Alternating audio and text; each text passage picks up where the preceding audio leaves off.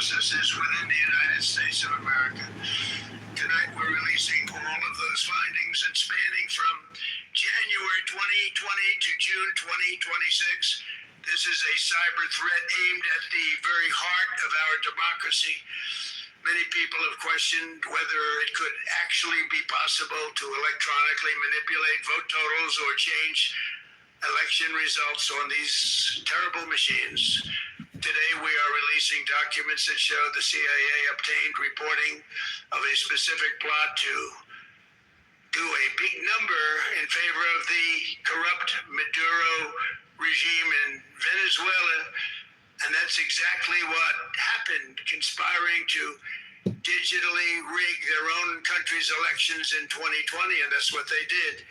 This reporting included precise details about methods to regime develop to digitally alter vote totals in ways that could not be detected even with an audit, no matter how deep they went.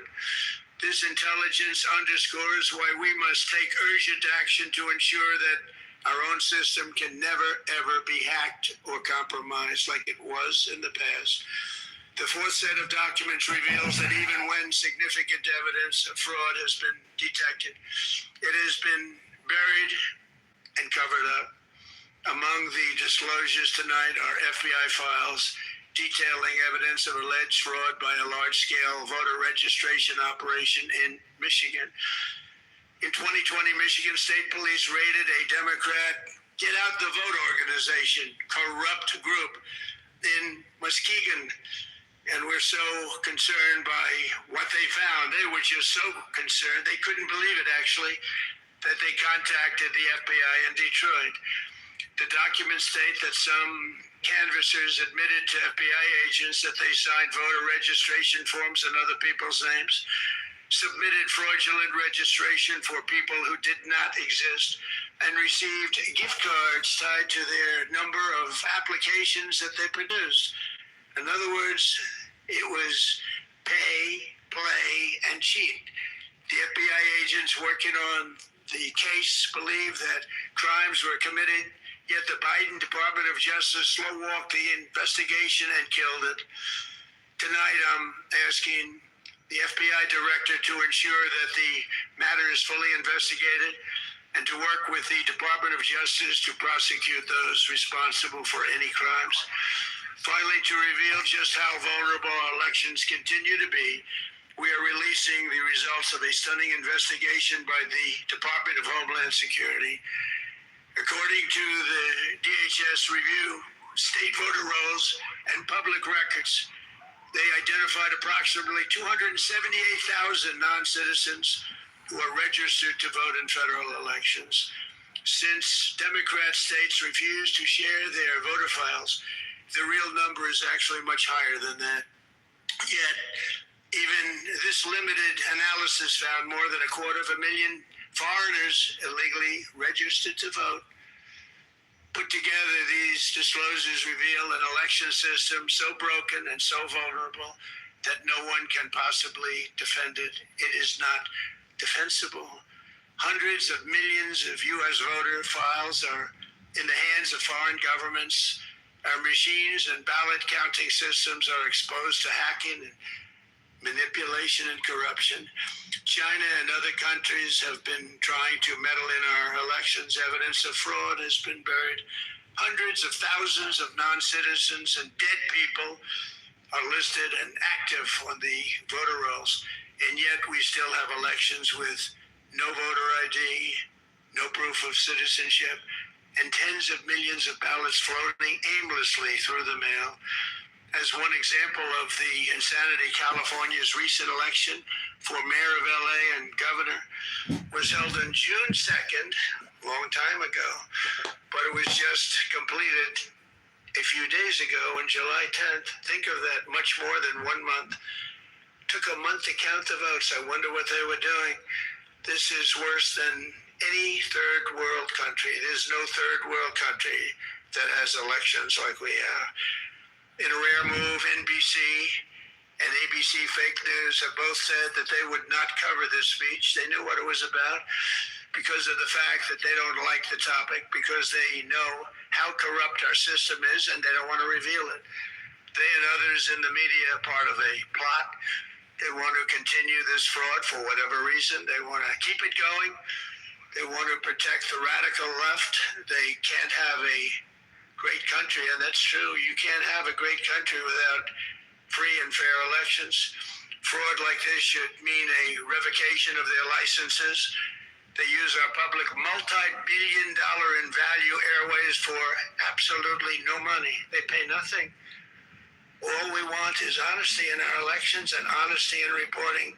They pay nothing for multi-billion-dollar assets. Great damage has been done to our country. Our elections were left vulnerable to being rigged and stolen, and the trust of the American people was lost. This cannot be allowed to continue. Every American, whether you're a Republican, Democrat, Independent, or otherwise, should be able to agree that we deserve the most secure, honest, and fair election system anywhere in the world. Secure election. Steven, this credit improvement success rate by Credit Karma? Oh yeah, it's an elegant way to show you use. Should not be a partisan issue. It should cause to unite us, not to divide us. This should be a cause. We should be united, not divided. In light of the brand new and irrefutable information I have revealed tonight, my administration is in the process of notifying the states whose election data was compromised by the People's Republic of China and many others. We will be working closely to mitigate any harm, and we're taking swift action to ensure that sensitive voter data is better protected so we can never be bought, we can never be hacked, and we can never watch a stolen election again. Tomorrow, the Secretary of Homeland Security will hold a briefing to outline his department's recent work confirming cyber vulnerabilities in our electronic voting systems. They are bad. We're in the process of informing governors, senators, and members of Congress of potential issues in their states. If you look at voting today, it's in such bad shape in so many states, and we are committing to fix it. And we're also committing to be working with those states and local jurisdictions to help them fix and patch known technical vulnerabilities before the midterm elections. We have very important elections coming up. We want those elections to be honest. I've also ordered DHS to notify every state about non-citizens on their voter rolls and direct them to remove all ineligible voters from the lists immediately. But most importantly, addressing this crisis of election security demands that Congress must pass the Save America Act. How easy is that to do unless you want to cheat? The only reason you wouldn't do it is you want to cheat because your policies are so bad and your candidates are so pathetic that you can't get away or can't get elected any other way. This landmark bill requires that all voters must show photo voter ID. How simple is that? Could I have your photo, please? Photo voter ID. All voters must provide proof of citizenship. Are you a citizen of our country, please? And hopefully there will be no corrupt mail-in ballots, which if you watched California and so many other places, mail-in ballots are inherently corrupt. So you would have no mail-in ballots except for illness, disability, military deployment, or travel if you're going away on business or vacation. These reforms are urgently needed to stop the vulnerabilities that I've mentioned. To all Americans, I ask you to pick up your phone tomorrow, call your representatives in the House and Senate, and demand that they pass the Save America Act without delay. Together we will restore faith and confidence in our country, and we will be bigger, better, and stronger than ever before. Thank you. God bless you. God bless our great military. And God bless America. Thank you very much.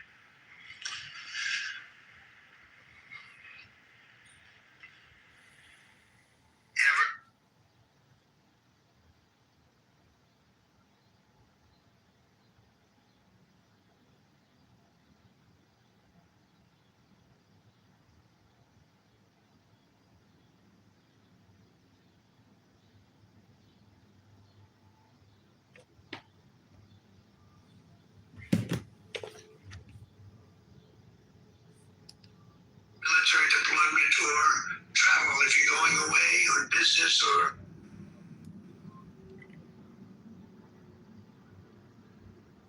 Absolutely crazy news. They actually meddled into the elections? I mean, so he says. I'll have to wait and see the analysis of this case. Our great CIA says.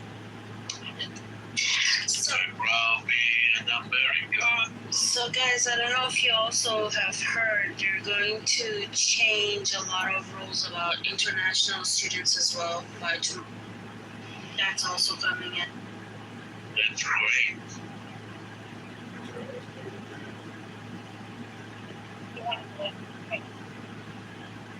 Unless they're made out of cheese. Unless they're made out of cheese. The international students? No, I ordered a burger with no cheese. The very nice lady said, no cheese, but you still want a lettuce tomato. I said, not yes, unless they're made out of cheese. I thought you were talking to us. I was like, what? No, it's kind of like when I use my American Express and they say debit or credit, and I'm like, you fucking idiot, they don't do debit. But They have a debit product, I think. yeah. I think initially, like Amex wasn't considered a credit card because you have to pay the. Yeah, it was called a charge card. Yeah, you have to pay anything. So both of those things are, well, no, they don't have a debit. They have a prepaid product that operates on their own network. It's just prepaid. And they also have a charge card. Before, Thank God bless you, God bless our. So can you guys, as Americans, can you explain what he meant by the voter card ID thing? Is that something he can implement? Or it has to be passed by a different...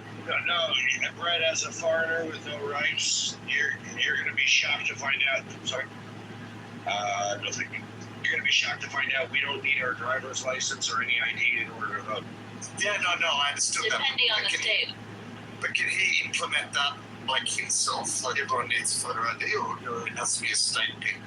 He can probably withhold election funding to states that don't comply with the directive to require IDs. Well, that's great news. What a stupid system, the American voting system. Mail-in ballots, they did something. People who were dead, they voted for them under their name. That's crazy, man.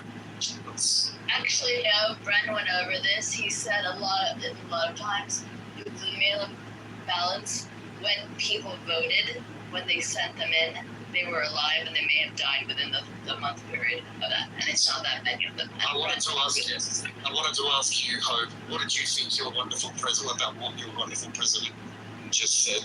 What do you think? Oh, I don't. No comment? No comment. I thought it was a clapping speech. Yeah, Repeating himself like 6 times. exactly. Everything he does, everything he says, is the best than ever in history. It's better than ever before. Yes, Like I just said. 10 minutes. Yeah, but Jeff, with all due respect, he himself 6 times because of the average American IQ. He has, sorry. But no, Brett.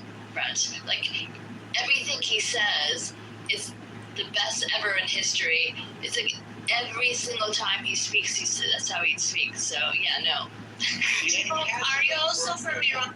You have to admit, Hope, he does have the best word. Oh, the best words. He knows so many words. Yes, that's right. Yeah, he's got the best word. Hope, are you also from Iran? Because you were speaking Farsi. Am I also from Iran? I'm part Iranian, part Swiss. And Pat Mossad. But I haven't been in Iran. I was only in Iran for 4 years, and I left in 1977, 76. So. Why do you have a picture of my uncle on as your PTR? That's the burger. That's the burger. What are you talking about? That's my favorite burger. Sorry, and you have to take that off the as your PTR dude in this group. Please. That's really fucked up. Sorry, I'm kicking you. when you take that off you as your PTI, you can come back up, sorry, and fuck you. Well, he's an unrepentant genocidal maniac. Yeah, well, he can fuck off. You don't understand him. He's not anti-Semitic or anti-Jews. He's anti-Zionist. Yeah, I don't care. He can take his fucking. My yeah. question is, if he's so anti like Israel or America, why did he even move to the U.S.? Because he's a He's in Australia. He's in Australia, not the US. Very funny. Oh, okay. I thought he was in the U.S. Was like, No, he's not. Are we sure that he's in Australia? Yeah, I think Rich. That's coming from Richard. So, not that I'm saying Rich is always right, but I think he is. He's got that Australian. It's just a feeling I get as well. It's like his sleeping hours doesn't match with yours. The best. No, in Australia now it is, 12:30 in the afternoon, so it makes sense. Yeah, I know. Imagine When it was the other hours. seeing his world obliterated, just seeing it taken apart brick by brick by the people to whom he always felt superior. He hasn't lived in Iran in decades. He has lived outside Iran, but I'm not very sure that he's not inside Iran right now. No, he's not inside. He said he was there during the war, right? He's full of shit, that guy. He's a fucking moron. Take your fucking PTR flag off, so you can fuck. During the funeral, he didn't show up on the compound for a week. No, it wasn't. Hey, seriously, when we talk about assholes, No, for a few days. Let me tell you something about what happened. He was here. I spoke to him. His voice was so broken, like his nose was. I know what it is. I know which day you're talking about. Yeah. It was like his whole nose was stuffed, and he had been crying all day. Yeah, but like for a few days, I and Rafi were talking about why he wouldn't show up. It was the same exact days that the funeral. He was in mourning. Oh yeah, I think you're right, because he came after 3 days, like the last day. Yeah, and He was in Shiva. He was doing Shiva. on this fucking shit. Yes.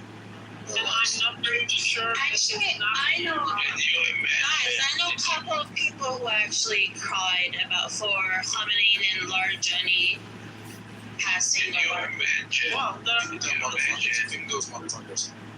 Can you imagine that he right now eating his own Khomeini in his building? After what Israel did, after he shredded his Khomeini, yeah. now they're delving him with the idam of the Khomeini idam. Okay, you know what's funny? They want to make a deal with the killers that's fucking shitting crates. Like, what the fuck? All that talk, it was just fucking talk all these years, 47 years of talk.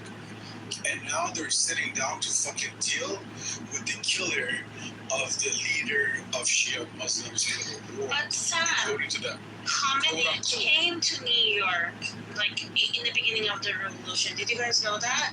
He came to the U.S. Yeah, I know. Because he's a Mossad agent. Once. Well, apparently, Brett, you get offended by everything. That's a shame, but Is that Soren's voice? Shut the fuck up. Shut up! It's the government talking. Soren, you're getting on my bad side, man. You don't want to get on my bad side, okay? Trust me. Okay, I trust you. Look, Shut the fuck up. So, how many Who the fuck brought this piece of shit Fuck, up? man, can you? No, fuck off, Bring this piece resistance. of shit up. Please don't bring him up, whoever is Get bringing the him up. fuck out, too. Here you go. 3, 2, 1. Goodbye, motherfucker. Thank you for flying me, Shugero. And blocked as well. Piece of shit. I mean, resistance is kind of funny. I mean, Resistance threatened my kids, man. I don't want to get you more than welcome to go to his Hey, home, what are man. we talking PPP? What are we talking to PP again? You're more than welcome to go to his room, you motherfucking pee-pee. Are we cool? Or what? Yeah, PP. Shut the fuck up, PP, you get fucked as well. You can get fucked as well. Don't talk. No, now I can talk. Yeah, but you want resistance again? Then go to his fucking room, Pepe. When did I say I wanted him in here? I said he is funny to look at. There's nothing funny about resistance, man. There's nothing funny about resistance.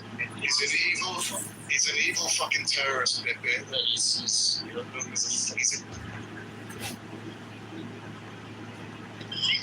okay, PP? So sensitive.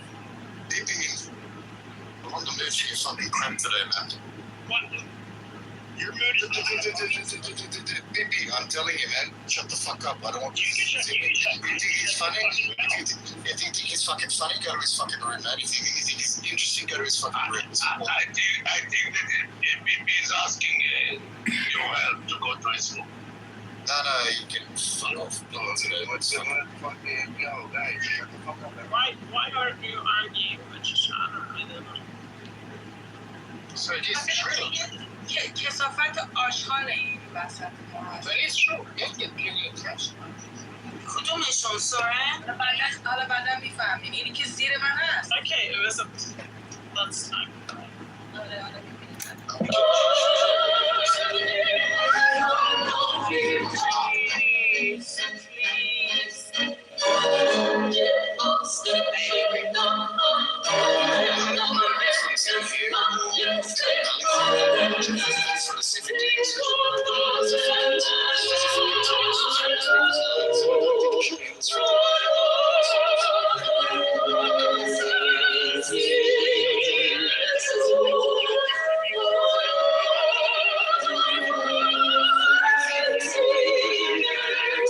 shit about white people. He talks shit. He's a very foul-mouthed person. I mean, I'm sure you've all experienced it. Shoot the told you. on, Brett. Come on, why don't you take your prejudice over?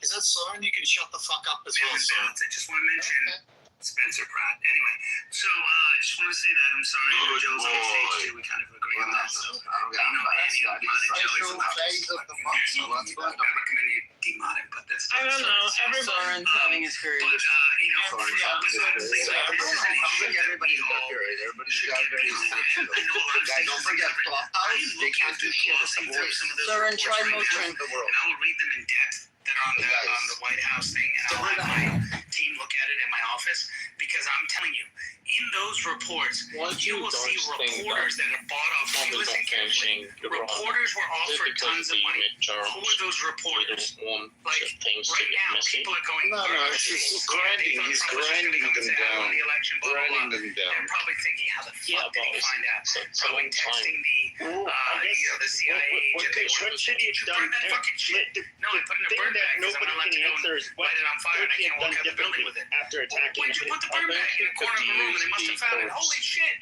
that's probably what's going on right now. And then give them They're their all own freaking out. And the fact that these videos exist, No, we don't want Iran to separate. That is the stupidest thing to ever say. Donald Trump was president. I don't It means know. that as president, this was happening. His own administration was doing Yes. this. First of all, Iranian Kurds themselves as Iranians. It's the Iraqi Kurds who want them to separate. We don't want them to separate. They don't want to separate. They consider themselves Iranians. They don't consider themselves Persians because they're Kurds, but they consider themselves Iranians. And no, being in their own country is not what needs to be done. We cannot separate Iran. Well, they can't. David, I would really appreciate if you say perhaps to finish the regime, not Iran. That was not nice. These people farm it out to the lower people. Yeah, or sorry. the I guess the better when I question say would lower, I don't be mean like though, this the guy who walks in and gets a people coffee. would get in their feelings. That Okay, this is why I didn't want him to attack in the first place, because it didn't seem like anything would actually be done about it. But it would top secret level cause clearance. Iran to further They're lash not out, somebody cause who's a going to be lot a more director or problems. an associate director or What assistant. could They're not on after the paid level. They're below that, right? And they're kind of to support the special agents and those people, right? Like Lisa Page type people, okay? And those people are the ones who get involved in the briefing. They'll say, hey, we want you to put it together. And the director and then the CIA and all of them are supposed to all convene together and read that document and then say, hey, is this accurate or not? And go through it. So they trust their team too much. That's the point I'm trying to say. And so they may not have vetted the data themselves, which is going to be one question that comes before Congress when Mullins and other people go in front of Congress on this, is going to be, well, how come the senior level people or your equivalents didn't get this? And he's going to have to explain it. Also, what's fascinating is the Michigan case that it seems like Joe Biden shot down that actually showed election fraud that the police uncovered, and they just kind of dropped the charges if you listen to that. So that's fascinating. Is that the one where the postal guy drove across state lines with ballots? No, this is a different one. Okay. Trump was just talking about it, where a police department went in, they were horrified with, and they even interviewed someone. They said, yeah, we're making ballots, we're writing like the ballots and filling them in and all that stuff. It was like, wow. And there was a case that was brought and everything, and none of us knew about it. Okay, and the Biden administration kind of slow walked it and eventually got rid of it and didn't go further on it, right? Because it had to come out in public. Amazing. I am convinced that the Dominion machines came to Nashville, Tennessee, were housed in the Sprint building, which was bombed in early Christmas Day, and we lost a city block in downtown Nashville because of Dominion voting machines. I am convinced of that. So the next stage of this is going to be, and since Joby's in the room, I'm going to say it, there will be something that comes out that right around before January 6th, Mike Pence was told about this, but he decided, you know what, for the betterment of the country. I'm serious though. You think about it. I've been thinking about this during Holy this thing. shit. Because Pence went for the runoff election, right? And I watched that the other day again. And in the runoff election, he tells against Ossoff and Warnock, he says, he's talking about Perdue and Loeffler. And he's saying, you know, we know what happened. We know they stole it. We need you to turn out to avoid, right? And then it's like, oh, so you're talking about the election being stolen. And then the next day, you're saying the election wasn't stolen. It was, you know, there were some irregularities, but it wasn't stolen. And you're willing to certify Georgia's votes? Like, huh? So, you know, someone probably called him and said, hey, your kid is serving overseas. We're going to destroy him or something like that. They did to him and said, you know, you'll live beyond this. Trump is done. He's gone. You'll get a seat in the next administration or whatever, or the next 2 administrations or something. And he probably said sure and just sold out the country. I'd bet money on it. I'm going to chime in and say that I stayed up till 3 o'clock in the morning election night. I watched live feeds out of Philadelphia. I watched live feeds out of all the bellwether states, and I have never seen anything like it.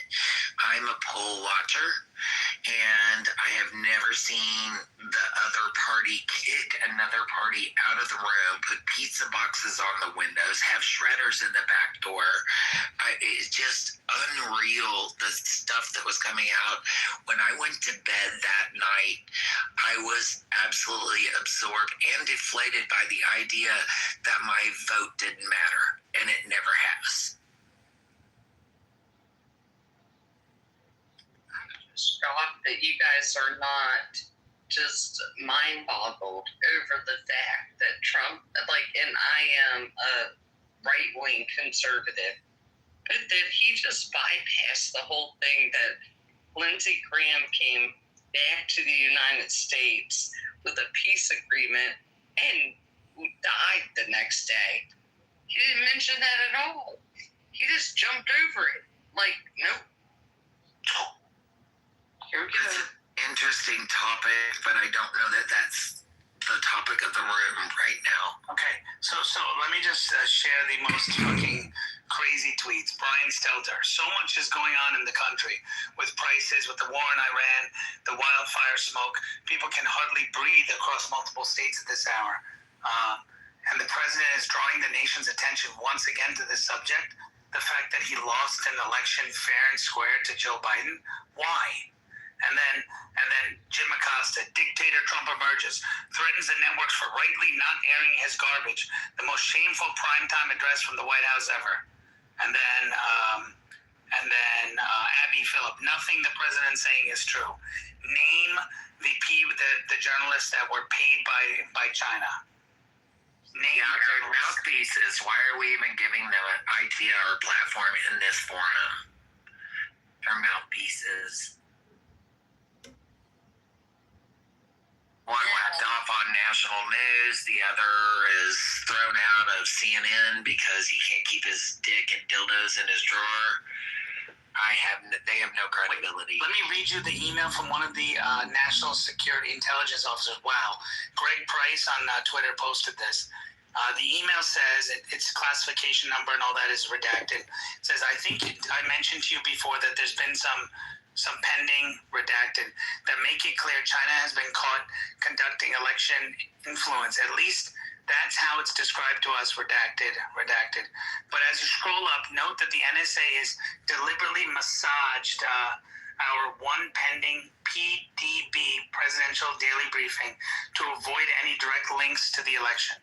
Why this is important for your report, I'm sure. It is also it also has the potential to be a near-term issue we need to draw attention to. This is a really good example, but far from the only one of what I've been raising since summer, that the IEC is deliberately avoiding mentioning a connection to elections for non-substantive reasons. Obviously, since the blank isn't released yet, they're holding it until next week. There isn't a PDB, which is Presidential Daily Briefing, so maybe it won't end up an issue. But this is a highly irregular way to do things, especially as someone trying to raise tradecraft and substantial objections to the mainline analysis and isn't getting our work incorporated or even mentioned. Redacted National Security Officer Cyber, ODNI/National Intelligence Council. Then the next email, all redacted has heard and received nothing. We've deliberately massaged our one pending PDB to avoid any direct links to the election. The massive report we have been waiting on since waiting on this one has been chopped up into 13 points and will likely not get out until late next week. Many/all of them will be cross-posted into a blank or downgraded to a blank so that can be more readily incorporated into a 15-day piece if needed. Wow. That's crazy, King. Let me ask you a personal question. You personally, do you feel like the Chinese intelligence had more influence, or was it within? Oh, I think China. I think Xi called Shifty Shift. My personal opinion, and I hope this comes out, called Shifty Shift in 2019 and others, and called some Democrats too, and some Republicans too, and said, "Hey, what can we do to get rid of this guy? He wants to take us down. If he has his way, we're never going to get to do what we need to do. Blah blah blah." And I guarantee you, they all colluded to do it. And I'll tell you why. With China. That's what you're suggesting. Well, with China, but I think China's smart. China's not going to call each individual person. They're going to find a couple of ringleaders, both in the Democrat and Republican Party, and they're going to have those guys do it. So it's those guys asking you to do it, and it's not China asking you to do it. You understand what I mean? So they'll call Shifty Shift, for example, as the Democrat leader in this stuff. I'm just giving a hypothetical. Don't know if that's accurate. And then they'll call someone in the Republican side, like Liz Cheney or a Adam Kiss My Assinger or one of those guys who will say, "Okay, I'll be involved in this." And then Romney or any of those guys, right? And they get involved, or Comey or one of those guys who get involved. Yeah, well, I think we all know how they make their money. Hey, this is Chicago. I'd like to say something about the Save America Act, if I may. Only when John comes on, then we'll. So I Googled, what are the top provisions of the Save America Act? One is proof of citizenship for registration. 2 is strict voter identification at the polls. 3 is removal of all non-citizens. 4 is penalties for election workers, and 5 is civil lawsuits. So it allows private individuals to file civil lawsuits against election officials who fail to strictly enforce the proof of citizen requirement. And then at the top, it says the management of voter rolls. So if the federal government can swoop into Illinois, California, New York, and actually get the databases, do cross-referencing, use AI, and do more statistical analysis on voter fraud, Well, proof is in the pudding. And like Trump said, it gets covered up. These Democrats don't care because when you're in power, you don't want anything to change. You all vote. Some people here have gone through the election process and you see that there's fraud at the petition level, not just at the ballot level.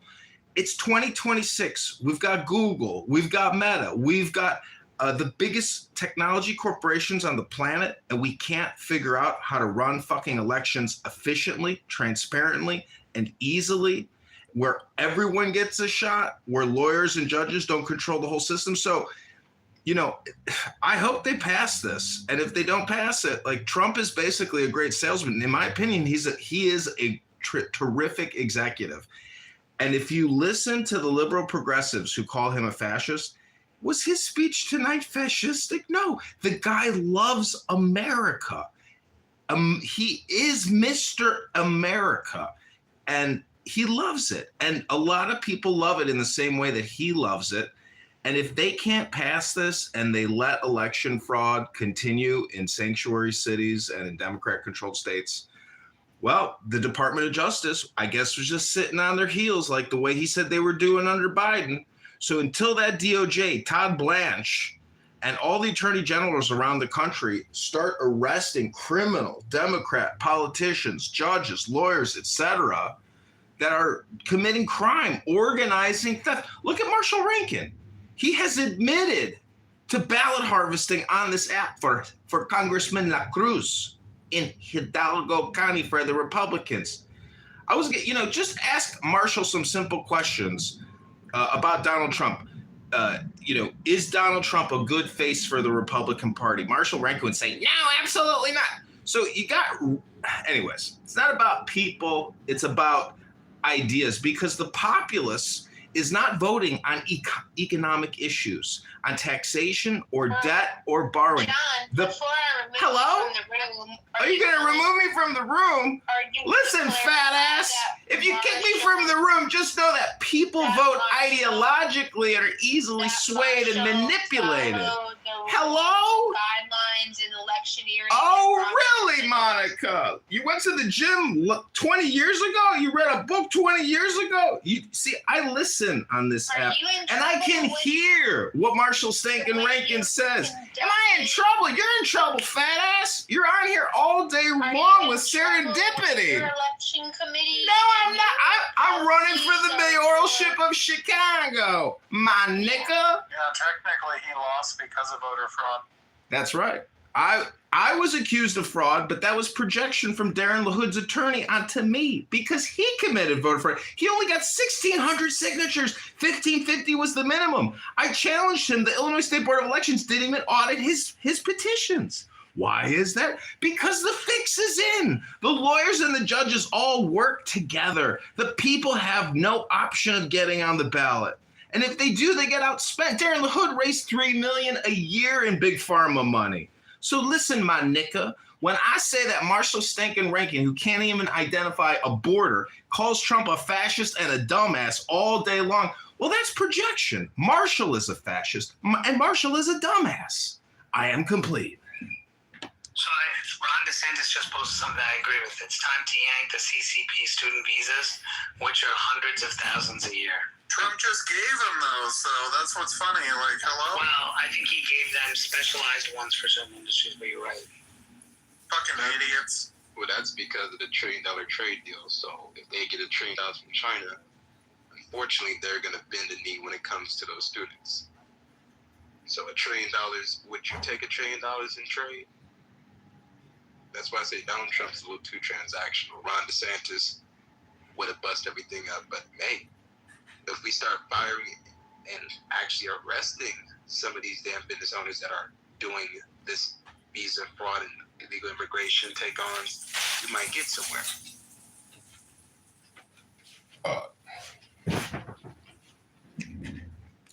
This room is not about me, though I like me. This room is about Donald Trump, our great executive, who's not a fascist, who loves this country, and who's trying to do the right thing and fight foreign enemies and domestic enemies. In my opinion, the domestic enemies are a bigger threat than the foreign enemies. Hello? That's what I think too, Chicago. I think domestic is bad.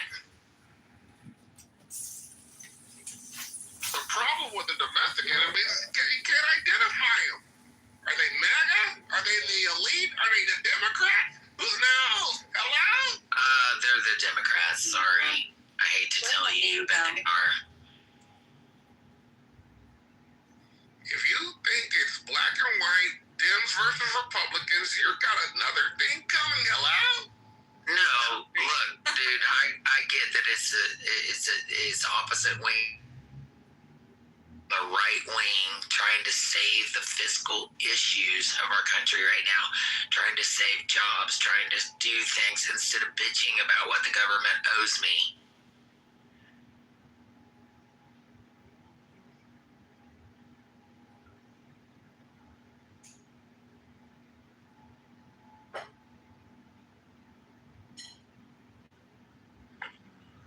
What are these burn backs? Yeah, good question. Levine's real ID situation is not going to work because non-citizens can have real IDs. Why don't we just turn them? I mean, it's ran by Homeland Security, so why don't we just turn them like we do minors? If you're not a natural citizen, we turn the ID and flip it 90 degrees, just like we do a minor. What's wrong with that? Again, this is It's going to come down to fingerprint, period. No, it'll be Face ID. They're capturing that at the airport. They're capturing that at the banks now. I went to draw $4,000 to buy a grand piano. Had oodled some money in the bank. Went to draw $4,000 to buy a grand piano, and I was told to verify my account to pull $4,000. I had to give a Face ID to my bank. That is all now with the IRS coming in and looking at everything $600 and above. Now, Homeland Security has my face, whether I go through the airport, whether I try to like pay something online, they want a Face ID, they want a thumb ID. All that is Homeland Security. That's why these data centers are going up like crazy. The Face ID is retina. Is it totally eyeball? Yep. Interesting. See, if they get the access to the every state board of election voter database roll, which they already should have, but as he said, Democrat-controlled states refuse to give up the data, that would allow a lot of cross-referencing. But the fact that we don't have that data at the federal level, well, that's strange to begin with. And you know, a lot of these bullshit acts are really just spending bills. And as he was criticizing Dominion Systems, which was formerly invested by Soros and others. But if they do a federalization of the election system and create some type of supplementary organization to like the Federal Election Commission and basically take the whole thing over and remove these state board of election databases and make everybody register federally, I don't understand the problem with that. We spend an inordinate amount of money on federal taxes every year through the income tax. We can't have an accurate federal election for our commander in chief. And the fact that Kamala Harris didn't win, I was really depressed going into this election. I thought for sure the elections were fixed through Dominion and through hacking and through other manipulations and frauds. But then Trump wins. And I'm like, it's a fucking miracle. There's enough people that got out of their houses and overturned the manipulation within the pre-existing fraud. So it was like the collective unconscious awakened, and went to the polls and voted Trump because they sensed the danger within. Kamala Harris posed a massive danger to our culture, to our society. When she says she wants to provide transgender surgeries for illegal aliens in our prisons, we know we're dealing with a clown world premium retard, someone with a very low level IQ of priorities and pure stupidity. I'm sorry if that offends anyone, but we have to have priorities in our elected officials. Their communication, the priority of their communication, what they're telling us and what they're transmitting to us should be a priority to us. And what Trump said tonight is a priority to me, and it should be to all Americans that love this country and want actual transparency in our leaders. not manufactured bullshit leaders like Barack Hussein Obama, a know-nothing CIA agent with a trans husband. We are living in a cooked society. The CIA's getting $100 billion a year. What do you think they use that money for?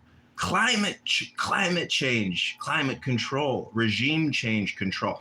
They don't want a real brother like Concrete here getting in the motherfucking White House and talking his shit. They want to control the commander-in-chief. It's the Praetorian Guard. They're working overtime, and they are a clique and a cult, and they're still around. Who do you think killed Kennedy? It's been confirmed. The CIA and the Pentagon, the military-industrial complex, and it warped into a group of weirdos. I am complete. That was beautiful. That was fucking beautiful. It was a hodgepodge cornucopia, a smorgasbord of insanity, mental illness, conspiracy theories, and delusions of grandeur. Oh, what a wonderful symphony of mental disorder that was. I love it. I need more. More, please. Please, Hey, Concrete, can I ask you a question? How do you feel about working from January to freaking May to pay the government? How do you feel about that? Do you think the government is above what we're talking about? I don't think we understand the nature of the problem, nor. What is the nature of the problem? I would like to hear you frame that, please. Can I finish my sentence first? Before I explain it to you? Sure. All right, so please don't interrupt. Thank you. So I don't think we understand the nature of the problem, nor do we have the moral, ethical stamina necessary to fix the problem, right? The problem has always been the elite control of the masses. I'm sorry, but your history books have been telling you about revolution after revolution after revolution. And who were the people in power? They were your kings, your landlords, your industry titans. They've always been the same people doing the same thing. And we still let it happen to us. And we get caught up in these fictitious conflicts between red and blue, left and right. And it kept you mesmerized. Did you hear that last submission? The combination of patriotism mixed with conspiracy theory, mixed with fucking a little bit of racism, racist hate, a little bit of envy. This is the embodiment of human failing at its most competent level. So we got a bunch of humans failing. Okay, I get where you're going, Sugar. No. So the question that I have for you, Concrete, is... Let me land. Land, please. We have... Yeah, I am. Just be quiet, relax. You're not my boss. You're not my mom. You're not a fucking man. That is a man! Before I have to. Now, we have incompetent... I hate to correct you, Concrete, but I think Shelley is a man. Those are... Regardless of whatever my pronouns are. No, thank you. You're not my boss. You're not my husband. I didn't interrupt you. But you're circling. Decency. Land, please. Have some fucking respect, you fucking weirdo. That's your problem. You want solutions, but You want to put some facts in there or something you can back up? I'd be happy to listen.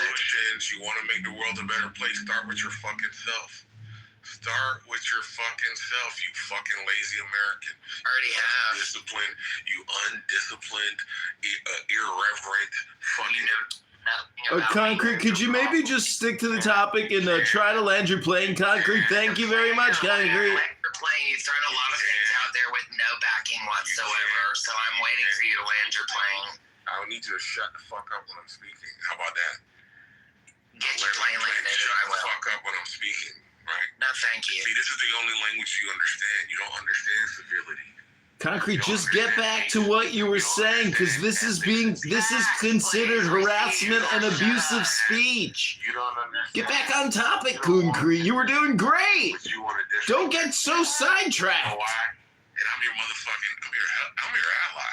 You're in the weeds, bro. I'm your Make your ally. point. You're getting sidetracked, Concrete. Quit attacking me. You're getting sidetracked. In Chicago, the biggest gay club is called Sidetracks. You're getting sidetracked. Okay, I don't even know what Concrete is talking, and I don't know why he was even interrupted. Well, he twice came back to the same point with no receipts, so I'm trying to figure out where he's going. I asked you nicely. But it doesn't matter. So, Anne, can I slightly change the topic? That's okay. Can I just finish my statement, please? Yeah, let Concrete land. Thank you, Ann. I appreciate it. So, I began my submission by saying we don't fully understand the problem. I then went on to explain to you the kings and the business titans and the politicians and the clergy that has been conspiring against the masses since time immemorial, right? I explained to you how the history books are replete with example after example about how laws are used to subjugate the people, and they are used as tools of the elite to do what they want under the guise of order and law. I explained this to you. I tell you the history books have the verification, and you get upset with me and you want to overtalk me where we can talk about solutions. The solution is unification of the people. Stop doing the black and white, red and fucking blue games that they have devised for you to occupy your time and to fucking confuse you. Stop that. Get out of your lower self, your racist self, your sexist self, your fucking xenophobic self, your religious zealot self. Clubhouse pontificating spam But self? guess what? You don't understand how to do that because being a religious zealot, being a fucking xenophobe, it makes you feel good. What they do is they ruin the conditions of our existence so much. They give us a little bit of cake and you take it and you love it. Let them eat cake. That's what they say. They say don't give them free healthcare. Don't give them free education. Well, how much free healthcare? Because, you know. Man, let me change this slightly. Give them somebody to hate. LBJ said, convince the lowest white man that they are better than the highest black man, and he won't mind you picking his pocket. Hell, give them somebody to look down on, and he'll pick his pocket. Are you going to karaoke tonight, Cookie? I gotta get to karaoke, y'all. Bye. I'll be at Shenanigans in Chicago on Russian Division. Karaoke night all night, every Thursday at Shenanigans. Who thinks that he has all the answers, but guess what? All he does is sit in his rooms by himself talking stupid shit. Delusions of grandeur. Projection mirror says what? Projection mirror says what? Delusions of grandeur. Projection mirror says You what? want to shut him down, but you let that fucking weirdo ramble and get you all around up. I'm done. Thank you. Thank God. Naveen. Here's a theory I brought up in another room here, okay? Just hear me out on this, okay? And I think Adams is here too, and Joby and others. And I want to hear everyone's point. Shelley, I want to hear your thoughts, Beaver. So, Beth. So what if the Mar-a-Lago raid was for the documents that Trump just released? Hear me on it, right? What if, especially the one that talks about them slow walking and these emails and stuff, and Trump was leaving office, he was given these documents, and he kept them. And he knew that if he released them while he was there, it would be considered treason and all that stuff while he was out of office and no longer president. And the only time to do it was while he was president. And the whole point of Tulsi and everyone being in there was to find this info and to find more corroborating info. And so there's some subset of this was what he took with him. It makes sense. because they go, holy fucking shit, we got to get the documents. And notice how Jack Smith spoke before Congress. Others spoke before Congress, and people asked him what was the nature of the document. He said, I'm not privileged to speak about it. And even a Democrat said, what do you mean you're not privileged to speak about it? Like, you're no longer in the administration. Like, why? And he doesn't want to talk about what it is because hiding the secret? I don't know. Well, didn't Jack Smith just get charged for perjury? It probably won't. But the interesting thing here is, what if that's the case? That's number one, right? That's the documents thing in Mar-a-Lago, right? Second thing is that Trump didn't bring up the asshat and Warnock thing, which I was hoping he was going to talk more about, but he didn't. Economic treaties with those countries. They need the money that comes in from those countries purchasing other things from Turkey. Turkey's not keeping it because it's a fantastic system. Prior to the United States fucking Maduro up and ripping through those systems, you had 12 nations in the Middle East and in Western Asia buying Russian and Chinese anti-aircraft and anti-missile defense systems. 11 of them have said no and are no longer doing that anymore. Out of those 11, 8 are begging the Americans for their tech, and 3 are in negotiations or contracts with the Iron Dome. It is very fucking clear what happened.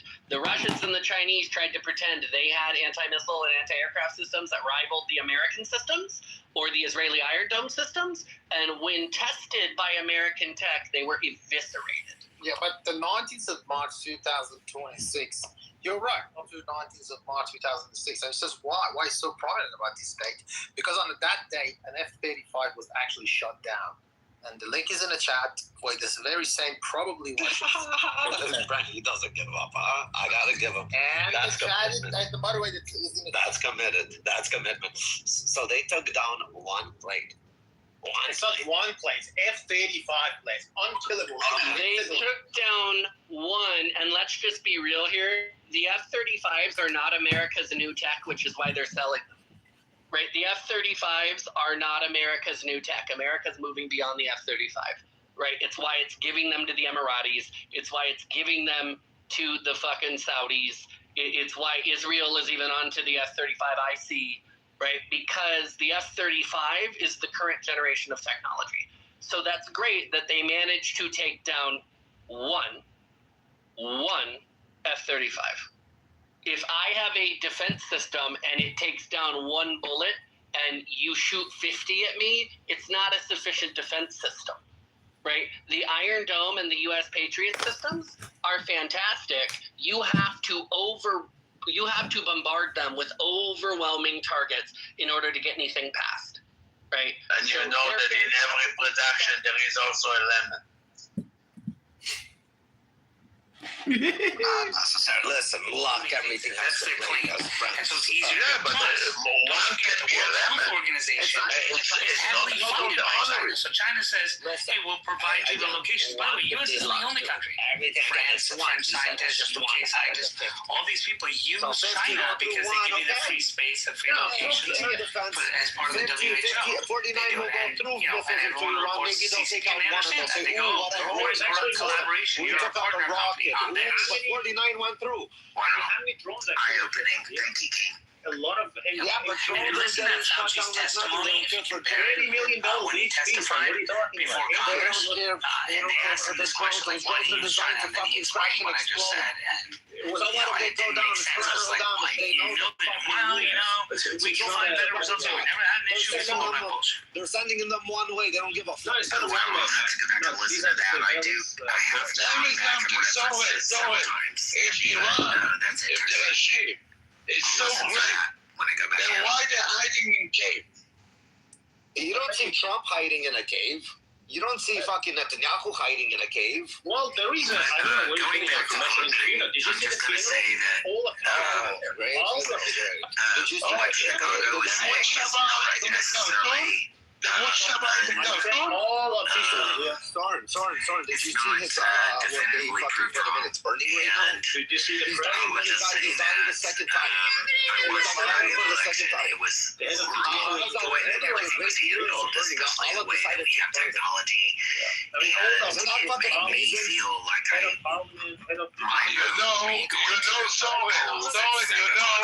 was staying in line till 9 or whatever it was, didn't matter.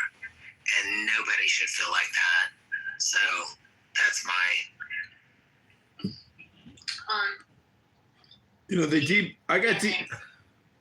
I got deplatformed from Instagram. I had to send them my driver's license. I had to send them a selfie of myself, email verification, cell phone verification, 2 times, and they deleted me. Censored me because they don't like my political speech, and or my artistic endeavor, and it's just raw censorship. And so, even if the populace or basically, we have a state-controlled economy. Approaching 50% of our economy is just all borrowed money. We don't produce any products. We have some services like hotels and golf courses and your gymnasium that you might frequent, unlike Monica. And all I'm trying to say is that if you are 300 pounds plus, laying in a bed of your own filth, defending Marshall Stankin Rankin, a guy who can't even define what a border is, all I gotta say is you could be triple vaxxed, quadruple vaxxed, and 6 times boosted. You might be looking forward to your new future winter mRNA flu vaccine injection from Pfizer. You might like Borla. You might like Bill Gates and Dr. Fauci. I don't know who you are. Hello? Yeah, Bill Gates, screw him and the ticks he brought on us. Steve Bannon is broadcasting on what's to come. I just want to listen for a minute, and if it's, I'll stop it. Real quick, can I just say something? Yeah, go. Yeah, I just got a call from somebody who's extremely well connected with the administration, and they're like worrisome that the announcement tonight didn't get broadcasted by like over 30 different news networks. Did you guys know that? Well, do you remember Seneca Rosemont press conference before the presidential debate in Nashville? No. Probably not, because that's when Belinsky, the partner with Hunter Biden, came into the room. He handed a probably 40-page document. It was pretty thick to each of the outlets that were there, NBC, CBS, NBC, all of that. They handed all of them to it, and it said, here is why Biden and his son have conspired, and here's how they did it, and here's the shell companies they set up, and here's everything. And he went through 13 phones he had in his hand at the time, throwaway phones, with all that evidence, and they cut him off from the national network. And I don't know that it aired. I'm in Nashville, so I don't know that it aired outside of Nashville, but we in Nashville knew about the Hunter laptop more than anyone probably in the United States. And they didn't, not one of those outlets followed up. Not one. So I'm not surprised by this. This is how we're being manipulated.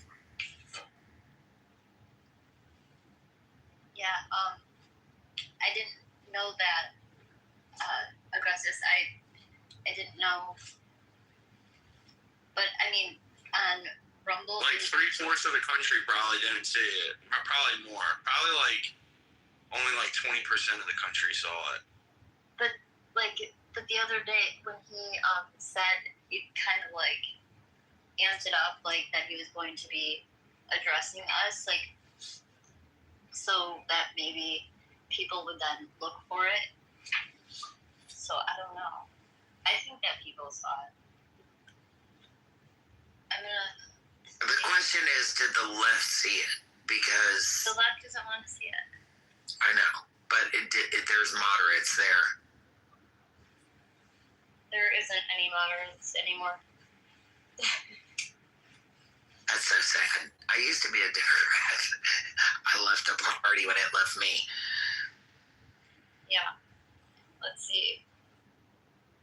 If Steve Bannon, let's see. You're a naval intelligence officer. That was your specialty. Been exposed, and more documents are going to come out every day about their involvement. It doesn't shock you, Poso, because you know that you declared a people's war on us in May of 2019 and then launched a pandemic. So it wouldn't shock you to know that they've been trying to get in and manipulate the 2020 election to thwart John Trump and put Biden in office. Steve, there's no question, and after what we've heard from the President of the United States regarding this direct attack, again, and let's use the language of MSNBC here, now, but this was an attack on our democracy. This was the greatest attack on our republic since 9/11, and it was done so by the Chinese Communist Party. And so, as such, we should start by seeing an immediate ratchet up to 100%, 1,000% on all Chinese goods. That should happen tomorrow. President Trump drops that down, drops the hammer on the Chinese Communist Party. Then you watch how fast things change.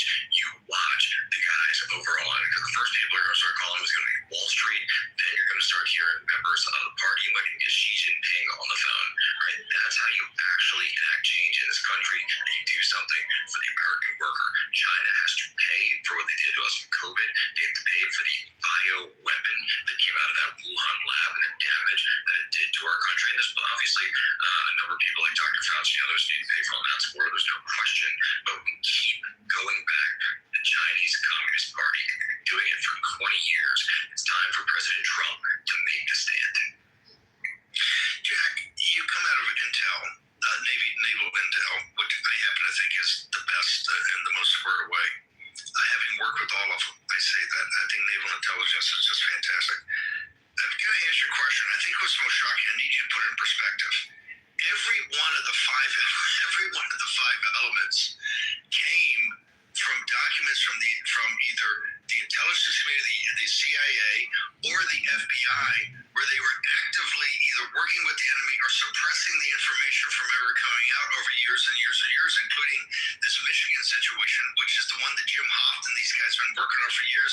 Now we know that the FBI, as they said, we can't figure out why the FBI is not interested in this. We know the FBI knew about it and was suppressing it. In fact, they've got an email, I think, from one of the participants saying at the FBI senior level saying we're running a shadow government to make sure that we can suppress information from getting to Trump. Every element of this, Jack, came from the intelligence community, and if it wasn't for Pulte, and if it wasn't for John Solomon and the task force, and this is just after 3.5 or 4 weeks, this is what they've got. I know there's more coming out, but what are your thoughts about that? This is systemic. This is not one or two bad guys. This is systemic. And so what needs to be done about it, sir? You're an expert in this area. Yeah, that's exactly right. And what Bill the Bulldog Pulte, what we promised he would do, he's now Bulldog Pulte!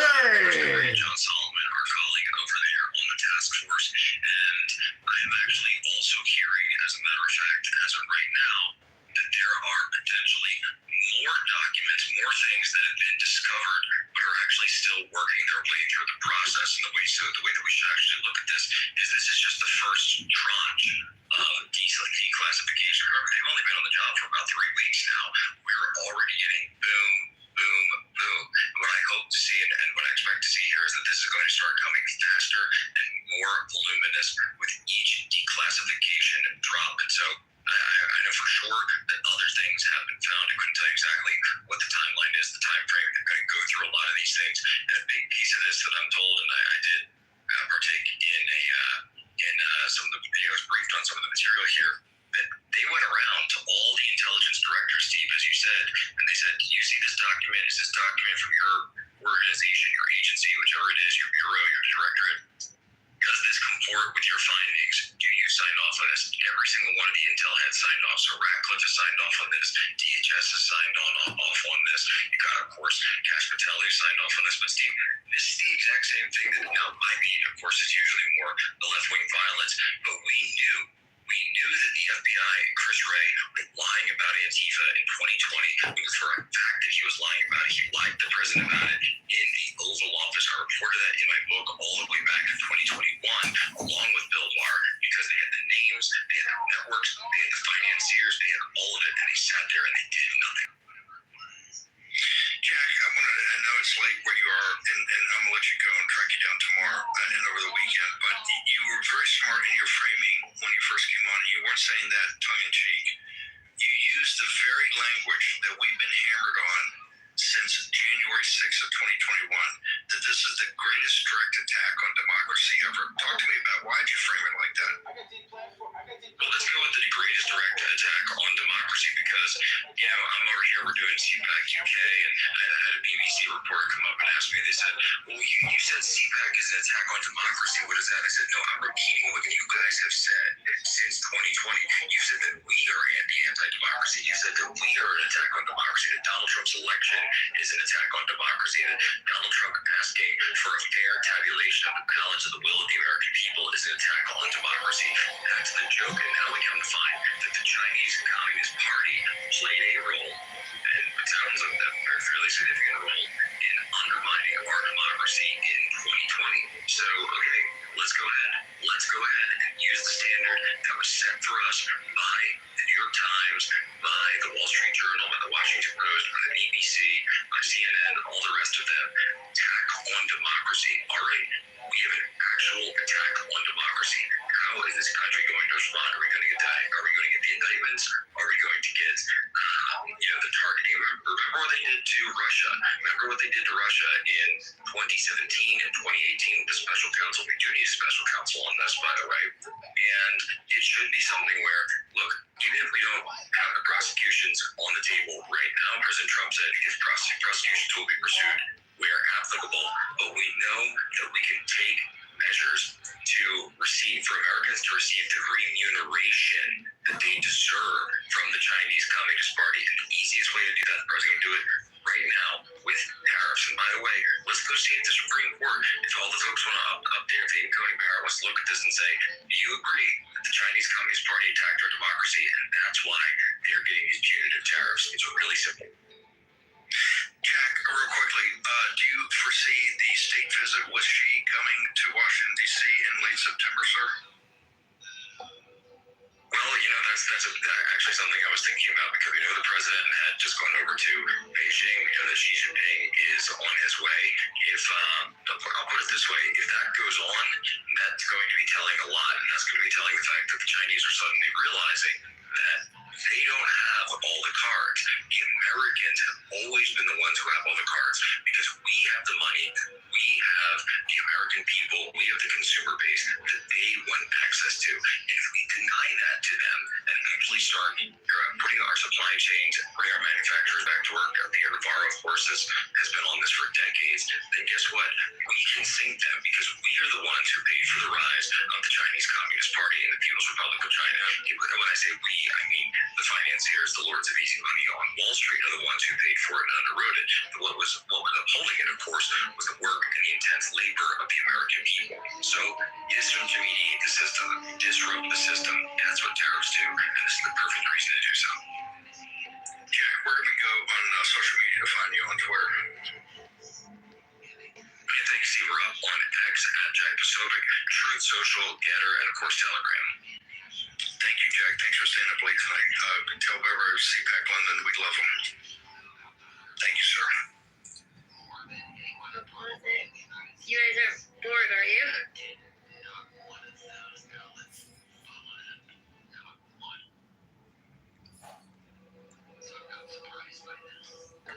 Not bored, but the one question that comes to mind, okay, if China has influenced our elections, they've flown spy balloons over our country, they're buying up our land, they're demolishing industry as quickly as they can. This is all CCP, it's all documented.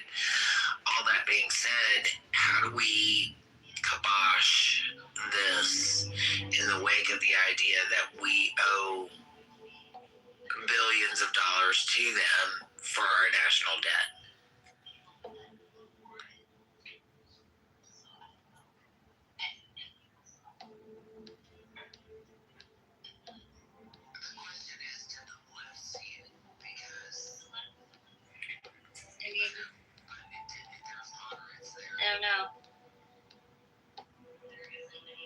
I'm sure that there's more information coming out. Actually, I know.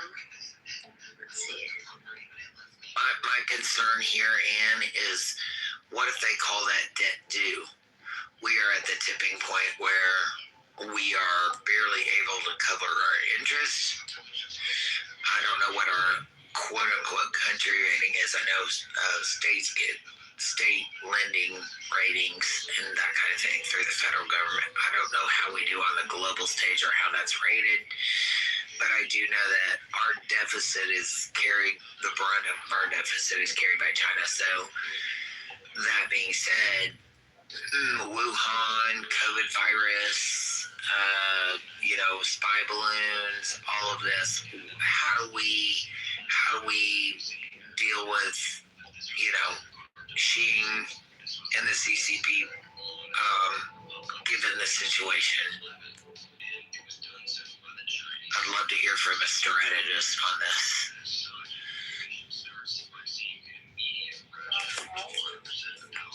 We deplete their oil resources, and we enact tariffs. 100% tariffs on them. I think that's what's going on. I mean, what's going on, our involvement in the Middle East, and the capturing of Maduro. All of this was, I believe,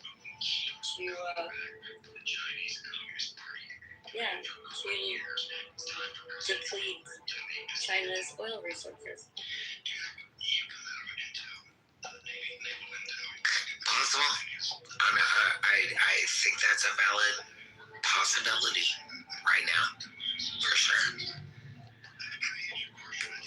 I'm not sure we even know what our reserves look like, so I don't know how we can debate that. Well, we don't know what our own oil reserves look like. What do you mean, Joe?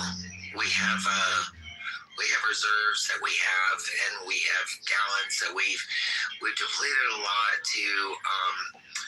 From my understanding is we have a list of what that reserve looks like, and when the Iranian conflict broke out and we couldn't get oil through the Strait of Hormuz, my understanding is we released a lot of that reserve to deflate the price at the pump. So right now, I think our national reserve, and we got to keep in mind that this is a number on the books because they can open up a number of wells at any point. But this is how, Brent oil and all these people keep us over the barrel price. They're only going to release so much because they guarantee themselves a certain number of profit. And that standard prior to the last conflict was $50 a barrel.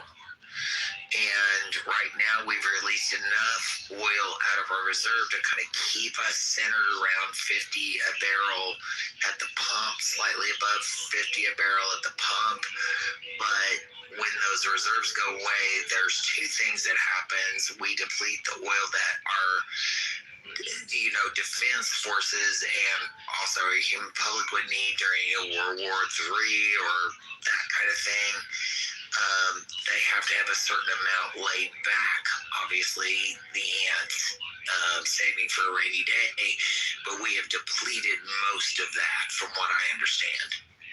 Well, first of all, why would we ever announce what we hold, let alone how often or frequently we deplete it? I don't understand that philosophy. That's a very good question. And it seems like it was leaked by people who were not authorized to do so in order to persuade the administration to stop or slow the war.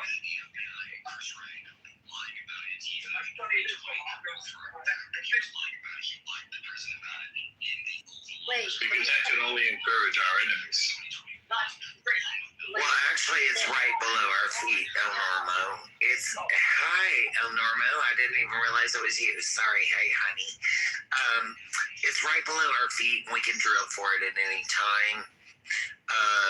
You know, we have a lot of oil here we have not even tapped. So I'm not so much worried about the oil reserve because we can just drop a new line, and with fracking and various different things, we can get into lines and veins that we have never gotten into. And that, I think, is where Trump is positioning us.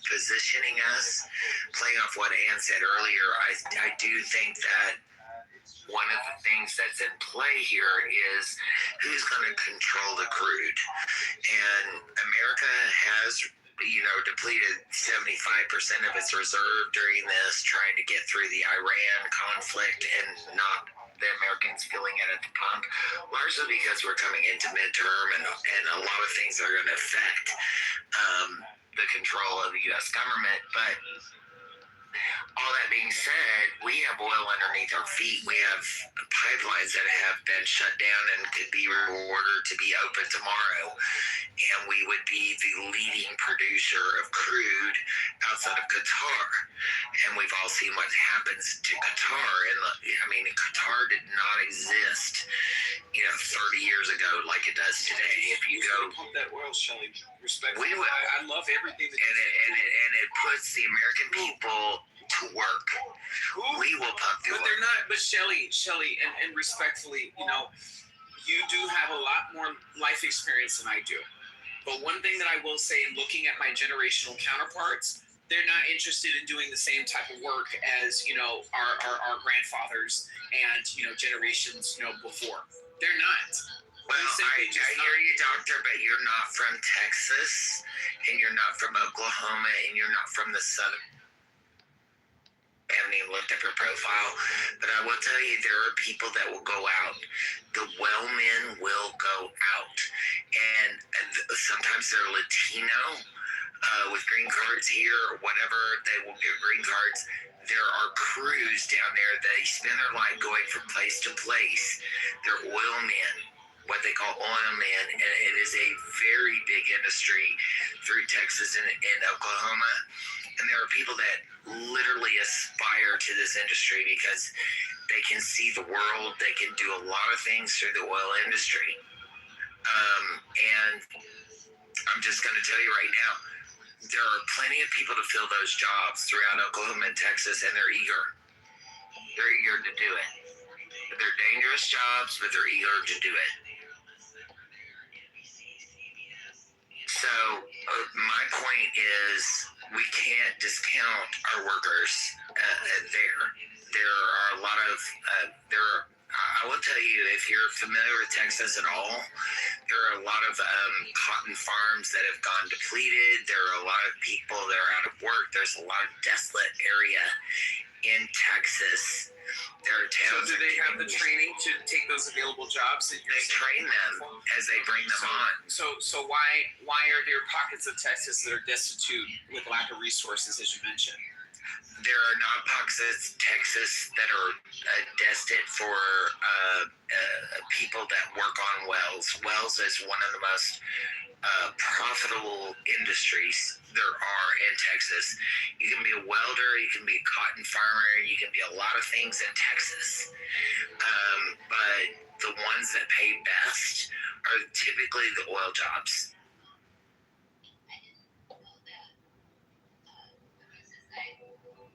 So we're positioned, Why did Marshall back in here, guys? Yeah, there are a lot of, I say this because I know Texas personally. I know, those states personally. And I will tell you, there are people dying to be on those rig crews because they pay about 20, 40, depending on where you are in your job ranking. You can start off at $25 an hour. They're high-risk jobs. They're out in the middle of the heat. They're dirty. You can get wrapped around a chain very easily. There's hazard pay. I mean, but they travel from place to place, and they work these rigs, and they make a shit ton of money. Last I heard, $75 an hour. Yeah, it's a shit ton of money, and there's a actual union for it. I do believe, somebody check me, but I do believe there's a union for that.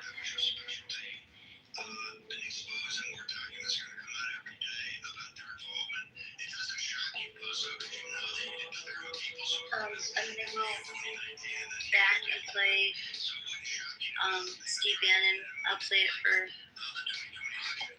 just a minute or two. If it's boring, I'll pause it.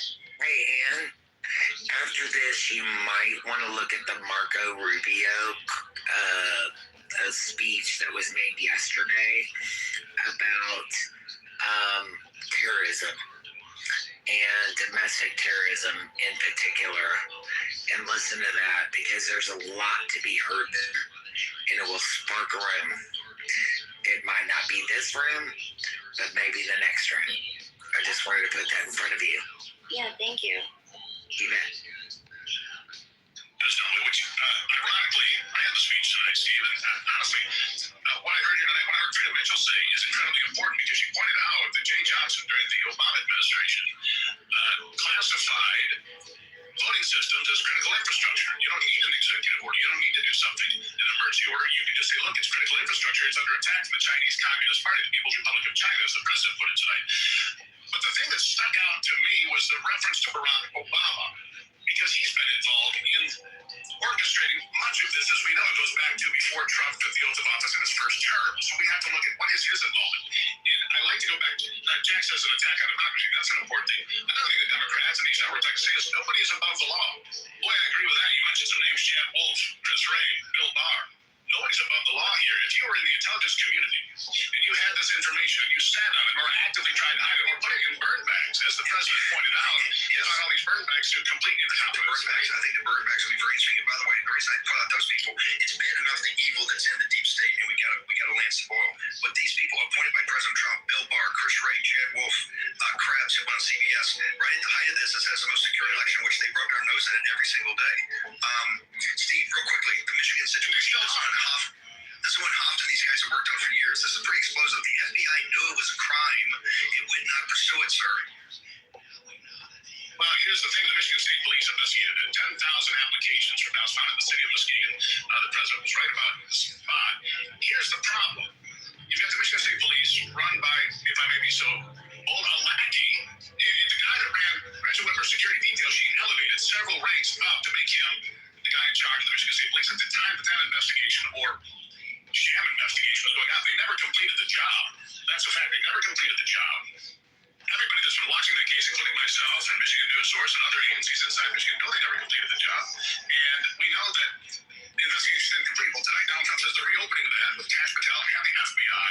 And so we really hope that that's true, because look, it's not just that. It was the work at the DCF Center in Detroit. It was shutting down the silent counting in Atlanta, Georgia, Polk County, and the list goes on. We need to hold people accountable. And the president said it several times: arrest those and investigate those that are deserving of it. I'm paraphrasing, but that's what he said. Go find the people that broke the law, hold them accountable, show the American people that, as the Democrats like to say, nobody is above the law. Ruger, what's your social media? Where do people go? Document after document after document. Your thoughts, ma'am? I thought that it was a fantastic speech. One of the things that I really was impressed by is the amount of care that President Trump took in saying we deserve free and fair elections in America. This it really came to me as being a speech that was to all Americans. It was not a partisan speech of the Republicans deserve more than someone else or anything. Point, Steve, and I'm really looking forward to these. At least there was some scintilla of cooperation by certain elements of the intelligence community. Is that we're going to take care of this problem, that there are people there that are prepared to work with the president, work with his administration to get to the bottom of this and clean it up? Absolutely. I want to point out something that's really important, Steve. Every intelligence chief was extraordinary cooperative. The NSA director, the CIA director, the FBI director, the Department of Justice, the Attorney General branch. Everybody cooperated. Everybody, they got a lot on their plate. They got wars and they've got issues all around this country. They're cleaning up crime and solving the border. Secretary Mullen, every single one of them took time and put resources to this to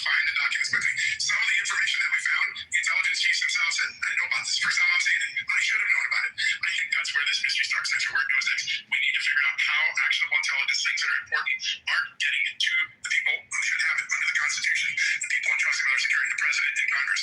Then we have to figure out why, when a case like the one the president mentioned in Michigan didn't get prosecuted, then we have to understand why did we go 6 years with election machines that people never thought. I just heard Mark Barner said, Any closing thoughts? Yeah, the attention economy that the liberal progressives project. I've had people comment on the media that I put out and say, a liberal is not only stupid, a liberal wants you to know and has to prove to you that they're stupid. They really want to communicate with you and prove to you just how stupid they truly are. And so if you don't think having a driver's license is a requirement to vote, you're stupid. Because I lived in California. You didn't have to present any ID whatsoever. Cast your ballot, you're in and out. No ID at all. Don't need to show it. Don't get axed for it. And when I was a Republican election judge, I asked to see your ID. And it was very simple. So, you pull up the person's voter registration in 10 seconds. With or without the ID. So I ran the whole simulation. I didn't detect fraud, but I do not trust the way that the results are transmitted to the election board, because from all the polls, that data gets sent to a database. I've heard that database is not even in America. It's in Germany, wherever the software corporation is that Dominion utilizes for their servers. So the security around election results, and then criminal Democrat election judges who are incompetent slaves of the state and their own illegitimacy. The system is broke. It's beyond repair. State of Illinois is $200 billion in debt. The city of Chicago is $100 billion in debt. This United States of America is $130 billion in debt, and all we're going to do is borrow and spend more to try to get accurate voting in this country, transparent, above board, solid, 100% correct, no flaw. I mean, how did Kamala lose? If the election system is completely fixed, how the fuck did Kamala lose? That's what I still cannot quite figure out. Because it was too big of a mandate to rig. Well, there's another option that somebody told me, who I have some respect for. He said that Trump made a deal. And I said, what? What does that mean? Trump made a deal and Kamala wouldn't make the deal, so Trump got it? I mean, how do we know that this isn't just projection, that Trump secretly cooked the books and fixed the election to win it internationally using Operation Software Pegasus, controlled by Peter Thiel and his super elite LGBTQ Proud Boys? I mean, what is the truth? Because the CIA's got $100 billion budget. The Army, the Navy, the Air Force, they've got $1.25 trillion to play with. How do we know that the whole thing is not completely cast? We don't, which is why we need the FAIR Act. This is exactly why we need it. See, the problem with an act is it's really just a spending bill.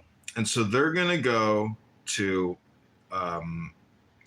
Palantir and they're going to say, hey, we want you to roll out a federal election protection software system. Utilize the latest AI, pull in all the databases from all the election commissions, because this forces, and there are civil penalties. Plus, the FBI, with this America Save Act, could probably go into the California State Election Commission and do data seizures, even arrests for noncompliance. So the Save America Act could save America. But, if it's almost all Democrat, and there's probably 20% of Republicans are actually just Democrats, well, 70% of Congress is Democrat. 30% are Republican, and maybe 1% of those are libertarian or less than libertarian. Where do you get that data? Concrete, I'm with you till you hit that point. Well, Shelley, I got that data from what's called my brain. And if you think I need to open up ChatGPT and suck out a little water from the environment so I could spit out my thoughts to you to tell you the truth of the earth, I just like to go on mute and pray that everybody has more peace and abundance. And I hope it comes from within, because the truth of the earth is if you don't have an ear, you can't hear what it is that I'm saying. I'm going to go on mute because at the end of the day, I have an ear to hear, but I have to have receipts. I've been a supporter of you, Chicago, because you brought receipts, but on this last little point you made, you did not bring receipts.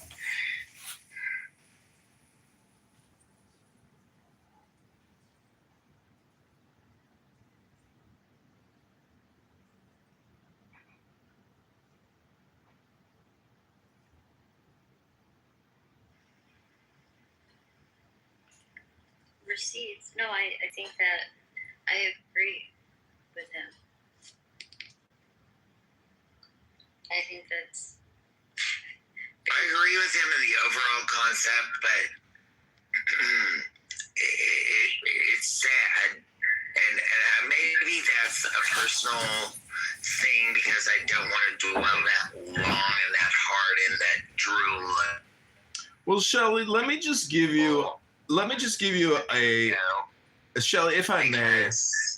Shelley, I hate to interrupt. Fixable Chicago. No, I have a great Shelley. I have the solution. I've recently launched a startup partnered with Open Society and Soros for funding, as well as Elon Musk.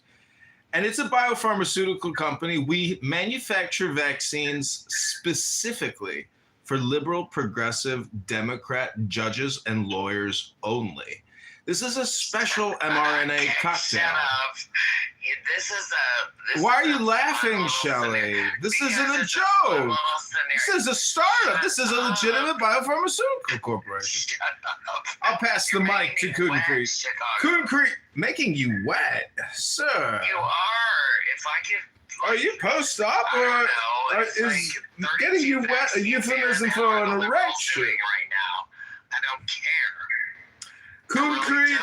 Concrete, if we could get you into the White House tonight, and we could stop funding the CIA and the FBI and the NSA and the 450 other federal agencies, what would your three priorities, if you could come onto Meta and Google and say, here's my top 10 list, and everybody did what Concrete wanted the American populace to do, what would your instructions to the people be, Concrete? Oh my God, this room is so rich. Go ahead, Concrete.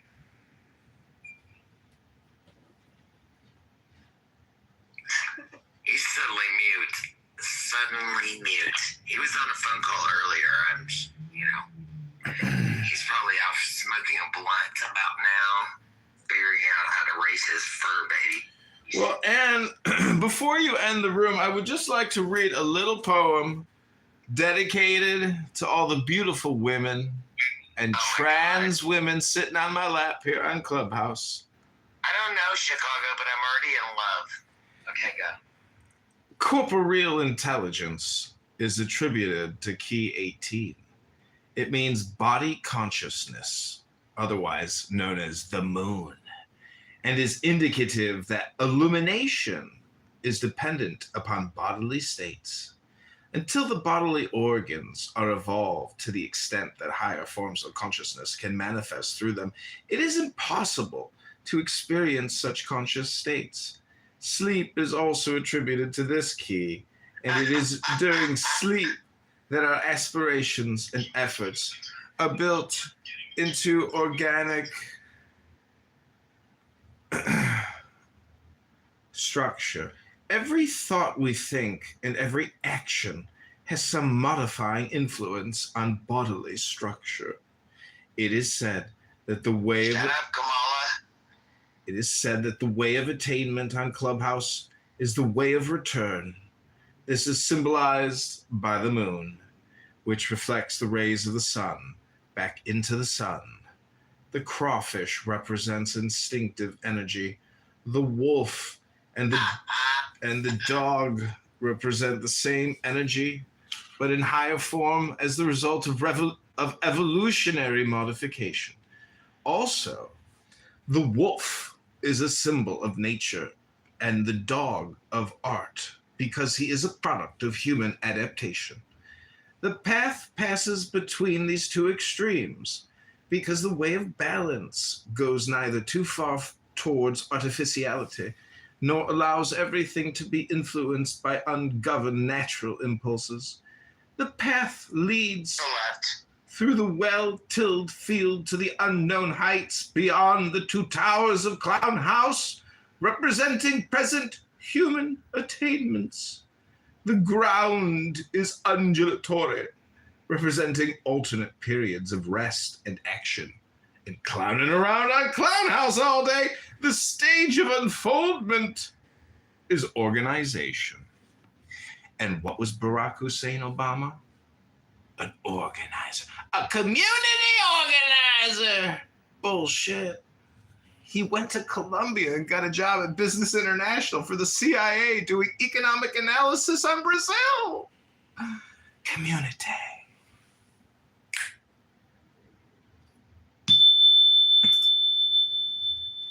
Take it away, Coongree.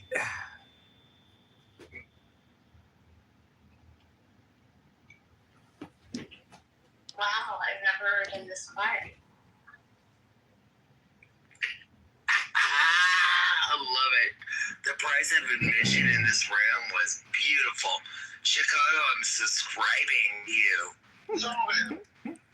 Ask was for Washington to get that, All right, well, that's the nuclear material. So I'm going to interrupt you there.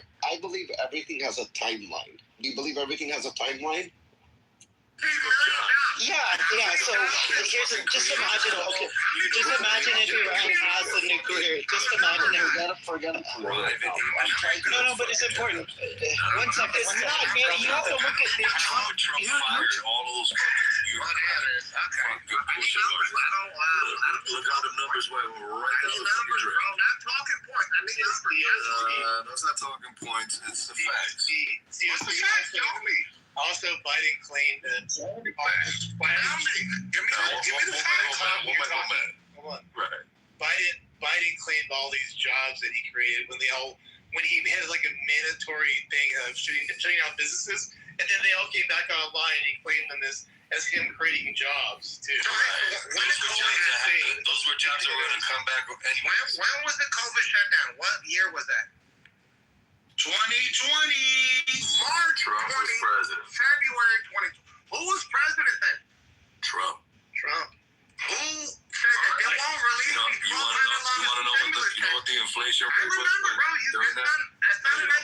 You do remember. What was it? He said that I won't What was the inflation rate in 2020? He said I won't release Before we shut down, what was the inflation? for $1,200 unless I can put my name on it. You don't remember that? We gotta walk like you gotta let him talk. And you sound muffled. No, you do too much, cuz. Goddamn.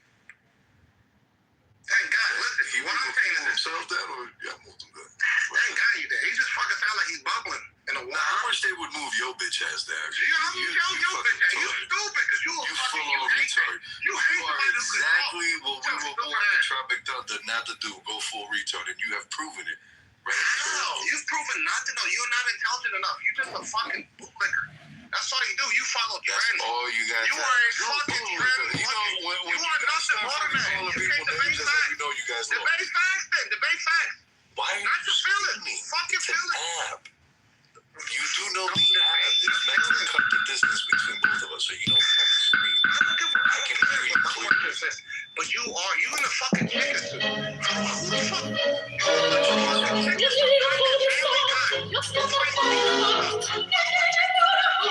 You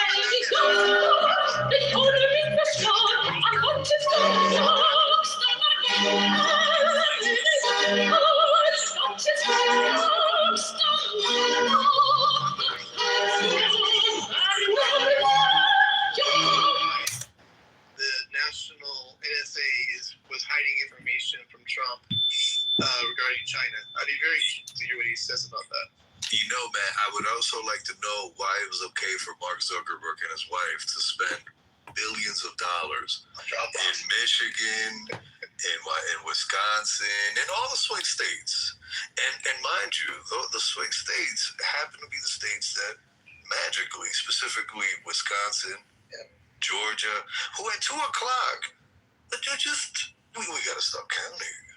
And let me ask you this though: how many jobs has Trump created, bro? How many jobs has Trump created since he's been in office? I'll wait. How many? Let me ask ChatGPT for you. What is your point?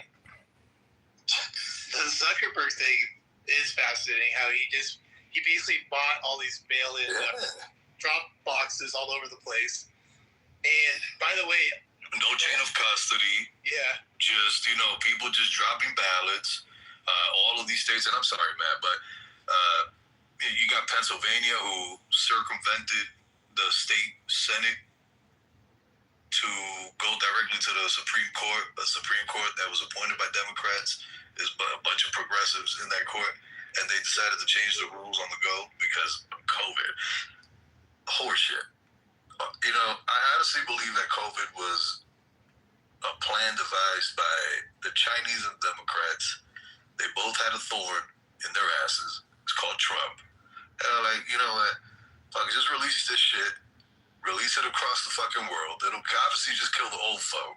The silent generation. Whatever is left of the silent generation is some baby boomers ago.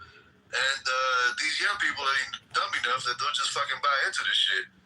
And we'll be able to get away with stuffing ballots into mailboxes that are not sanctioned to hold these ballots. And, at a certain point in time, throughout the night, we'll stop counting. And when we come back, our candidate will magically have superseded the guy who's already winning. And, he'll get more votes than the alleged, and I say alleged because obviously his mom is white as fuck, the alleged black man who ran our country for 8 years. What we got? And if you don't know, yes, Barack Obama's mommy is milk and magnesia. Sorry to break your achy breaky little clock. Listen, CLC, I get it, man. Right? You hate. No, to you it's not CLC. To you it's not. No, bro. To you it's not. You just became a conservative. Say my name. You just became a conservative. Chicken man, whatever your name is. Chicken man, I don't know who the fuck you are. No, to you is cock. Everybody else in here, I'm COC. To you is cock. No. Is that? How the fuck calls himself cock? What fucking straight man calls himself cock? Because I'm out here fucking you dumbasses. Man, you so, and y'all complain about that. How? For the smart ones that sit in the front, Grindr crashes. It stands when for America comes to God. town. This is why Grindr crashes. Because you closeted gay motherfuckers got so much hate for people. You got a point of bravery. Projection mirror says what? What the fuck? Hello? How? Moderators. Put me in the queue, moderators. I'd like to get to the title of the room. Gentlemen. All right. Let's open up the space to new voices. Yeah, right. Mary, welcome to the stage. And Ravi, how you doing? Yes, sir. Did you hear the speech tonight or no? No, I did not. I missed it. I was driving and I wasn't paying attention. Okay. Yeah, that's why I came in here. I thought you guys were either playing it or you guys were talking about it. Oh, so you don't know either, COC? Oh. No. Would you mind giving us a rundown, Mr. Matt? Well, there's a lot to it. I mean, well, if you can brief it as best as you can. Okay, well, right. Please summarize it as best as you can. The main meat of it is, it does look like China was meddling around in our election. So, according to documents from the CIA and NSA and all the other four-letter agencies, it shows that China actually remind me, did they create the ballots? Or did they manipulate the ballots? I don't even know at this point. But they hired, they hired people. Yeah, social media people too, by the way, yeah. Yeah, to fill out the ballots. Or that too, yeah. So they have the addresses and all the date of birth and all the information you would need to do what COC just said right now. And then, of course, they leveraged, you know, the media. They literally paid journalists, I guess, maybe inside the media, we'll find out here, but to do the dirty work of making Trump look bad, as we all saw, with his claims about election fraud and blah blah blah other things too. But that's the meat of it. There's a lot more to it. I have to go through and see some of the stuff. Well, I definitely believe it. I mean, me coming from California, I watched the Chinese Communist Party literally just move billions of dollars here, and a lot of it tax-free, and manipulate real estate markets here in Southern California and Northern California, manipulate our ports by going back to the Clinton era when Clinton removed the military as the main security contractor of the ports and gave it to a Chinese security firm. So, and I see here in certain areas like the San Gabriel Valley, they bought a lot of commercial properties and real estate properties that just kind of sit idle. They get like, especially if it's a commercial property, they very shady ways of temporarily or giving waves to property taxes for certain periods of time for so-called civil assessment or some shit like that. I mean, you know, it's a lot. And you see with the media, you know, a whole bunch of malls, a whole bunch of malls. Malls, that's like, you know what I'm saying, abandoned. How you gotta abandon malls? That's crazy. Go ahead, bro. You got a lot of that, you know, and they've manipulated California extensively. I mean, you know, not only executive business and trade and everything, and also having a dirty game in our buying up farms out here. You know, they play for keeps here, and you know, the Democrat Party, at least in California, is taking big money from the Chinese Communist Party. Yeah, I was gonna say, don't forget all the spies that we found. You got yes, sir. Fart Boy with Fang. What's his name? Wow. Hey, listen, why are Chinese investors Feinstein, the driver? Feinstein's driver was a spy as well, Chinese spy. But Chinese investors are buying land, their military bases. You know, they're buying more land, their military bases than ever before. What about the Chilean government? They're fucking buying protected land. Hey, yo, you mind a rabbi? Go ahead, Rabbi. No, go ahead, sir. Go ahead. No, please, by all means, we would like to hear what you got to say. Go ahead, sir, please. Oh yeah, man. You know, when we talk about Chinese in the media and the liberals, this goes back to the Clintons too. You know, Clintons had a lot of shady business with the Chinese, and a lot of control through the media. You know, CNN, Clinton News Network, and going back to the Democratic primary where Obama was running against her, that was the media machine he had to go against in order just to become the nominee. And when he was fighting that media machine, he dug up a lot of dirt on Hillary and his fellow libs that were doing a lot of shady media control with China. You know what I mean? And Obama, you know, that's why he took the money from these, these rich, LGBTQ people from out the Bay Area who had their money in software, and they said, you know what, we're gonna help fund your campaign. We're gonna give you the money to fight Hillary. We don't want Hillary in. We want you, but you know you're gonna owe us. Well, that was the second time, Rabbi. I'm sorry to. So the first time who actually placed Obama on the pedestal was the insurance company head honchos. Well, they needed if you go back, the first time he ran in 2008, the main donors in his campaign throughout that campaign were all health insurance. And then, lo and behold, look what happened. He got, Obamacare ran through. Because remember, as Pelosi said, well, doing that teeth jawing shit that she does. Well, we just have to pass the bill to know what's in it. Yeah, I know. There was big fraud behind it, unfortunately. You know, there's a lot of big time fraud. A lot of insurance fraud. You want to get in there? Barry, I think you're off mic. You're hot mic.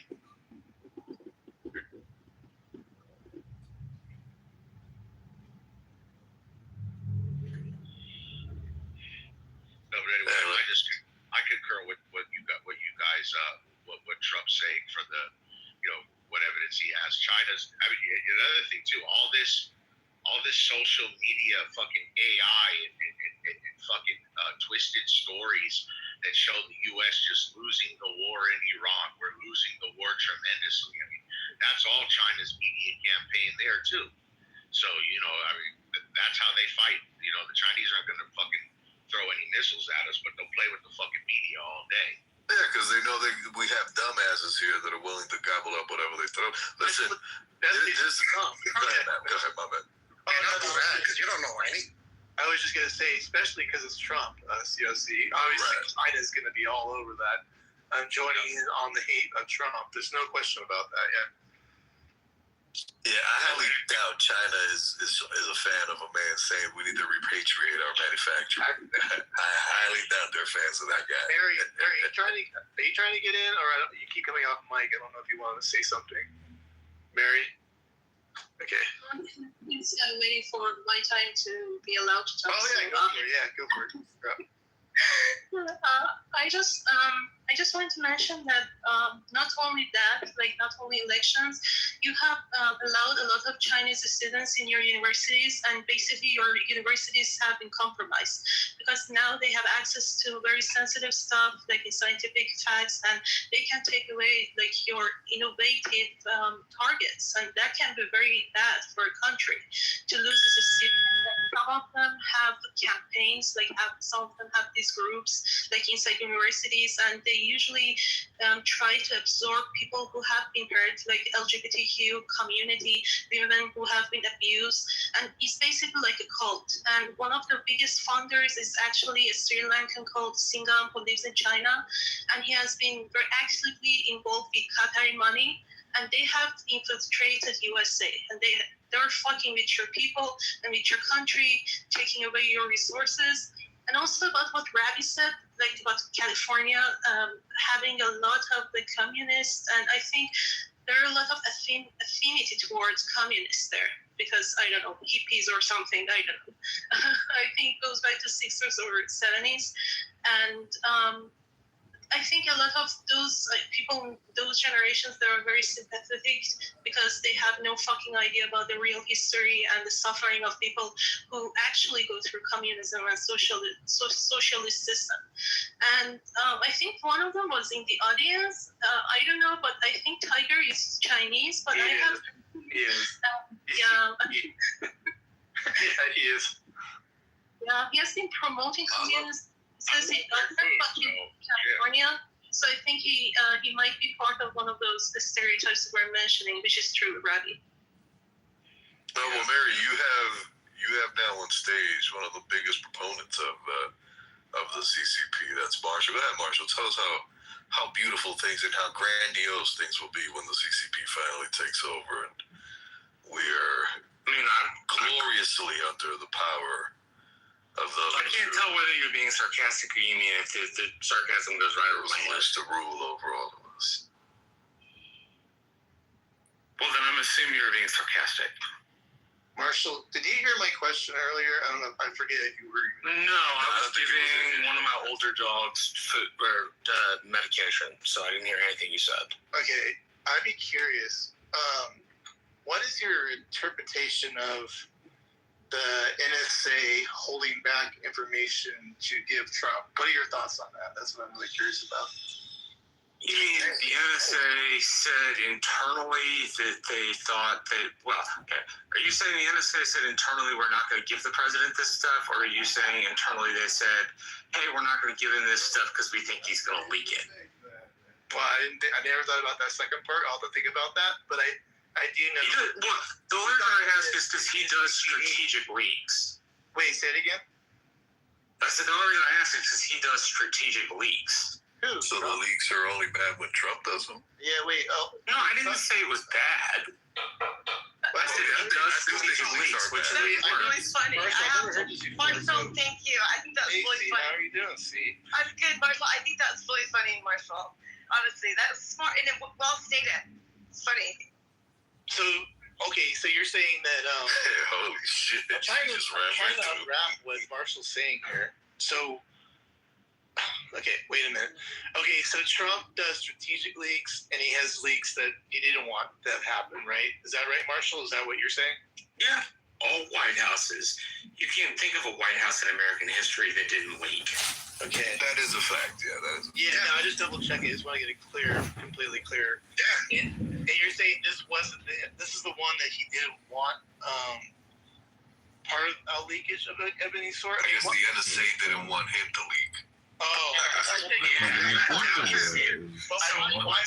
the stuff I read and listened to, some of the stuff I read and listened to about the deep state indicates that some of these career folks don't want the president to have tons of information because he'll just blab. So that's the premise. If you're asking me what I think of the You intelligence think Trump is a blabber? No, that's you, Marshall. I think that's wrong. Trump's the president of the United States. He should be able to get all the secrets he wants, even if he's going to give them away. That's his call. No. He should be totally be getting all the secrets that are supposed to be.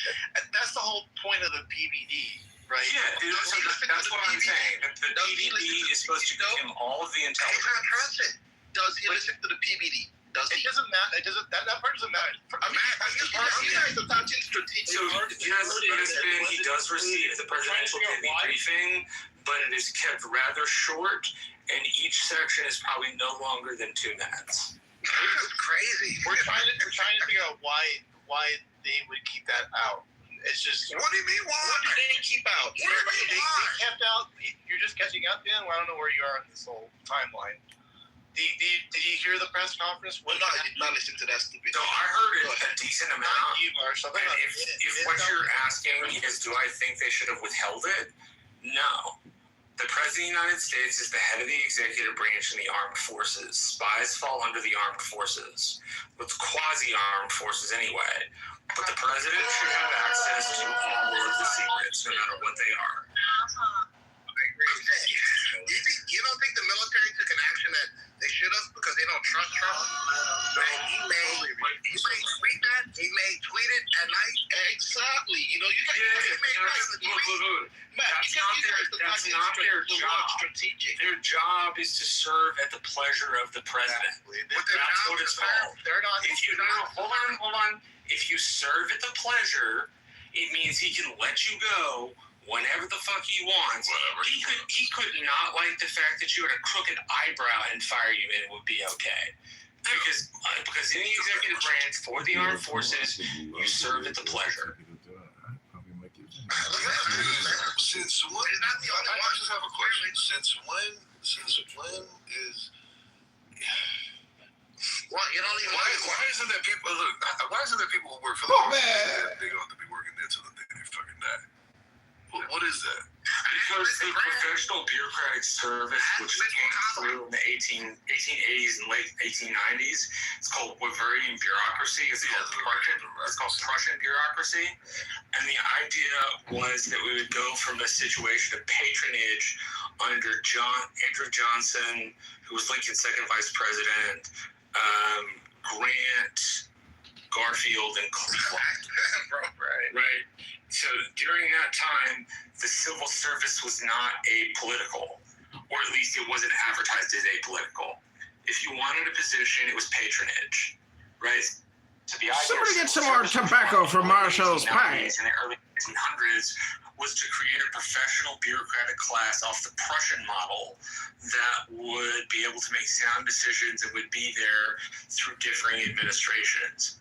The problem becomes when you decide to withhold evidence from the principal, right? Like the principal gets all of the evidence and they're allowed to make up their mind. You're off topic, Marshall. You're off topic. Hold on a second. You're off topic. That is his discretion. Okay, so that's the thing. So someone like Ben is saying he should not receive that information. So I'm assuming if like information was given or held back, say for 9/11, and 9/11 happened, I'm assuming a lot of heads would roll, right? I mean, come on now. You gotta give up information to the president to be able to make decisions. And by the way, this decision what is he blabbing about that is so concerning that you should care about? If he comes out, I'm not saying I care. I'm not saying I care about that. I'm saying because he's the principal, he gets all of the information. For the bureaucratic class in the intelligence community to withhold intelligence from the President of the United States is wrong. They serve at the pleasure of the President. The President should have access to all of the material. We get it, Marshall. Let's move on. Hold on. Because it's not about Donald Trump. It's about the office of President. Well, it's also about Donald Trump, though. Two things can be true at the same time. Yeah, what Marshall said is true. On the other hand, I also understand why folks could want to hold things back from him, because he's an idiot that's going to wake up in the morning and... Oh, well, now you're concurring with Marshall, because Marshall says that Trump is an idiot all day long, and he says that Trump is a fascist. I think he's a genuine certified idiot. John. But, I mean, I guess... let me get this straight. So Ben, you're okay with everybody just picking and choosing what information the president gets. So your president, the next president, someone has to protect the United States of America. It doesn't. You don't get to choose and pick like who gets. I hope my next president is not as dumb and stupid as this one. We have a bomb. We have a bomber. We probably should. I don't think it's right. I don't think it's right or proper to call the president. Hold on. I don't think it's right or proper to call the president. To become president. Can you stop with the pearl clutching, Marshall? Please let other people talk. Jesus Christ. Yeah, I could call him stupid because he's stupid. I could call him dumb because he's dumb. Don't tell me not to call him dumb. Because he's dumb. Do you know, Ben, do you know what obstruction of justice is? Did you ever hear that term? What is it? I don't know what it is. You ever heard that term? How is that related to... Marshall, when you're done talking? When someone's in a government position, they hold back information that's pertinent. And in their government position, it can be obstruction of justice, and they can be charged with it. I never Did you ever hear that? I never said. Then why don't you read what the law is and what would happen if someone in a government position that withholds information? Abby, I never said that was. Do you know what that term is, Ben? You've never heard that term in your life? Abby, I think you just want to listen to yourself. No, I don't need to listen to myself. It's pretty easy. That one, that one's a pretty easy one. Maybe you should watch All the President's Men or something. What do you think, guys? What do you think he needs to learn here? How obstruction of justice works when someone's in a government position and they withhold information. Well, that version is correct. It's pretty easy. That one's pretty easy. I think it's smart. But you have to be wary. I mean, he's sending out tweets during the middle of the night. You have to be wary, Abby. I mean, come on. I mean, that's not your job. Hold on. It's not your job. He got elected by both the Electoral College and a popular vote. That means, as head of the executive branch, he can. You can hear me talking. It's not that difficult. He did not. Don't do that. Yes, he did. He did not win the popular vote in 2016. The absolute. Hey, we need one mic. Y'all really excited about this title? We might have to revote. Y'all really excited about this title, which is good, but we need one mic though. I can't hear 6 people talking at one time.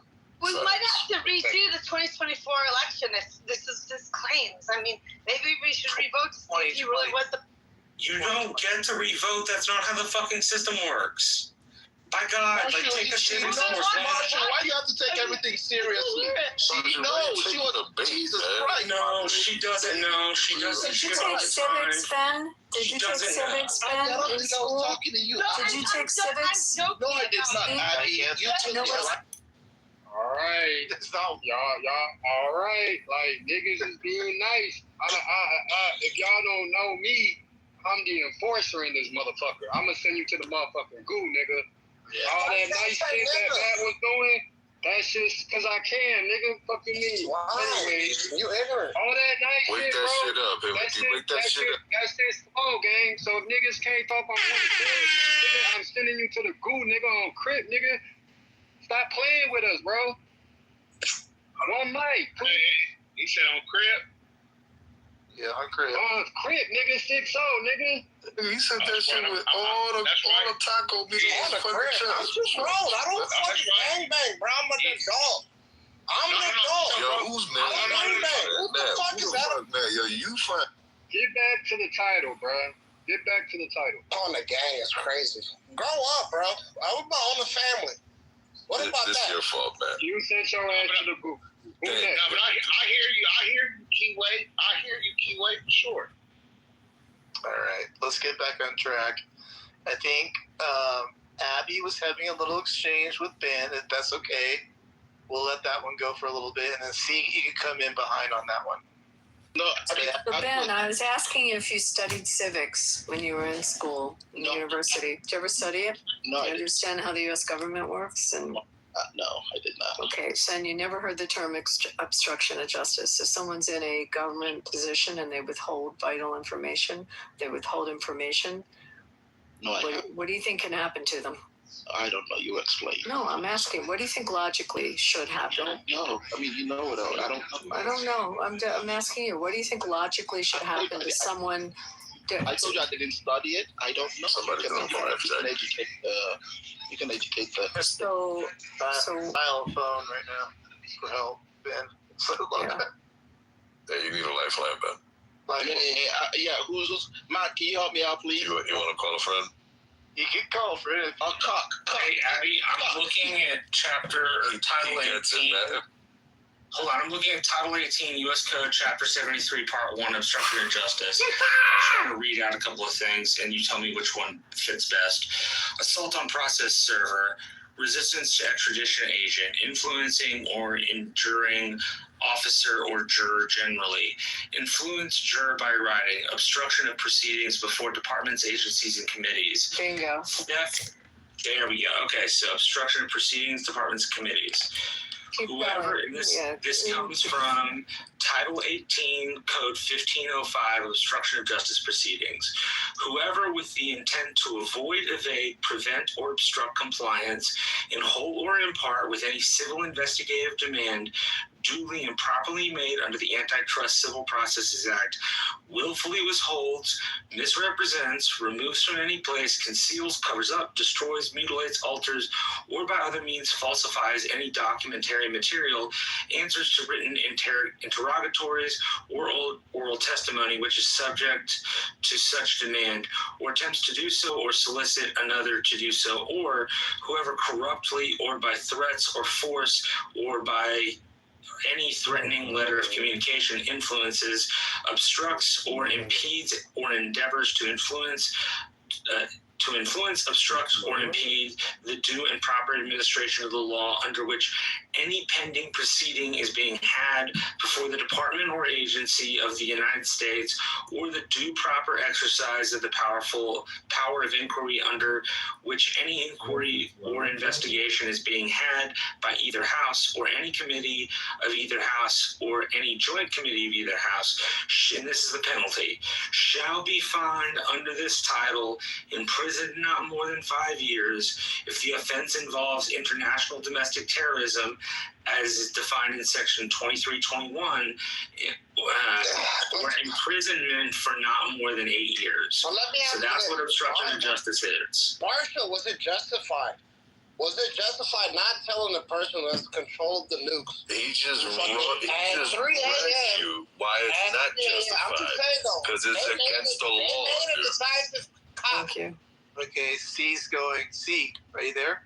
Hold on, you. I got nothing to say. So. Yeah, you do. Yeah, Come on, I C. know. I got I'm nothing. sorry, Steve. Everybody's here for you, C. No, there's plenty of other people to speak. Whoa, no. You don't have anything to say. Yeah, come on, C, because you've been ramming way through. No, it's Taco Thursday, so I'm gonna get some tacos. I'll listen to you. Hey, trust supporters can eat tacos because they hate Mexicans. God, I don't know where you're from. This dude, man, where did you find they eat tacos all the time? And why? Why would you? What the fuck? Why would you not eat tacos? Let me ask you You're this, insane. Why you want to deport the people who make them? Marshall, why do you take everything so literally, Marshall? Like, people joke sometimes. Because I have the hardest time telling sarcasm. That's why. Number one, I'm a pretty serious person. Number two, the sarcasm most of the time goes right over my head. Yeah, that was the kind of sarcasm. That's like funny. There's a lot of things that go over your head. That's like that's Marshall being funny. There's a lot of things that go over your head. No, I think I'm stupid enough to get myself into a lot of trouble and not much smarter. I'm asking about the rock. Let me ask the people that are like, yeah, they should have never given him any information.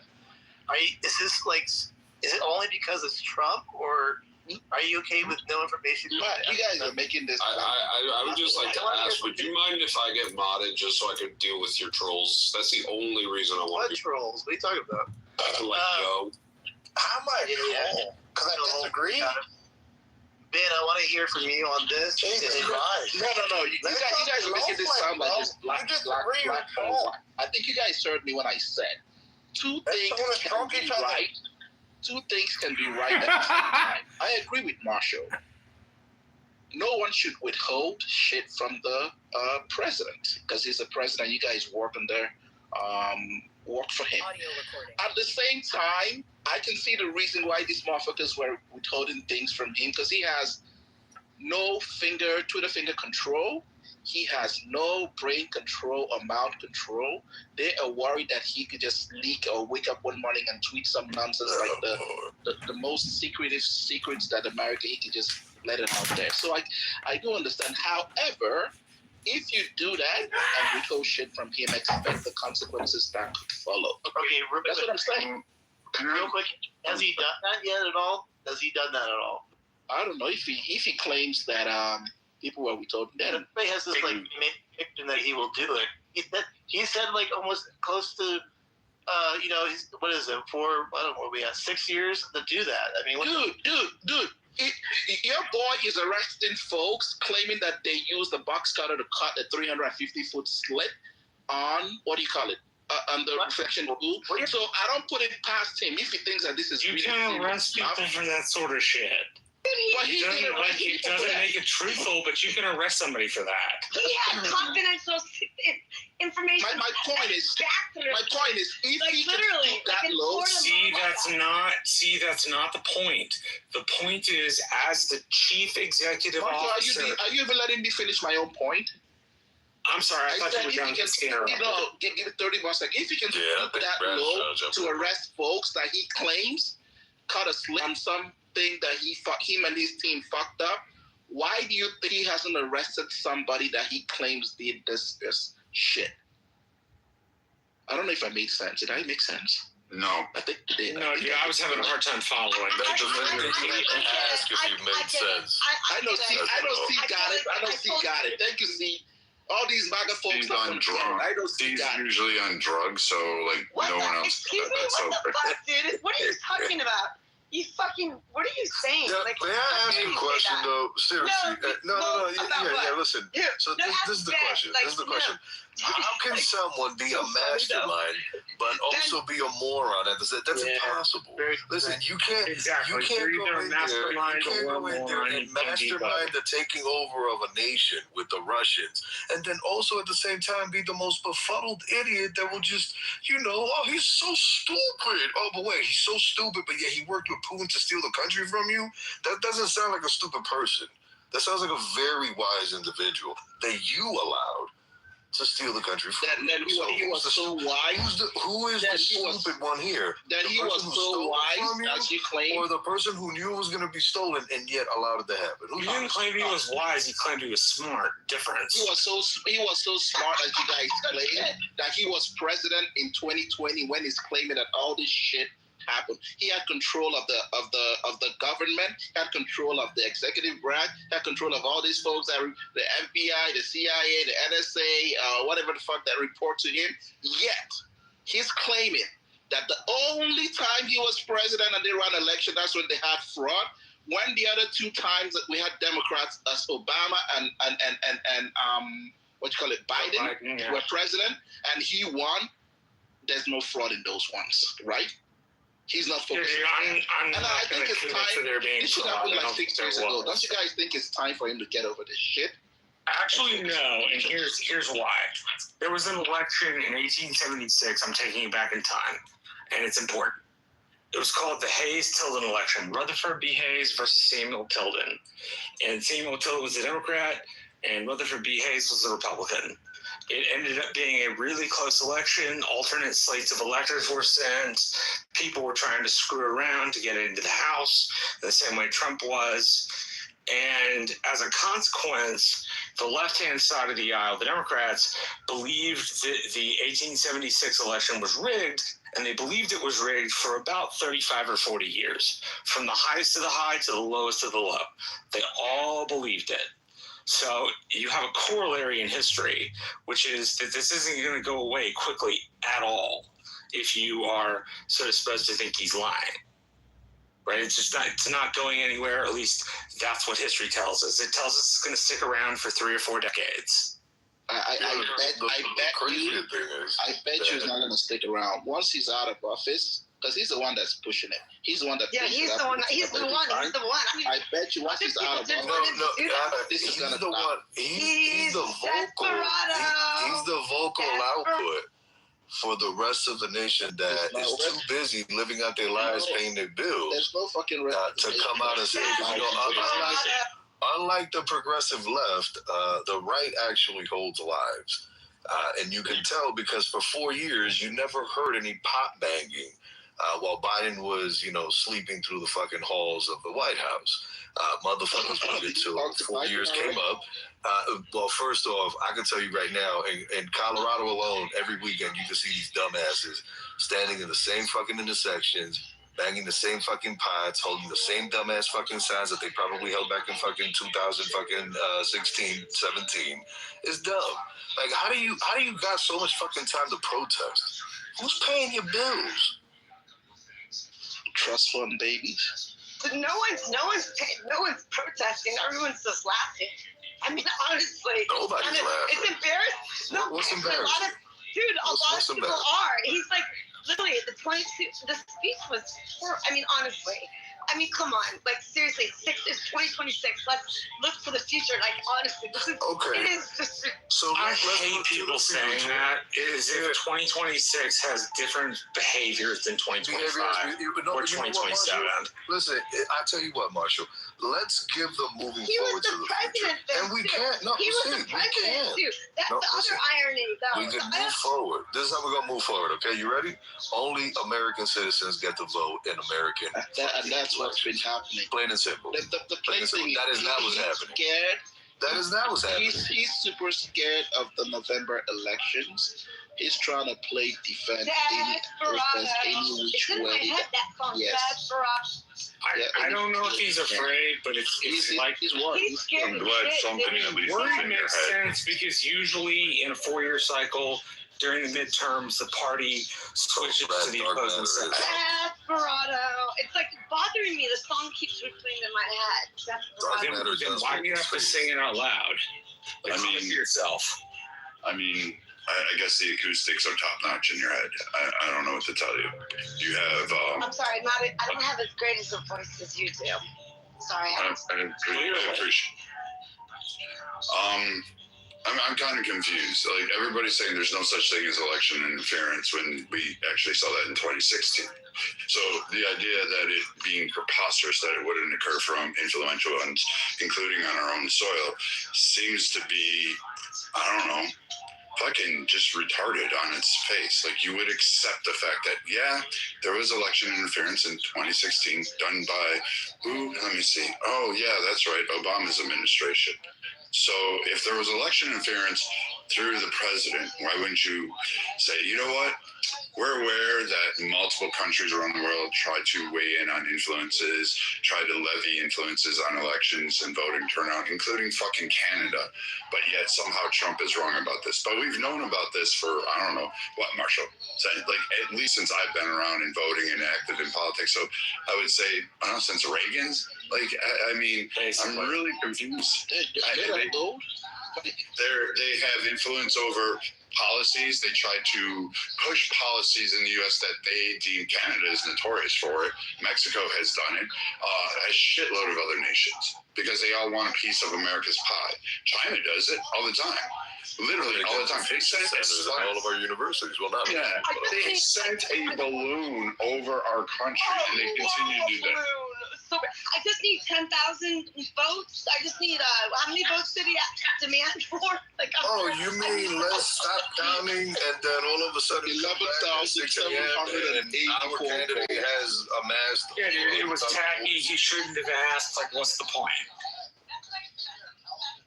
He shouldn't have asked. It showed that he was improperly interfering. So what's the point? I'm just so confused why people believe that and they're. here's the next chapter. He's doing the same thing again. Okay, so he did. So he believes it. So, and it looks like he's posting some documents about China's interference and its influence on our elections, which we're not. Okay, so we have China. Nobody, in fact, he actually admitted Russia interfered. He said they didn't interfere with him, and the Mueller report said they didn't interfere. The only thing the Mueller report said, which it left up to the prosecutors, was an obstruction of justice charge. The same charge Bill Clinton caught. So, like, get your shit right.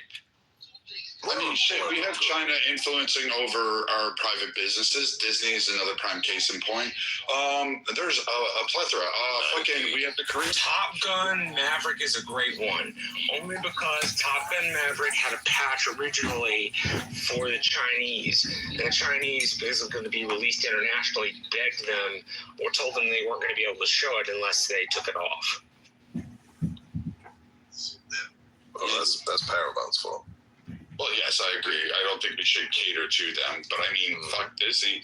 Disney made a whole bunch of fucking movies based on China and all that stuff that were pro-China. But yet somehow these were Chinese. But you think somehow or another China and their bevy of it, like fuck, we just arrested a mayor that was a spy for China. We just had, what was it, Swallow? You know, the darling prince. Swallow and his mistress. Yeah. Not to mention Di-Fi and her driver. Yeah. Her driver was a Chinese asset. So are these not interferences in our political system? So is ICE going after Chinese people now? Is that what I'm hearing? We're not fucking talking about ICE. My God, woman, stick on topic. It's not about ICE. If you want to create an entirely separate topic, do so.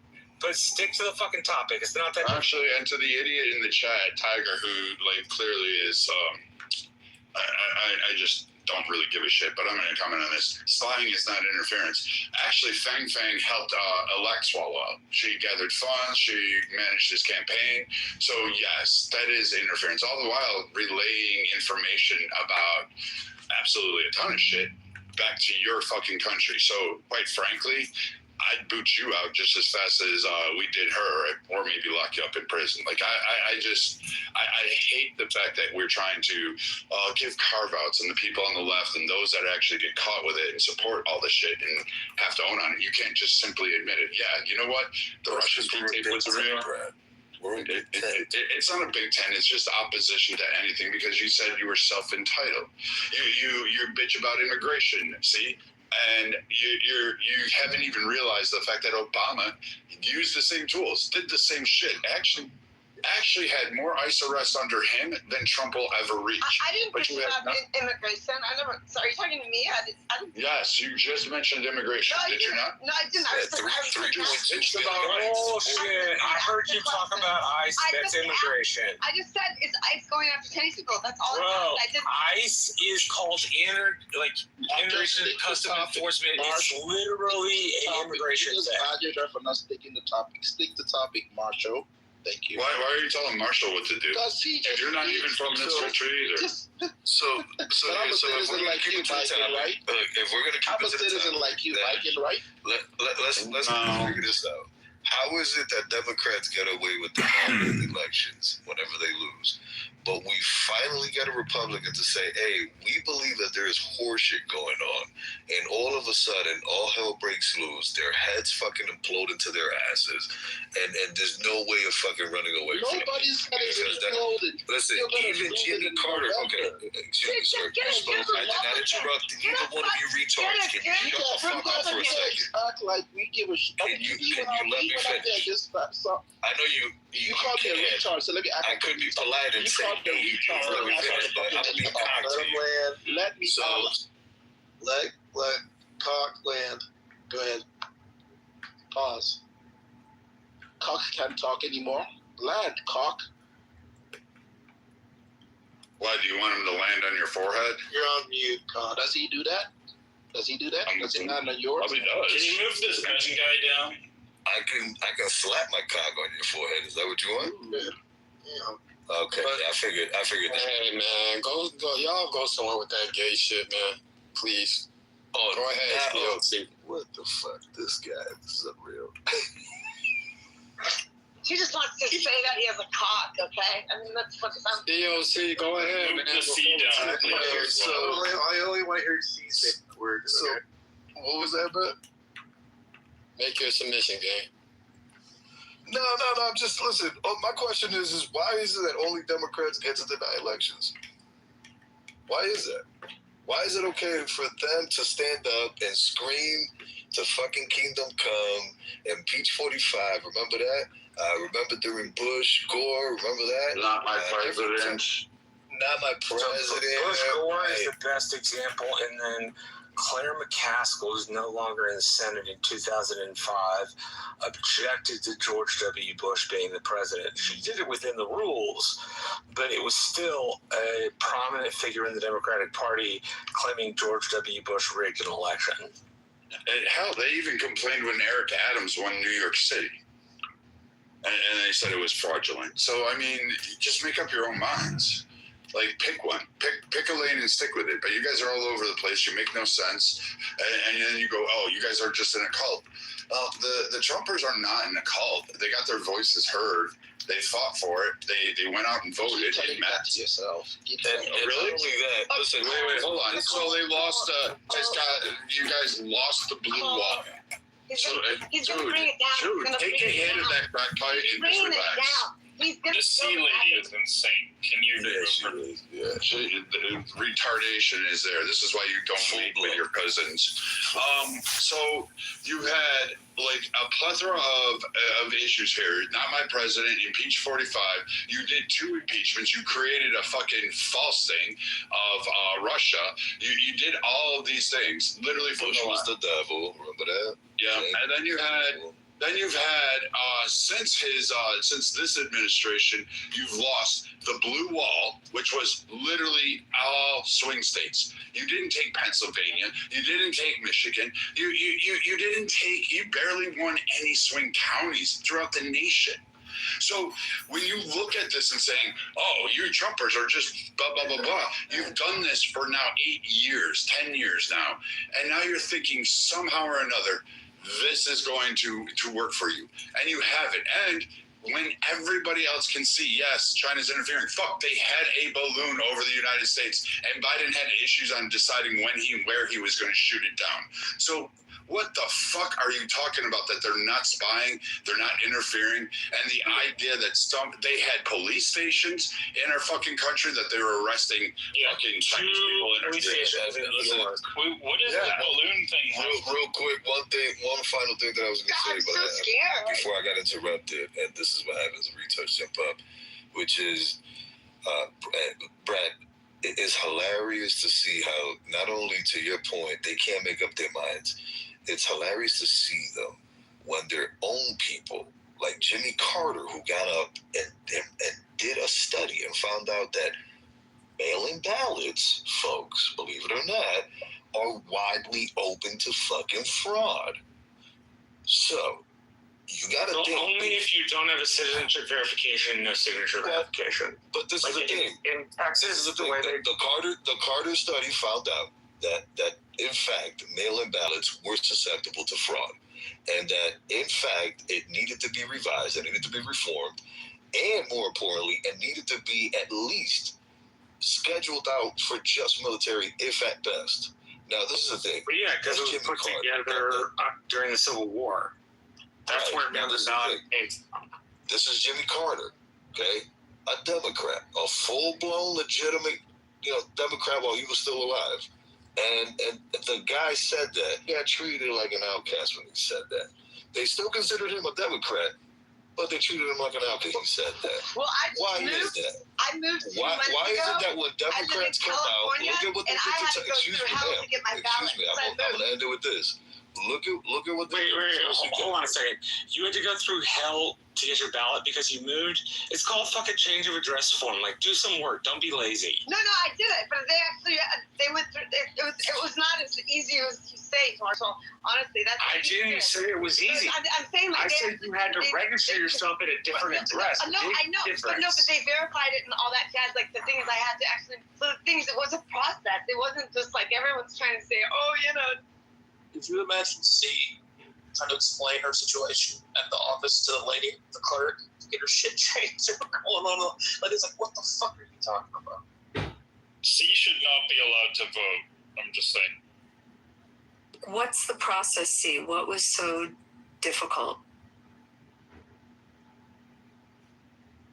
She had to spell her name. And stop certain words with capitals. You're on mute. Her name is C, but she signs with a name. He also just put in the chat that none of Trump's promises came true since he's been in office. So I put clearly tax on tips was something he promised, and he covered that. He covered no more illegals coming across the border. I asked her to tell me how many illegals have crossed the border since his administration's been in. Can you guys think of other things that he promised? Chevron deference, immigration, economic things, investments, First Step Act. Like, what else do you want? We can go on all day. No new wars, inflation, tariffs was going to bring back jobs. I think all of these, he fulfilled all of those promises. Do you think he hasn't brought back jobs, Ben? What's the unemployment rate, Ben? Jobs that he brought back. Yeah, I don't know, Ben. I don't know what he do for a living, but he definitely brought back jobs. Businesses have opened up in the United States. It's back to the United States. Chips are not coming here. I mean, he's done a shitty job. Those are just very easily Googleable stuff that you're trying to What's the unemployment rate, Ben? Isn't it 4.2, 4.3? Okay. You can get it. Hold on. Okay. What's the unemployment rate? What companies have moved back to America, Ben? What industries and what companies have opened back up in the U.S.? I'm asking you. You said he hasn't brought back jobs. I'm asking you. No, but you're claiming that companies move back, so you're the one that should answer that. Yeah, so Nissan Motors, we can go through some of the car manufacturers that have now opened up plants back in the United States that moved back from Mexico. Even Porsche built a new factory here now. Really? Did they? And Mercedes got a new place down in Alabama too. Where did Porsche open up, Robbie? I believe in the Carolinas. That's interesting because the tariffs had hit Porsche pretty hard. So interesting that they opened up here. I did not know.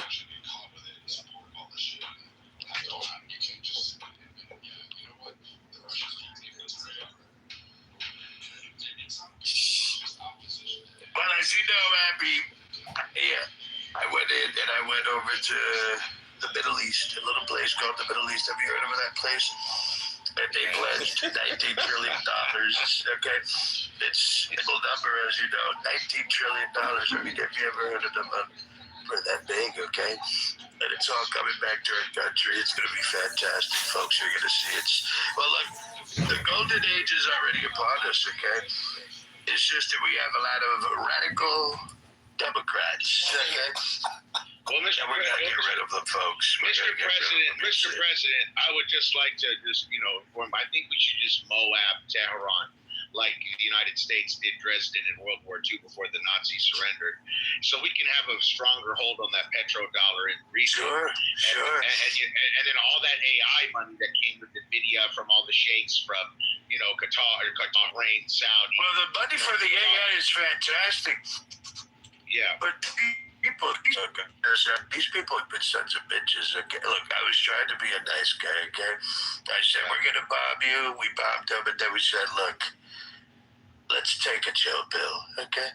Let's stop bombing each other and let's talk. What did they do? They didn't follow through. This is pure comedy. They didn't read the they didn't read the book, sir. I think these stupid sons of bitches read, okay? Because the problem here is, folks, is these people, they've been killing him so fucking long that they don't know what the fuck they're doing, folks, okay? I know. These people are just fucking crazy. I'm sorry. These people are nuts, a little loco, okay? When they pray, Mr. President, they like to hit themselves with like chains. They like to scar themselves when they hit themselves, like when they pray. Well, scar, masturbate, I don't care, fucking God, I don't care. Look, all I'm saying is Iran is not going to have a nuclear weapon. And as you all know, folks, last year we had those beautiful B-2 bombers, as you know, from St. Louis. Yes.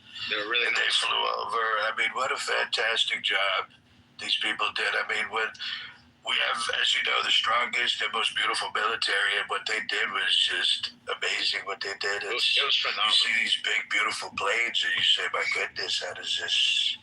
It's just amazing. But as you all know, the AI race, we can't let China win. We cannot. No. We can't let China win because if they do, folks, we're screwed. I mean, you have to think these people are making all of our devices. What's going to happen when AI tells us that we have to say Xing Xing and Ni Hao Hao Xiao Ma? It's not going to be very pretty. What and what if they put COVID in the processors and give it to everybody again? I don't know. You never know with the Chinese. You're starting to sound very low IQ. I'm so sorry, sir.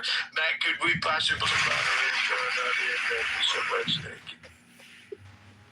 I was just, being on the conspiracy. I wish I would have recorded that. That shit was amazing. That was unbelievable. You could literally probably fool somebody with the right landline that you're talking to. Oh, for sure. Well, I almost got away one night. I called Maxine Waters. I wanted to see how sexy she would sound in the middle of the night. So I called her and I wanted to hear her sexy voice. Because, honestly, I kind of liked when I used to hear her say Impeach 45. It kind of turned me on just a little bit, I will say. But Maxine Waters, that predator face that she has, I wanted to hear her voice in the middle of the night. I wanted to make sure that she wasn't going to be doing the gargling sounds that the predator makes. Because, folks, she looks like the predator. I'm so sorry. Yeah. But Iran, as you know, I was trying to play nice guy. What happened? But let's not make this about me, okay? Because we got a lot of other people, especially Brad and folks. I know Brad has a lot of people who despise him on this app, but Brad is a very high IQ individual. Yeah, I have a lot of people. And when Brad speaks, you should all listen, okay? You should all listen. I have a lot of people that hate me. Well, I suppose, Brad, it would be love from their end. I suppose they would think it's love.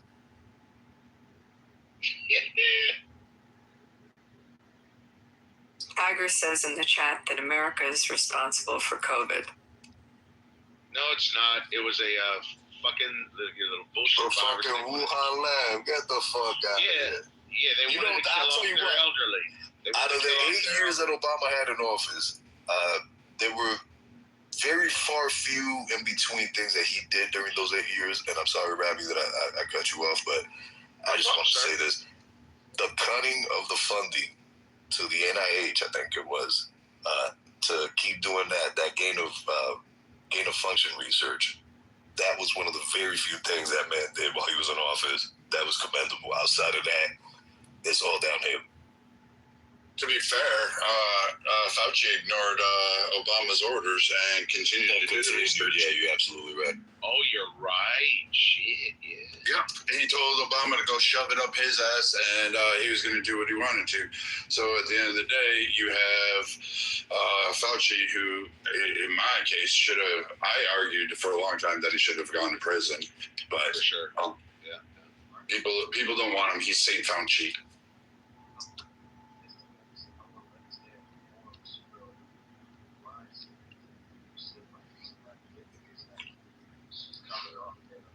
Hey, I had a question.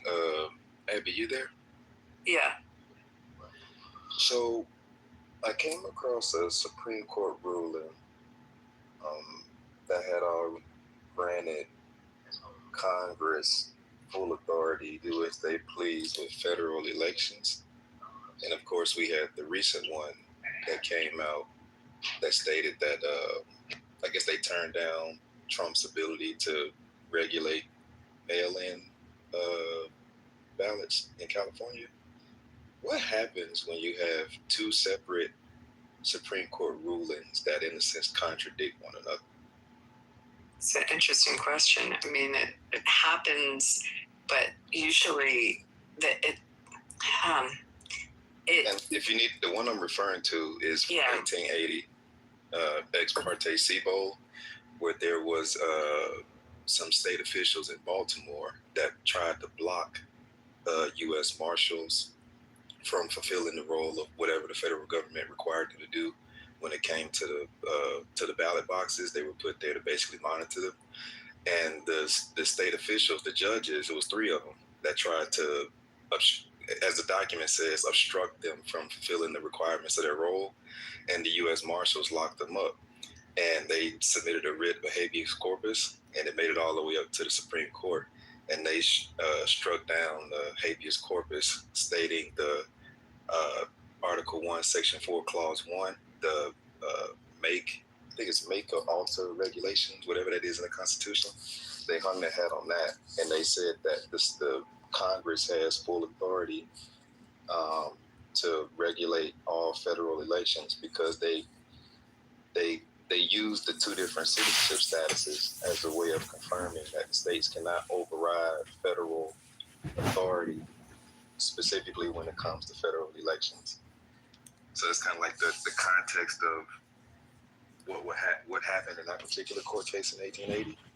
So when I was thinking about it, I was like, damn, this is interesting because the Supreme Court says that Trump can't regulate it, but you have one court case that says Congress has full authority, and then they gave the Department of Justice oversight and supervision by way of the Voter Rights Act of 1965 and other acts as well.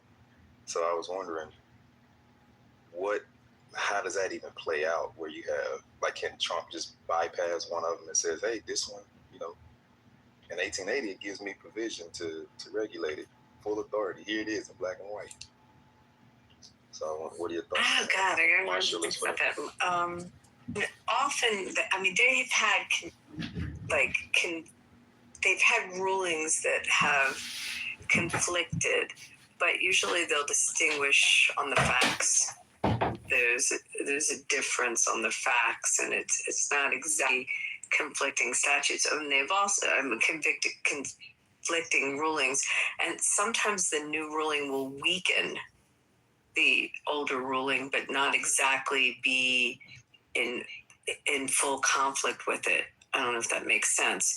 Right. But I gotta look at these two, because I don't know the 18. What's the name of the case in the 1800s? Ex parte, EXPARTE. Ex parte, yeah. I mean, that's SIBO. Okay. SIEBOLD. Seabold. I'll put the. Put it in the chat. Let me look at that, and then let me. Marshall, do you? I need to look at it too.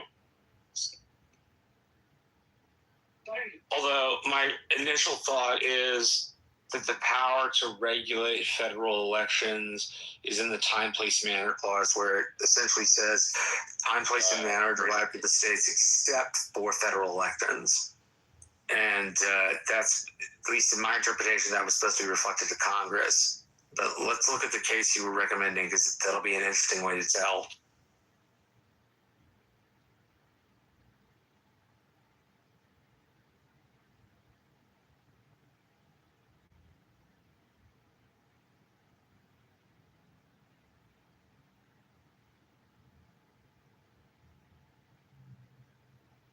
I'm reading this. I mean, you still have elements of the supremacy clause that will kick in, even with the states regulating elections. We have in our Constitution clauses that conflict with each other. Forgetting court rulings, there's always been that argument that states' rights and the supremacy clause fight each other, and there's scholars that will give it to supremacy clause and some that will argue that the states' rights will prevail in certain circumstances. Again, you look at the facts.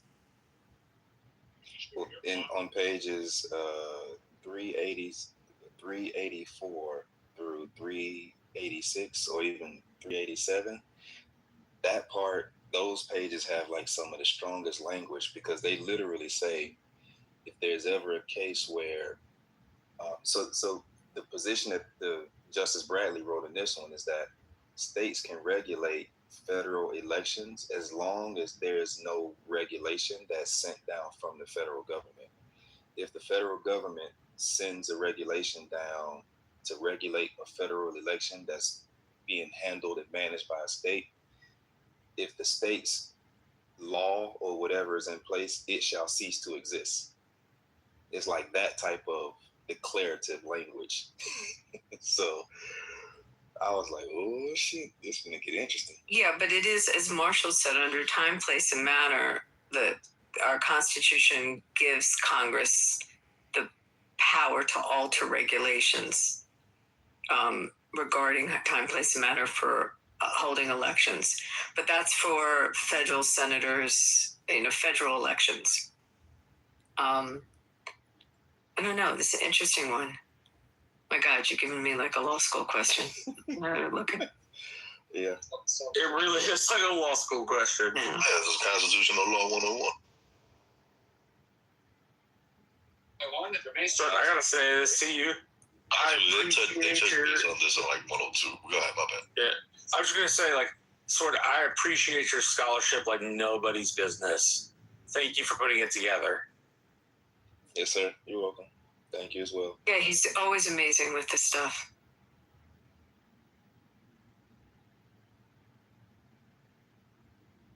So I missed everyone's reaction. Y'all believe us yet?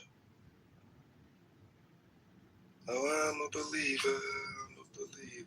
If I'm trying. I'm sure it is. Hello, Joe. Up. I mean, it's a lot heavier when you have a national address from the podium of the presidency, making allegations that our largest adversaries have been rigging our elections, and that he alluded to traitors involved with it that were hiding the information during his first term.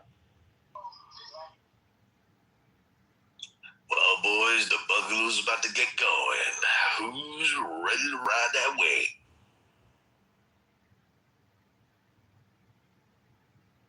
Ding, ding, ding, ding. 11 million documents. We're going to have a treasure trove for weeks of this stuff rolling out from 11 million documents, weeks. That's going to take months. That's what's on the website, the White House website, Joe? Like, trying to figure out like where the actual files are right now. Hold on, so they really doing this data dump? Yeah, I think it's a real deal, right, Joe? I mean, we said, and that's what talking heads on the different news outlets are saying, that it's 11 million documents, and then the department heads will be having their own press where they talk to the press here in the next couple of days. You know, guys, he keeps saying that Iran is about Iran not having a nuclear weapon, but I honestly believe that Venezuela was the preface to the end game, which is China.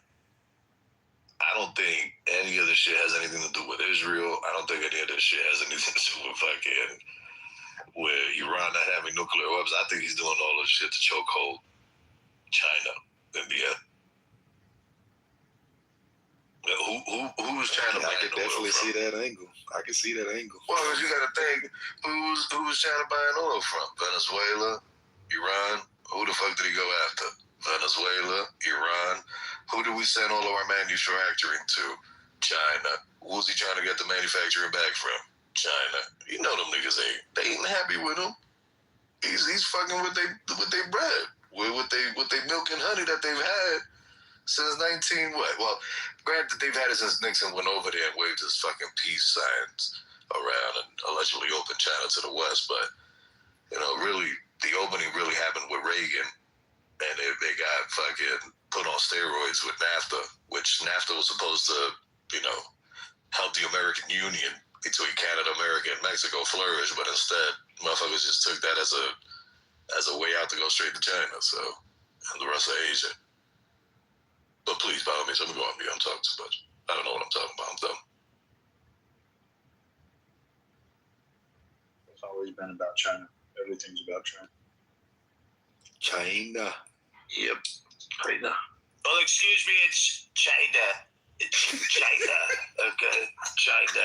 Joe, come on, you're a very high IQ individual. Okay, Joe, don't do this to me, Joe. It's China. China. It's very simple, Joe.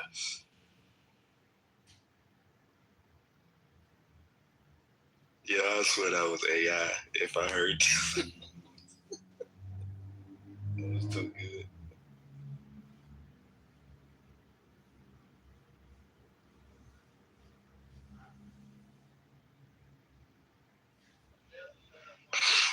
So where does this go? I mean, has there been any indictments or charges? I don't even know. Is that the next phase, or I don't even know what happens next. Oh man, you gotta think, if indictments are next, then the Civil Wars. Well, yeah, that's true too. Good point. Because you know exactly what their straw man is gonna be, what they're gonna go for. It's gonna be, this is political persecution. This is this is what he wanted all along. When in all reality, they were the ones stoking the fucking flames of all of this political persecution shit. They love to what's the word that I'm looking for? They love to project. Because lo and behold, wasn't the dossier alleging that Trump was in a hotel in Russia, getting prostitutes to pee on him, and turn around and find out it was actually Joe Biden's son who was out there taking $3.2 billion from the fucking wife of the Russian mayor, and he was the one who was actually in a hotel in Russia getting peed on by Russian prostitutes. But we're supposed to believe that it was Trump, really, who was really doing that. But then again, what the fuck do I know? I'm just a cock.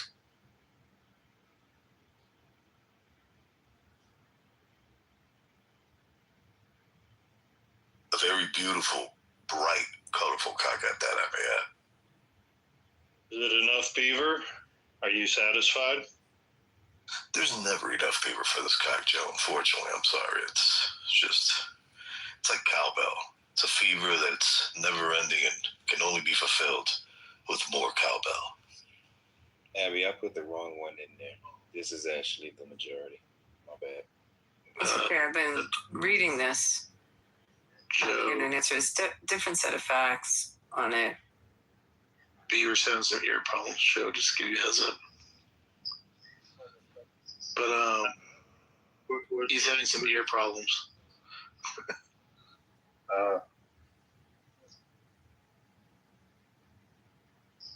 Can someone tell me what's going on with the air quality that they say something's coming out of Canada into some of the northeast fires up in Canada? Well, we have these forest fires in Canada that unfortunately, it's a clear sign that the earth is upset with us. And, trees are just self-combusting out there in the middle of nowhere. Climate change. Where are the fires in Canada? Yeah, I'm in Cleveland. Yeah, I heard Cleveland got hit really hard with it. It's like smoky as hell out here. I'm in Philly and it was smoky here, but it's like, super humid too. But I heard Cleveland has it bad. So where is it in Canada that the fires are? Do you know? Ontario. Yeah, I think it's coming down from the northern parts of Ontario.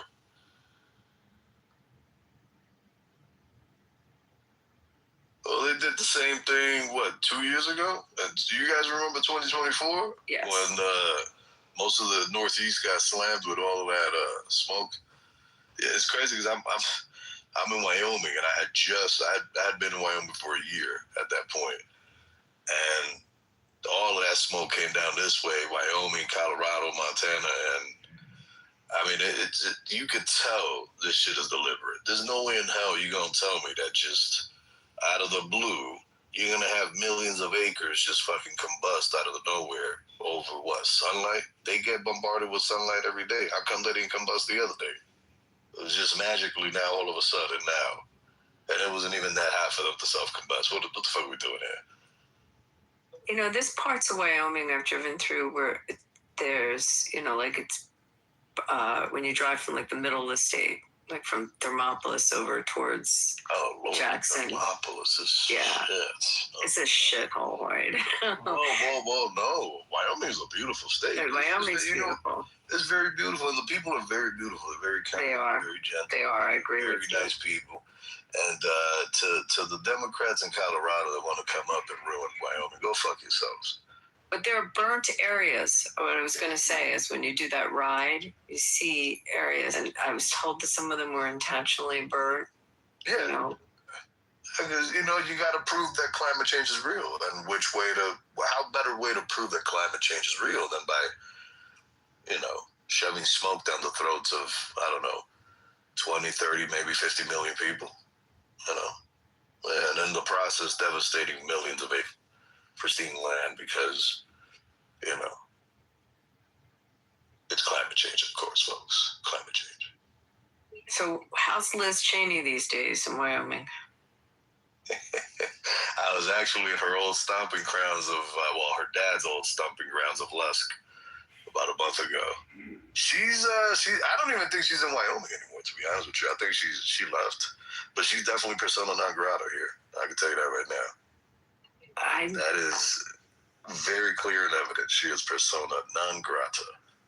I knew some Dems in Jackson that switched parties to vote in that primary to try to get her in. But there was no way she was getting back in that primary. The one thing that I went down to the GOP offices here, and it wasn't like I had, some kind of eye melting or brain melting information, but I did tell them, like, listen, I know you guys look at these electoral maps on election nights. Like, this map is getting awfully pink, and from here is gonna go purple, and from purple it'll go blue. It's like they're not heeding the warning. And I told them, I was like, if you guys think that Jackson is not capable of transmuting over to the east side of the state, eastern part of the state, you guys are absolutely lost all of your cojones. You guys have lost the plot. Democrats are making a push on Wyoming. It's only 3 electoral votes, but trust me, they're making a push on it. It's a college town too, so isn't Cheyenne? Between that and Jackson. Laramie is. Laramie. Cheyenne is the capital, but yeah, Laramie is. Is that where University is? That's where University of Wyoming is, yeah. Jackson has, so many people have moved there. During COVID, it was insane how many people moved there. Well, and they were blue people moving. And, this is the thing. Look, you want to move? Great. It's a free nation. You can move wherever the fuck you want. But let's be honest. There's a reason why the place you left is in the condition that is in. And it's because you voted this fucking way down there. And it ruined it. So why the fuck are you going to come here and vote for the same shit here? Like, Trump is absolutely 100% correct. These motherfuckers are indeed unequivocally dumb fucks. They are, in fact, Democrats. There's no way of putting it. It's that insanity. Doing the same shit over and over again and expecting a different outcome. That's what the fuck. They truly are insane. I mean, look at how normal California became. Like, if you watch the mayoral race in LA, nobody voted for a tax increase on that ballot. Bass and Pratt were in the lead. All the in-person ballots, complete opposite. What was it? 90% voted against the taxing. All of a sudden, mail-in ballots come in, and the Indian woman ends up. She took second place, right? Yeah, she took second place. But more importantly, like, this is the one where I go, there has to be something wrong. Almost all of them had an election or a selection box to increase taxes. I'm telling you, what American truly, really wishes that their taxes increase? Like, who votes for that? Who really passes that? And even under Bass's campaign, she had the most turnout for her and had the highest number of people who voted in opposition of a tax increase. So that should tell you that there is something amiss in that election system there, or that turnout, because I can't recall. I mean, in my life, I've never voted for a tax increase. I don't. Abby, have you ever voted for a tax increase? I don't think so. I don't think anybody really has. No, I cannot think of a time I voted for a tax increase. I mean, unless I'm trying to think of who I would have voted for that was in their platform. I can't. But then people like automatically say, "Oh no, you're lying about it." And but what's odd about it is all the tax increases came from the mail-in ballot portion. So I'm going to be honest. Unless you're telling me LA is filled with, I'm going to say, stupid people, I'm confused. Why would you just vote for a tax increase? Well, yeah, but why would you vote for a tax increase only through mail-in ballot? Like, why wouldn't you have that significant portion on the in-person ballots vote for a tax increase? I've never seen something so starkly contrasted before in our election system as that one thing. It's mesmerizing. And I know why. Oh, you do? Oh, you may have the answer. Maybe China did. No, I heard that, they ballot harvested the homeless. We have the largest homeless population. And I tried to say it earlier, but I think I got cut off because I was in the red zone. But yeah, we have the largest homeless population. How do you think they're going to get more money? And they went around and harvested votes from all these homeless people. It was reported on. You could find a report. I think it just came out either earlier today or yesterday. But yeah, that's exactly. Ballot harvesting is legal in California, so that answers probably more than half of your problems. Okay, so you mean to tell me that there was so many homeless, they outdid and outperformed all of the non-homeless people that, they voted for a tax increase? Like, I mean, I know you have a ton of homeless people, but I didn't think it was that many.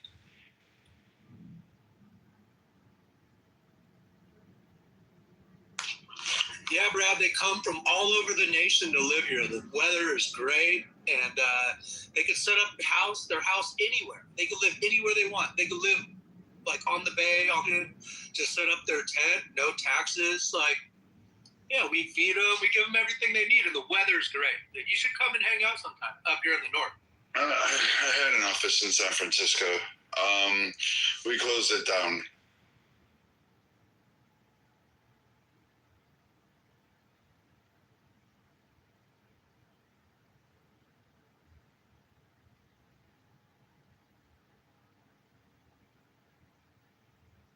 But that alone should tell you that there's something odd about our election system, and that political parties will weaponize it, utilize it, exploit it, and do it. And we have nations. We have caught nations doing it. Like, I mean, shit, Canada was known to do that for the dairy farmers over very specific policies and acts and funnel money in.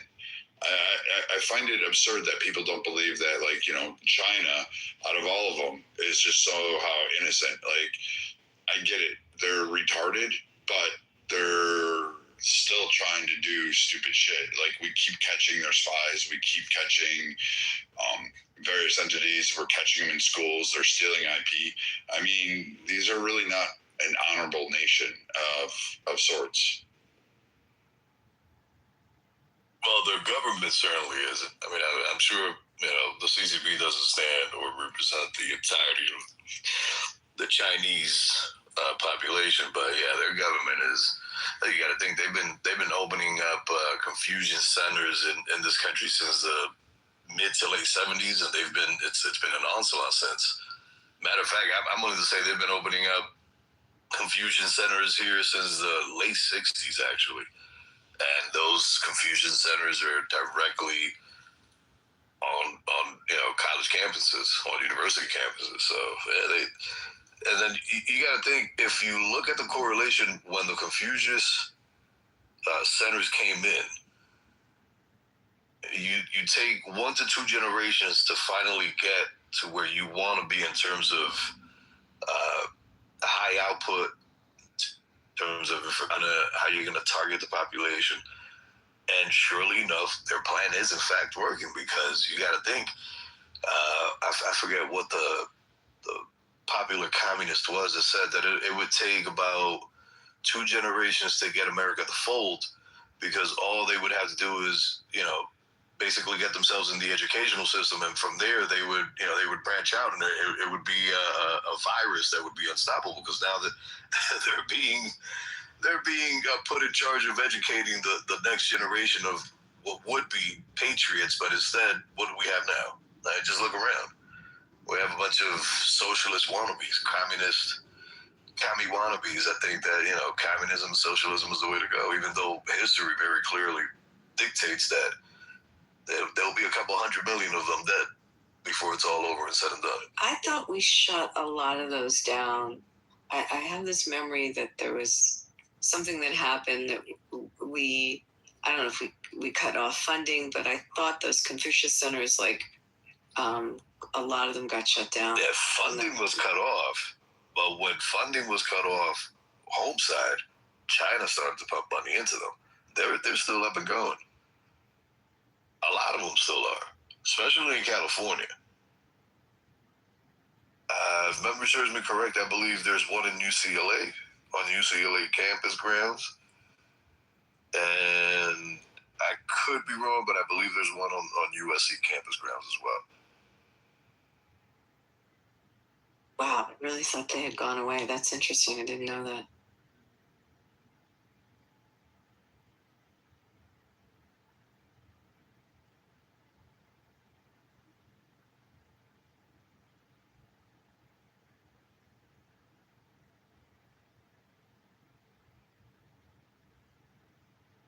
All right, so let's call it for what it is. You guys tell me if you guys would agree with this.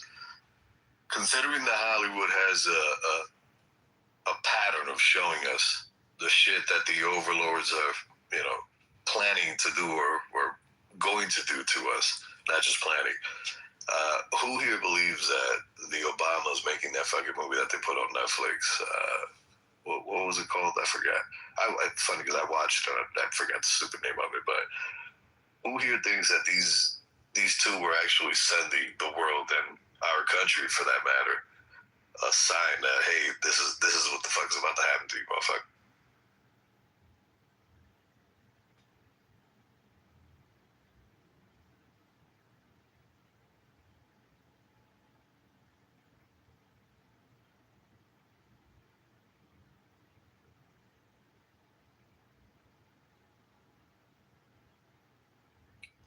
What was your question?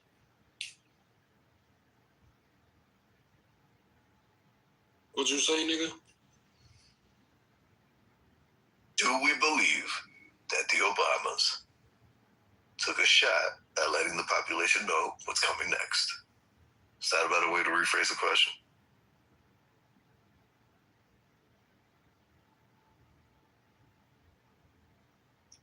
I very well. Nah, my IQ ain't the highest, gang. So I'm trying to comprehend what you're saying, man. Well, nigga, spark that shot, man. Come on. Get them brain cells stimulated. Let's go, dog. What's going on here?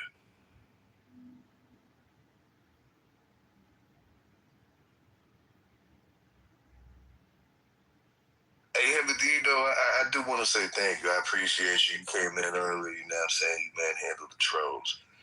You took care of business. You kept it on topic, unlike bitch-ass Matt over there who, you know, decided to give up on his job of being like a mod.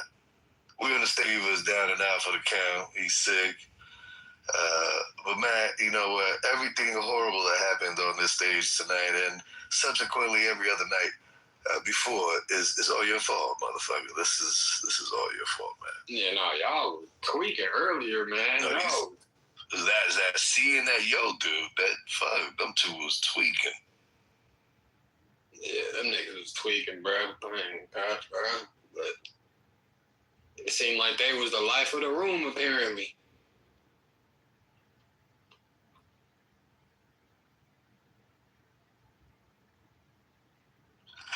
You know what it is, Timothy?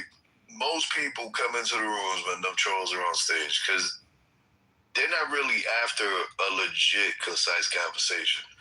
They just out for pure, explicitive, you know, entertainment. That's it. That's all they after. Hell yeah, that's Clubhouse for you, gang. Motherfucker, come in here to troll and laugh for real. And that's it. Yo, listen, I've seen rooms with trolls on stage cussing each other out, kinds of foul shit on each other's mother, and the rooms be popping, couple hundred people. Yo, the moment people start talking about money and finances and shit, you know, knowledge, dog, you start seeing them numbers dwindle. 102, 97, 86. Nigga, before you know it, you down to a small-ass room with like 23 people, and that's it. But then as soon as you bring back the fuckery, guess what happens to the cat? Oh, here they go. They come the people right back. Yup, you damn right, bro. Like, you spot on, nigga. Okay. What do you prefer? You like the smart, like, what you come here for the knowledge, just for the conversations, like? Yeah, I've been on this app since season 1, dog. I come here for the conversation. I don't come here to gallivant, to lambast. I don't come here to troll on people. I do troll on people once in a blue moon, but I come here for the conversation, which unfortunately is an art that people do not know how to engage in. Most people don't know how to engage in the art of conversation, and it's sad because they want to be part of the conversation, but they don't know how to do it. They don't know how to get their point to the finish line. Yeah, no cap. How you feel about the race topics? I'm done with it. I'm so done with it, man. That's one of the main reasons why I changed my name to COC. I was like, yo, I'm tired of this shit. I'm tired of hearing about people. I'm tired of hearing about the melanin on your skin, man. Can I hear about the content of your fucking character? Because I've been jerked. I've been fucked over by people that look just like me. By my own people. Yeah. Like, you know what I mean? Like, all of this bullshit that I hear in these rooms, like, motherfucker, white people will fuck each other over, okay, for the sake of full-blown impropriety. Like, what are we doing here? Like, now we're going to act like we don't do the same shit? Like, it's just only white people? Like, we supposed to just stand up and then also, you know, this the bullshit, brown paper bag, you know. Oh, man, you're getting off code, brother. Yeah, no, but fuck the code. Fuck the fucking code. What's the code? Happening with every nation. It's not just you or black or yellow. Or, it happens with everyone. Oh, you know what the code is. Fuck these crackers. That's the code. Fuck crackers. You know what I mean? We got to stop buying all these weeds from these Asians. You know what the code is. Yeah, that shit ain't gonna stop though, man. It ain't stopping no time soon. And we kept them race rooms, bro. That's like you said. That's where the numbers is, man. Niggas, the motherfuckers want to talk about that shit, man. But we were saying the other day, motherfuckers only talk about black racial shit. You know what I mean? I don't never hop on Clubhouse and see white racial shit. Like, it's always black. So, I've witnessed white I've witnessed white-on-white violence on this app. I will say. I mean, have you ever seen Viking? You ever seen Brad take on these white folks? But he mentioned. Have you ever hopped on Clubhouse and seen a right racist room though? Like, well, not a right racist room, a room where they're discussing about racist shit white people do. Oh yeah, you're not gonna. Man, you know that, man. Listen, dog. White people got way too many problems in their lives to be worried about fucking racism. You know, they got the bills. They got that to worry about. You know, they got little Jimmy to worry about. They got to worry about little Jimmy going down to Kensington in Florida and doing a little meth, a little crack. You know, white folk are hurting. Leave white folk alone, people. Please leave white folk the fuck alone. Let them deal with their shit. You know what I'm saying? It's their turn to just say no, okay? And we're gonna stand by, and we go in solidarity. Just say no, okay? And while they make it through this. We're just gonna leave them alone. So this guy says melatonin doesn't matter and we are all the same. So can white people say N-word? No. But that's language. That's not. Can they say N-word? Nobody should be saying the N-word, my man. No, can white people say N-word? Of course white people can say it. Why you believe nobody? Why you believe nobody? Anybody can say that, but nobody should be saying that. Period. Hold on. 1 second. Yeah, why did you mention the N-word?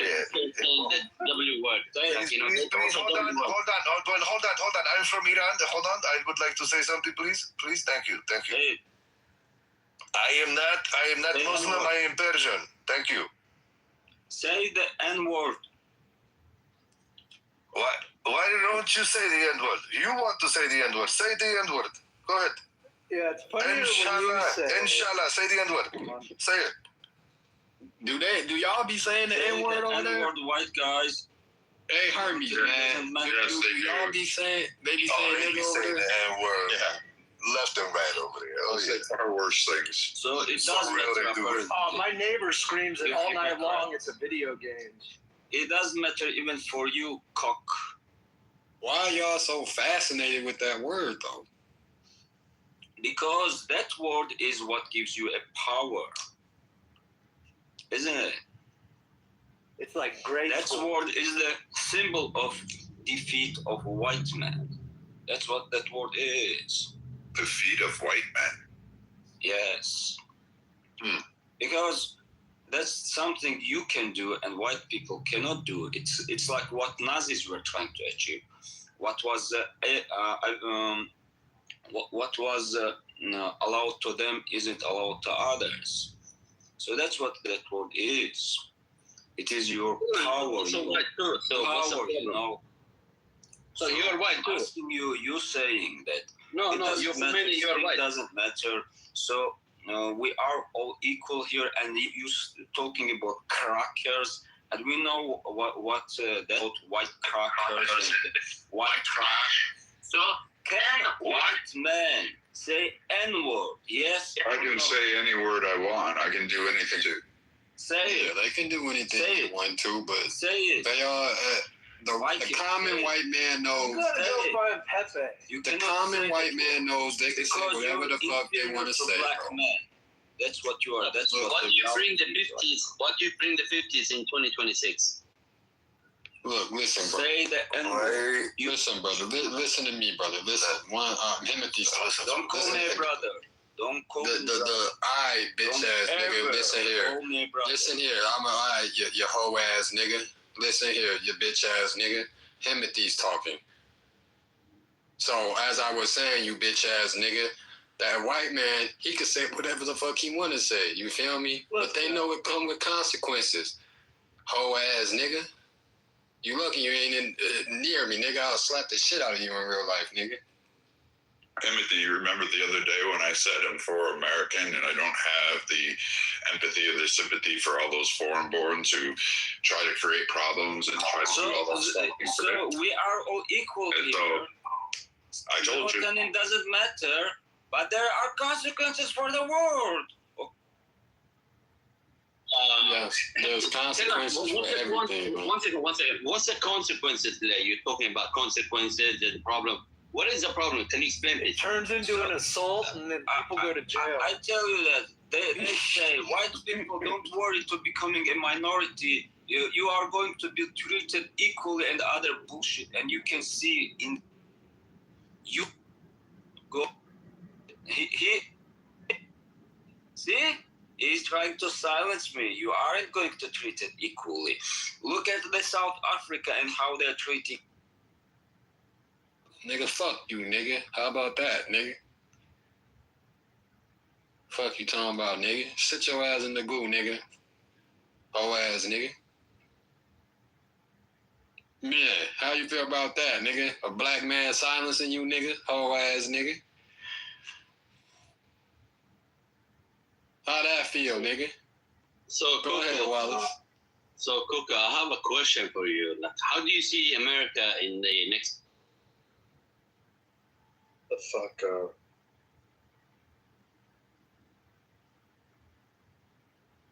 Does anybody want to speak to the topic, man? You know what I mean?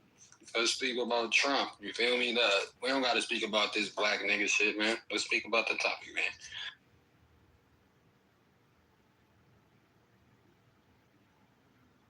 Yeah, I just been reading Twitter, a lot of the stuff that's coming out. So there is a released document showing that Trump was receiving information in his presidential daily briefs that Russia was the threat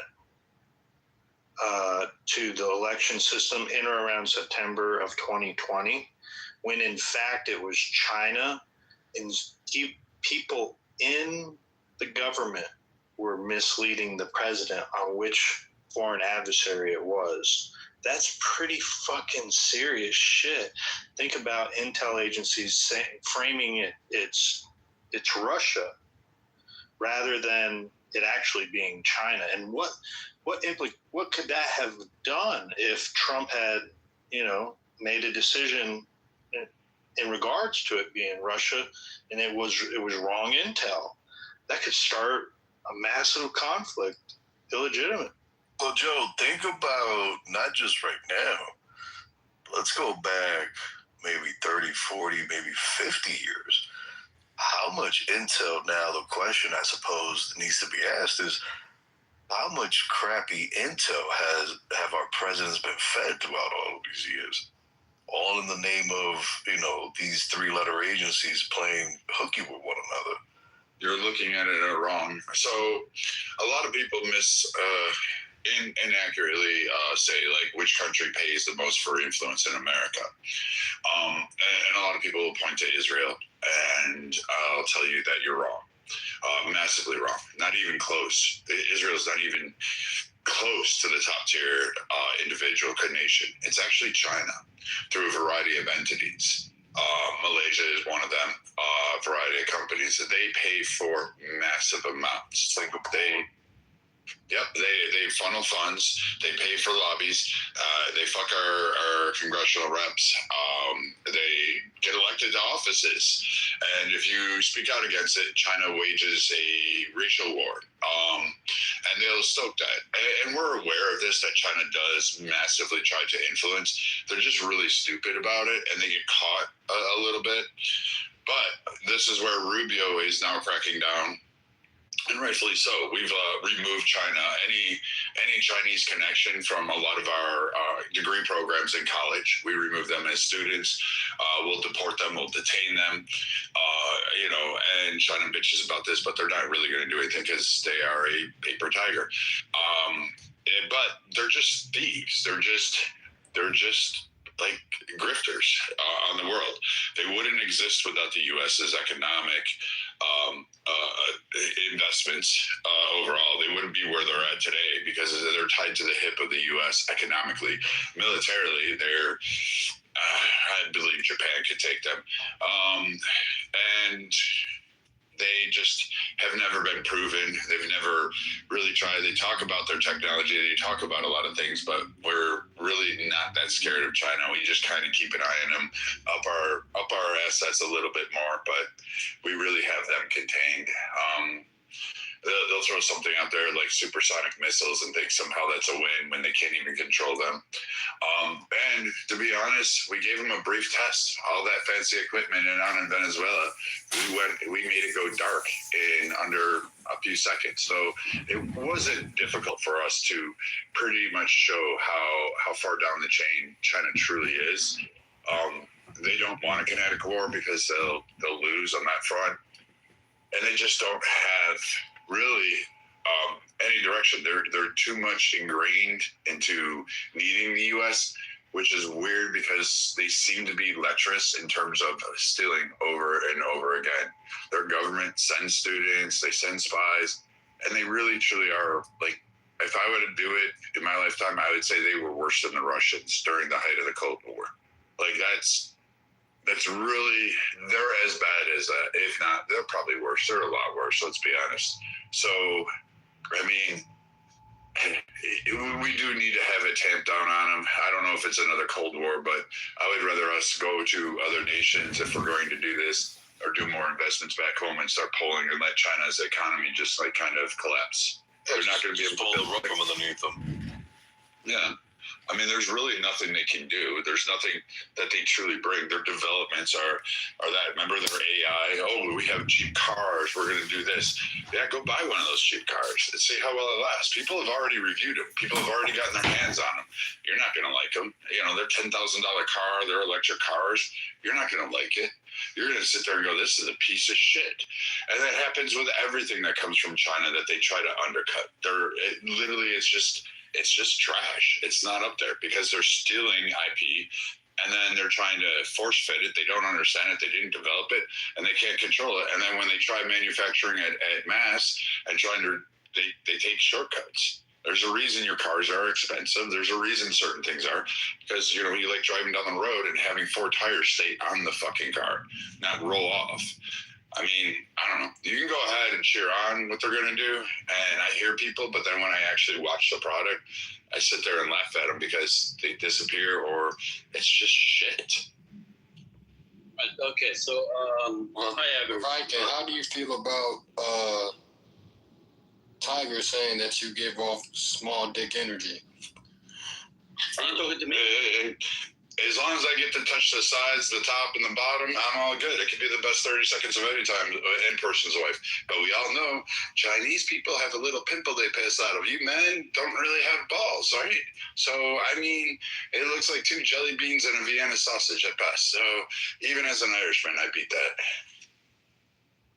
Okay, so since you talked about Go ahead, Commander. Yeah, thank you, sir. Since we talked about the China, China, they are producing mass BYD electric cars, which is failing, as well as the American cars, which is the Lincoln, I believe that the GMC Denali. That one is also shit, piece of shit. So do not talk about cars unless we make better cars than the Germans and the Japanese. That's 1. 2.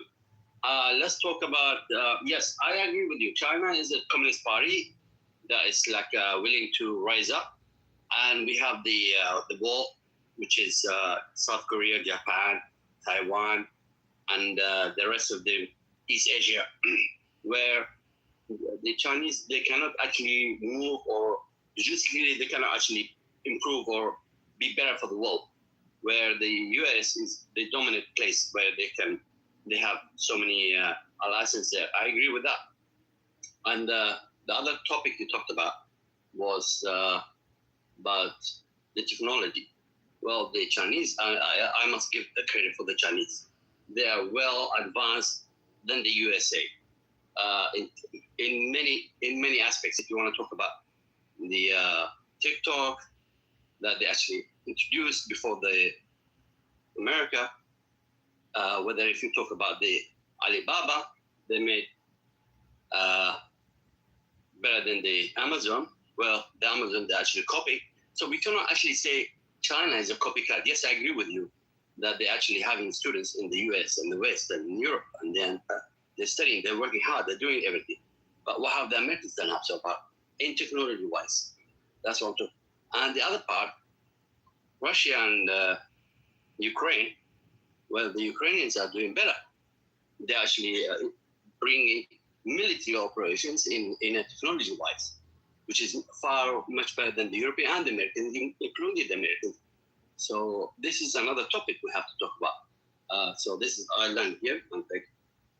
So let's go through this. So the U.S. leads the entire world. It's not even close in AI, aerospace, biotech, semiconductors, defense technologies, NVIDIA, Apple, Microsoft, OpenAI, SpaceX, like literally a plethora. We could go down this. Our military produces more high-end tech than China does in massive ways that have reshaped the world. Fuck, you got the microwave oven because of the U.S., so hats off to that. You're more on the you make shitty drones, you manufacture. That's the extent of what China has. You're a manufacturer. Your development is subpar at best. No one is craving, to go out there and say, oh, I really, really want this on that front. Now, you may throw in, it's a $10,000 price tag. You may undercut the price of the market, but then when people actually get the product, they have buyer's remorse en masse. So China is not even effective in terms of that. Japan produces more high-end tech and more development tech. And again, China steals it. Like, that's all they're known for. They steal IP, slap a box around it and say, here you go.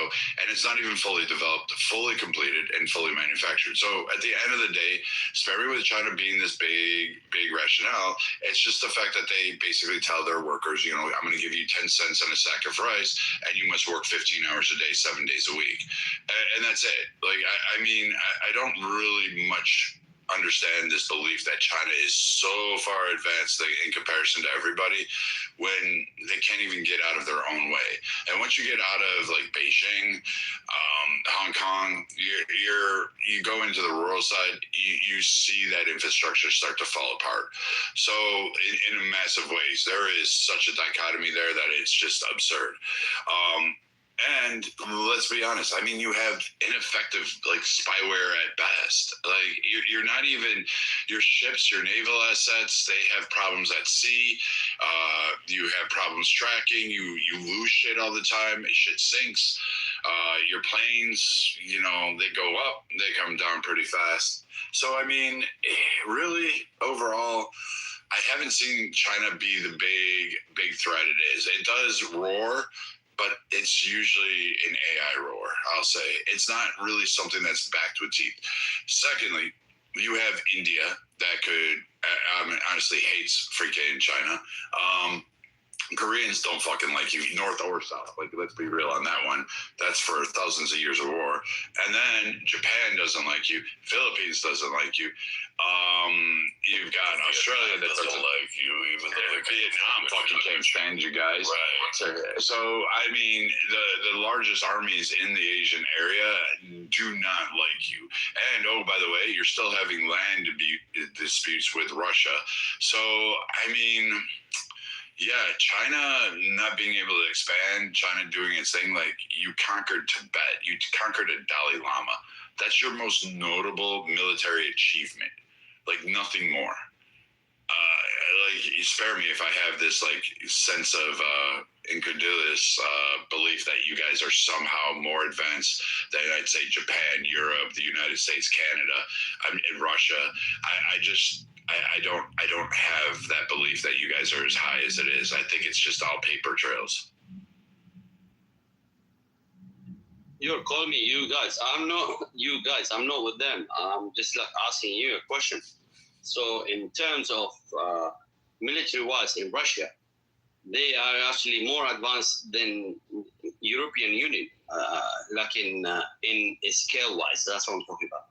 But with technology, with the less what's that called? With the less military power in Ukraine, they actually achieved it with the technology.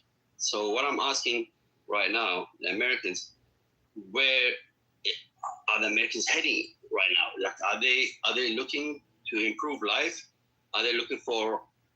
Well, if we talk about the Americans, the only thing that prospered America, that lift America up, was the immigrants. So are we pushing immigrants back? Are we saying no to Americans? I want to know. I want to understand. Wait, are we pushing Americans back? I don't understand your context. What are you trying to say? I asked a question. What lifted America up was the immigrants. The only thing that raised America up is the power of manpower from the immigrants. That's what really lifted Americans up. So what sure, if you count everybody in America, either a descendant of an immigrant or an immigrant itself, yeah, sure. But really what lifted up America at its peak, well, it's still current peak, is, and who knows if this is the peak, I'll be dead. I don't even know if this is the end of the peak of America. You have a lot of people saying, oh, it's the downfall. Oddly enough, we seem to keep advancing. But in terms of that, yeah, you can say that everybody's an immigrant. Sure, I'll give you that if you're going to put it in the overall broad historical area. But what lifted America up was an ability to recognize decisions. It's a vast land. Its ability to have numerous resources. Its ability to actually unite, oddly enough.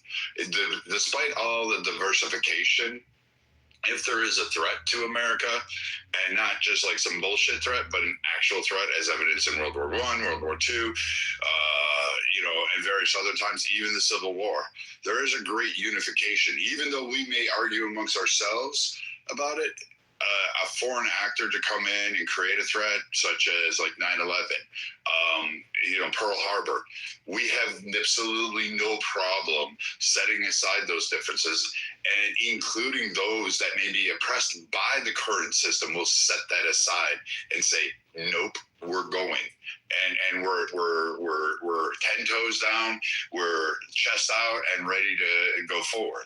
Its drive comes from the fact that women, overnight, when men had to go to war, came into the factories without complaint, without working in fucking massive conditions that you wouldn't want to do, that your ass couldn't fucking do it, and assembled tanks, bullets, made watches with radium glow so soldiers could see in the night so they could coordinate attacks, packed med kits. Even during the pandemic, you saw a unification of people actually coming together despite the overall disagreements of how to handle it, what was best. But Americans actually ended up helping each other out in a lot of ways. There were people delivering food. There were people trying to educate. Moms set aside their days and made mini schools in their neighborhoods. Fathers were out there helping neighbors like build and do things. So like America's rise in terms of like it needs its immigrants.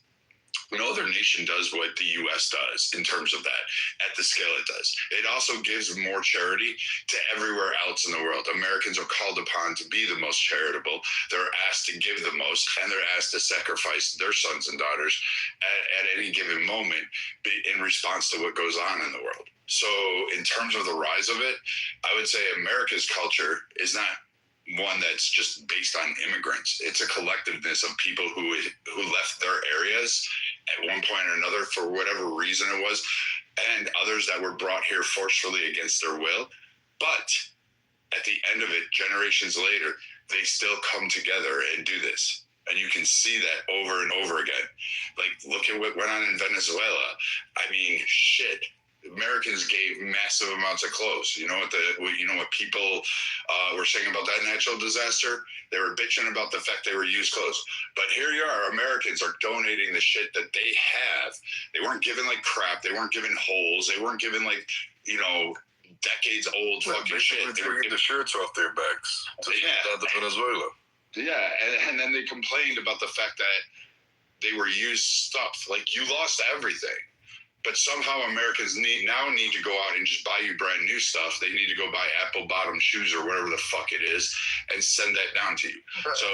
and let's not forget that America is the only country, and by all means, please, somebody correct me if I'm wrong. I'm open to that. Is the only country that on a yearly basis takes in 1 million immigrants. What other country around the world on a yearly basis takes in 1 million people? I'll wait for the answer. There's none.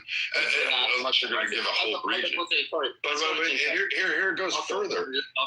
Americans ask you that you comport to American society when you immigrate here. We want you to accept and we have a problem now because we have a certain population that does immigrate here.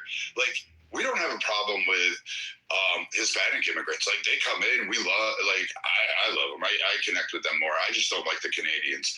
But the Mexican and most other immigrants, I don't have a problem with it. The problem comes is that when an immigrant comes in and says, hey, we want to set up a Sharia town over in Dearborn, Michigan, or in Houston, Texas. And then when the Americans, the entire population that exists in that area says, nah, we're going to pass on that shit. You get upset as you come over here. And now you call us racist, xenophobic, or whatever. And like, Americans are just kind of getting sick of it that they have to sit there and cater to your needs and your demands. And they're like, then go back fucking home. Like, why did you leave? Like, this is a big question that Americans ask you guys that are foreign born. Why do you come to America to recreate the very shit you left? You left. Thank you. And Brad, you know what's crazy? Look, I've traveled abroad. I'm sure you have. When we go abroad, if you ever notice, Americans, we are always very, very open and willing to assimilate to wherever we're at. You know, well, shit, if we go to Mexico and we don't know any Spanish, you'll catch us trying to learn Spanish. Shit, because we don't want to be. Name the last time a white woman didn't pretend she was France while being a tourist in France. Come on, trying to talk in a French accent. The point is that these folks, they come here and they want us to assimilate to them. And that's the problem that we're having in this country right now. For the first time, we have both a group of individuals that are migrating here alongside while having a domestic political party telling them, inciting them to hold on to this idea that they ought to be assimilated into rather than the other way around. When you got to think, we're the ones rolling out the red carpet for you to come here. You would think the least that you could do is learn the language, bare minimum. And there's a lot of communities that you go into where mine's one of them. I live next to the border, and Spanish is a primary spoken language. At the southern border I can speak English, and I did not enforce my beliefs on you. So what are you talking about? I don't understand. But we're not sure. But see, this is the thing. When you go to another country, they're not forcing their beliefs on you. You are forcing yourself onto those beliefs because you are making the choice to go there. No one forced you to come to America. You made that choice on your own volition. So the least that we are asking of is, look, you don't have to assimilate it to any kind of American mainstream religion or any of that. What we're asking is that, hey, pal, if our police officers fucking pull you over, the least you could possibly do is know how to read our fucking street signs, okay? And that if a police officer pulls you over, you know how to interact with them. All right. If you walk into a store, you're not lost being able to read, the English signs. Like, what are we doing? I'll leave it with this. I'm going to end it with this.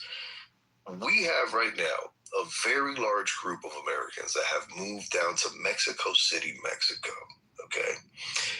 And a lot of the signs, folks, have become now bilingual signs. Sort of like how they've done to us here, because, Americans, you're so bigoted and xenophobic. How dare you have bilingual signs? So we have allowed it. Well, guess what? Down in Mexico, you know what they're doing to Americans, to the small American villages that are starting to pop up, and all the signs that are starting to pop up in English, they're tearing them down. And you know what the ones are telling the Americans? To get the fuck out their country. So why is it that the world can tell America to get the fuck out their country, but America can't tell the world to get the fuck out of their country? How does that work? Hold up. I'll answer that question. Because America, they're envying the Mexicans. They did not invest in Mexico, while the Chinese did come to Mexico and invested. Wait, hold on. That's not the point that I'm making. Wait. Hold on. That's exactly You said, wait. You said America does not invest in Mexico, that China did. China's only done that as recently. Stop here. Listen, Osama, whatever. First off, the American military, like literally the American mindset for that, bro.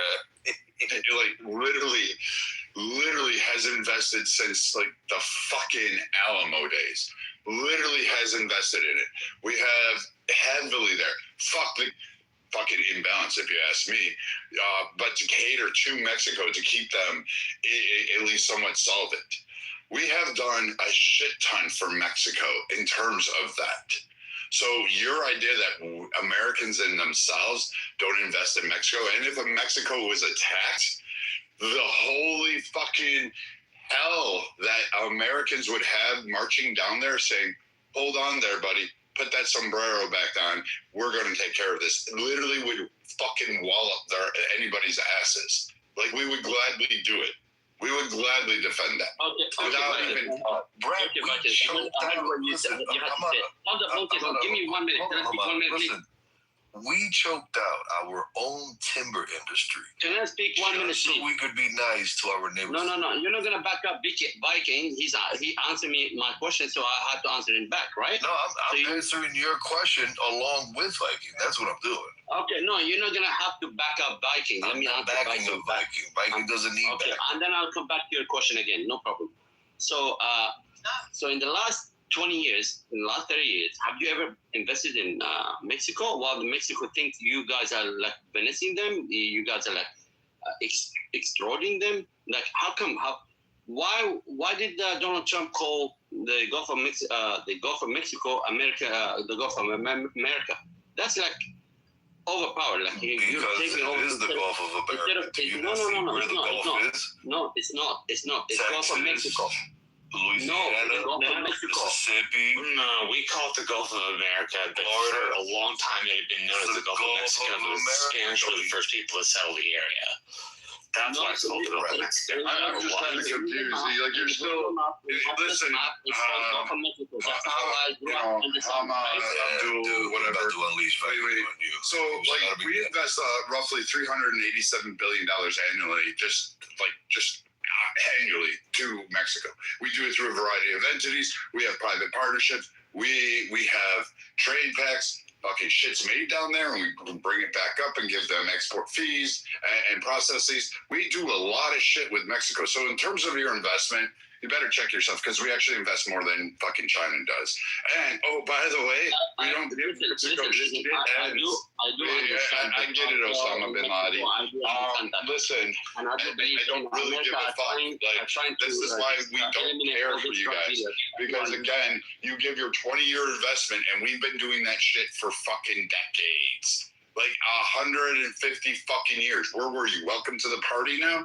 Thank you for showing up. That you're like, oh, China, they're investing great. Okay, and they still suck at it. The fucking even the Mexicans don't like their investment. They don't want their trade deals because, by the way, China kind of sucks at that whole thing. It's a little bit wonky, and the people are like, hey, these trade deals aren't really that fucking great. And their equipment sucks ass too. Yeah, no one's rushing to buy their shit. So when we look at what we have down there in Mexico, you don't get to have that. And oh, by the way, if it was so great with China, I don't see a whole lot of Taco Tuesdays in fucking China going on. I hate to tell you this. There's not a lot of taco trucks driving around there. Or correct me if I'm wrong, but I'm pretty sure there's not a huge significant Mexican population that's living in China saying, let's go celebrate Cinco de Mayo. Like, I hate to tell you this, but you're just like, again, it's this TikTok liberal. Like, you brought out TikTok as an innovation. Ooh, someone made a social media platform. Gee, where did they get that idea? Fucking Facebook? Like, I'm sorry, but you do know that. They don't celebrate Cinco de Mayo, right? You do know that, right? Oh, Mexico doesn't really celebrate Cinco de Mayo. Hold up. That's Shall we? sad. United States of America has benefited from Mexico. So, man, I get that you have to take the drunk girl home at night, but you have to bring her into the house. Can't you just go to her place? You don't even know. They don't celebrate Cinco de Mayo. And America has benefited from our relationship with Mexico, and it's a fact. dipshit. I never said we didn't benefit from it. That never came out of my mouth, you fucking crackho. Like, you said we never benefit from the migrants, right? So should we migrate to Russia and China or US? Like, we need to understand. Well, actually, we lose with the Chinese ones. We lose with you guys. It costs us a lot. I really wish we would open up. I'd rather deal with India. I'd rather deal with a lot of other nations. I would have spread that all around. I wish our business people had the foresight way back when to sit there and go, yeah, China's willing to fleece their people. They're willing to torture and do whatever the fuck it is. Like you brought up Alibaba. Where the fuck is that guy? Where did he go? Oh yeah, that's right. He had a lobotomy, right? Jack Ma? Yeah, made him disappear real quick when he right? Do so. Yeah, so I mean, just to kind of go through your little rant there, like nothing you understand. No, shows China that's like some big threat that I have to worry about. To USA or should we migrate to China? Like you tell me. No, I don't want you to migrate here. I want you to stay wherever the fuck your mother is. Right. So we should migrate to China then. Oh, exactly right. Thank you. Hold on. Put a 1 in the chat if Brad was cooking. Put a 2 in the chat if he was not cooking.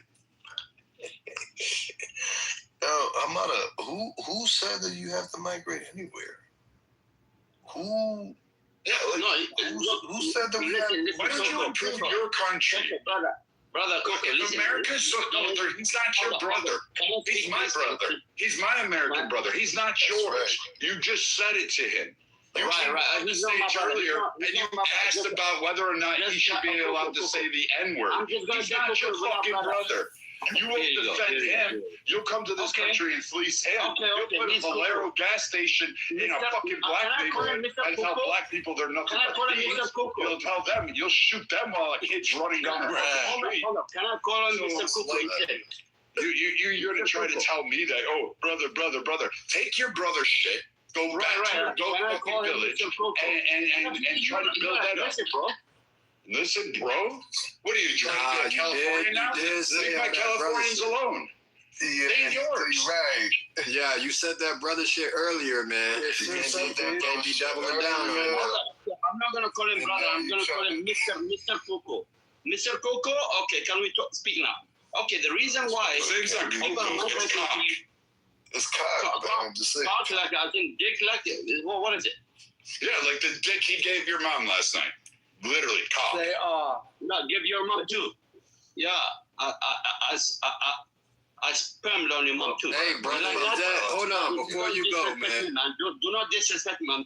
Hold on, man. First of all, he could say what he want to say. If you want to disrespect him, go ahead. But 2, is that you and your PTR, sir? Oh, now you quiet? You don't got nothing to say? No, I was asking Mr. Coco. Is that you and your PTR, sir? He's in Canada. Not me. Yeah, is that you? He's in Canada. Okay, yes, it's me. Okay, go ahead, man. He's in Canada. So you're what's your name again? That building's in Ottawa. Ravi, he's, I know Ravi, I know him a long time ago. And what did you have for dinner tonight? I had clam and lady fingers. Nice. What's the last movie you saw? Well, is this an interview? Yeah, talking to Mr. Coco. I'm talking to Mr. Coco, and you are interviewing me here right now. Well, go ahead and speak, man. I said you can speak, nigga. As DJ is speaking to you, turn on the flashlight on your phone and face it straight to your face, and let DJ ask the question.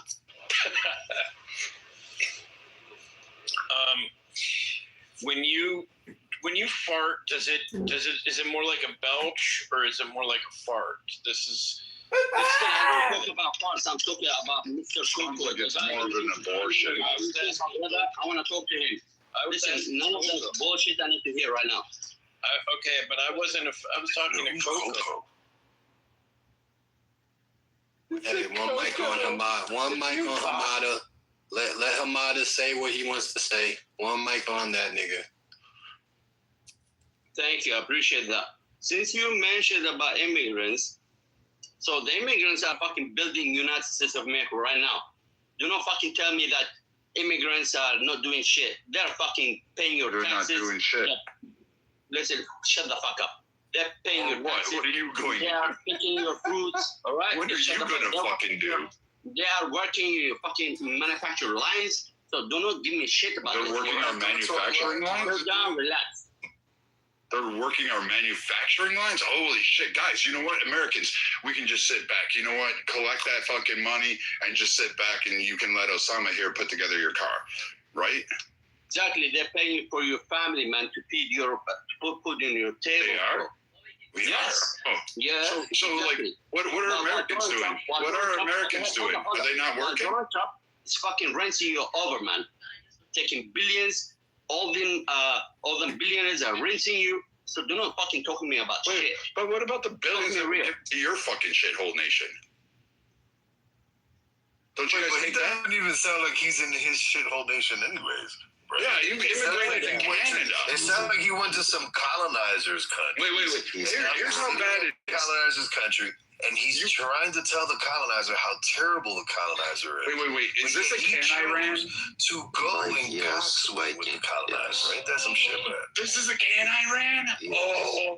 Yes. I just nutted. So this is a can I ran. So this is an Iranian man that ran to Canada.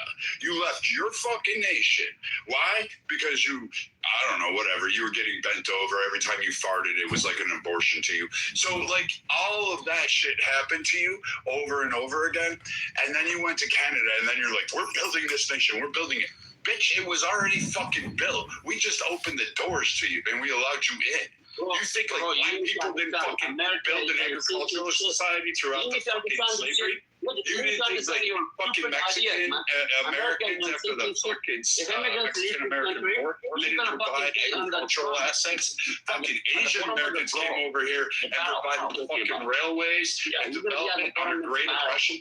You can't say pretty much every demographic except for the English had to fucking suffer. They are the ones that built it.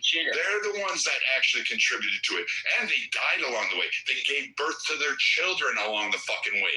They fucking endured slavery, fucking Jim Crow, segregation, fucking economic hardships, natural disasters, a dust bowl where a government left them alone. They still suffered. And you know what Americans still do? Every time something bad happens, they don't run from danger, bitch boy, like you did. They didn't run to fucking Canada. They ran to the fucking danger. And they served it up. Black, white, Asian, Hispanic, fucking it didn't matter to them. They consistently do that over and over again. So listen here, Muslim Karen, you should go back to Iran, go build up your fucking country instead of coming into Canada and fucking up theirs. But why are you mad? I get it. You know, they have good maple syrup. But at the end of the day, Shalom, Goyam. Hamada, brother. You need to go ahead and get some reinforcements, man. They cooking your ass in this bitch, bro. Go get your Iranian brothers. Bring them back in this bitch, man. Excuse me.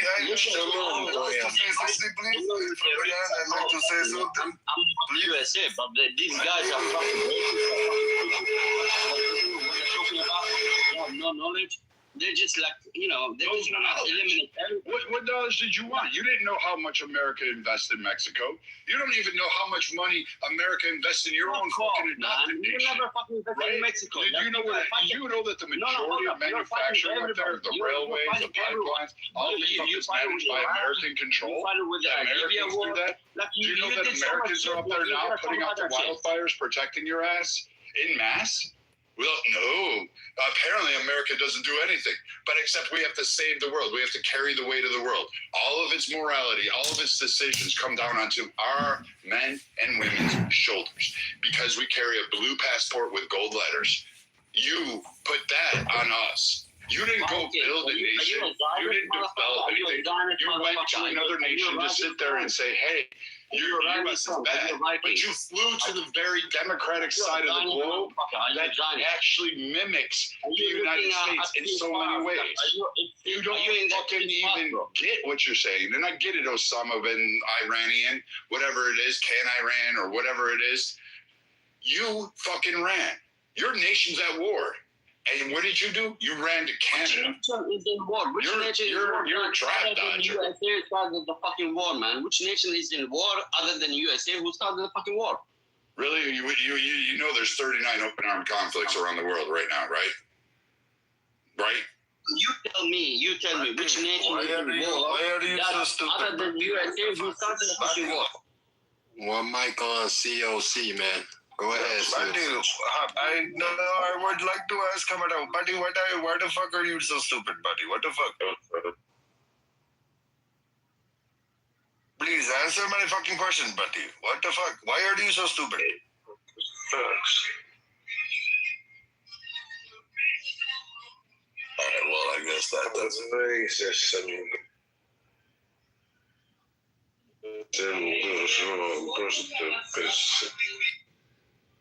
this motherfucker drunk. Yeah, the guy is in Matrix, man. So what are we talking about right now? Buddy, what the fuck are you talking about, buddy? What you were asking him something about if he's a what?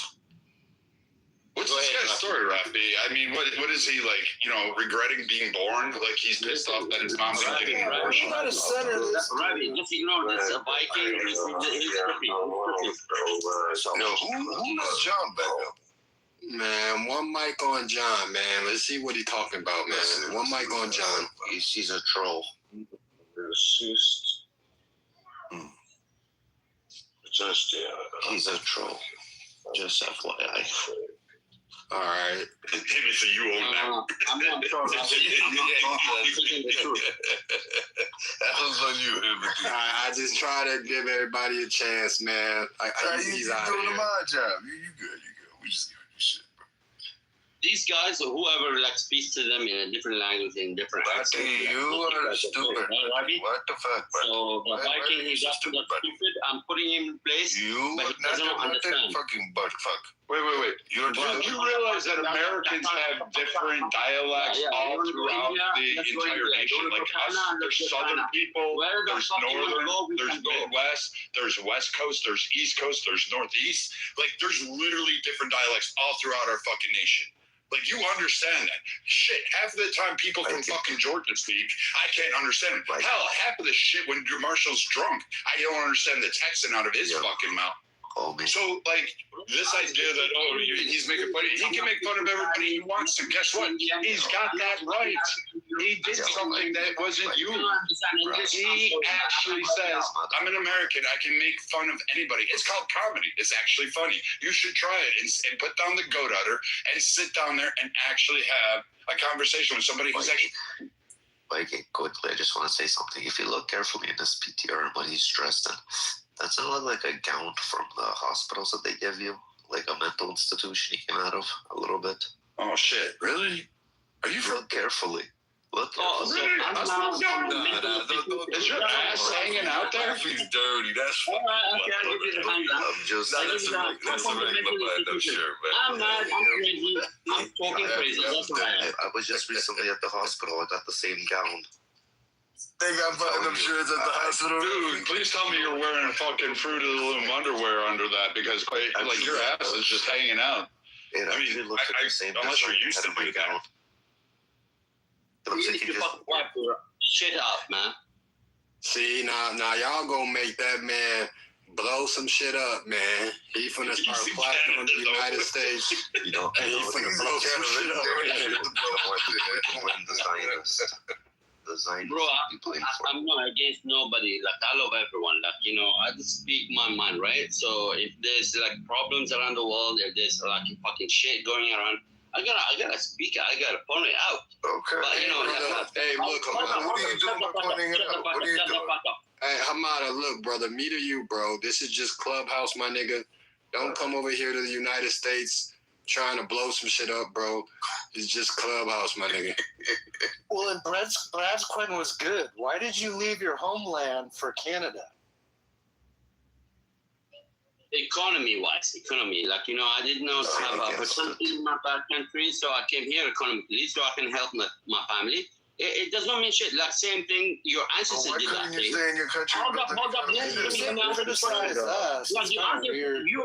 the question, I'm answering the question. So, That's same thing. brother. Hold up. Same thing, like your father did that same thing, like everybody else. It's the same shit. So, what's the problem now? It's no problem. It's a trade-off. Hold on. Economy, you come for the economy, right? So you have to deal with some other things that you may not like. But maybe 1 second. But is it better than where you came from?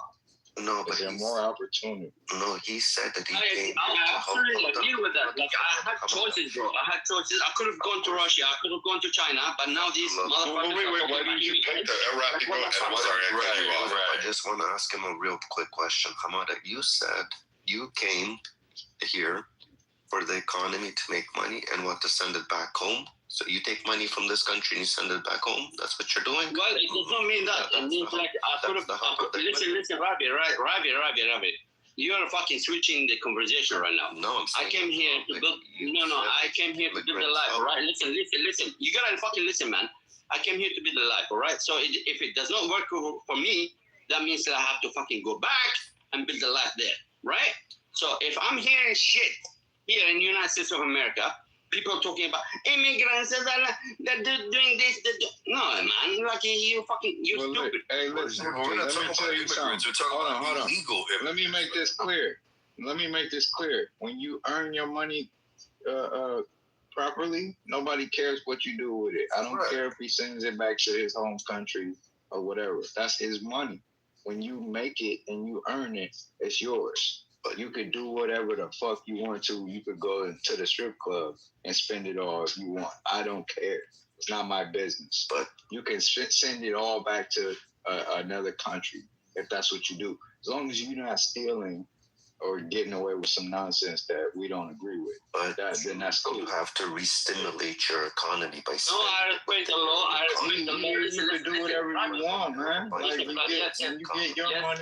Yes, I make my money. I make my money. I respect the law. Nobody's going to say nothing. Law. I do my money. I respect the law. I'm not in drugs. I'm nothing. I'm doing legit. Everything is white, clean. Like, you know, I do my work. I do everything. I respect everyone. Then, man. That's cool then. Listen, I respect all religions. Cool. I respect all religions, man. Even they talk about politics, they talk about religion. No, I respect everyone, man. I have no problem with nobody. So but you know, that's it. So what's your problem then? You got a problem with something? Like, you know, my problem was. Let's just go back to Vikings. There's none in Canada. Yeah. My topic was let's just go back to Viking. He's saying like immigrants are coming, taking your job, blah blah. Like, you know, they can fucking work hard, man. They're fucking sitting their ass on laptops and computers, bro. Like, we are doing the hard work here right now. Like, we are the fucking blue collars, and these white collars fucking bitching about blue collars. Can you fucking mind that shit? Wait, you're not doing the blue collar. Wait, hold on. Listen, hold on, there's too much focus on who's doing the work, right? You can't just look at a person and say, that's a blue collar, that's white collar, that's this, that's that, right? I know some motherfuckers that make really good money in the trade. Okay? Doing plumbing, doing different things in construction. Stop acting like when you see $100,000 truck pull up, most people don't recognize it. Okay, stop acting like people in the trades not making money. Okay, so first of all, let's get this shit straight. Well, hold on a moment. So respect needs to be given to everyone, anybody that's working and earning this shit honestly, right? So we can talk about this. First off, you're not coming over here taking the blue collar jobs. Your asses aren't. He's not taking shit. Hey, hold on, dude. I'm gonna finish, dude. Chill. You went to Canada, so you're not in America, like even taking one of the jobs. And when they bitch about, hey, immigrants, no one's bitching about legal immigrants. In fact, we kind of like them. We like people coming over here directly, going through the process, giving their allegiance to America and being part of our society, blending in with our various cultures that exist throughout the United States. We actually like that shit. We enjoy that. Fuck, we have pizza. We love that shit. Thank you, Italians. We like fucking hot dogs at ball games. Thank you, Germans. We like chicken. We like gumbo. We like all of this shit all over. We have foods from all over. Half of the people in Texas eat jalapenos with absolutely every fucking thing they touch. Hats off Mexicans. So, like, this idea that somehow we don't like immigrants or like that, the path is twat waffles like you who come over here and then want part of the system, take the social safety nets that were provided for the American citizens that were supposed to be dedicated to the American citizens that are there by the government, and then you claim to have a piece of that pie, that you're owed that. When you set foot on this country yesterday, and somehow or another you put yourself above that, then you move into communities and say, the rest of the people that lived in that community need to exit that community. And you tell them that as evidence in St. Paul, Dearborn, Michigan, parts of Houston, parts of Texas, California, Washington State, Ohio, DC. You continuously do this and then call us xenophobic and then racist and all that other shit. Because again, it's proof positive that you came to Canada and then said you're the integral part to the Canadian system, when in fact you're really not. Those that can come here and actually contribute, they don't sit there and say they're the vital link, because literally everybody in America does it. 2% of our nation feeds the entire 98%. Literally that. We have 2% of our population that's so badass, they feed the entire rest of us. So before you go down that pathway about who does what, you better check yourself, because you clearly don't know how America works or what its systems or what the people are like. You go fucking pick the plants in the farm, right? In Arkansas and Nebraska. You go and fucking pick the plants in Nebraska. I'm sorry, I don't speak Iran. Can somebody translate this shit? He says something about Nebraska and Arkansas. No, he might have gave it to you. He gave it to you raw. You can't pronounce Arkansas and Nebraska. He might have gave it to you in a way that you think it's hard. Nebraska and Arkansas. Kansas or Arkansas. He told you raw and unfiltered, man. Exactly what it is. All right, you're not. All right. Yeah, idiots. If you can stay on mute until you fix your mic. You're just a little muffled there. So, Brad, do you think you're 2% material? What? Did he say he's 2% material? I'm the 2%. You're the 98%, Brad. You're the 2%? You're the 2%? We know who you are. Like you act like you're some fucking like little quizzical guy, but you've been on here for 4 years, and we all know about what you do. You're just like one of those paid fucking social media guys from fucking China or whatever that sits there and goes on social media apps, and that's your job. I'm glad you got a job. Hats off. Thank Mark Zuckerberg for creating Facebook and the wave of social media that we have. Is this CCP? He's not. Is this the Chinese? Is this the Chinese Communist Party? CCP. Hey, Tiger, brother, answer this question for you, man. Why is this stereotype? Well, it may not be a stereotype, but why is it that people believe that Chinese food be having, rats in they shit, and y'all be just dirty as hell, bro? Is that something with China? Chinese people are fucking evil, man. He's got mute Hamda. It wasn't to you. You know what? No, that wasn't to you, Hamda. That was a serious question. I want Tiger to answer that question, because with their culture, with Chinese food, it's y'all, so I want to hear it from a Chinese nigga. I said because barbarians do not understand culture. Nice. Can I ask a question for him? Let me ask a quick question for him. What Chinese do to the Muslims there? How are the Uyghurs? Wait, aren't all of you like... How are the Uyghurs there? Wait. It's Uyghurs. Uyghurs? Sorry, Uyghurs. Yeah. How are the Uyghurs there?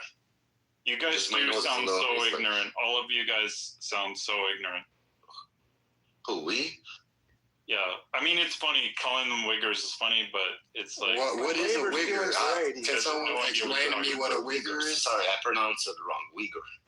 A Uyghur? What is a Uyghur? It's the Muslim concentration camps that are re-education camps in China en masse for every Muslim they capture. They have like millions of them.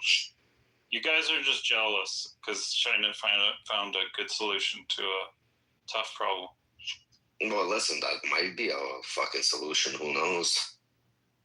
But like, it's like the final solution, isn't it?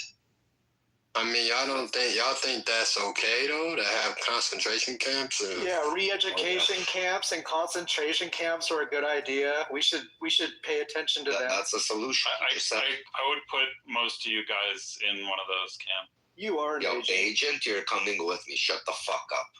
Okay. I wish you the best of luck on I wouldn't put Rafi in, actually. Why can't I go there? Worth re-educating. I mean, if you want to go. I want to go. You with you. They teach you Mandarin in these schools, by the way, and I kind of need that, to be honest. But I'm kind of confused about two things. One, you've got the Chinese guy up here saying like it's the final solution. That's kind of creepy in of itself. Whatever. You guys will probably fuck that one up too. And then you had Humdingerlingalingy sitting there going like literally 10 minutes ago caping for China and about how great it was. And then he's like, the Chinese people are the dirtiest people in the world. Fuck them, fuck that. Like, dude, pick a lane and stick with it. Like, I hate people like you. You flip flop so fucking much that is so fucking weird. Like, put that diaper back on and fucking hold it. Technology-wise, all right? Listen, let me talk. Wait, you're on an American app in America that is fucking designed on a phone, probably built by, designed in America, fucking manufactured overseas in China, but you're going to sit there and tell me that, oh, hey, I need to let you talk like, fuck you. You ain't a U.S. citizen. I don't have to give you fucking shit. Except for the back of my hand and put you back in your place. Yo, guys, just want to say something real quick. Good night. It was fun. Continue ripping them another asshole Viking. I always love hearing this. Nice. Good night, guys. Be safe. Okay, let me get back to the Vikings, all right? Listen, the Chinese people are way advanced than the Americans. You gotta fucking understand this shit. If you don't understand that shit, that means you're fucking stupid in the fucking barrel of the United States of America. Okay, dipshit. Tell me how China is so advanced. Do not interrupt, bro. Please, give me a chance to speak. I gave you fucking 5 minutes to speak. I didn't know fucking interrupt you. I don't care. You act like you have rights. You're Canadian. You're not American. What the fuck? What are we talking about? Are we in the fucking NATO or not? Are we in the fucking NATO? Are we in the NATO? Are you NATO or are you a NATO member or not? About what? Are you a member of the NATO or not? So dumb, guys. This is so dumb. NATO? Both of you guys should go down. Right, okay, so shut the fuck up and listen to me. Hey, do you really want me to turn on to you? No, listen. Are you a member of the NATO? I just want to know. Is America a member of the NATO or the fucking someone else? We run NATO. We own that shit. It's ours. No. We're the landlord. We're the fucking. No, you don't own shit. No. You do not fucking own shit. It's not our nukes over in Europe. It's not our military bases over there. It's not our navy. You are a member. You do not own shit. Germany. What the fuck are we talking about?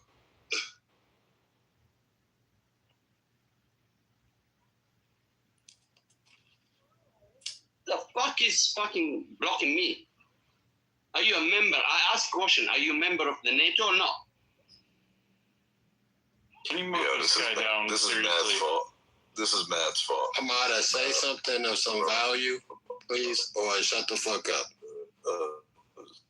I asked a question, right? We don't care about that, man. We don't care. What about your question, man? All right, you do not care. Okay, let's move to the next topic. Okay, go ahead. You already pointed it out, man. You said that China was this almighty glorious power, and then in the same breath you turn around and say the fucking China's dirty and that China sucks. Which was it going to be? Answer Vikings' question.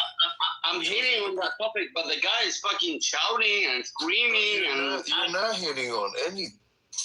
Okay. Let's go back to the topic. So, let me make you guys understand. Okay, the Chinese people are way advanced as Americans in technology. Who's speaking right now? Wait, hold on, Agent. Okay, how is China?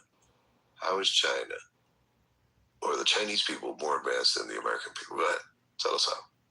I want to hear this. Thank you very much, Mr. Coco. Mr. Coco, I'm not going to say brother, but I'm going to say Mr. Coco. Okay, the way the Chinese people are way more advanced than Americans by the technology, the way they understand, they sent all their students into the universities of America and Europe, including Europe too, right?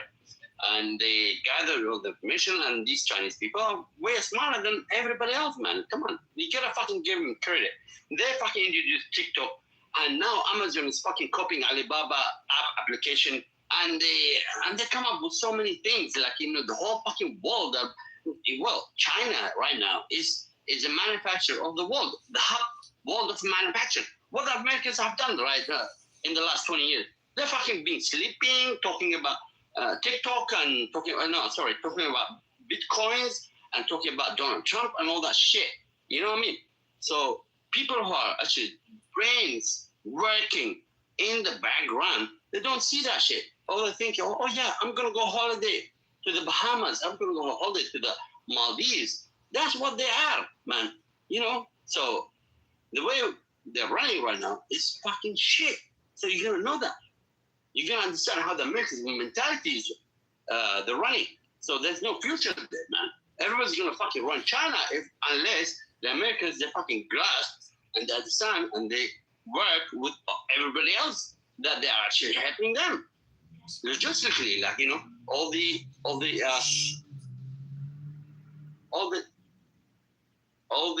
channels. All right, great. That was good. Can we have like 10 minutes? I mean, he's not wrong, but could we have 10 minutes not hearing from him anymore? Please.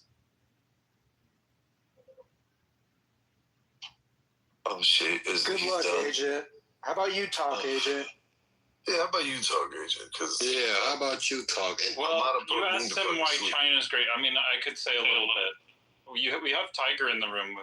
You know, he's really the expert. No, you came off my nigga. So how about you say some shit, nigga? I'm just exhausted. I was gonna leave the room if the retards kept speaking. No, but nigga, then get your ass, then leave, nigga. You ain't nobody special, nigga. Sassy ass.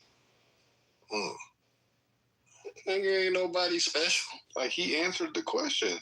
I'm just trying to help the flow of No, and you responded in a sassy way. So let me get this straight. So Chinese people are more advanced than Americans because the Chinese send some of their kids to you, because we do understand that it's not all of 1 fucking billion people in China going to fucking universities, okay?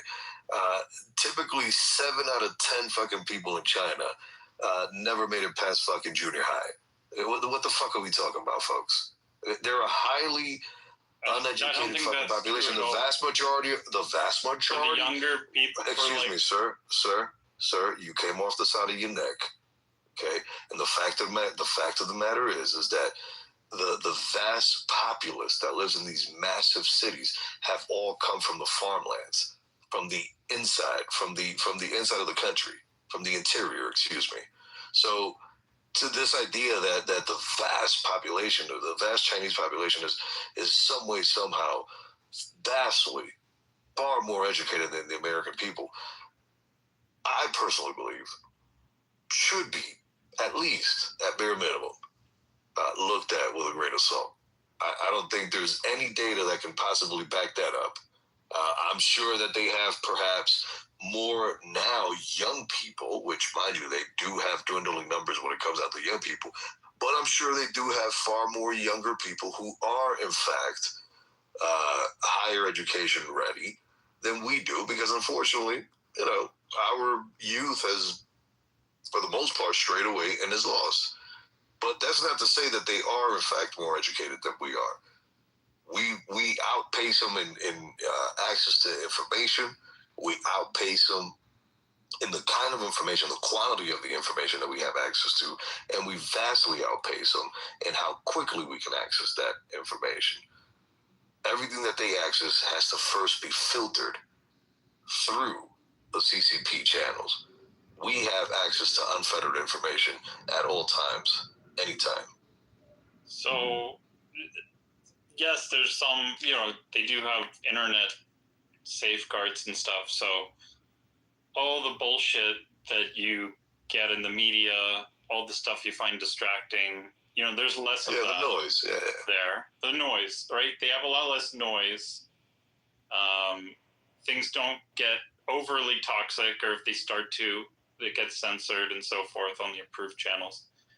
And this does serve, this is a different value set, so you can argue about that. It's fair to have an argument about that, but it does, I think, serve actually to create a more harmonious, a more unified population that is a little more interested in actually like advancing society, building a society that works, constantly improving infrastructure, the economy, standard of living, technology. These are the sorts of things that I think Chinese generally are interested in contrast to the average American who you guys think are so great.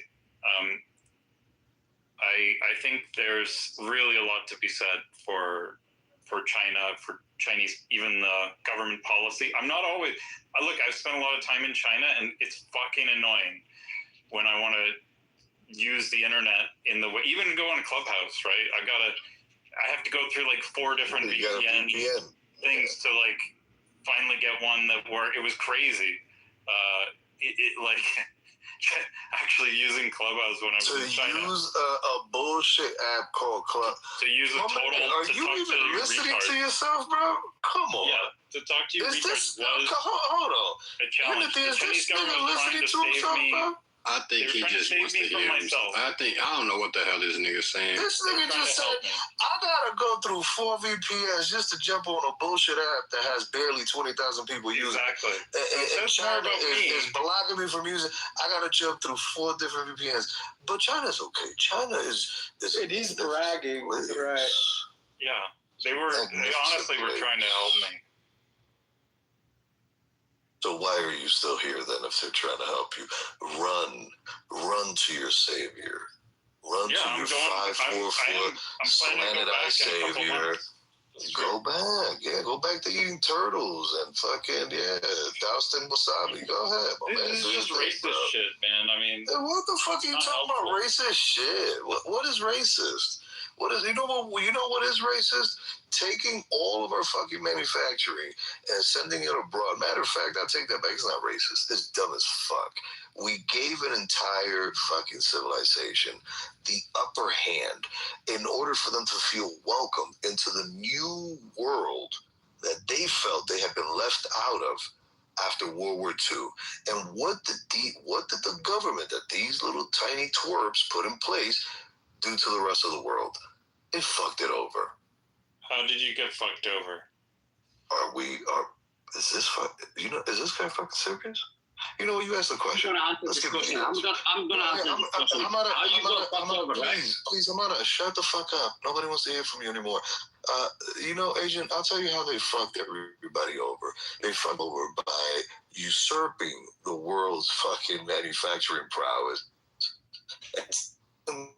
World that unless they wanted to die, they had to depend on Trump. Everybody think globalization was a fucking pile of bullshit because everybody had to depend on one country to fucking pump everything out. So, more importantly, let's just look at what China does with companies like ZTE and Huawei. They go in and they spy on everybody and their mother. Our country doesn't do that. We bring in our multinationals, we plant our shit down, and don't get me wrong, once in a blue moon, it is found that, one or maybe 2, maybe 3 or 4 3-letter agencies got in there, and, but for the most part, we don't behave. You don't sound and even is he breaking up or is it me? You're in the matrix, bro. You're in the matrix. Oh, thank you. Hold on. Let me fix that. Let me stick my cock a little bit further out. Hold on. I'm not exactly sure what he's saying. But the whole, yes, they're manufacturing, screwing everyone by doing a really good job at manufacturing stuff. It's like, I do think, let me just finish, Hamza. Yeah. yes, I think the U.S. should have done a better job protecting some of its industrial capacity, and that was an internal failure by the U.S. not to have those policies, but to be pissed off at China for just doing a really good job building stuff is, I think, misplaced resentment. Can you guys hear me now? Because I fully extended my that's what they're trying to instruct. I'm out of Yeah, we can hear you, buddy. Okay, thank you, Wallace. Please don't buddy me. Thank you. Agent, so first and foremost, the manufacturing that comes out of China is subpar at best. And we all know this because, unfortunately, America over the last 30 years has been turned into a consumering whore. We are forced to go back to companies like Walmart and Target to continue to buy the same fucking good that should have lasted us more than 2 months. More importantly, when you look at China, from an infrastructure standpoint, let's see, they have bridges that fall apart. We have bridges that fall apart because they're old as fuck. They have brand new bridges that are falling apart because their engineering fucking blows. They have empty cities with tons of empty buildings that they are now being forced to bring back down because nobody wants to move in them. Because why? Oh, the buildings are defective and they could possibly fall and crumble on top of you while you sleep. Let's see, what else? Dams that they build. The dams, they have this massive dam that they stand by. It's this massive thing. But unfortunately, guess what? That dam has massive structural failure problems. How many dams in the U.S. do you know of outside of the... Name one. I can name one major one, a major dam in the U.S. that's failed miserably. That is old as fuck. It was built during your great-grandparents' fucking youth. Okay? Stop it. Hold on. I want to hear the one that she's mentioned. What is it? Go ahead. Well, I keep being muted by the moderator. So I guess if somebody doesn't like something that someone else has to say, you'll just get muted? Is that how this room works? What the fuck, bitch?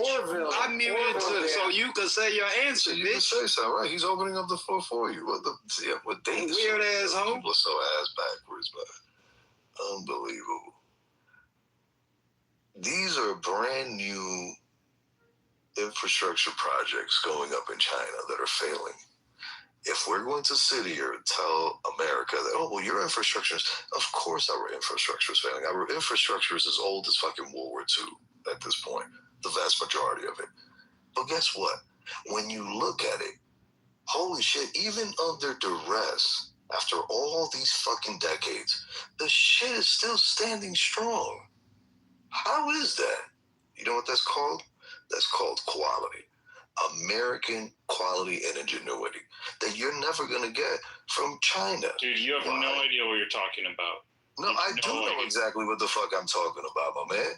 The fact of the matter is that Hong Kong was built off the back of the of the British pound and the American dollar, and then China eventually not only was provided with all of the manufacturing wherewithal, it was also allowed to just simply waltz into the WTO while everybody else had to fucking work their way into the WTO. So no, spare me for not fucking dropping a tear for the cocksuckers over at the CCP who were handed hand over fist the world for them to fuck over. Please, spare.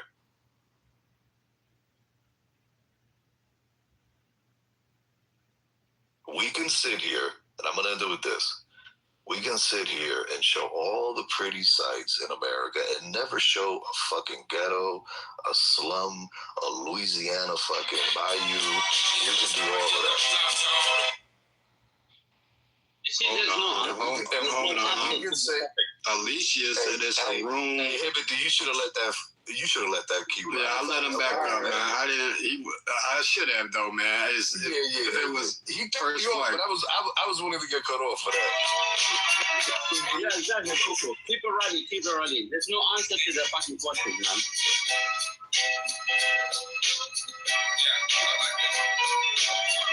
I'm sorry, Miss Jackson. Ooh, I am for real. Never meant to make your daughter cry. I apologize a trillion times. I'm sorry, Miss Jackson.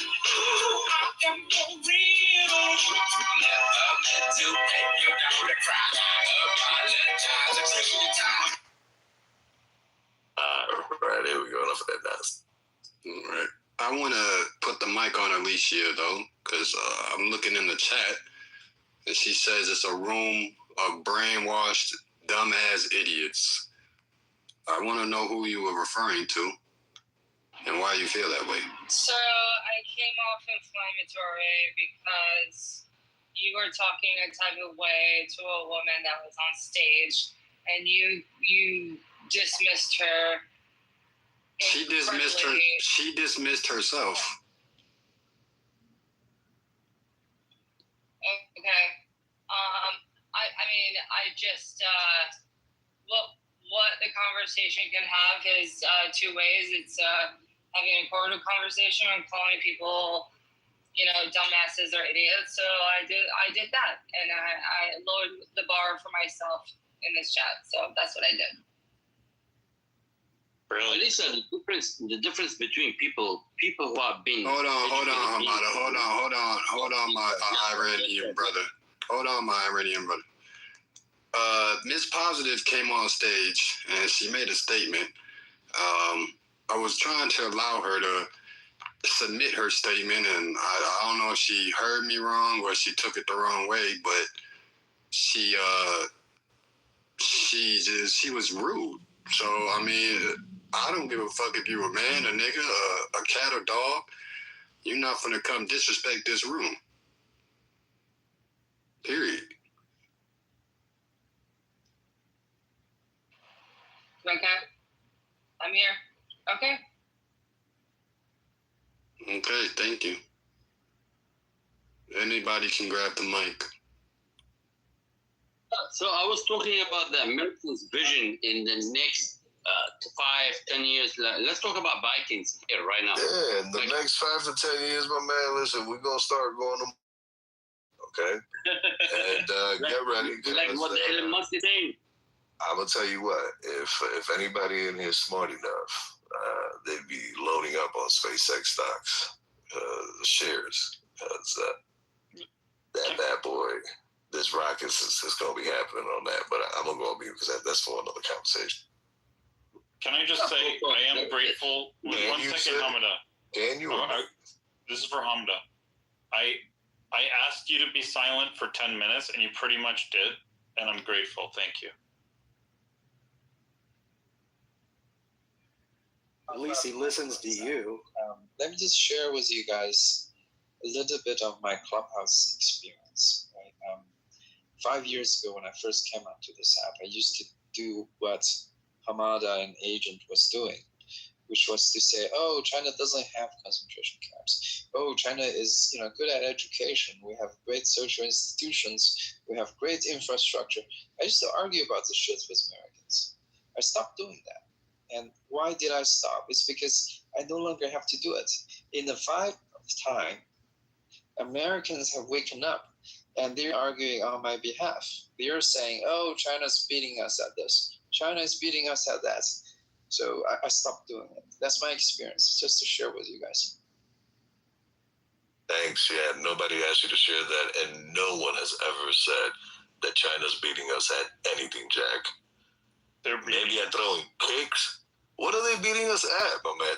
They are literally a copy and paste civilization. The modern version of China, Tiger, the modern version of China is a copy and paste that they stole from the Western Hemisphere. Let's cut the bullshit out.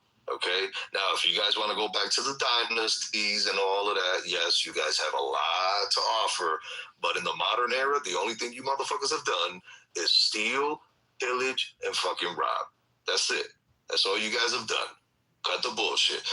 And on top of that, you guys have created, and on top of that, with the terrible management that you guys have had, especially over the last fucking 60, 70 years, you guys have forced, actually, I take that back. You know what? The management in China has been so shitty over the last, 200 plus years that when you really think about it, fuck, we gotta thank the Chinese expatriates that left China for the cross-continental fucking railroad. I'm losing my patience. All I have ain't that some shit? Ain't that some shit? You guys chased your own people out. You guys chased your own people out. Can you mute Cock? Can you mute Cock? Sorry, and let Tiger. So how many Americans are chased out? How many America towns do we have across the world? Bruh, you're doing a whole lot of like bullying on the mic because he's right. China cities, the rapid expansion rate that they have, their rate of growth, their technological sector, they shitting on us. It's not something you could just readily look up because they don't even like to advertise it. But if you go and do the research, when they just opened up, when Trump just went to visit and we had all of the media go over to China, all of the billionaires went over to China. When they started looking at the cities and compared them to where they were in the 70s and 80s to where they are right now, China's cities have evolved so fast that the people that live in them, they haven't really adjusted to being a high society yet. Like they still spit and throw trash in the streets because they're used to living in kind of like shanty towns and shit. Yeah, I pointed it out earlier. The vast majority of the people live in those big cities now in the so quote unquote modern China come from the farmlands. They come from the interior. No, it's not that they come from. It's not that they come from the farmlands. Those are the people. It's just their customs haven't caught up to what we consider as a high society in the city. Their cities are more advanced than ours, like in totality. Like we don't look in America. Like stop playing, bro. Stop. Look at our rail systems. Look at our subways. Look at our cities. Our cities are failing. The country is failing. It's not even a question. Yeah, C is right. I mean, the United States relies on China for like 89% of what comes in and out within commerce and within materials. I mean, it's just insane to think that they are lesser than because we rely on them for everything, all the products, every materials. Actually, China relies on the world far more than you think. The world relies on China, believe it or not. China is actually a massive net importer. Yes. China is a massive net importer of foreign goods. They have a really tough time. I'm not going to say that they barely grow, but they do have time off their farmlands. And there's a lot of grains that they can't grow in China that they have to. It's impossible. They have to import it. Otherwise, they wouldn't survive. Little Cock, let me ask you a question. Why is it so important for you to shit on China? Or, you're not How doing do you it. know he's little? Well, it looks little in the photo. You don't know that. You're very uninformed to start, but you got a few common kind of tropes that you're trying to bandy about here. But why is it for you important to? What are the tropes, and what exactly?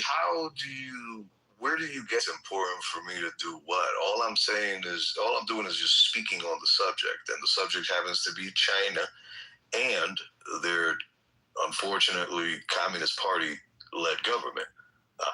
That's all we're doing here, and it's very clear and evident that without Western help, China would have still been stuck where the fuck they were back in the fucking 60s. This is ancient when history. went over there. Why are you angry about it? They import rice. This is anger. That's angry to you? Resentment. This sounds like resentment to you. Does it? Everyone. This is the thing. Rice is the number one import we send out. This rice. Yeah, well, this is the thing that I find hilarious. Why is it that if everybody can have an opinion on America, but America can't have an opinion on the world? You can have an opinion. I'm asking you about your opinion. Like what? Why is it? Hold on. I want him to repeat that statement. It kind of resonated. Can you say that again, brother? Why is it that the world can have an opinion on America, but America can't say shit about nobody? That is crazy for you to say.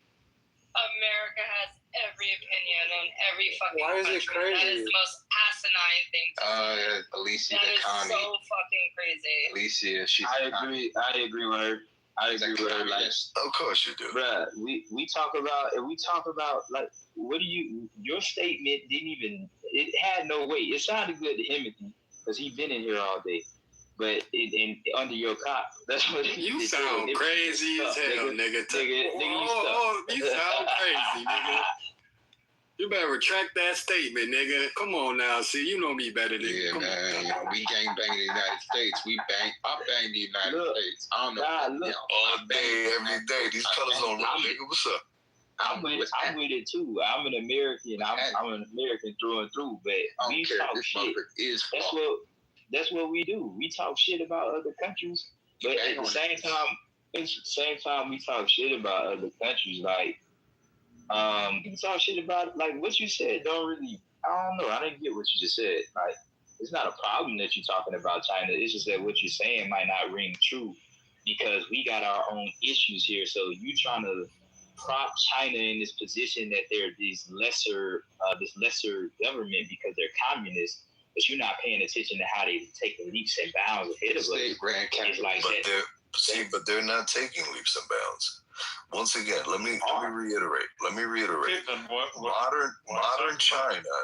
Modern China is literally a copy and paste of the Western world. There's nothing. More importantly, let me put it to you this way. And I was actually trying to make this point earlier, but I got interrupted. And obviously, I'm not the only voice on the stage, so obviously, other people need to get in there. But I'm gonna end it with this. I can go around with a camera and only show you the pretty parts of America, okay? And for whoever it was that said that, China doesn't even show us their nice parts. They don't even like doing. That is all they know how to show.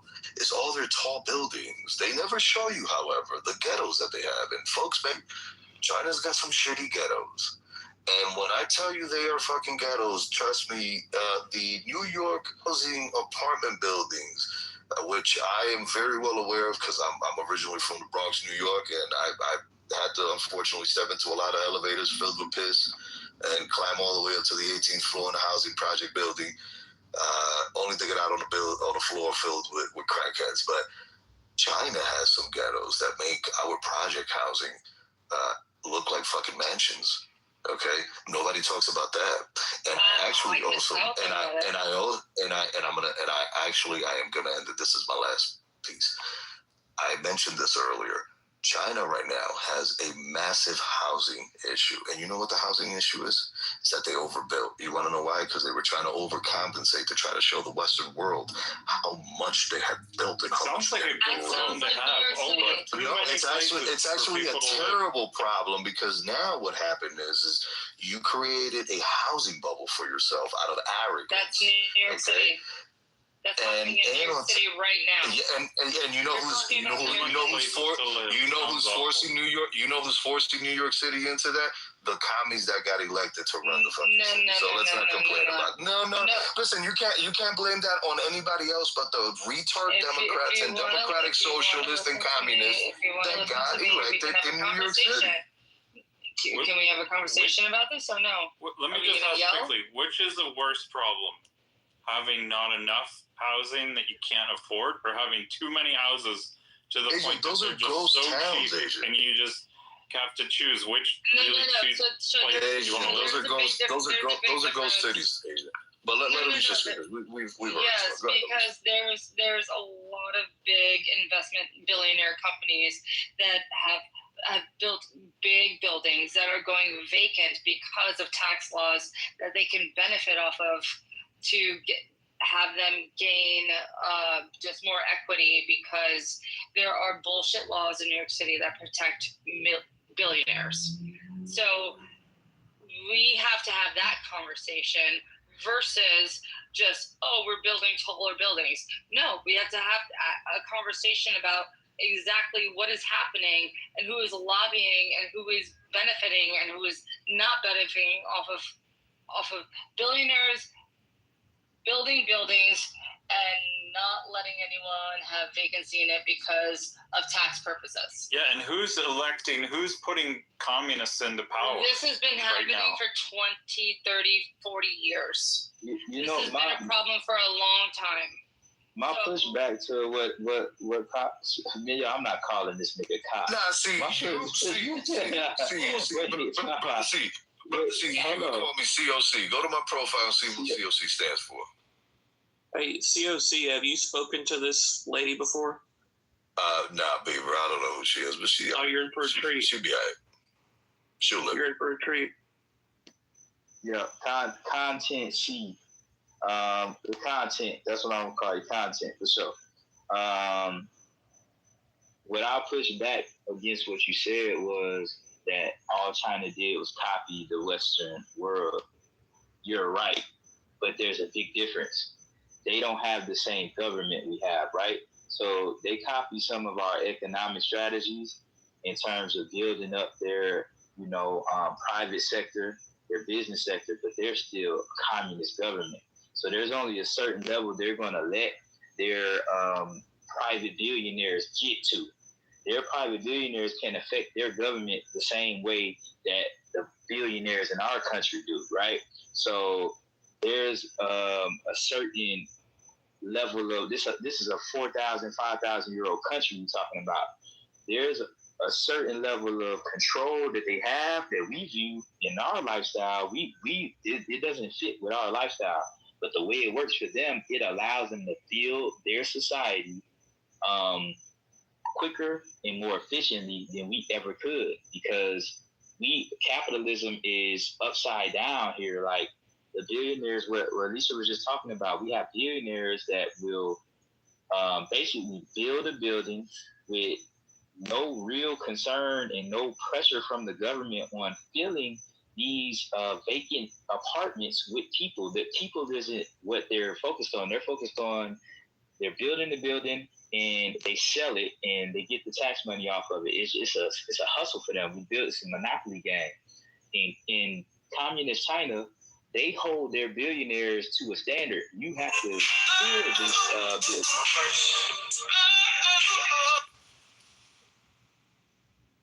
So see, what you're saying is that you're not okay with billionaires having the freedom to become billionaires. You want the government to be able to dictate who can become billionaire and how much billionaire they can be. Is that what you're saying? I think that's what that sounds like. I'm just saying. What I'm saying is that there has to be some type of stop on what they can control and do, because if you let them have their way, which is what they do, we have an oligarchy, right? They control what goes on. When Donald Trump went over to China, who did he take with him? He took the billionaires with him.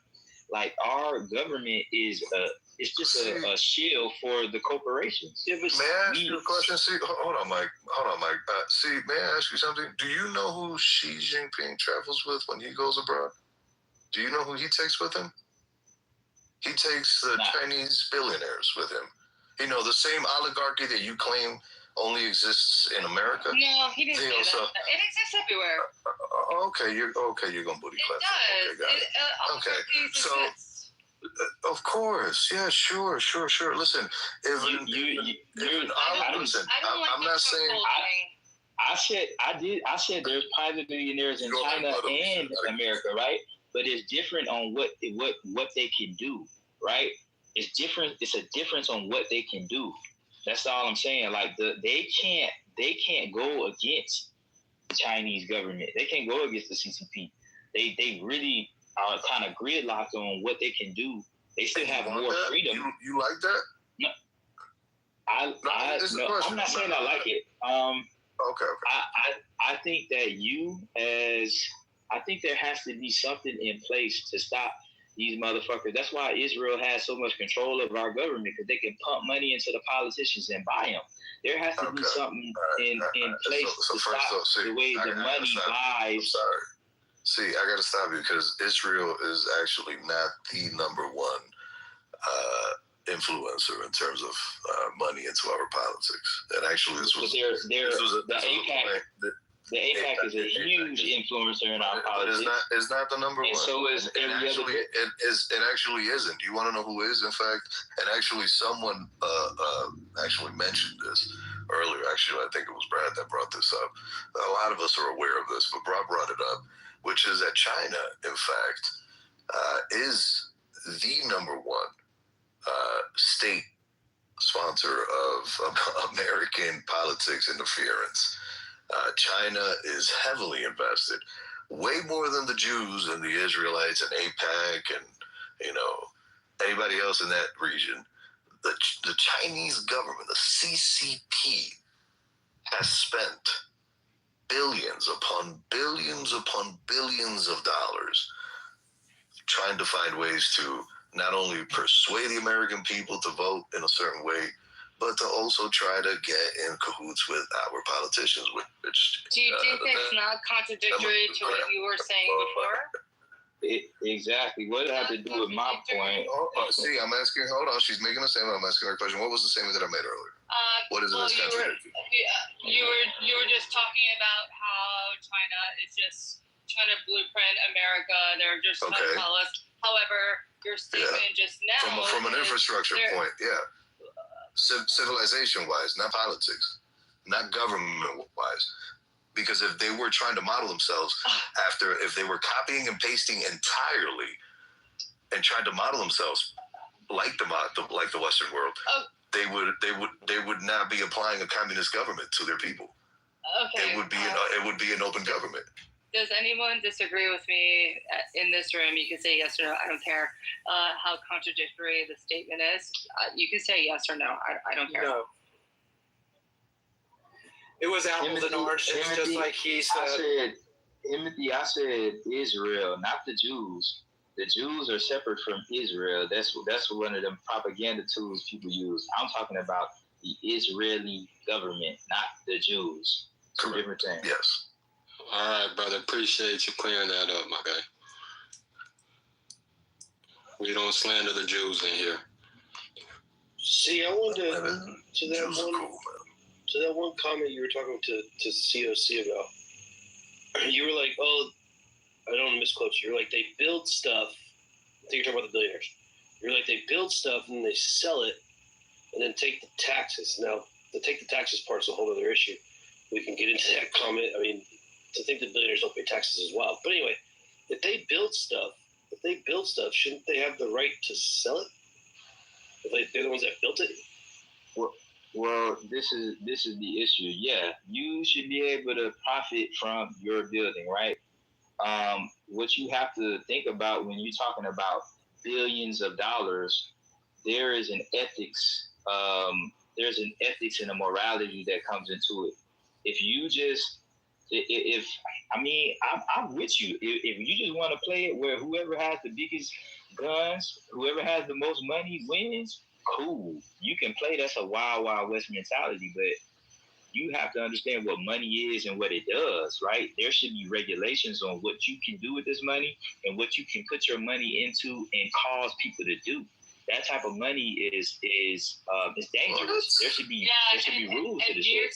New York City has crazy property tax laws, and when you build a building, you can go vacant, and you can put on lotteries. That kind of is a loophole to have vacant apartments, and then you collect just insurance after that. So there's a lot of very vague black holes in our system that is, quite frankly, insane.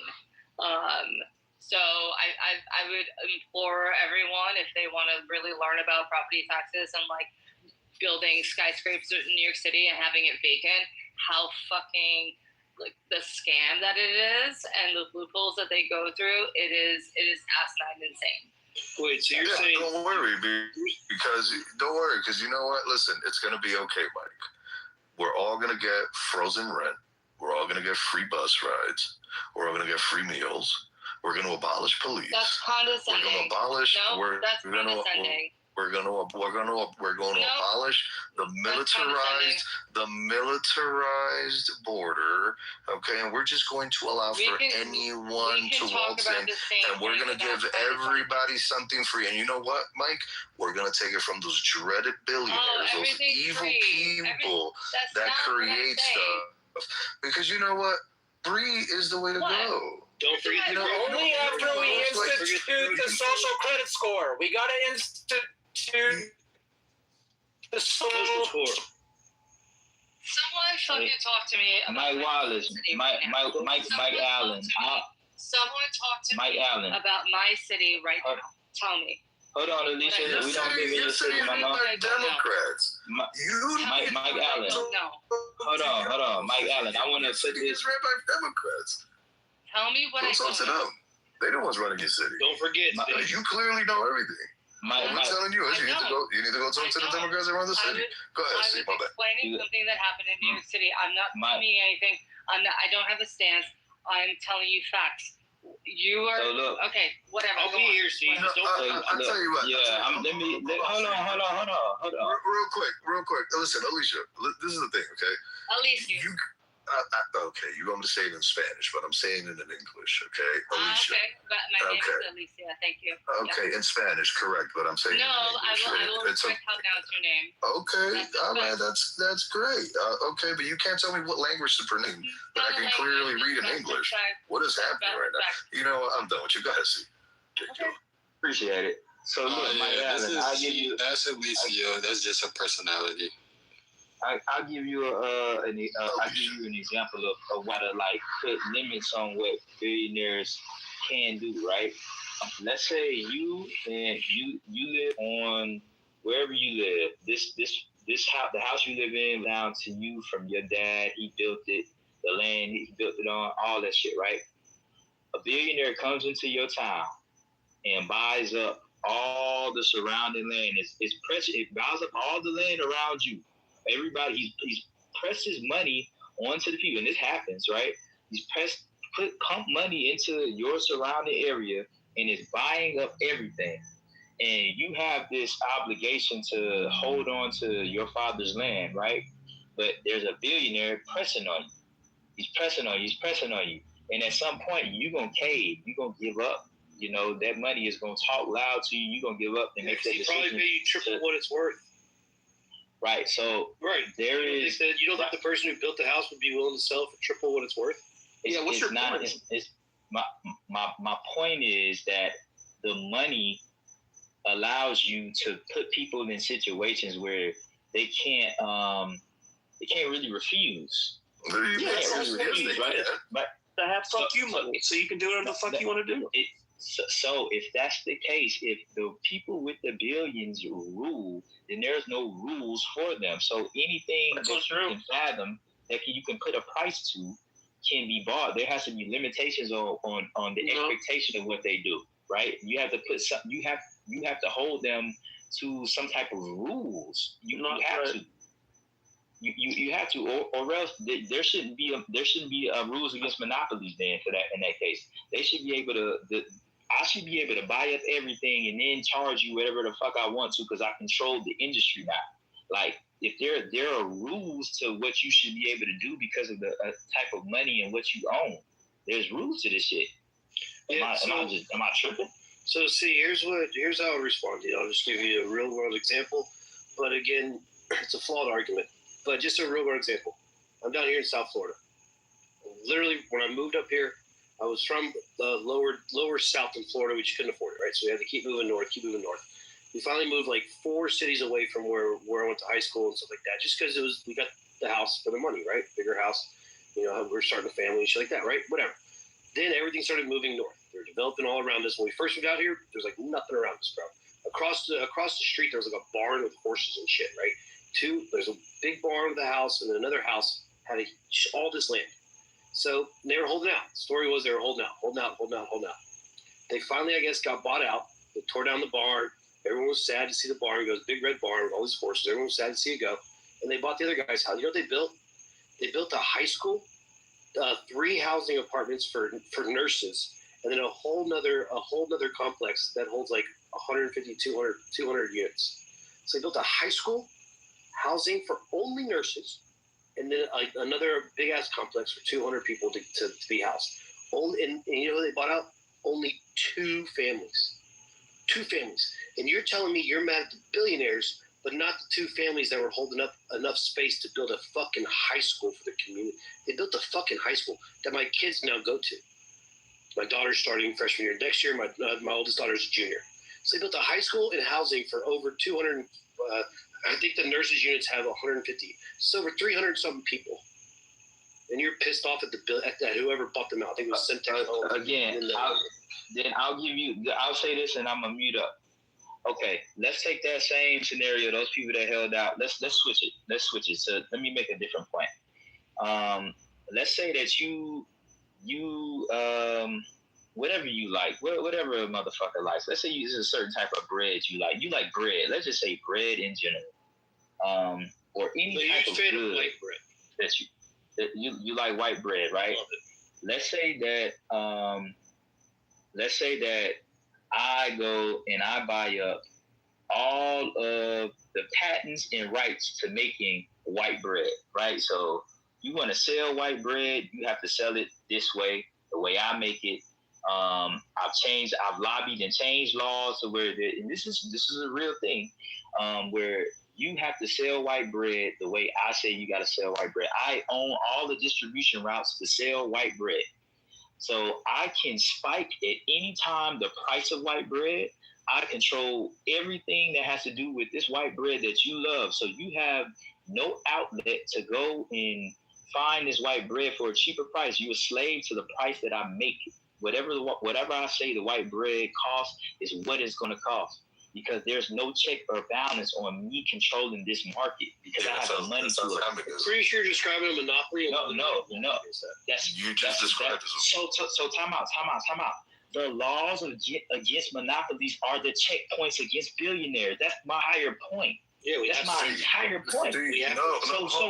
You're okay. You're okay with some checkpoints. Wait, so you're okay with checkpoints against the billionaires then? Well, hold on. Doesn't mean they can't be billionaires. When you say checkpoints, you're talking about you want to decide how they're supposed to spend their money. Time out. You're okay with checkpoints if you're okay with bread.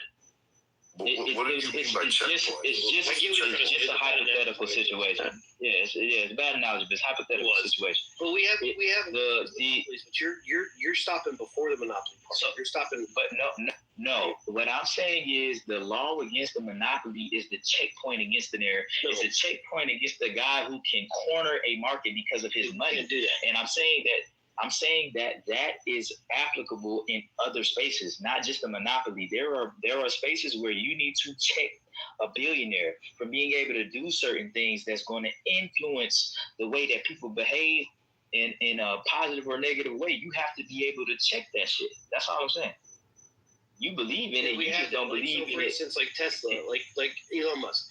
Elon Musk couldn't go buy every other car company's electric vehicles patents or however they make their electric vehicles, and then hold on to where no other car company would be allowed to make electric vehicles. And if you want one of them, you can only buy a Tesla. That wouldn't be allowed. But Elon Musk is allowed to fucking do whatever the fuck he wants to buy shit. He can buy shit. He wants to buy Twitter. Fucking buy Twitter. I mean, Elon Musk can walk literally into any building in the world and be like, "Yeah, I'm just gonna buy it." Right? Like, it's wild. Again, I don't disagree with that at all. Yeah, he can spend his money on woods. I'm saying livelihoods you're responsible for. You make jobs. I'm saying at the point that you're affecting people's lives in a tremendous way, like building, like I'm going to buy this skyscraper, I'm going to fill it up with empty and vacant housing in the middle of the city, and I'm going to take up all these resources of this city, but I'm going to charge the people who live in this vicinity a rent that they can't afford to live in this place. That there has to be some incentive on you. There has to be some incentive for you as a person that builds to fill these houses. Like there has to be a push. So see, yeah, you're all over the place because that boils down. See, you're referencing to what this young lady pointed out in New York. Local zoning. Which is silly, by the way. Yeah, because the thing is the fact that, listen, these laws were put in place in New York for the following reason. You build a skyscraper. Now you're having a hard time filling in.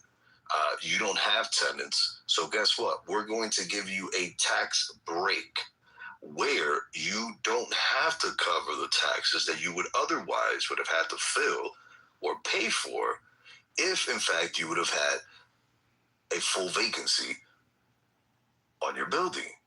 But you don't. So you're going to get a tax break. That's what the issue is. Because the tax break is the issue. Hold on, see. Now, the tax break is the issue. And, you know, for as much as people love to hate Trump, Trump says something. And by the way, am I in the Matrix by any chance? I'm in a spot right now. Am I? Anybody? No. Go fuck yourself. Am I in the Matrix? Yes, no. Okay. Good. All right.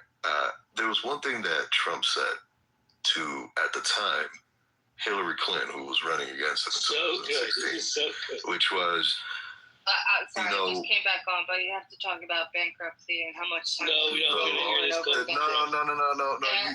You're gonna go on mute. You're gonna give your suck muscles a pause, and you're gonna allow for me to finish, and then you can allow your suck muscles to go run free. Okay?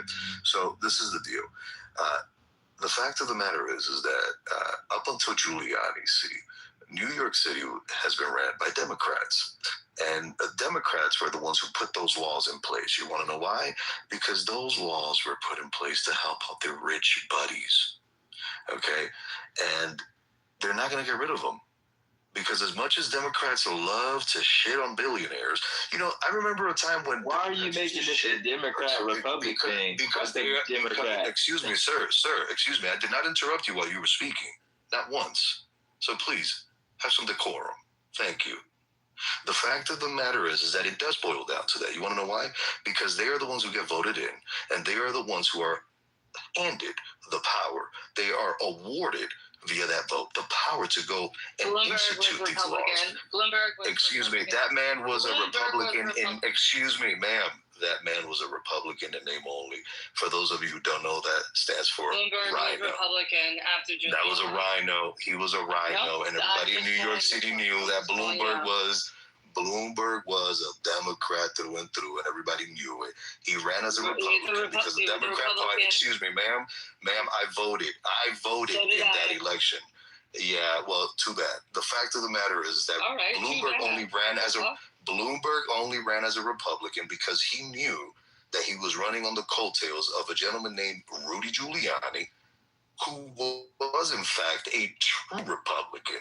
And he was trying to garner the votes of both the independents who had voted staunchly for Giuliani to clean up the city, and he was also trying to garner the Long Island staunchly red Republican vote. You know what the fuck you're talking about. So please, I know exactly what I'm talking about. Keep your suck muscles on mute until I'm done. Thank you very much, ma'am. So, you are the Matrix now. No, you're the Matrix. You have to look at. Okay, thank you, Mike. What are you saying? It's like Mitt Romney. The fact of the matter is, political parties, because these political parties are the ones who put these policies in place. So you can't tell me a party that's ran a city for over 50, 40, 60 years, however many years that party's ran, and they're the ones who put the policies in. And this is the point that I was going to make, and I'm going to end it with this. I remember a time when Democrats used to say, you know, millionaires, all these terrible millionaires. And then you know what happened? The vast majority of these Democrats all became millionaires. And you know what they say now? All these evil billionaires, all these billionaires. You know, it's funny. You can always offer free shit to people on other people's dime. But once that dime runs out, the Kool-Aid gets dry, and there's no longer money to buy more sugar to put in that Kool-Aid. So I wonder how much longer this is going to go on before folks finally wake up. Are you landing? Ma'am, go ahead. Let that suck muscle run free. Go ahead. You've been dying to let that suck muscle go. Go ahead. Oh. Okay, so what I have to say is both parties have been fucked by money. I am not I'm not saying the Democrats did it right. I'm not saying the Republicans did it right. There's obviously one party to me that did it very, very wrong, but I'm not saying both did it correct. However, corruption is real in the biggest city in the entire world. That the economic central of the world is in New York City. So everything is lobbied, everything is going against, everything is pro-billionaire, everything is anti-whatever it is. Both parties got fucked. However, we can also understand how one is significantly more coerced into let's just say an ideology. So for me, when you just blame Democrats and just Democrats, that's bullshit because I blame both. So, and I think that's a conversation that needs to happen. That's great. Well, you know what? Well, why don't we blame Flint, Michigan's water problems on Republicans as well, even though Democrats have been the ones who ran that fucking place for the last 60 years. Let's, Name a poorly run Republican city. Name one. Name one poorly run Republican city. Baton Rouge, Louisiana. That's what you're talking about. Shreveport, Louisiana. Funky, Louisiana. Shreveport. You said Shreveport. Hold on. Because I actually got family in Shreveport, and the whole 50 Cent investment, $100 million in that downtown area, redeveloped. Y'all had Arsenal for 2 years, and y'all got $100 million in investment. Come on, man. Bruh, when it comes to Dallas is a Republican ran city because David Johnson, he Republican. When it comes to the whole state of Texas, it's getting more investment. You got $1 trillion leaving here in California. 400 of that billion is going to Texas. Florida, they have a surplus. North Carolina, yeah, Democratic governor, but it's all intents and purposes a Republican. It's a Republican. So for the last, so wait, time out. Come on, man. For the last 40, 50 years, we're talking about red states and red-run cities. You asked the question, right? You're talking about an investment that came from 50 Cent in the last 2 years. We're talking about a state. We're talking about three states. Wait, time out. No, wait. You're moving the goalposts. Seeing right now. Who said you said you moved the goalposts? I mentioned. I'm talking about red-run states and cities that have historically had the lowest, the highest poverty rates in the country, the highest illiteracy rates in the country, the highest economic disparity rates in the country. We're talking about the Bible Belt South. Red run. You're talking about Democrat cities, yeah, right? like Baltimore and shit. You're talking about Baltimore. You're talking about Detroit. Am I tripping? Chicago, Louisiana, Milwaukee, Mississippi, Alabama. Do you know what Memphis? Do you know what brothers? What grade level brothers are reading at in California? Do you know what grade level we 48 brothers are reading at? Right, and that's California. What about in This is the Mississippi? only Democratic spot in Tennessee. What about in Mississippi? What about in Georgia? What about in South Carolina? But that's whataboutism. Oh, no, it's not. You just asked me what about brothers in California, and I'm asking you what about people in Louisiana? What about the kids in Louisiana? What are we talking about? Y'all are trying to run all across the country. No. Okay. Well, see, I don't think you understand the point that we're trying to make. Navy Blue New Orleans. I've already been talking. Go ahead. Come on, bro. Navy Blue New Orleans, bro. Most of the investment is clustering down south. New York and California is shifting to the south. I ain't saying Republicans is doing a great, steady job. They're just not as extreme when it comes to getting rid of, I guess, businesses by overtaxing them. And that's essentially what you got to do. Nigga, I could be a Republican and do absolutely nothing but keep low taxes, Second Amendment, and low regulation. And be the man. I can get all the investment from the West Coast to Texas, Louisiana, Oklahoma, So that's why you Georgia, New York City South Carolina, to take North care of Carolina. federal North Carolina's taxes ranked for number your one in state. business. That's why New York State takes care of you North guys. Carolina is ranked number one in business. And ranked 45th in literacy for high school students. What are you talking about? You acting like South is business. gonna take You over acting. dominate. You acting. You acting. But you know. Wait, ask him where Mississippi ranks in literacy. Zero. Pretty much. No, the fuck it doesn't actually. Alicia, go look it up, Alicia. They're actually ranked. If memory serves me correct, they're in the. Somebody correct me if I'm wrong, but Mississippi, if memory serves me. Okay, Alicia, bro, what the fuck, bro? It's very low. Alicia, come on. One mic on the nigga in the corner. Thank you. So, nigga, you can go next. I was talking about Daryl. We have a new speaker. Let's allow him to speak. Right. New speaker. Hey, Sean. What's up, buddy? Shit, what's going on? What's up, Daryl? Real quick for context, Mississippi's in the top 10 in child literacy rates. Thank you, sir. But they're in the bottom. I'm going to put myself in the corner now. They're also probably number one for hate crime for lynching black people. Let's talk about it. What? Wake it up, nigga. Say that again, man. Hold on, man. Say that shit again, nigga. They're probably, I'm just assuming, I don't know this to be true, number one for lynching black people. So you're gonna preface it. You're gonna preface it with, "I don't know if this is true, but I'm gonna make the statement anyways. They're number one for lynching." Nigga, what is happening right now? What are we? The fuck are we doing here? I'm not a pilot. I'm not a pilot, but I'm gonna try to fly this plane. Let him cook. Let him cook, man. Give him a chance to cook. Go ahead. Now you're the one situation. Y'all never seen the movie Mississippi Burning? Get out of here with that bullshit, bro. Come on. Nigga, it is 2026. Nigga, you know where I'm gonna go. You're not This trolling. nigga trolling. All right, for what? No wonder this nigga He's not trolling. Let him cook, man. This nigga cooking. I want to know what's the movie called? What's the movie called? Mississippi Burning. Now, let me finish. There was a black boy, a black young brother, that was murdered recently as of this year, definitely this administration. I think the school is called Delta State or something like that. You talk about Trey Reed. That was in Mississippi. Yeah.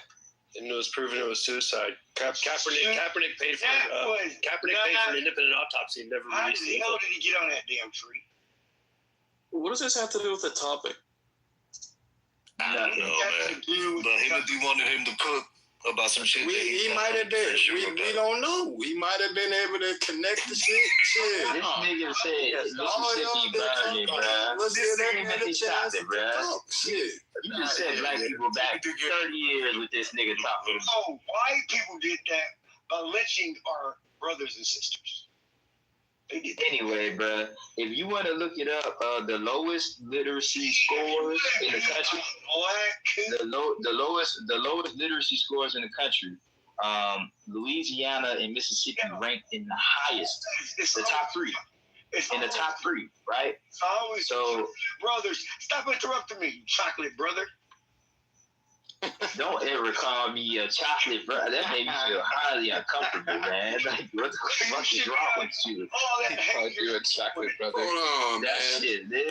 This man, y'all was talking that red shit, blue shit, all that other shit. This brother comes on stage trying to educate about some black shit, and y'all want to silence my nigga, man. Some black shit that he fuck that shit. Nah, we ain't doing that. You know the Talk black shit that he appreciates. We ain't doing that. 2 minutes on Daryl, man. Who might go Daryl? Man, I'm gonna take a smoke break. See, I'm gonna spark up you too. like that dude on Amistad. Let me free. Amistad. All right, bro, you done with, bro. I gave you a chance, man. Yeah, you better get the blood clot, fly him up in front of all these white people. Does anybody want to read for the class the link I shared up top? It's a short story. Yeah, I got you. All right, let's see. It's loading up. Bear with me 1 second here. All right. Everyone pay attention now, class. All right. A college economics professor stated that he had once failed an entire class. That class insisted that socialism... Say what? Sorry, continue. Oh, okay. Thank you, sir. Oh, hold on. I'm sorry. I got to read a little. Okay. That class insisted... Let me take it from the top. A college economics professor stated that he had once failed an entire class. The class insisted that socialism is functional and that no one should be poor and no one rich. That everyone is equal. The teacher told them, okay, we will do an experiment on socialism in this group. All grades will be averaged and everyone will get the same grade. So no one will fail and no one will get a 10. After the first test, the grades were added up and divided by the number of students, and everyone got an 8. The students who studied intensively were upset, but those who studied less were overjoyed. As the second test approached, the students who had studied a little learned even less, and those who had studied more intensively told themselves that they also wanted a handout, so they also studied less. The average of the second test was 6. Then the third test was given. The average score was 4. To the great surprise of all the students, they all failed. The teacher told them that socialism will eventually fail because when half the population sees that they cannot work because the other half will take care of them, and when the half that worked realizes that there is no point in working anymore because others are the beneficiaries of their labor, then that is the end of any nation. The story may be a fable, not a fact, but the moral is real. Get it? I can tell you another fable and another story. Thank you. Did you understand that, Alicia? I do, and I understand a story about capitalism, and we can go down that route if you'd like. Sure, read for the class. I'm not reading anything, but capitalism breeds. What does it breed? You envious population. What does it breed? Capitalism breeds greed. Mm. It breeds immorality. It breeds what? No, it breeds ingenuity. It brings unity. What does morality have anything to do with government staying the fuck out of your way? What is morality? That actually, if we're going to talk about morality, that would be one of the biggest moralities. Can you imagine getting a girl like Alicia with no money? It breeds air conditioning, plumbing, medicine, food. I'm talking about. Nah, you live in New York City. You got no money. You take Alicia with no money, you're delusional. See, listen, let me jump in here for a sec. Let me have a chance too. I haven't spoken in a while. So the interesting thing is that most people, multimillionaires, are closer in their wealth, no shit, in their wealth loss, if you will. Multimillionaires are closer in their wealth, in wealth disparity to the most impoverished. Oh, you don't even know what I'm going to say. I'm actually agreeing. No, don't take the bait, DJ. Just fight through it. Are you kidding me? Okay, so let them talk. You know what you're saying. Multimillionaires are closer in wealth disparity to the most impoverished people on the planet than they are to billionaires. So billionaires. You've been expecting resulting wealthier all over the world, and that never happened. The socialists. Okay, so I'm a Democrat, and I'm actually in agreement with the people who are already challenging me on stage, which is kind of ironic. So, and I was born privileged. What's fascinating to me, however, is that people seem to think that in this capitalistic society, they're going to find the same success that the wealthiest are. It's one thing to talk about socialism when people are all impoverished. It's another thing to talk about socialism when the wealthiest people on the planet are exorbitantly wealthier than what people consider rich folks in this day and age. So this is the problem, is closing the wealth gap. So there's at least some legitimacy and some fairness to the wealth discrepancy issue. And that is what I think is interesting, is it's not that people who are pro-socialism are looking for such great equity and equality, but they're looking to kind of close the wealth gap so that we're not competing with people who are worth hundreds of millions of times more than a decent rich guy or gal. That's all I wanted to share. Now, can I say this? I'm LA. Why is it we have an issue when it comes to the rich when we make the rich richer? Stop buying iPhones then. Stop taking your motherfucking monkey ass to fucking Walmart. This nigga said stop buying iPhones. Hey, see, but he's actually cooking. Let this nigga cook. Go ahead, Sean always cooks, brother. This is a smart nigga. Is right here. Yes, this situation, man. We ban Starlink. We on Twitter. We on Instagram. We on TikTok. I bet all of us have used Amazon. We on all of these Amazon, Bezos, Dr. Evil, Bezos. We talk the shit about the rich, but we don't say, let me invest in that small business. Let me find that mom and pop situation. How can I get on the internet and find a mom and pop situation? We don't support the mom and pops when it comes to the problems and the ills and the issues and the demons and all this aspects where we have an issue when it comes to socialism, capitalism, cronyism, whatever ism that motherfucker is throwing up out there from a Ivy League, think tank. Because a lot of y'all be getting this shit from the 1% while having an issue with the 1%. Like a couple nights ago, brother lived in Upper Manhattan, and he bragged about how he lived near millionaires. Do you have a problem with this socialist problem? Come on, my man.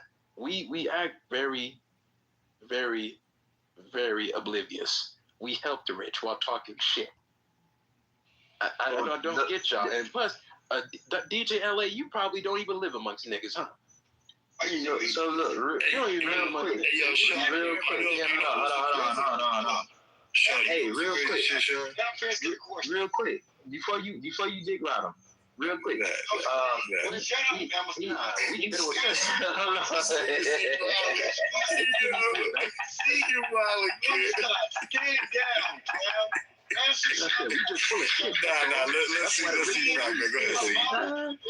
ahead, because they know you still gonna be up.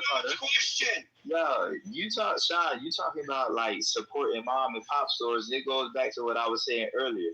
The mom and pop stores don't have support. My argument is but see, and but this is why, and this is why everybody uses Amazon, because the mom and pop store, the mom and pop store has that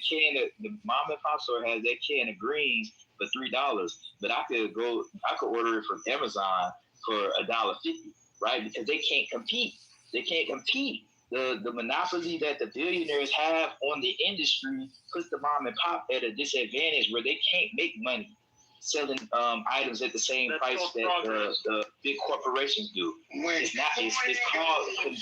called consolidation. It's called the onus is on us to support. Thanks to Amazon, we can get it cheaper now. Time out. Yeah, because you're a billionaire and control the line of access to the product. You can charge cheaper than the mom and pop. The mom and pop don't exist no more. So it's not about investing in the mom and pop. It's understanding that the corporations can't be beaten with the current system. They can't be beaten. Yeah, but what's best for the consumer? Beat the corporations. Have you ever heard of Too Big to Fail? Too Big to Fail. Let's talk about it. Lehman Brothers, Washington Mutual, Countrywide, Homicide. Yeah, I'm sick and tired of this queuing. Somebody get this queuing up out of here. Wait, but you know when you're buying a cheap quality, when you're buying a cheap quality product, that means Hamada, you live in Canada. Hamada, you need hold on 1 second. I just give a fuck what you live for. Give me 1 second. Let me take 1 second. We don't like Canada, Hamada. We definitely don't like Canada. Okay, bye. All right. Nah, bro, been quiet for a minute, man. Go ahead and say your piece, man. Go. Say your piece about it. Canada, he shouldn't even be able to talk. But he can talk. They don't want to hear Canadian stuff, but that's talk, okay. nigga. Don't get to crying, nigga. Just talk. Yeah, don't cry. Come on. It was a joke about it. Come on. The reason why you are paying for a cheap product because there was no research happened by the company, the manufacturers. So if you want to buy a cheap product, go ahead, go buy a cheap product. No problem. There's no research. I think it's gonna break down. All that right there, Timothy, was on you. That's on you. He sounds like he's from India. He's not from no damn Canada. Bati, please don't put that pen on us, okay, Bati? Please. He is not from India, Bati. He is not. Do not talk to me like a racist brother. Do not fucking talk to me, please. He is not from India, okay? Yeah, do not talk shit, please. Please do not talk shit, okay? Especially about my India. Okay? He is not from India, okay, Bati? He is. When you finish talking. So here's what I want to ask, C and everybody else. I'm not picking on you, C, but you're the one that wants to talk about it, and I appreciate that. So I always find this weird. You ask for there's regulations. You're so smart. Go ahead, Mark. Mike, I'm talking. I'm all for it, buddy. Wait, so you just interrupt me to tell me to talk? He interrupted you to tell you that was the most dick-suckingest statement I ever heard. He said, I love when white people talk. That was weird. Get your weird ass off stage. That shit is diabolical. This shit is ridiculous. Yo, fucking clubhouse. Let me go. So you were like, you want more regulations and da-da-da, and you made the case. But I would ask you this, C, do you think the public education system is good?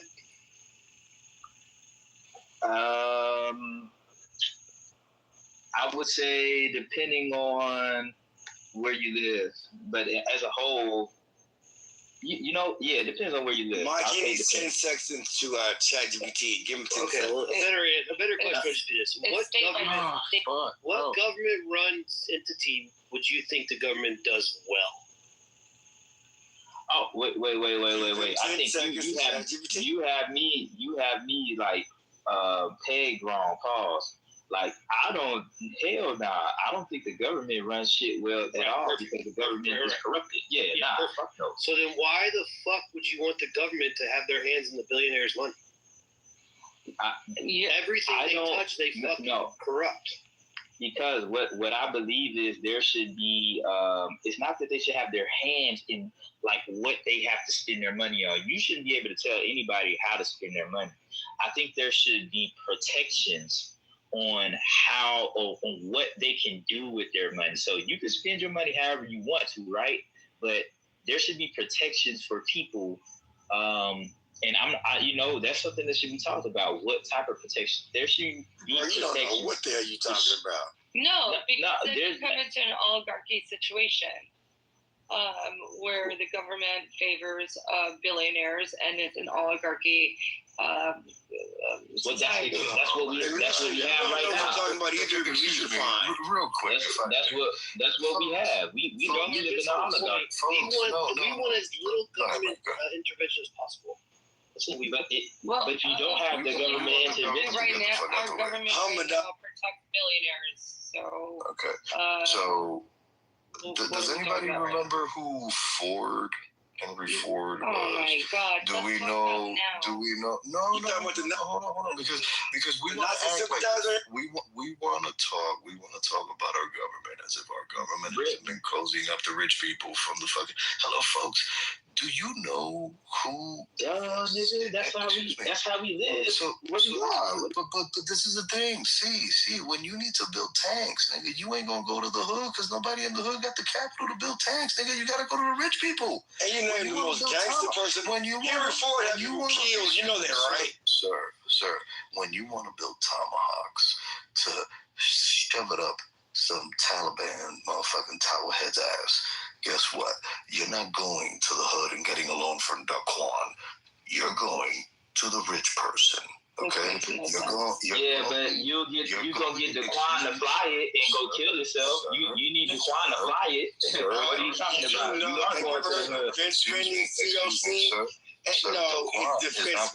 No, it's from tax money, bro. What are you talking about? Because the Quan is more busy worried and arguing about who LeBron, who's better in the NBA. LeBron or Michael. Okay, so Daryl, shut up. Long story short, the whole thing is that this idea that all of a sudden now our government is in bed with rich people, motherfucker. The reason why I'm bringing up Henry Ford, you're an expert deflector, sir. Because nobody ever said all of a sudden. Because he doesn't know Henry Ford killed people, and you're talking about oligarchy, sir. What, sir? There is no such thing. Wait, if your point is that our government has always closed it up to rich people, then we have an cutting me off. And you know what's funny? I don't interrupt any of you motherfuckers when y'all talking, unless I'm gonna maybe crack a joke. You don't know what the fuck you're talking about, CLC. You always want to cut me off. There's some bullshit. So here it is. You know what? Now this cock is gonna get real big, and I'm gonna slap all you niggas with it. This is the motherfucking and all governments have always been with fucking rich people. You wanna know why? Because money moves the fucking world. So why y'all broke asses are sitting there fucking pocket watching other motherfuckers? You know what's happening, Dovi? Around you. You want to know why? Because your envy, jealousy, and your fucking greed can't let you fucking see past your own fucking future. Where you have all of the opportunities, the same opportunity that a South African white dude had when he fucking jumped on a plane with $1,000 and went to Canada and then came south to the U.S. You have the same fucking opportunity. You know what the problem is? We get very lazy and comfortable in our own laurels because we know deep down inside how good we got it as Americans. But we choose the easy path, which is to just simply blame people who have spent, God knows, countless amount of fucking hours away from their family members, no sleep, no food, to get to the point where they're at, and you are now going to sit there and pocket watch and be envious and jealous of where the fuck they are. Can I say something right now, which is going to be the most American thing? And you are made. It is the right of freedom of speech, and it is the right to have a different understanding from you, and I'm allowed to have a different opinion, and I can be vocal about it, and we can go ahead and protest either which way. That is what we can do in our country, and that is what makes us great. And that is what makes us be able to understand whether or not we move on from oppression or from whatever it is or not, or make us great. These are the things, these are privileges that we have. So we are saying the same thing. However, I'm never going to succumb. No, don't ruin it. Don't ruin it. You started out so good. Yeah, you did. That was the smartest thing you've ever said. I'm not going to succumb to saying I'm just only privileged because so. No, we have to stand by our right and say yes or nay because we have that. That's all I'm saying. If you succumb, I hope you succumb the whole way. You know what's so funny about content? Then you're gonna come back to reality. I'm gonna say this and get out the way. Content had all that to say about pulling yourself up by the bootstraps, and we're Americans and we're so privileged and yada yada yada, which we are. I don't disagree with what he's saying, but at the same, he's saying that like he ain't the same dude that grew up in a dirty ass Bronx in a dirty ass project building that he had to go up the dirty ass stairs and live with all them crackheads in, right?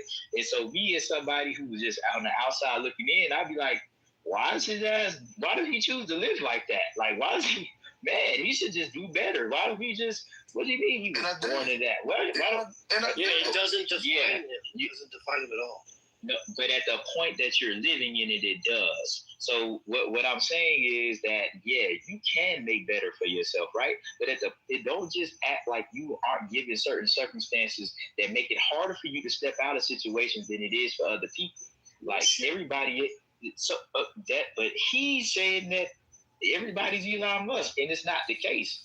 I just salute people that made it through certain environments. See, in socialism, content. Hold on. I am not a socialist. Don't bring up socialism in here. I ain't no socialist. Yeah, but I don't accuse him of something he hasn't espoused there. No, I'm not a socialist. I might want to say something. I want to respond to. It was on Mike Allen, but no, go ahead, Conte. You respond to C. Go ahead. So, see, talk about your living situation. You gotta go ahead. Go ahead. Well, this is the thing. No, I'm not defined by it. And the point that I was making, Mike, you stupid. Mike, the point that I was making was that if a dude from South Africa can jump on a plane and cross the and come to this country through Canada, he's built. There's no way in hell you gonna tell me that me as an American citizen, yes, native of the Bronx, New York, who grew up in a one-bedroom apartment with his mom, cannot make it out of that. There's no way in hell. Because you see, the fact of the matter is that on average, 6 to 7 out of 10 millionaires who are created on a daily basis in this country come from absolute zero, nothing, zilch. Nobody got any handed to see. Were created on they said nothing. Things. And guess what? I'm actually going to attest to something on this stage tonight that I haven't done since I've been on this app, and I've been on this app since season 1. I myself am a millionaire, and nobody here would ever even believe the kind of shit that I went through before I got to the point that I'm at. And trust me when I tell you, I was even homeless at one point. And I know shit may sound cliche, but the fact of the matter is that, you know what it is? And 50 Cent said this a little while back, and I agree with it so fucking wholeheartedly. Where we come from, we can't afford to be depressed. We have to push through. And the fact of the matter is that you can only afford to be depressed when you're rich. Motherfuckers that are poor can't afford that. So the fact of the matter is that I wanted to make sure that I was not going to leave my kids in a world where they couldn't afford to have feelings. We are raised in an environment where we are told that our feelings have to take a back seat, and the only thing that matters is the struggle. And the struggle is what we ought to identify with, rather than identifying with the future that we can build for ourselves. That's the thing. That's the primordial thing right there. Now, Don, I don't need to speak for myself, because guess what? I'm not the only one. There's millions and millions. That's the realest shit you said all night. Americans that have come before me that have done. If they did it, and there's people still doing it, there's no way in hell other people can't do it. I mean, that's an immigrant way of life. Yeah, so once again, if you listen, I know this is the other thing that I have, and Sean and I have been in rooms where we've heard brothers say, "Oh, you know, systematic, this, that, the third, and the other," but we see these African darkly melanated brothers come to this country, okay, speaking like this, okay, straight from Africa, and they land here, and you know what they do? They start to work 2 to 3 jobs, and they don't stop, and they keep going. And they walk, and then you know what happens? 3 years down the road, 3 years down the road, this brother now has 2 degrees, a master's, and he is now, guess what? He is a fucking millionaire. What stopped you? What stopped you from getting out of the projects? I come from a small hut in Gunguntu, Africa. What's stopping you? What's stopping you? Well, I ain't gonna cap, brother. That's some real shit. So what would you say to the people that, for me, example, I lost my job to an illegal Mexican? What would you say to that? Of course you would lose your job to an illegal Mexican. I feel for empathy, bro, because I'm from California, and I feel for him. And a lot of people, yo, listen, there's a lot of brothers that had specifically in states like California, states like Texas, New York, there were a lot of brothers that had landscaping businesses that went under. Florida, a lot of brothers that lost their businesses. So while there's a whole group of melanated folks out here talking about Trump being racist because he's deporting all these people, our own people were being hurt by the policies of the last administration by opening up our borders at the south, at the southern end. and allow individuals unvetted to come in. There are thousands. It's because American businesses can't afford paying. So do you think it was right for that illegal to take my job? What, like? No, I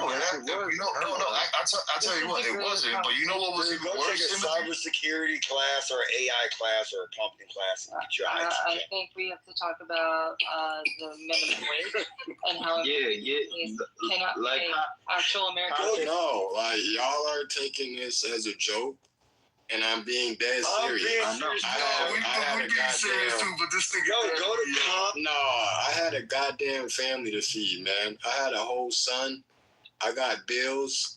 Replaced. That's a fact. And to be replaced by a nigga that couldn't speak a lick of English. Right. Is that America? That's a spit. Welcome to America. As a citizen. Nah, don't get welcome to capitalism. Don't do that. Don't do that. Welcome to incompetent administrations. That's capitalism. No. That's not capitalism. Welcome to an incompetent. That's part of it, Sean. Yes. Welcome to an incompetent administration that realized that there's a whole voting block out there that is no longer voting for them. So what do we have to do? We now have to import the voting block because these niggas ain't voting for us no more. Because they don't want to pay for it. After all of the things that we promised and didn't do for them, how dare they? And now so ridiculous. We're gonna right back to the red and blue. So ridiculous. Back to red and blue. It's not about back to red and blue. It's about all I said. 80s neither. But right. So Black LA. So remember this. And you got to remember, Reagan allowed for a lot of melanated brothers and sisters of the Caribbean to come up to the East as well. That displays the foundationals in the East Coast. This is ridiculous because it's not red. The U.S. has sold their. It's not. It's policy. I didn't even mention parties. No. All I said was administration. That's all I said. George Bush opened up the borders to 6 million. Ronald Reagan opened it up for 3 million. Like 3 million. I hate how people think this is like a Trump policy. That's what I'm pointing out. Thing. Like, man, Sean was the only nigga that genuinely cared about me losing my job. Nigga, I live in LA. Nah, I don't want the next 2 minutes is on Sean. I don't want nobody interrupting that nigga Sean, man. Thank you, man. You interrupt that nigga Sean, I'm moving you down, man. You hear this motherfucker, bro? I'm the only nigga that really genuinely care for a nigga, man. Y'all niggas laughed at me, man. See, I'm gonna give you some grants in the back channel, because you got a kid, and everything. They have grants when it comes to Situation for Children. I'm gonna put it in your back channel. But when it comes to me, I feel for y'all. Because I'm in LA, man, where LA used to be 30% black. Now we're around 5% now. I know it was never the majority, but when you go from 30% to 5%, it feel that you lost so much ground. You lost 6 times. It then got 6 times more harder. Hey, Sean, that was 30%. That was foundational 30%. In the 80s, man. We talking about 81, Boys in the Hood, NWA, that era. To now, we're at 5. And when Reagan opened up the borders to 3 million becomes 15 million. Very quickly. And we have 18 million. Trump can't deport everybody. So even if he'd be able to deport, say, like 4 to 5 million people from now to 2029, he still got 11 million. Well, excuse me, Sean, you're a very high IQ individual, okay? But that's actually incorrect. That's fake news. I'm going to deport them all. You're going to see, Sean, we're going to get them out of here. So it feels, 6 times. I literally said 6 times harder, because if you go from 30% to around 5 to 6%, you see how city council is predominantly Hispanic. There already says that this is going to be the first time in 60 years where they're not going to have a black councilman running in these election cycles in LA. Now, when it comes to people that say we need representation, a lot of these black folks is like so contradictory, because one moment they say we need representation, but you're bringing in more Rick Childs, you're bringing more Indians, Asians, Europeans, Hispanics, Arabs. You're bringing in 190 countries of people that do not fuck with black people, will not side with black people, I'd rather work my damn option and try to get damn redneck Phil to give me a job than some Hispanic is going to take care of his people. But I thought y'all said respect. I'd rather. I thought y'all said it. I thought it wasn't. Let me finish. I thought it wasn't systemic though. Let me finish. Because that was never my argument. So I don't know why you just saying that like that's a gotcha question. Oh, I thought your content was like a line. Well, nah, sit back, see, let that nigga cook, man. You know what's up. Because illegal immigration. You need to stand on tech, bro. You need to boot that nigga. You need to put that nigga illegal. You say you was gonna goo niggas that interrupt the show. We need to put you on the goo. You just stand 10 toes down on that. He said 2 minutes. That was 2 minutes. Illegal immigration affects black men the hardest. So black women ain't gonna understand it. White women ain't gonna understand it. White men ain't gonna understand it. But it hurts us the most because we talking about blue collar, trucking, transportation, warehousing, manufacturing. Big facts. Yeah, they even motherfuckers nursing degrees. The 1% is killing us, not what? Us. What? But you helping the 1%? I don't understand. Right. Did you hear homie said that the corporation let him go and done put somebody that can undercut him?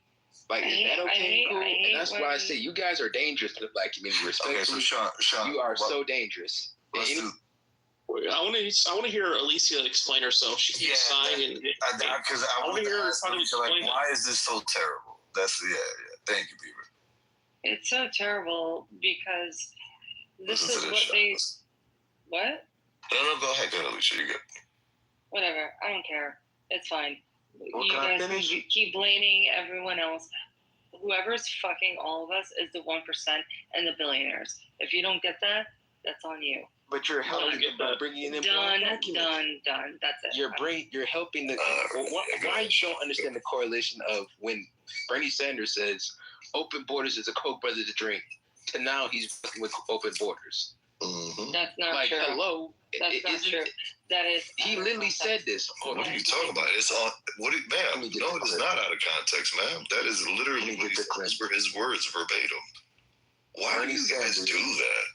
When you're confronted with the facts, you guys always do this. That's not true. You guys are making it up. You guys are MAGA. You guys are brainwashed by Trump. He's talking about asylum. It's not just. Okay, fine. All right, whatever. You know what? All right.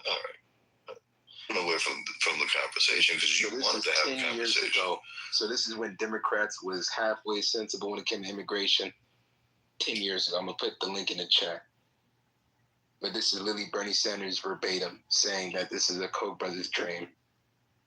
And that was the time period when President Obama was literally deporting, transporting. The deporter in chief. 3.2 million people deported. Nobody said a motherfucking word. And you know what's funny?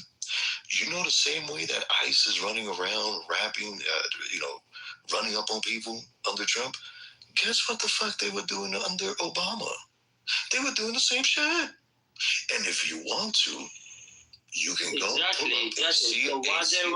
You can go pull up the CNN special. Yeah, where CNN went on a ride-along. Yeah, they were riding. It was like a ride-along. And these motherfuckers were kicking in doors. They were doing the same shit that they're doing now. And nobody says shit. You want to know why? Because your king and savior was Are you okay with and the thing about you guys is that as long as your guy is in it, they're the ones doing it. It's totally okay. No, listen, I'm okay with getting illegal aliens out of this country. I'm okay with that, 100%. And I stand 10 toes down on that. Coming to this country for a better economic life is not That's completely fine. That's not asylum. Right, that's not right. That is not asylum. Asylum means that you're being persecuted for your beliefs.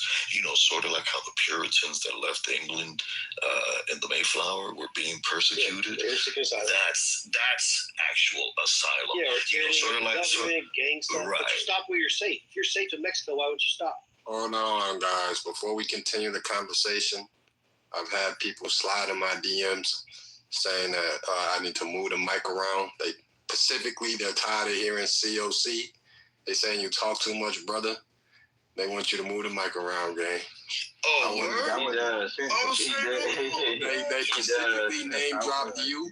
specifically. So hey, put a name on it. Why did he back I can't put a name on it because I will, that would discredit me. But I don't get that. They said that you were talking too much. I can't put a name on it, brother.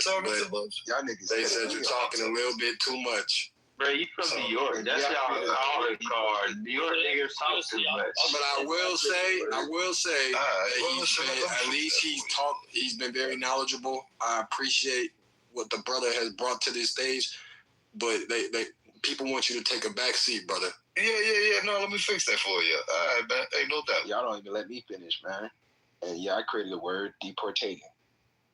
Yes. But the video in the chat was Bernie Sanders saying that this is the open borders is a Koch brothers proposition. Like we are helping the corporation. We're not hurting the corporation by letting it be here. Like I said, the black community is gonna get its ass whooped the hardest because at least with the white community, they got 197 million crackers in this country. We got 50 million people. You bring in 18 million, they have 3 babies. You was wiped out within 10 years. Within 20 years, your kids will be completely wiped out. Because now you have them working regular jobs, going to school, learning feminism. The women learn feminism just like the black women. Then you also have the men also doing both white collar, Hispanic people, real estate. Yes, the Hispanic community. Okay.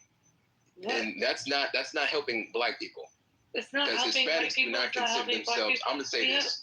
The Hispanic community. What the fuck is happening right now? Let me fucking finish. This boy, is I was about to fucking racist. you out of your work, out of your name, boy. Boy, like I said, you need to land your plane, though. You flying a lot. Like I said, just bro. land the plane. Like I said, bro, y'all be cutting me the fuck off. Like I said, the final death knell for the black community will be 2040 when it comes to immigration, because we keep voting for dumbass open border candidates talking about this democratic socialist shit that obviously didn't work in Venezuela, didn't work in fucking Cuba. Even when it comes to China, they do a state-ran capitalism, so they don't even go 100% with none of this rhetoric neither. I'm done. Motherfuckers are stupid. The black community is done. You have, like Alicia said, low key it is kind of racist, but it's very racist. I'm sure it's very extremely. I'm sure. Yeah, it's very racist. The black community can't help every other group. I'll say that no allies. Dang, my God. Can I Is that what you said? Black community are reckless and stupid. They can't put in nothing. Why I'm not Is that what you said? This or that. Shut your hot baby ass up. Go ahead, So what I'm saying is, I think, go ahead. Like Alicia said, it's what you said was racist, but I'm sure there's many members of her family that's racist towards black people. Yeah, I already know what time it is, right? Yeah. So it's not. No, we're not talking about racist. We're not talking about racist. We're talking about the community helping each other. Like you said that the black community, they are useless. Is that what you said? Nah, that's not what anybody said. If you don't do it, Hamada, don't do it. I'm trying to be most. He's got to be, because he's trying to make me be racist, and I'm not trying to go. No, to his defense, bro, he was getting like cooked earlier today by hella black people. Bro. They was cooking his ass, and it was just him. Well, you good, bro. You get your shit off. I don't got no problems with my red dot Indians. Y'all, I fuck with y'all. All right, so. I have no problem with you. I'm talking to Sian. I'm talking to Sian. He said black community, like he said, black community, they have no hope in life. Is that what you said? No, I just want to get to the point. The Indian community doesn't rock with us. The Asian community does not rock with us. The Arab community definitely do not rock with us. Hispanics morbidly despise black people. LA is like the prime example where we banged the black and brown coalition, then realized that the brown ain't gonna hire nobody. Where do you live? LA. He's speaking. So you're saying white people? Man, he's not lying. Like white people treat you the best? Is that what I'm hearing? White people give me a job opportunity more than these Hispanics do. Thank you. I can depend on a redhead more than I can depend on the Hispanic community. Okay, the Hispanic community is going to only protect their family. They say, "Piche me ate, coño." They're going to say it openly, And probably that's a fact, man. When have you walked into a Mexican store, a Mexican restaurant, any type of Mexican establishment, and you've seen a different race? Nah, they don't fuck with us. You don't see no black people hired. I'm very sorry that you were raised and live in a place that you feel that type of way. Almost definitely. Girl, you know that's the truth. Stop No, it's not. No, it's not. Not. Yes, it is. She in New York. Can I say this? Not. East Coast Hispanics and West Coast Hispanics are two different Hispanics. Puerto Ricans, Dominicans, you come out to the West and you're brown, you get caught on mayate too. Nigga, you a nigga too. Like, nigga, wait, we ain't friends. We ain't family.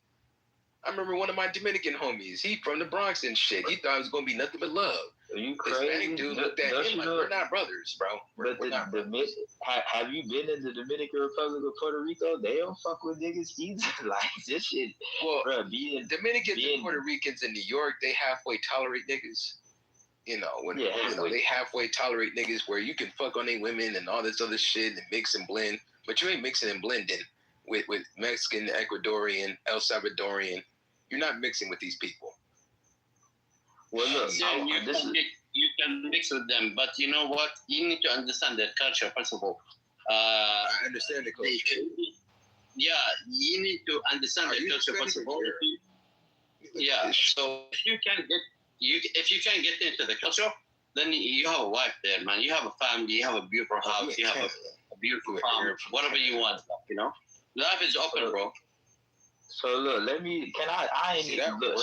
Sean, let me directly address you, bro, because motherfuckers keep cutting me off. I'm gonna just be straight up with you. Go ahead, Chief. You got this idea of this black, blackity black shit that don't exist, bro. It don't exist. It just does not exist. Like this false idea you have that the black community is going to be. But again, you I'm saying you have an idea of what you're doing is acting out what you think exists. The black community, as you think it exists, does not exist. Have you gone into the black rooms on Clubhouse and see how black women and black men interact with each other on this app? I live in real life. I help. I'm going to continue making my point. Okay. The way that we interact with each other, our community, our culture is self-destructive, right? So this, we gonna all get together and kumbaya shit. We it just don't. What you're saying don't exist, what you're doing right? with open borders and immigration. No. What happens with open borders and immigration is there are people coming into the. You're right. There are people coming into the country. They come here to work and help us. Immigration is economy immigration. They're not coming. They're not coming to help us, right? You're right. But you have this idea that even if they don't open the borders, like, what is that going to do for us? Like, we have an issue outside of the people coming into the country. They're not taking nothing away from us. We already have an issue. We already have a bigger issue than them flooding the country, as they say. Like, this replacement theory you got, like, 9 times out of 10, motherfuckers is going to trying to fuck a white woman. Motherfuckers is having mixed babies. Like, our country is a melting pot of. Our country is a melting pot of people. We talking about economics, jobs, and demographic changes, brother. Yeah, but the demographic change that I'm speaking to is our kids mixing. Like, that's what America has to be. America has to come to a point where everybody looks alike. Like, if I say, when you think of a Mexican, wait, time out. Let me land. When I say Mexican, there's a phenotype you think of. When I say Japanese, there's a phenotype you think of. America has a problem of a mixed identity. And until that identity issue is solved, we're going to keep running into what you're talking about. So what I'm saying is, you keep saying black. What I'm saying is American. You trying to, like, be this black nation in America. White people trying to be this white nation in America, and it don't work that way. Like, we're going to all mix. This is what it is. We're gonna make most Mexicans look like Fraggle Rock. They all look like Fascio Bob. Right. The funniest thing about that shit, that has got to be the most self-sacrificing shit. And Brother Himothy, these are the kind of niggas that's dangerous because they'll open up the border for some snatch, then realize that The Snatch really didn't like you either. The Snatch? Now we stuck with like 90 million other motherfuckers added on top of other 60, 70 million. That's why I said the Hispanics got it on lock, bro, because they don't have to acquiesce. Immigrants open the borders. They don't acquiesce. You are the controlling the borders, right? So how the fuck immigrants gonna? What the fuck are you talking about, bro? You do not make sense. Man, hold on, let me ask you this. You do not make sense. I'm sorry. No, the government controls the borders, right? No, let me ask you one question. Do the immigrants control the borders or the government? This is one question. We're going to let the Iranian nigga ask his one question, and Sean, we'll let you finish. After that, you can go after Sean. Thank you. You can go after Sean, nigga. Thank you. All right. Ask your question, Hamada. Oh, you know how to say his name, okay. No, my question is, who controls the border? Is my turn or it's Sim's turn? If he wants to speak, give him a chance. Otherwise, I can answer his question. Gotta get some subtitles before you answer that question. Yeah, you wanna talk or you mean to answer your question because you said immigrants, right? Yes. Yes. So who controls the border? Is it the immigrants or the government? It's the government. Like I said, I'm not 100% blaming you, but I am not going to advocate for you because you're not going to advocate for me. You're going to help other people in your community, in your circle, in your network. It's self-sacrificing for me to say, okay, you can come in, you can invest in my community. I'll sell you my home. I'll sell you my business. I'll sell you everything. I don't own anything. And now you corner the entire market. Then you can be able to say, well, I'm not hiring your black ass. Get the fuck out of here. Even though I didn't help you 10 years previously, but you done forgot about that. He cooking. He's cooking. That brother Sean, let me tell y'all something, man. That brother Sean right there, man, that man is a very knowledgeable man right there, man. We went through it in LA. Why? Because you agree nothing with but him? facts, man. We went through it in LA, bro. Like, hold on, brother. Hold on. I'm just trying to, if y'all ever want to increase your knowledge, man, let's give that man a follow. You feel me? That boy just as racist as Alicia's dad, bro. And it's the same nigga. It's two different people. But the thing is, how can we be inclusive? Do we have allies? Like, I ain't saying we, no. It's not about it. I'm from Ohio. What about us who live in the Midwest, who don't live in these mixed culture societies where these people look at you differently? You know what it is. You live in New York, you live in LA, you have some sort of, this whole black and brown coalition that I've never seen ever work. Never worked. At the same time, though, you vote for somebody who fucking hates you. It makes no sense. How? That's what I'm saying. I go into neighborhoods that motherfuckers, they don't, you know why they call me, hey, buddy, I'm not your fucking friend. I'm only your friend because I'm spending money here. But will you spend money in my business? Will you reciprocate the same shit? That's the difference, right? That's what I'm saying. If I come to your shop and you spend with me, whether you a fucking white, Asian, whatever the fuck you're from, if you feel like, and a lot of people do, you know how many fucking immigrants that made it backs off of living in the city? It's not even that. Yeah, making money off the black How many old white corporations since the fucking 50s? And this is the lineage of that shit. What do you mean? From Timberland? You know how long Timberland has been around? You know how long Timberland's been around forever? Who's pumping these companies up? Problem is this, though. You build up this culture, you make this culture, but you don't fucking capitalize on it, and everybody else does. And then you sit around and you can't get mad at them because these motherfuckers are vultures. They will fight into it. You can't. These motherfuckers, they will fucking bite into your shit because you haven't. And here you are saying, hey, man, you know what? I created this. They created sneaker culture, all this shit. Nobody, you know what I'm saying? When I was growing up, white kids didn't wear sneakers. They wore Vans. They wore Vans, bro. They didn't give a fuck about their sneakers. So it's a different culture in terms of that shit. What I'm saying is this, though. You don't capitalize on what you want. And you got to capitalize some more. Problem is, you can't blame somebody else. They come into your fucking place, and they do it because you didn't take the opportunity to do that shit. That's the only shit I'm saying, man. Well, yo, I'm not angry at the. Why do everybody think I'm angry? Also, I'm more angry. Who said anything I'm more about angry my dad? at the politician Who that said allows something it. about my I'm dad? more angry at the politician that allows it. See, and I'm more angry at my Who said community that something just about Casey's father? see, like have you see? Like, yeah, that's him. See, but yo, you said you're in Ohio.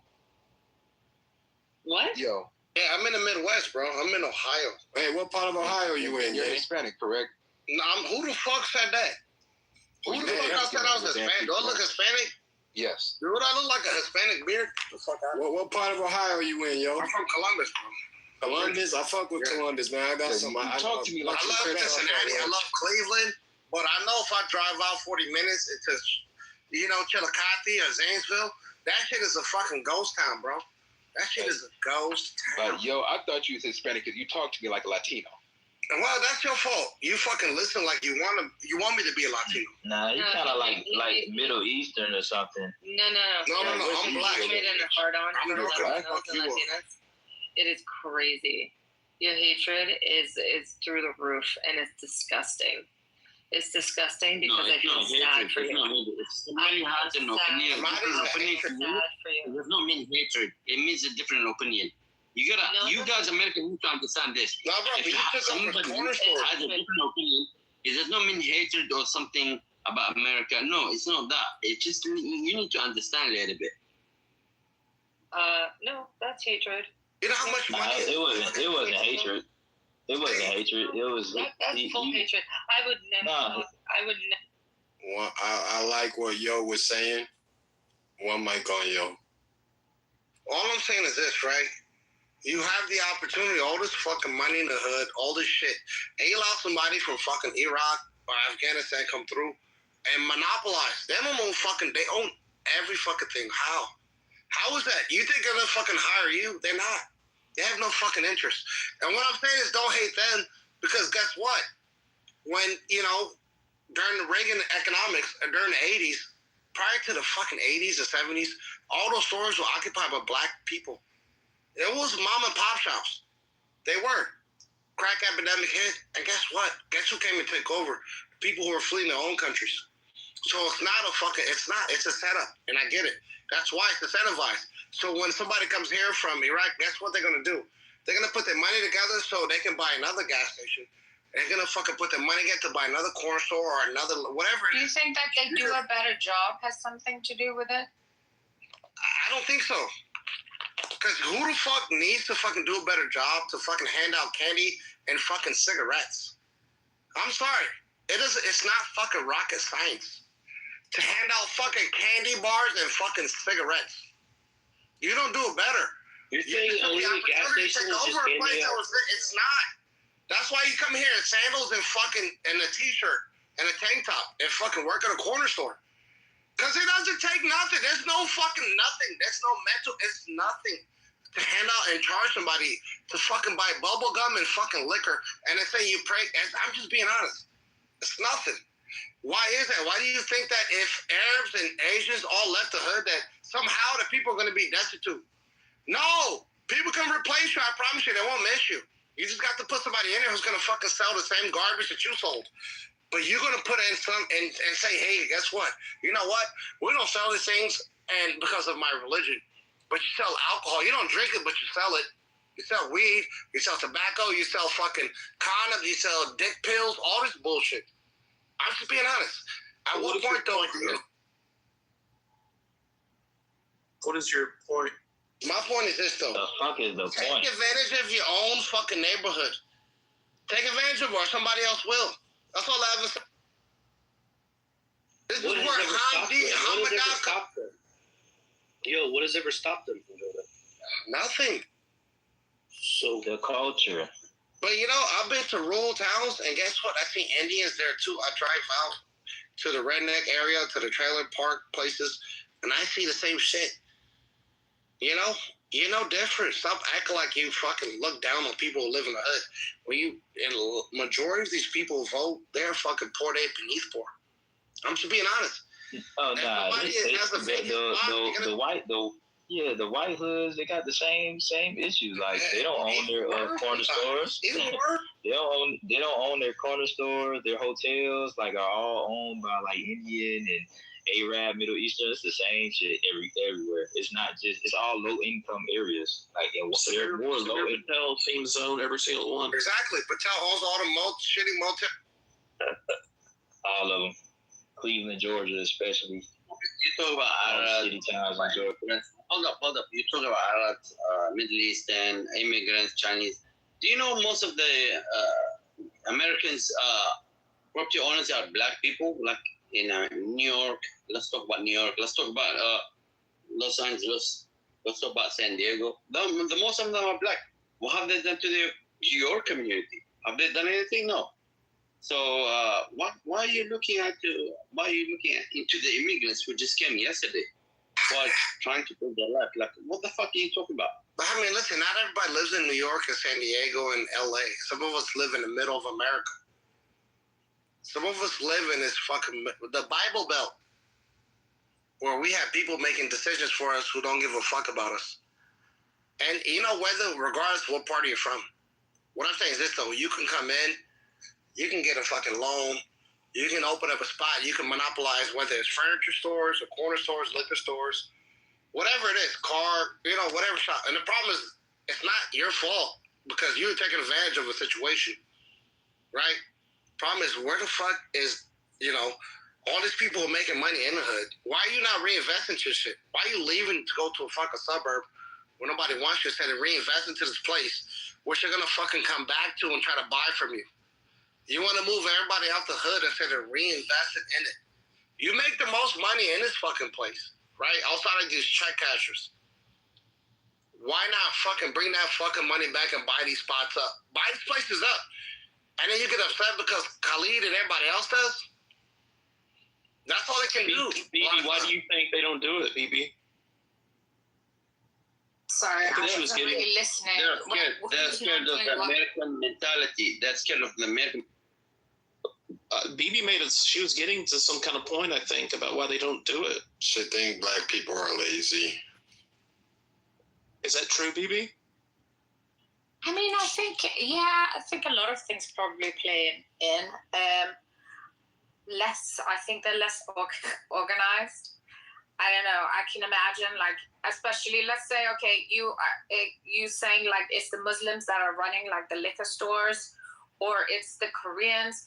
Maybe because they don't steal from themselves, they keep, like, their bookkeeping, they're sort of more interest. Well, I don't know, Wait, but they do. That's why you moved here. Like in your country, you were killing each other. You were bombing each other. They're doing a job. And if they're doing it well, there must be reasons for it. Shut the fuck up. Nobody's bombing each other. The Americans are bombing everybody, every country. So just be quiet. What do you mean? I'm not Hamas. I'm not Al Qaeda. I've never bombed anyone. You gotta fucking understand the history. You gotta fucking understand the history. Americans are bombing every country, so you gotta understand that shit too. You gotta check your back channel, bro. I'll give you some grants. But see, and that's what I'm saying, bro. Like, it's gonna be very, very tough to defend you. That eventually the black community is just gonna say one of these days, 2036, 2040, around the range when your kids start growing up, then the parents start getting arrogant because they see that their weight is coming up. Yeah, it's gonna be very hard. It's gonna be very, very, very, very, very, very hard. How black people profited from you owning everything in a spot, and you do nothing. You don't reinvest. You don't hire people from there. They never needed. I do. Like you, that's what I'm saying. Are you a half breed? Are you your daddy white? No, I'm black. Who the fuck are you talking about? Because I'm. Is it a half breed a no word? Ain't that fucking crazy? Which one here? A couple motherfuckers? Did I call you a couple times? Which one? A half breed is crazy. What the fuck is a half? Check this. I had to fucking for him. I sent you. You never in your life. Yeah, I appreciate that, gang. That's no problem, big dog. Like I said, I'll send you my contact as well. We'll make sure that we'll figure out what you need to be able to do. But when it comes to that, I do help my community. I teach the youth because I know no crack is gonna do it. So I gotta do it. Somebody gotta do it.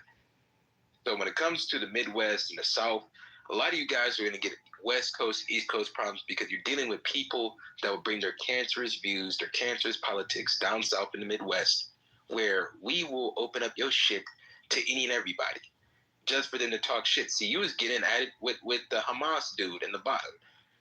Ain't that a bitch? Where y'all thought I was going to jump me, and then y'all wound up arguing with each other. I came back in the room, y'all going back and forth and shit.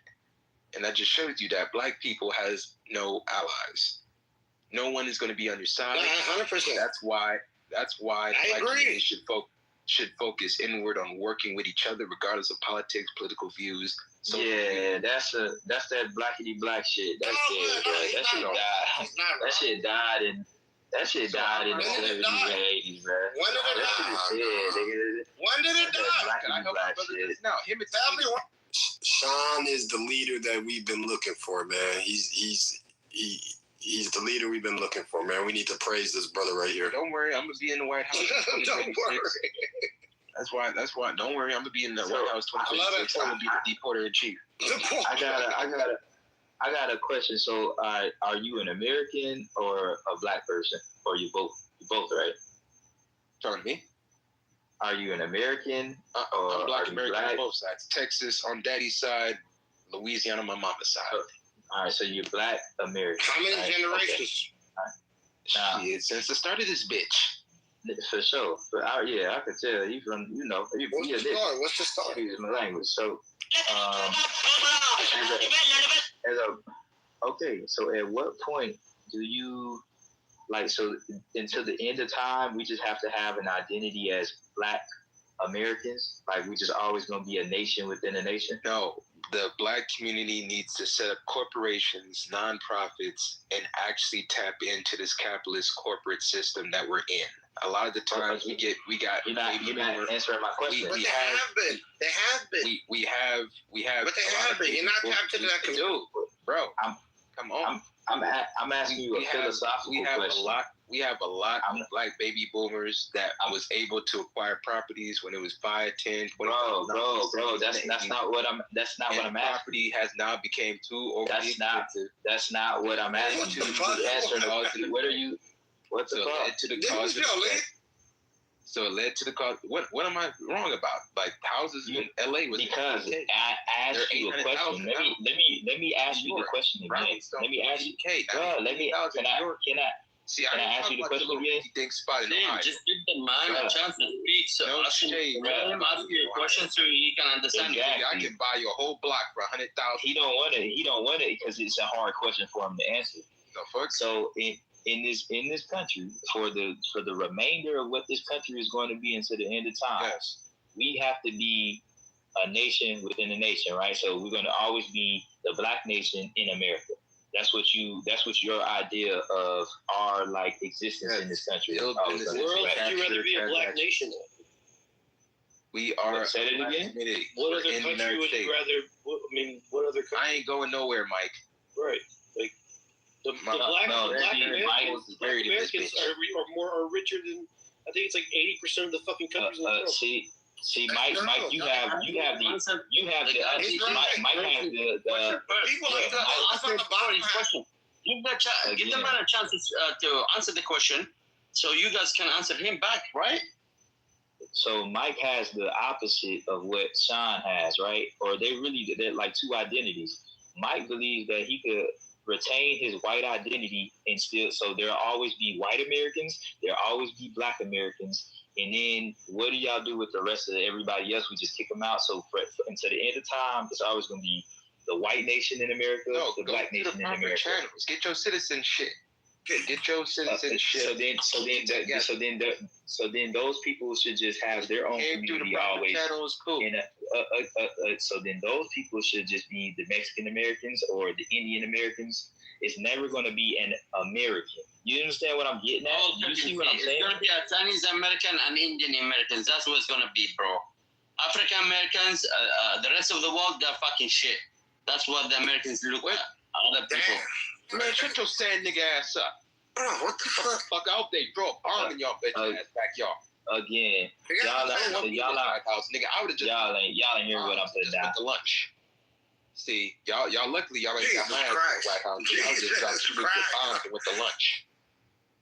Fuck y'all. Goddamn sand niggas. Let's get a new speaker. How about Taco? Taco, would you like to share? Yeah, what's the topic right now? Supply and demand law of economics. Supply and demand in reference to? Do you think that it's always going to be a white nation and a black nation in America? Like, do you ever see Americans just saying, "Oh, I'm an American," or is it always going to be, "Oh, I'm white American, or I'm black American"? Yes, I gotta say something here. I think the dichotomy you just drew here, where you say it's white or black, is a little self-centered on black, in consideration that the black population is so significantly smaller than the other groups in the country. Like, you guys are third in majority, but somehow you go, well, America's going to be white or black. Kind of funny. So much the fucking hate them, but throw whatever else ethnicity you want to throw in there. Whatever the second one is. Like, what is that? Like, don't center black people.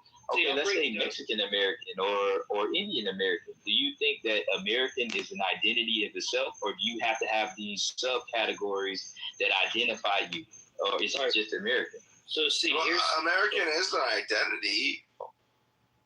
I think an ugly nose is what dictates it. Nobody like an ugly nose. All right, see, so this is how I'll break it down for you, see. What the fuck is an ugly nose? What the fuck? All right, so this is how I'll break it down. What does it Ugly nose means like round nose, like a big motherfucking nose. It could be too wide. It could have too much of a bump. It could be turned up too much. Jesus. We don't care for that shit, nigga. So see, this is how I would say how I would answer you. See, and it's a valid question, right? But I think what you're missing the point. You're coming from the question from point of divide. And here's what I'd say. You asked, is it okay? Are we ever going to call ourselves just Americans and not black and white Americans? Well, yes. See, we do that. Like, if me and you were to go to Europe, we would both identify as Americans. Or if me and you were to go to Africa, we would also both identify as Americans. Now, in America, black and white is unique, right? Like, we don't call French people white people; they're French people. So black and white, and this is what we got to start rethinking our minds here. Everyone says the country's 60% white and 15% black. No, it's 75% American, right? 75% American. You guys aren't the third. Black people aren't the third minority class in the country. Everybody thinks they are. They're not. Americans are the vast majority of people in this country. Now, white and black is uniquely American because it kind of has to be, right? It's a necessary evil, so to speak, right? And I'll approach it from just the white perspective. If an Irish immigrant and an Italian immigrant came here when they were kids and they grow up and they have a baby together, the baby's not Irish or Italian. The baby's going to be American, right? So now what is it, right? So, and now in America, we have this kind of unique way where you're a New Yorker, or you're a Texan, or you're an Arkansan, or you're a Californian, or you're a Floridian. So we kind of have these little states that we come from. But to the outside world, you're just as American as I am, dude. And by the way, I think you can tell. And I'll use basketball as an example. I'll just use the NBA because we all know those people. We can look them up and we can see them, right? Like, I don't know how old you are, but do you remember like guys like Hakeem Olajuwon? Yeah. Hakeem Olajuwon looked African. Karl Malone looked American. And now think about white guys. Manu Ginobili, Dirk Nowitzki, they look European. Manu Ginobili, these people look European. Like it's just because they're white. Like Putin looks like a Russian. So what I'm saying is that this white and black thing, you're kind of coming at it from being like, well, are we always just supposed to be black Americans? Well, fuck yeah. Well, Mike, who created this? Who created this statue of black and white? Like some of these other countries are not acknowledging that there are black people in there and they consider them different. That's different, bro. Completely different. Who created this black and white? Tell me. It was the Iranian guy. Remember, it was the Iranian guy who came to the group and he fucked up everything. Our eyeballs. Why did he hate Iranian, bro? He must be Israeli. You know what I always ask him? I don't hate Iranian, but there's one guy from Irania, he came and he said the N-word and he light up the whole conversation, and that's what we all... Because Arabs are racist as fuck. They're so different. Just like... No. You're fucking bullshit. Just shut the fuck up. It's not bullshit. You can ignore it all the fuck you want. It's not bullshit just because you say it is. Stop fucking pretending it is. Stop acting like it doesn't happen in Libya. I fucking read. I know. You can... Oh, my friend. It's not, though. It's happening in Libya. It's happening in Sudan. It's happening in Morocco. It's happening in Algeria. What's happening? What's happening? I missed it. It's a lot. What's happening exactly? It's BB. You know what's happening right now. Hamada's people are some sick fucks. It's a slave trade that's happening right now. That's why Boko Haram and Al-Qaeda all coming to Sahel states. I know. I look into this shit. I'm American.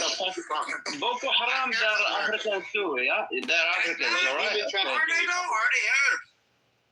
No, well, they're Arabs and Africans too, yeah. But I agree with you. You kill them because I don't know. Yeah, well, I agree with you. Yes, they're crazy. Yes, they're crazy. Yes, I agree. Yo, man. Yo, I rock with you, man. You know, whatever I said earlier, my bad. I didn't mean to call you a half-breed, man. Because I'm not one. Either way. I didn't mean to call you a half-breed. All Americans and I'm not lying. Are fucking, or like a third breed. That's fucked up. Like I said, Yo-Yo, because I can fuck with Yo-Yo's ability. I can tell Yo-Yo is not going to be super inclusive just to be like super artsy-smarty, liberal. My problem is the black community, we have so far liberal motherfuckers that will get mad at Yo-Yo for defending himself when the foreigner want to act all gully and disrespectful. That's how I know that nationalism is going to expand in the black community. Because, damn it, Black LA, we do not fuck with open borders. We know that the whole situation is rigged.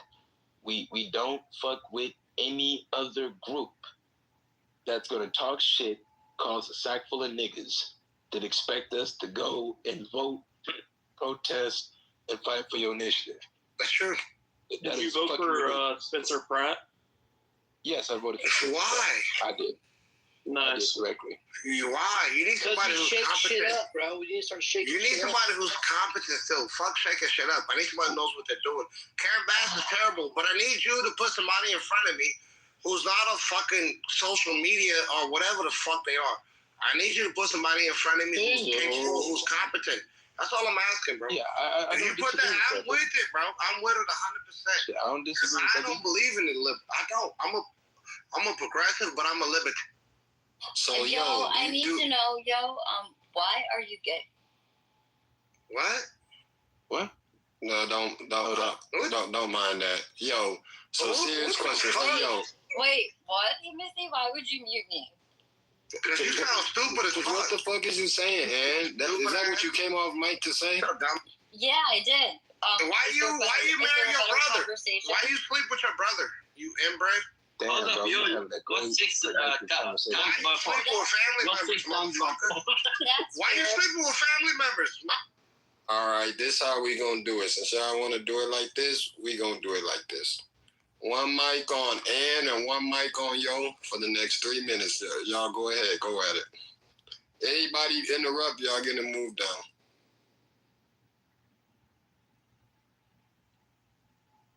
Yeah, that's bullshit.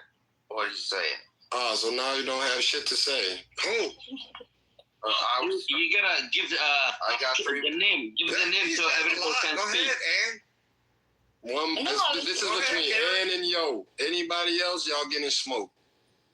Oh, okay. Well, okay. Now the question is this, I Ken. thought that you were gonna go first. Now my question is this: right? You feel American, right? Because you took a picture behind the American flag, right? You feel patriotic because you own 2 or 3 fucking flags. You probably wear American flag paraphernalia in your pants. You probably got a fucking mud flaps, right? You feel patriotic. That makes you feel that way. But what the fuck do you care about America itself, the land? That's the problem with you. A lot of you, it's all symbolic. All you care about is, yeah, I'm American. But what do you care about the fucking land itself? When motherfuckers are selling protected land, they're selling land near military bases. And all this shit, yeah, it's a lot of fucking motherfuckers who have American flag month, which is disrespectful. The whole hat, everything. What I'm saying is this, though. What is it that Trump has done to prevent all these foreigners from buying this land? China investors are buying so much land. All this shit. They're buying all this land in military bases, and he don't give a fuck. You buying protected land. And y'all supposed to be the people who love outdoors. Aren't you outdoorsmen? You fish hunt? You don't give a fuck about the EPA. You want to eliminate the EPA? You want hunt? Don't you hunt and fish? You don't care about the polluted waters? You don't care about the lakes and rivers? You don't care about the land, to protect the land in America? That's what I'm telling you. You only give a fuck about all the symbolic shit. It's all symbolic to you. You don't actually care about the land because you will let the pipeline, right, run all through America and destroy so much fucking sacred land. That's why people in rural towns are drinking frack water at this point, right? They can't even drink it. AI data centers are fucking them up, but you don't care about that shit. All you care about is the flag. All these people who live in these towns, I'm just being honest, bro. It's all symbolic. You can wave and you can stand, all that shit, but you don't give a fuck about your fellow American. That's all I'm saying. All right, I'm done. Now I'm gonna stop. Well, yo, I'm gonna ask you this. Well, go ahead, Ann. So first of all, under whose presidency was all of our land sold off to foreign entities? George Bush and Bill Clinton. And Donald Trump. No, and Joe Biden. Okay. And Joe Biden and Obama. Yes. Okay. And so, what do you think? So our allying with Israel for this war with Iran, and with the U.S. capturing the guy from Venezuela. What do you think? Maduro. Why do you think that all happened? I have no fucking clue. Okay. Well, you tell me. Okay. What? So it's all about depleting, well, in my opinion, depleting China's oil resources. So as we know, China gets their oil from Venezuela because they have the best oil. And also, he then, because we captured him, he then gave our intelligence all of the information about the last election and how China had intervened in our elections, which is, the documents will be, I think in the next few days that they're going to be released. And then with Iran, the Hormuz Strait, that's where all like the ships like take the oil to China. That's why we've like blocked off the Hormuz Strait, so that there's no oil being able to go to China. So to me, and then the tariffs, the 100% tariffs on China, I mean, I really think that that's how we're going to get back at China for everything. So what do you think of that? Well, what I'm telling you is this, though, right? In 2024, China bought $12 billion worth of soybeans from American farmers. You know how much they bought in 2025?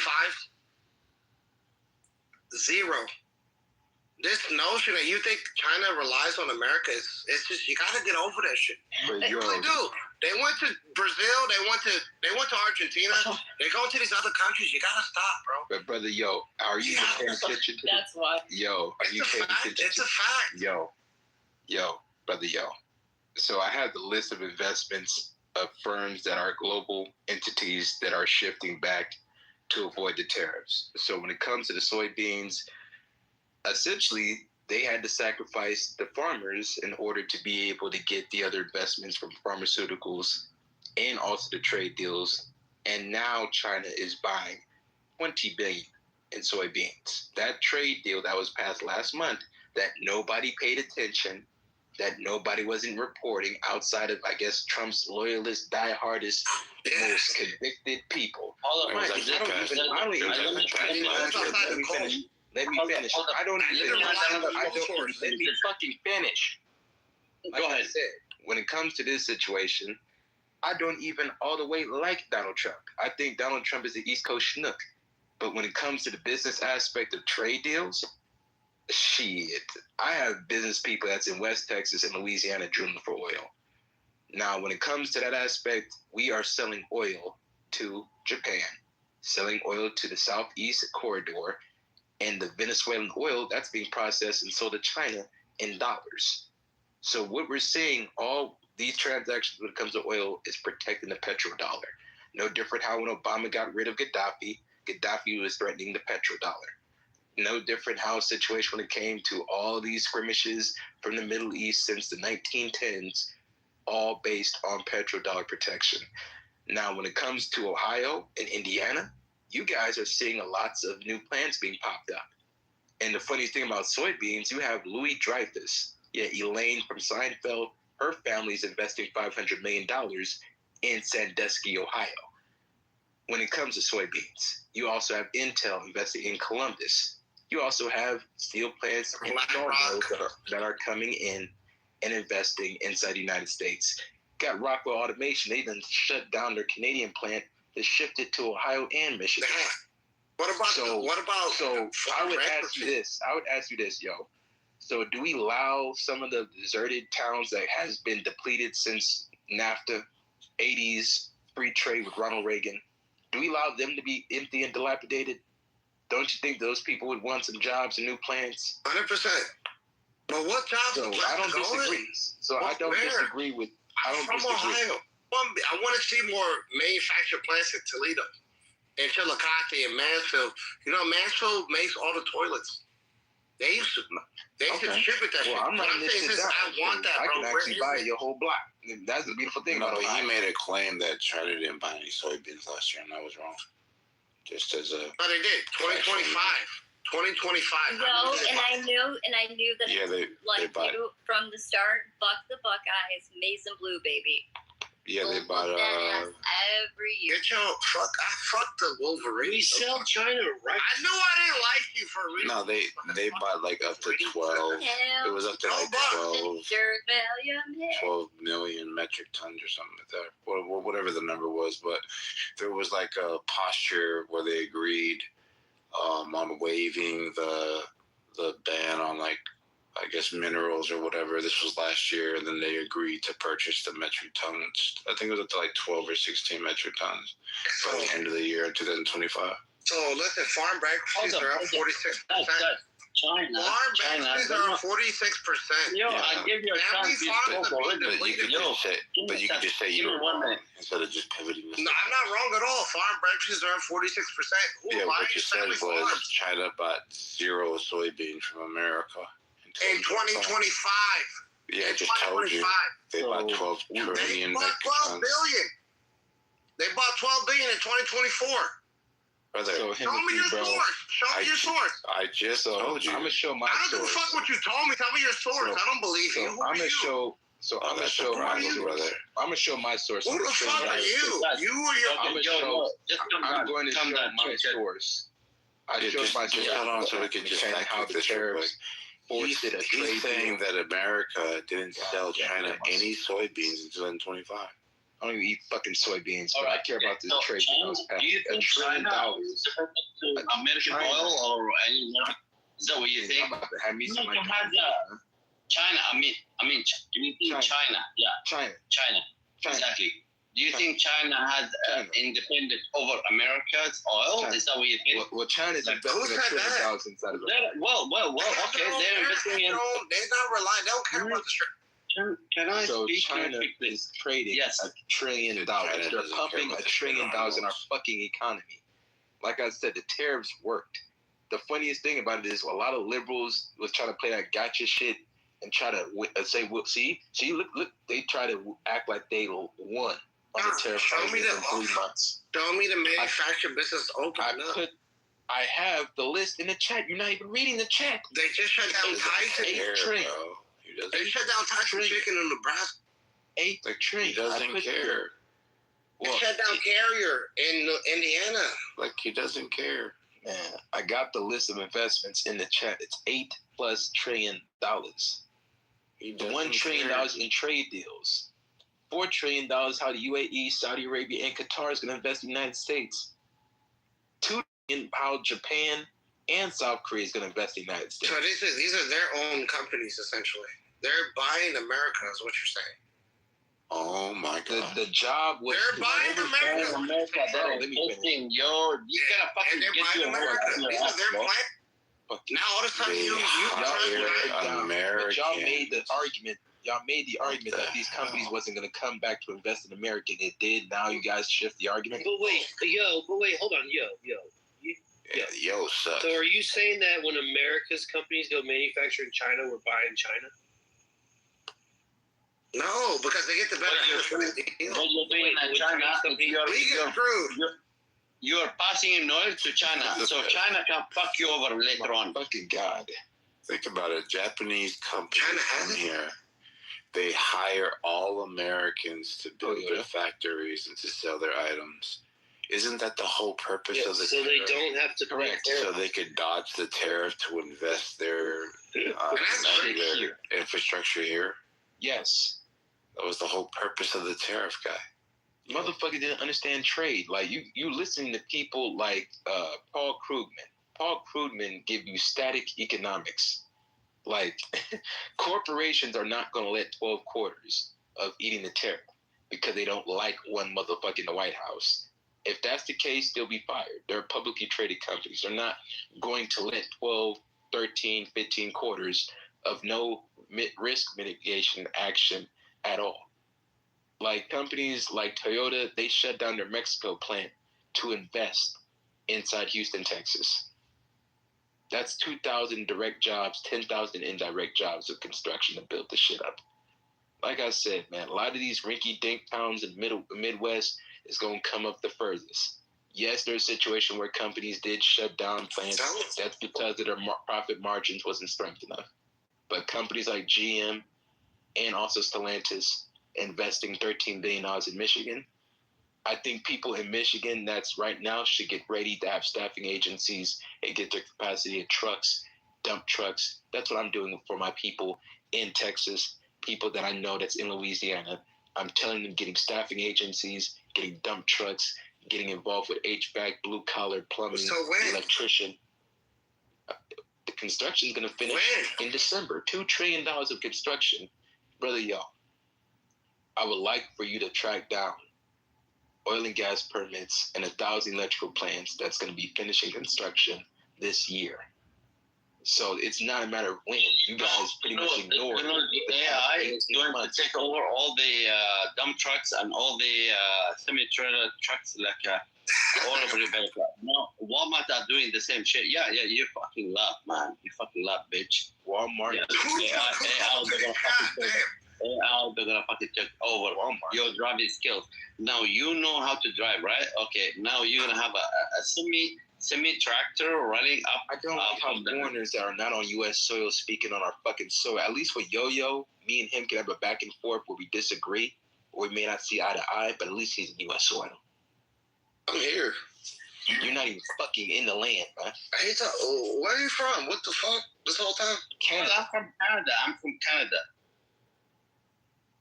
Fucking host. I don't know what the fuck is going on in Canada because I don't give a fuck. Canada got them wildfires going on right now. They're very happy people.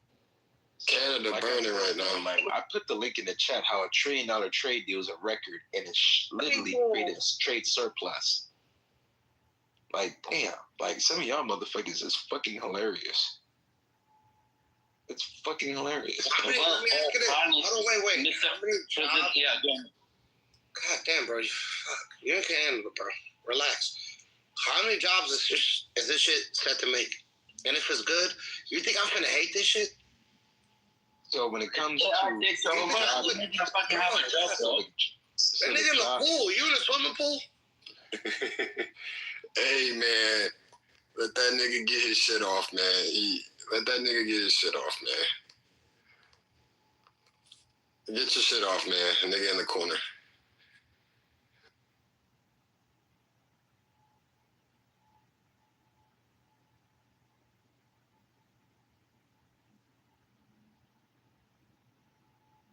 Okay, man. One of y'all go ahead, brother. If he interrupts y'all, I'm gonna move down. Bro, it's funny as shit where we don't let shit play out long enough, where we want stuff now. To be honest, Trump won't even see most of the capital rotating in his term. 2027 is going to be a big year due to the fact that you have construction that was being greenlight. Mind you, you mentioned about how he cut regulations. He had to downsize the government in order to bring in these multi-trillion-dollar deals from overseas of companies that have to be able to avoid a tariff or figure out what they're going to do to mitigate the risk or just leave the whole United States market. But they're not going to leave the market. Oh, no, we overconsume. So they'll talk to the Department of Commerce, work out how they could get a Section 301 tariff exemption through Howard Lutnick, Department of Commerce, and be able to construct, build, or just buy an existing warehouse, an existing manufacturing plant, and be able to expand it out that way.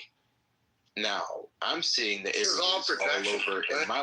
I see areas all over my town where I live by Lockheed Martin Base, by Everett Air Force Base, and they're doubling their manufacturing capacity. Because of the war. Shit, we're bringing in 10,000 more people. Well, because of a war, too, you know? We're bringing in 10,000 more people. How many battleships are being built in China compared to America? We can. And the funniest thing about it, Madison, it's the 400,000. The funniest thing about it, job Madison, shortage in terms of welders and. So Madison, how will the average American get their money back from the tariff fiasco? You won't, because the corporation pays. Exactly. I literally told everybody last year, the corporation pays it at dock. You really believe that? They don't pass the buck. You don't believe they pass the buck? Gosh, it's horrible. When the inventory comes at dock, the corporation pays it at first. Then they choose to either pass it down to the consumer, or they'll absorb the tariff. So they keep the item within price range for market value. The market will dictate, right? Go ahead, like if you look at what happened in 2025, like there was a lot of pressure from Walmart, Costco, Puma, Adidas on China to absorb the tariff because the tariffs were getting crazy. They had no more profit margin. They were forced to stop buying those items. But the thing is, they're not going to keep passing down to their consumer. A lot of them had foreign trade zones and bonded warehouses. So with bonded warehouses and foreign trade zones, you can cut the tariff in half. Like from somebody that's in logistics. When it comes to the scenario of the manufacturing plants, they worked out the exemption where quarter after quarter they don't eat or have to pass down the tariff because they're building inside the United States to avoid such tariff. Like I said, we've been doing this free trade shit since the 80s and 90s where we forgot when it was made in America, built in America. Buy American, build American. Tariffs was a situation where it created instability in trade, but the corporations and CEOs and CFOs, they can't allow that to be eroded over 12 quarters. They'll be fired if they don't figure out a way of either we're going to absorb the tariff, pass down the tariff. If we pass down the tariff, how much can we pass down the tariff? But the main premise is to build. And I'm seeing manufacturers popping up left and right. Pharmaceutical companies, they got 100% tariff. But you see Johnson & Johnson investing $50 billion, Novo Nordisk investing $50 billion, Roche from Swiss investing $50 billion inside the United States, Pfizer $70 billion. So a lot of these companies, they're building domestically in the United States. We will see this fully be constructed in 2027 and 2028. Yeah, the weird part is that when people say pharmaceutical companies. Oh no, here goes another one. I'll put this in the chat because I can tell that a lot of people didn't follow up nor did the research. They don't know. With the same pharmaceutical companies that come online. I have a question with this. What about a company that does come online, like, Texas Instruments has been around for over 70 years, and they have made huge investments in our state to bring in computer chips, being able to manufacture those right here in this country and hopefully get our dependence away from Taiwan. Taiwan makes 91% of all computer, chips and things that go in everyday appliances, including phones and etc. So, America needs to capture that and continue to bring that kind of manufacturing over here. They're doing that. Texas Instruments is doing that, and I'm proud of that company because they've been able to hold steady with the times. And so that is a company that I like. I'm sorry? Do I like Tariff? I don't think so, because mathematically it doesn't benefit the consumer. What do you mean mathematically? Use the math. Let her finish. God. Brother, hold on, brother. Well, Hey, let her finish, man. I'm smoking y'all if y'all interrupt her.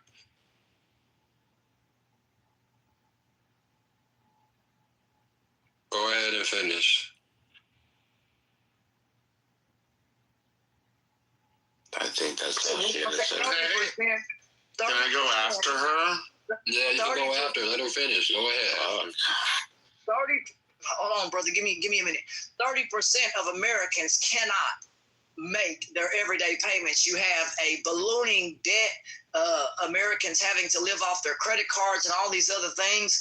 So, that stuff follows. I mean, tariffs are not good. That's why they were ruled as illegal. That's like a tax. Nobody wants to, raise your hands in here if you want to pay extra taxes. Nobody, right? So that's why people find ways to avoid taxes. Nobody mathematically wants to pay a tariff.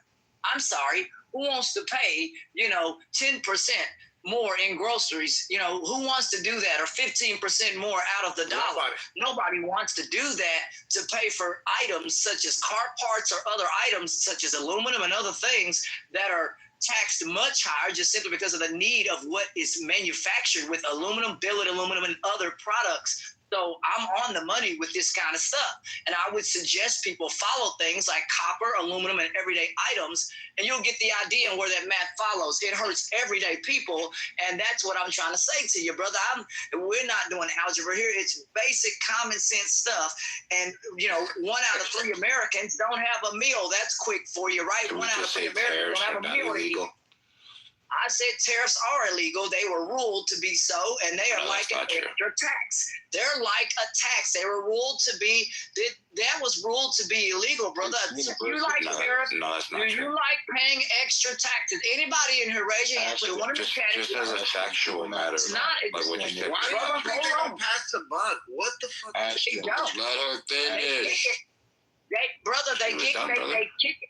Hold on, brother. They kick it down to us, the consumer. Exactly. All right. Exactly. So we're the ones that eat that, right? Boom. We're the ones that have to pay that high price. Why the big companies, they're able to get that money offshore, right? They're able to take their understand what you're saying. Do you get what I'm saying? So that ain't fair because your everyday American, cannot protect his or her money. The tariffs aren't illegal. No, they're illegal. It was an extra tax. It was ruled to be so. No, the Supreme Court only weighed on how he did it. So there's tariffs on China right now. He's able to do it a different way, using different federal statutes. Emergency powers. Yeah, what I'm trying to say. I'm not saying that all tariffs are illegal.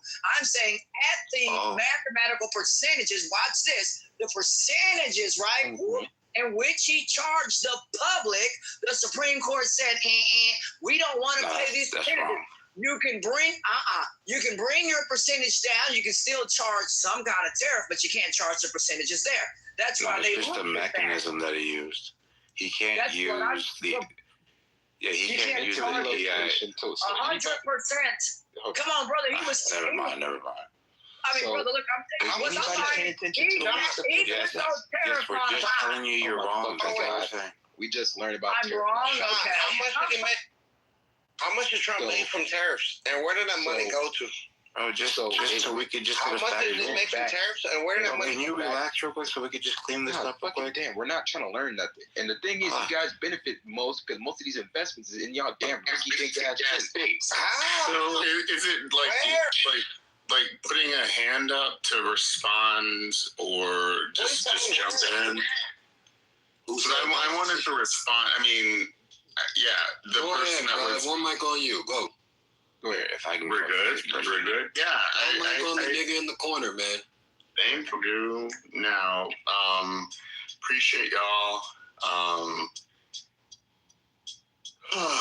Man, yeah, all this stuff. And even I want to talk to the room, but I want to also talk to everyone in the room outside of the people on the stage, in the sense that we're fucked. We all are. The person that was speaking, that I was trying to ask them, her, or they, them, whatever, what does mathematics mean for you? Oop, see, here we go. Responses to that. Not that a felon, not that a whatever. No, wait, can I talk? Or, because I was shut up. Clock it. Can I finish? Wait, I was asking a question. My question was, hey, what does mathematics mean? That was the literal thing that I was shut up for. So, hey, here we go. See? We're not going to do this game. So we're going to let that man speak. You feel me? And he going to speak, bro. You got 2 minutes, gang. Say whatever you got to say in your 3 minutes, bro. Hey, can you ask him? I'll take the 3 minutes of it. Well, hold up. I'll wait for my 3 minutes. Go ahead and say what you need to say. No, we're just asking you don't ask questions so we can get over with it, so I can go. That's fine. So after you said what you needed to say, my 3 minutes will start now. It's I'll stop talking at 3:30. Is that what you said? I was just trying to follow the rules. Okay. Do you want me to go first? I want someone to tell me what the rules are, because clearly I'm trying to follow them. He said you got 2 minutes uninterrupted. Go. Someone said 3 minutes. All right, look, gang. Damn, my nigga. Damn, bro. Y'all finna... Damn, bro. I'm not trying to get like that with y'all, man. It was going good. You feel me? Let's keep it good, bro. Thank you. No, it's good. 3 minutes. No, for real. Get your 3. Thank you. Get your 3, bro. I will. So what I'm saying is that with this conversation, I think it's both beautiful, but it's also sad. It's sad in the sense of that we, as Black people, I'm assuming, we have so many things with this country that have done us wrong that we can't even get the mind understanding of what we should focus on. And I understand that we as a cohort, we as a group, we as a collective, there's people that have never even been to college. There's people that have never even been to a six-figure thing. There's people that have been with six figures and are still out of rooms that get shot by police, right? There's still an ecumenical aspect of what it means for just to be Black in this country. And also what's sad to me in my observation, I think I got 1 more minute, is that it's sad that we as Black people have also tried to use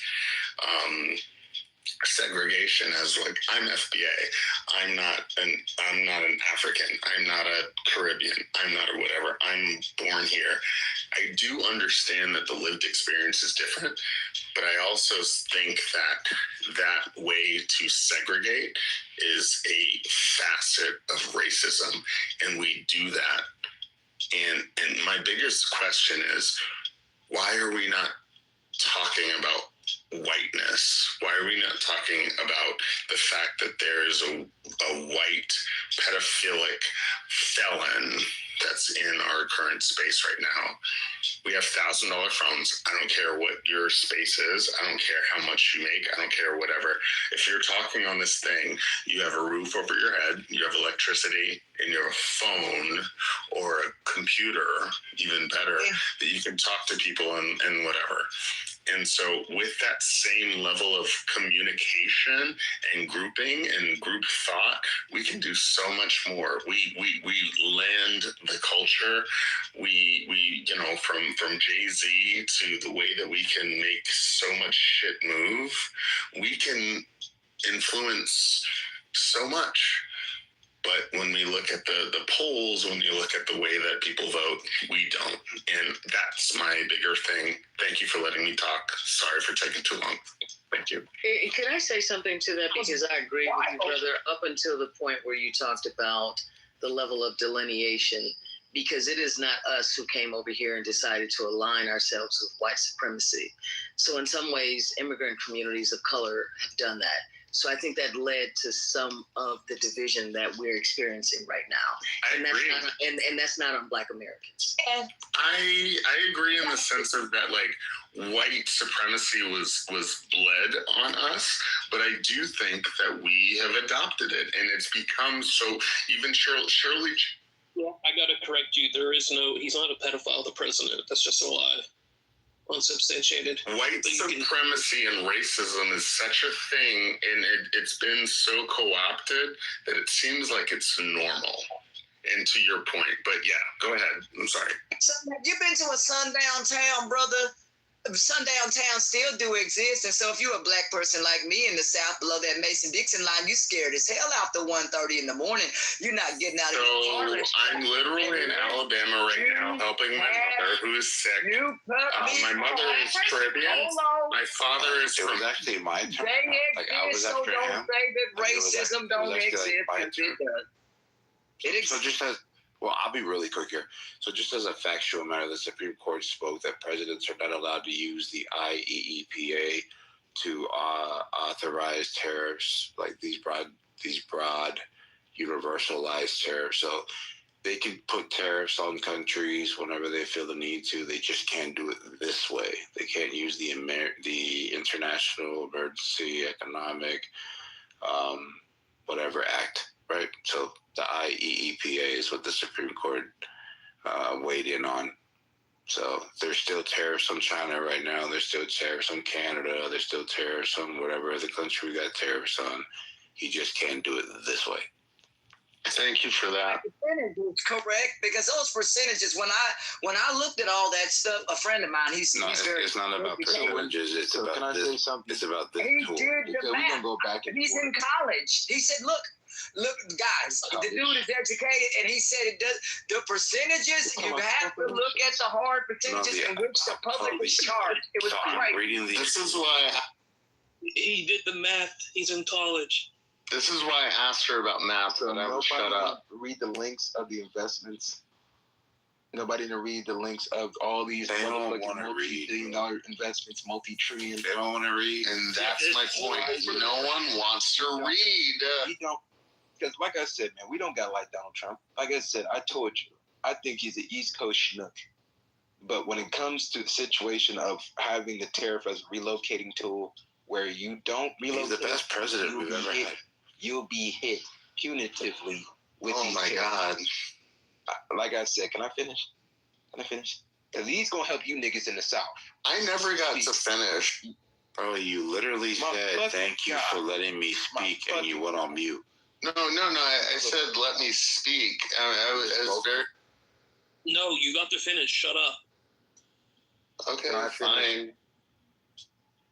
Can a real man finish? Yeah. Can a real man finish? A real man can. Can a real man finish? Yeah, me. So if I could, thank you. Oh my gosh, man! Fuck y'all tweaking. I know it's early. I know it's. I don't know what time it is where y'all at, but I mean, come on, guys. If you gotta go drink some coffee, you feel me? Go smoke a blunt, go sniff some shit. Do what y'all gotta do to start acting accordingly. God damn. Like I said, man, I put the links of investments, man. Pfizer, 70 billion, Novo Nordisk, 50 billion, Roche, 50 billion, AstraZeneca, 50 billion. AstraZeneca is investing also in Baltimore, for all places. Then you also have Johnson & Johnson, 55 billion. $2 billion going to be coming in Houston for that. Then you have, you got another Houston investment. Toyota has shut down their Mexico plant to do the Tacoma pickup truck in Houston. So this was a relocation tool. The job wasn't to have it where companies just bleed out revenues and profit sources. This was a situation of relocation. How can we force the companies to relocate right back? You have $600 billion in pharmaceutical investments. These are CapEx spending. This is not Donald Trump saying this. This is not me just hoopla and cheerleading and clap. No. This is me that's forced. I invest in stocks. I have to figure out what companies and corporations are investing here.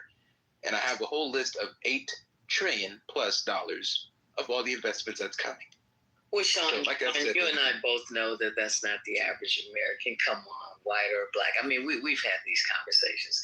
But you know, and you know what's wild? I know, baby. And you know what's wild to me is that they don't even like really get it for real. This whole thing, even in terms of racism, like it's some kind of superpower. Like it's supposed to ruin my fucking day. It doesn't work like that. It's done real damage. And it still does. But the people who catch it the worst are usually the people with the least. And that's the part. Like, history doesn't disappear either. Every generation ends up dealing with the last one left behind. But I don't let others define me, just like you don't. You don't get to steal my peace. I'm still going to build. I'm still going to create. I'm still going to make money. I'm still going to love my people. And I'm still going to keep it pushing. But the crazy part is, like, in terms of affecting me, when half of the time, they're the ones getting played. They looking at us sideways when they should be looking up. You mad at the wrong people while somebody else is cashing checks off the division. It ain't even black and white half the time. It's green. Like, I've been in rooms with the real white people, like the real ones who have real influence. And trust me, power don't move the way that people think that it does. All this culture war stuff that keeps everyday people fighting each other, the people making the biggest decisions are usually just protecting their own interests, while everybody else is out here doing the free labor for them. I hear y'all caping for them. So while you spend your energy hating black people, immigrants, whoever they told you to be mad at this week, somebody else is moving the pieces, making the money, laughing all the way to the bank. That's why I don't trip off of it. Like, I don't respect it, and I damn sure don't excuse it. But it's kind of sad. Not sad enough to feel sorry for their behavior, but sad that somebody convinced them to dedicate their whole life to fighting people who were never their real problem. So I'm still going to wake up black. I'm still going to win. I'm still going to create. I'm still going to build. And there are people carrying a bunch of hate, and that's their burden, not mine. And when we think about what's really going on, when you listen to Toni Morrison and when you listen to James Baldwin, it's like racism, yeah, we get the brunt of it, but it affects everybody. That's the crazy part. The reason we didn't have universal health care in this country was because of racism. The poor whites didn't get it either. That's why, because there was a book that was written and they calculated that we would die off within 2 generations as long as they don't have health care. And that shit perpetuated for years and years. And now when you got to pay 20% with Medicare, they said they did the numbers and they said they won't go to the fucking emergency room if they still got to pay a 20% copay. And these motherfuckers are still towing the line, voting against their own interest and get mad at us. And we don't have the power. We don't control your wages. We don't control what's, I'm sorry? Who are you talking about specifically? These motherfuckers that are voting for their own interest. Who am I talking about? If you don't know, baby, you'll never know. Oh. What's a shame? What she's saying, brother, this is like country time lemonade right now, right? Or if you have an espresso, you can drink one of those, whatever. At the end of the day, man, all I'm trying to tell you is what this lady is essentially saying, brother, is you got to get together. You got to think right. You got to think, brother. You have to think about what she is saying. I'm saying that people are being used as pawns. There's something called bacon. There's something called the Bacon Rebellion. The Bacon Rebellion happened when indentured servants, poor whites, got together with the enslaved, and they decided, look, these slave owners, they're playing both of us, and that's when they created the overseer. And you know what they did? They didn't give the overseer any money. They didn't give them any land. What they gave them was, you're better than them. And all of a sudden, they felt powerful. And all of these motherfuckers with the real money stepped on all of us. And that's the part that we don't realize. So that's what I'm talking about, a system that's designed to keep everybody in their respective places. And if that includes you, it includes you. So I'm talking to the people who don't even realize the system that they're living within and that are pawns within that. And the queen is the one who runs the board. So would it be like Magpul is the owner of this house, and he gives Beaver and Himothy a green bean to give us some power, but he's really using us as pawns? To a certain degree, but unless you're making money on this bitch, it really don't matter. I'm talking about the color is green. Well, how does Peter factor into it?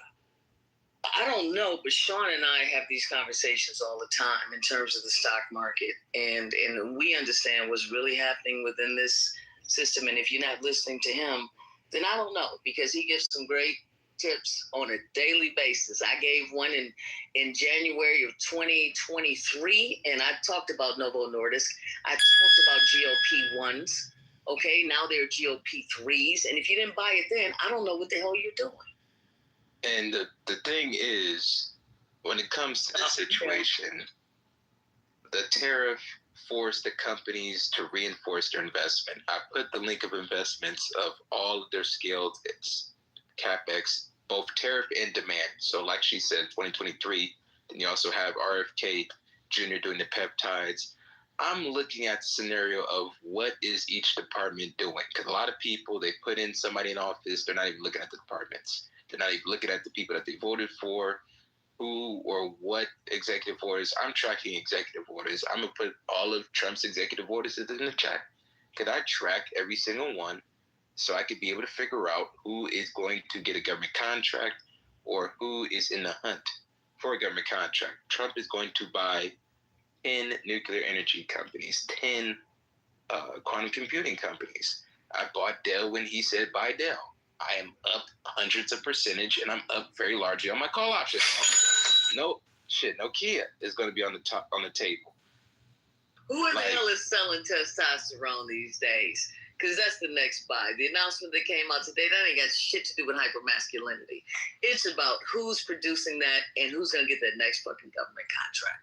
Exactly. So I'm looking at Largo. Largo got a Department of Contract for $150 million from the Department of War. And that's LRGO, Largo. So on this, USANY, Donald Trump Jr. And that's why I wonder, for the people that did vote for Donald Trump, do you track Donald Trump's stock portfolio? Matter of fact, I'm going to put his portfolio. No, I tracked Nancy Pelosi's before it was a thing. But just like that boy, Tom Steyer, the Democrat in California, and he's running for governor or whatever, he made all of his money off the prison industrial complex, okay? And when they pivoted to detention centers, you had to buy GO stock. That shit went up 28% in one day. When they start talking about immigration, we got a new play now. It's not the prison industrial complex anymore. It's detention centers. If you're paying attention, you're paying attention, or you're not. That's what I'm saying, man. You're paying attention. They're building them everywhere, and you see pieces going down the daggone highway that they have on these massive trucks. So they're building something out here, and it ain't to haul no animals, and it sure ain't to put somebody somewhere. It's to put people somewhere, and that ain't good. It's pretty bad. So I done blessed y'all with the executive orders of Donald Trump. It's all organized for you, lined up, and I also put his stock portfolio in my PTR, where that's all the stocks that I tracked and invested in. So like I said, I'm not going to lose in these next 2.5 years. Like I said, I tell everybody all the time, I don't necessarily like Donald Trump, but I benefit from Donald Trump. Where it's a situation where I'm not going to be left behind, bro. I'm not going to be left behind, man. Like, to be honest, I haven't missed yet. And it's going to get even greater and better when motherfuckers start drilling and processing some of that Venezuelan oil. You know what you're talking about, Sean? You talking about negotiating the other day, right? So they're stopping data centers in the whole state of New York, right? Because data centers is this big problem. But you know what they could have done? They could have got tax abatements in terms of property taxes. They could have got sales taxes during construction. They could have got permits and impact fees. They could have got utility revenue and sold it back. They could have got water revenue, because everybody's paying attention. Well, you're using it, the water is going to cost more. It's going to do this. Put yourself in the game. Deal with the land leasing. Deal with the revenue sharing agreements. Say, if you're going to make money in my community, we're going to make money too. You can even lease the fiber that they're doing. And none of these communities are doing that. But instead, all they're doing is railing against it and stopping progress. or not getting access to, like you say, market share, equity, tokens, tokenization, some aspect where you have equity involved. You know, people say we need equity. Well, that's the equity. That's the new equity. Now, it's not just the people pushing back on these data centers. It's entire cities that have massive city halls. It was hundreds of people. You know, folks out here really don't show up to no dang on city halls. I'm just going to tell you, they'd rather eat pizza than go to something like that. I'm just saying. And all of a sudden, all these people showed up. They didn't like the fact that data centers, and they're noisy, very noisy. If you've ever been by one, it's like, who wants to hear that outside your door? You're paying $5,000 a month, $10,000 a month, whatever this lady was saying. She said, "Look, I pay a lot of money, and I hear." Who wants to hear that? And you're paying all this money. What in the world? That can't happen. Well, I agree with everything that you're saying, Ashton. All I'm saying is it's more effective to not just rail at the community meeting, but to go to these corporations and say, hey, we need community investment funds. We need equity, profit sharing. We need local hiring. We need renewable energy projects that increase local energy capacity. We need you to expand our broadband. We want revenue share tied to your future campus expansion. I'm saying to sit at the table and make the deal versus railing. And you're right about everything you're saying. I'm not saying that you're not. I'm saying it's coming anyway. You can't stop the capitalism. And so I'm saying, so just be a part of it and get yourself a seat at the table. And before it gets to the big community meeting, you got to get in the back door and say, look, this is how we're going to do this, okay? And my people are going to profit from it. We're going to benefit from it just like you do. And we're going to be cool in the meeting. You cool? I'm cool. And so that's all I'm saying. I'm just talking about strategy. Well, the state of Texas has already said, if we want these things built on our soil, you're going to have to buy into the grid. You're going to have to buy infrastructure. You're not just going to. So those are things that the state's already telling people. I think the public now has to catch on to understand they can, like you said, tokenize this stuff, mechanize it, whatever the case may be, modernize it.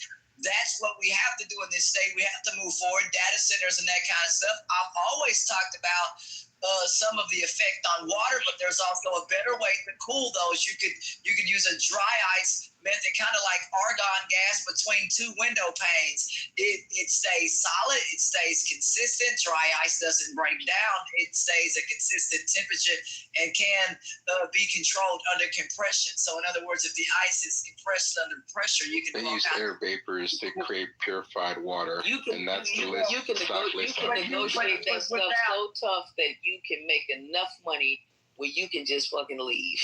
You be like, you know what? Y'all can have this crib. I'm going to rent it out, and I'm on my way, and I'm still collecting my checks. Yeah, and I hope people are looking at the links that I gave you. For the people who live next door, the ladies paying $10,000 a month. Would you want to pay $10,000 a month, and all of a sudden, I'm serious, y'all. If you're out in the country, and all of a sudden, we need more fat holes. So I hope y'all looking at the links in the chat, man. I'm giving y'all the fucking solution that y'all need. I'm giving y'all what y'all fucking need. Because I'm doing the research that I know a lot of y'all motherfuckers didn't even know it existed. That's sad. We like it. I do. It's sad. I put the link in the chat, man. Save this. Ain't nobody else gonna get this shit to you for free. The fuck? That's why I said it's gonna take a West Coast nigga to say the day. You know, the East Coast, East Coast. No. I have no problem with the East Coast and shit. You know, I got love for y'all, but it's gonna take a West Coast motherfucker to say the day. Thanks, my friend. We have a stock exchange coming online. We're not too bad out here either. Please don't forget about us. We're not. I love the South. Well, I love the South, but unfortunately, we're gonna fuck your shit up too. But I put all the link lists of the investments. I cited all my sources. I then gave you executive orders so you guys can actually know what the hell is he doing instead of a damn media narrative spin. Like a lot of motherfuckers get their shit from social media, and they're getting their shit from like neighborhood talk, shade room politics, like shade room talking points. And you're not really thoroughly reading what the fuck was actually signed today, where you're looking at whatever wild shit that Donald Trump done said. I'll give you that. Donald Trump is a very eccentric person. Just from looking at him from the TV aspect, very eccentric. But when it comes to the big business and corporate deals and the public stock trades, shit, you better take advantage of this shit. Nancy Pelosi's shit has been beating the stock market and hedge fund quant. I've been tracking her on autopilot for the last, ever since there was autopilot. She's killing the game more than anybody. Thank you. Yeah, she's better than Warren Buffett. Warren Buffett can't I'm better than Warren Buffett. I'm at 42% on my portfolio. And that's what I'm saying. And that's basic. That's basic forecasting. And that's why I'm teaching these little motherfuckers in my neighborhood in Vegas, LA, how to trade stocks and how to be able to look at certain things financially, business-wise. When you're not financially literate, a lot of the times you suck like a motherfucker in politics.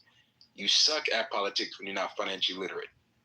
And that's my viewpoint because, you know, when you have it where capital just leave all across the damn state, you realize that, damn, this shit is fucked up.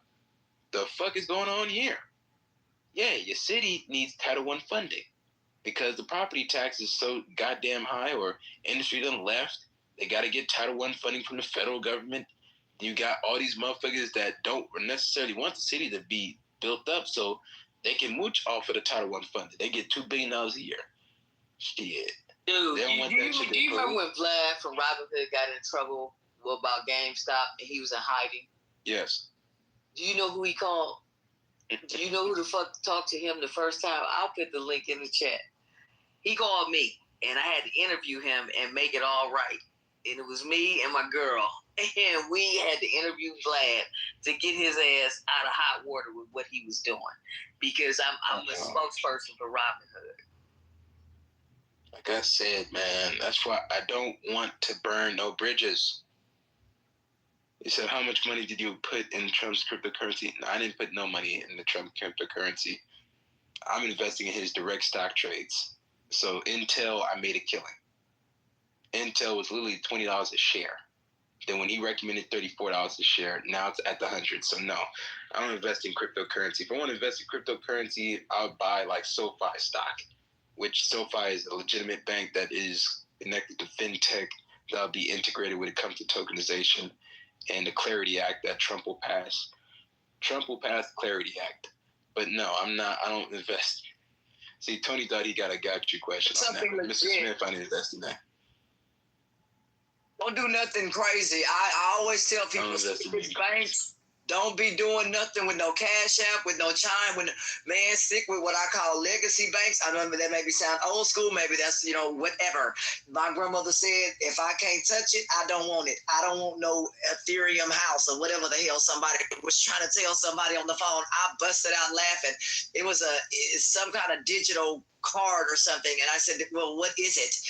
And, we're thinking it was an actual home. No, it's some reality, whatever. It's weird. So no, don't invest in things you can't touch, things you can't hold. If it's not gold, put your money inside the drawer. Put your money inside the damn sock drawer. Put your money in no, I didn't say put your money in a drawer. James Brown told Eddie Murphy to put $1 million in the backyard. But in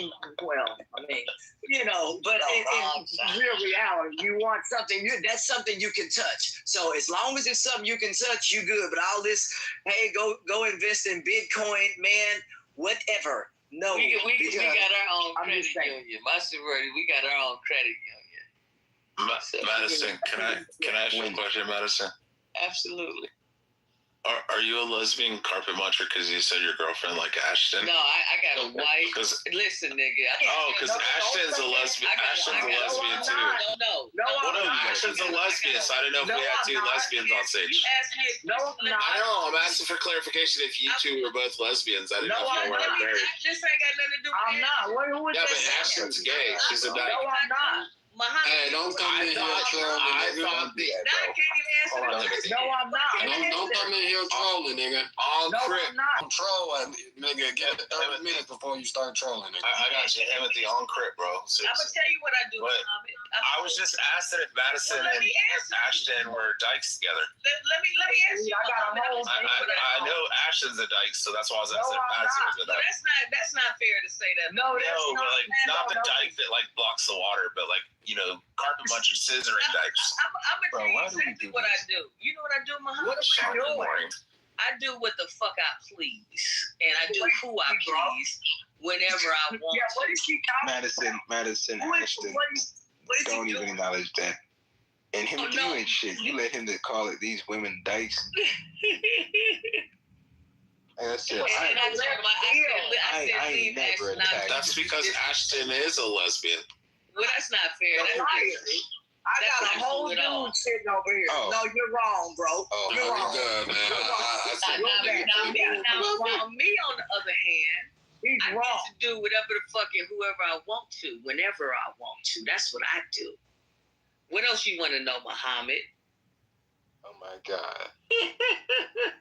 That's who I am. I do as I Muhammad in the goo, man. He can't even. There have been situations where me and Madison may not see eye to eye where we clash heads, but I ain't never hit no low blow like that.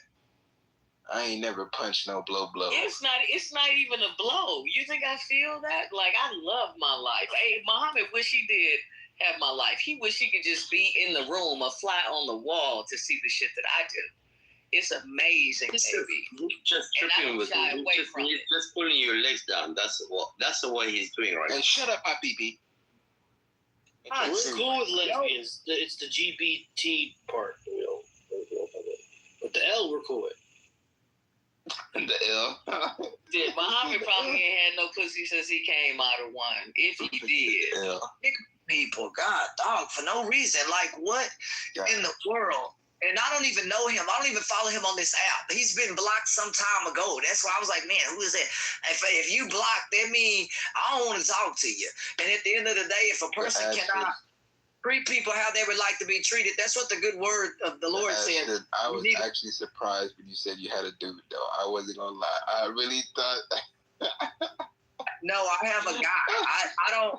Brother, I don't hang around a lot of women. I live with a man because I live with a dude. No problem. Better for me. No I don't got no problems.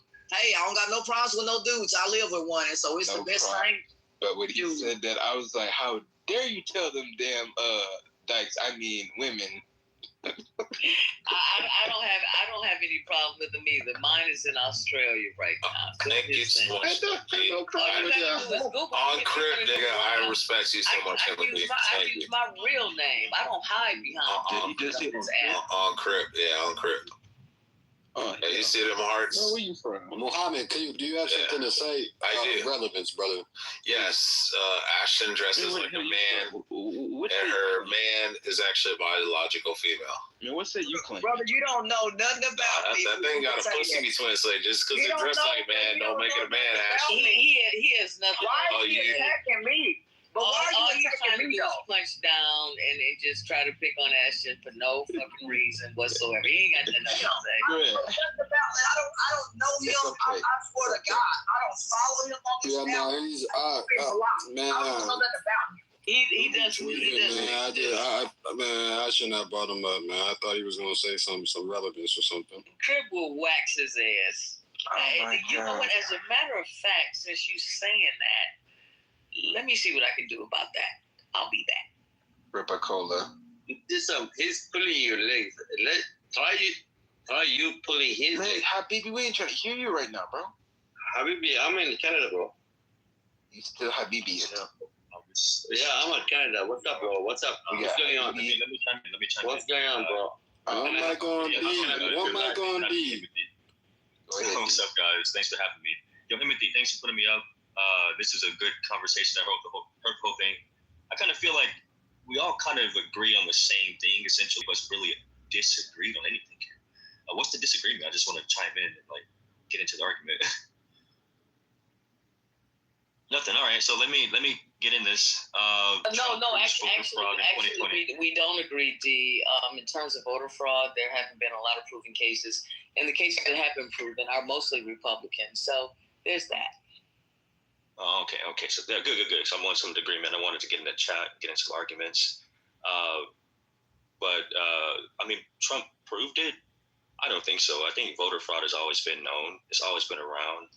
It's we all know because the system is rigged. I mean, who even really believes in the vote for the citizens itself? I mean, unless the Electoral College, I don't really care about who wins the popular vote, because Trump really proved that the popular vote means nothing. That's the only thing that he really proved. But he won the popular vote.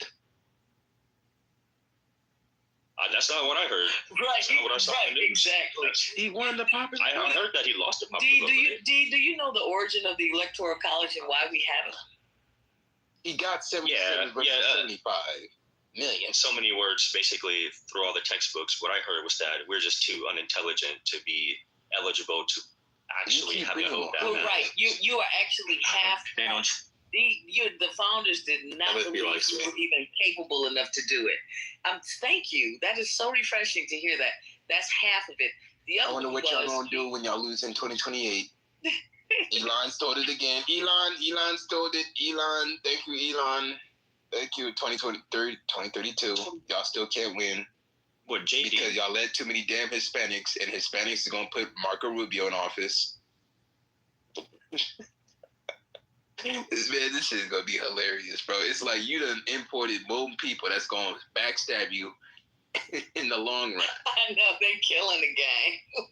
Hispanic community don't even gotta do nothing. The only thing they gotta do is just have babies and just die. Question. Keep having children. And keep voting Republican. Wait, are you saying that Republicans are gonna lose or Democrat?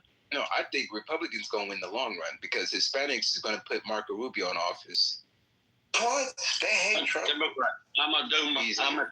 Because Marco Rubio is not crass. Like when you hear Marco Rubio talk, he's boring. He'll bring it back to boring politics. When it comes to Donald Trump, people that hate him and love him find him to be entertaining. But when it comes to Marco Rubio, might be the only member of the cabinet that's actually qualified for his position. Well, I'll tell you this. Not saying that I'm not a fan of the way of his politics, but I actually think that for his role, he's qualified for his role. I think he's an intelligent person. Again, I don't agree with his politics. I wouldn't vote for him particularly. Well, the black. But I think he would be a better man. We just talking to regular citizens right now, man. Yeah. I think he would have been a better president than Trump, but he definitely would be boring. You know what I'm saying? But maybe we need a boring president. That's not saying much. And anybody could have been a better president than Trump. That's what I'm saying. Chaos and controversy. What they want and what they need is terrible. Man, people gonna vote in the damn personality.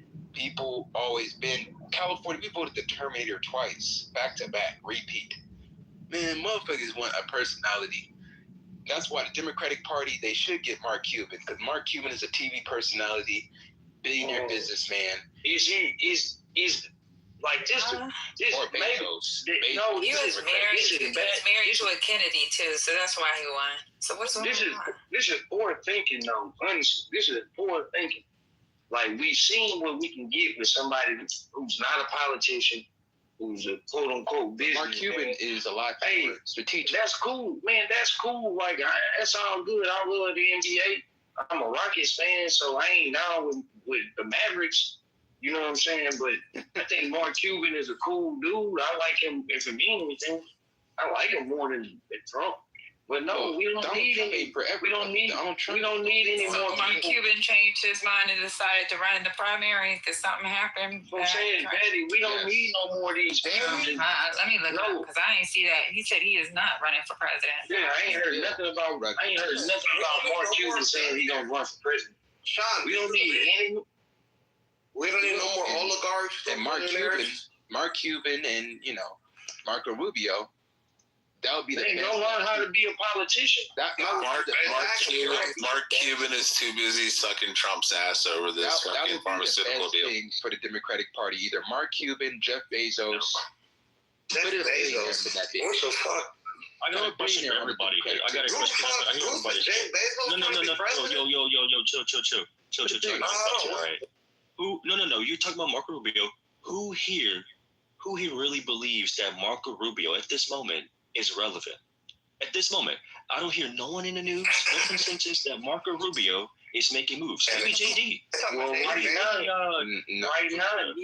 those are going to be the two. Nigga to wear mascara. Let's be honest, outside of Amazon itself, Jeff Bezos has been unsuccessful in every other fucking venture, including Blue Origin. How many billions he got in the account? Yeah, like I said, he's successful in Amazon, that's it. Yeah, but why do receivers? Elon's made him look like a fucking joke in every other endeavor he's been in. You know, like I said, only I throw up Marco Rubio is if Donald Trump is able to get 53% of the Hispanic man vote, Marco Rubio can get 60%. Well, Marco Rubio isn't as charismatic as the figure as Trump, and he's not going to get out here and say some of the same type of things towards the Hispanic community. Yeah, he'll just guzzle down water. He might support people. He might push the violence, but he won't say the same things.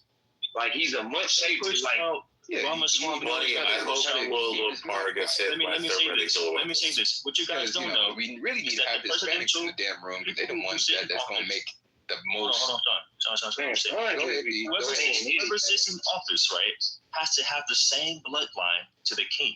If you don't have the same bloodline to the king, you're not getting elected. Wait, what king? What king?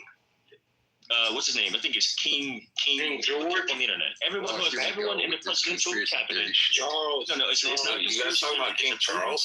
It's King Charles, right? It's a proven fact. DNA. I was gonna say it's definitely not. They're not getting Charles. King Charles. That's Charles. Hold on. I'm curious. I want to hear this. Go ahead. I want to hear this. Okay. What do you want me to say? Thank you, Timothy. Yeah, just look it up. King Charles, right? Every president is proven have the same DNA, the same family line to King Charles, right? Obama's a distant cousin of Trump. Trump's a distant cousin of Abraham. That's not true. If you're not in the same line, you're not going to be president. No, if you want to get it right, it's Lyndon Baines Johnson, Truman, it's Bush Sr., Jr., Obama, and Dick Cheney, and Bush Jr. They're all related. They're all like fucking 13th cousins from some Civil War fucking commander for the Confederacy out of Kansas. So no, you have the shit mixed up. Okay, well, like I said, man, I don't believe in those conspiracy theories. It's not conspiracy. Go on Google right now and say, is Obama, Dick Cheney, and George Bush Jr. and Sr., Lyndon Baines Johnson, and Truman all related? And it will say yes. They're all distant cousins from a Civil War fucking commander from Kansas. How has Obama benefited? Simple as that. How has Obama been a continuation of George Bush by continuing the war in Iraq and Afghanistan and starting the war in Syria? What are you talking about? This is the same nation building. It's crazy. In 1998, that Iraq, Saddam switched over from the U.S. petrodollar to the euro, and the day we took Baghdad, we switched back over to the U.S. petrodollar. It's crazy we did that. It's crazy that we went in and destabilized Afghanistan and funded all the fucking terrorists and trained them all with our Green Berets and left billions of dollars of munitions behind. You know, like, because we can't fund fucking terrorists, we can't arm them, you know, even though we do this in all of our fucking proxy wars. And then as soon as we leave, the Russian Federation tries to come back into Afghanistan and they're being shot at by M16s and M4 carbines. It's crazy, isn't it? It's crazy how we left all that shit behind. Just prove why Rubio. How do America benefit from that? How do we benefit by destabilizing Afghanistan and killing 3 to 5 million civilians and 1.5 million combatants, building up their entire military, training them with Green Berets, and then leaving billions of dollars in munitions? And then as soon as we leave, the Chinese Federation or the Russian Federation and the Chinese military try to invade into Afghanistan. And they're being shot at by well-trained fucking Afghani soldiers who were trained by the U.S. military and left billions of dollars of munitions. How does that work? No, it's crazy. You know what this reminds me of? This reminds me of when Gen Z finally figured out who Osama bin Laden was and how now I'm a millennial. Happened. And they, whatever. I'm probably as old as you. It's crazy. None of it is. Man, like I said, bro, if anybody can tell you in this room what it is, it's crazy how we destabilized Syria. If anybody can tell you what it is in this room, it's crazy how we took over the Strait of Hormuz. Okay, she went on me. So it's crazy that we went in and shut down the Strait of Hormuz. Hold on, Crip, Sean, be quiet. Or Timothy gonna boom. Crip.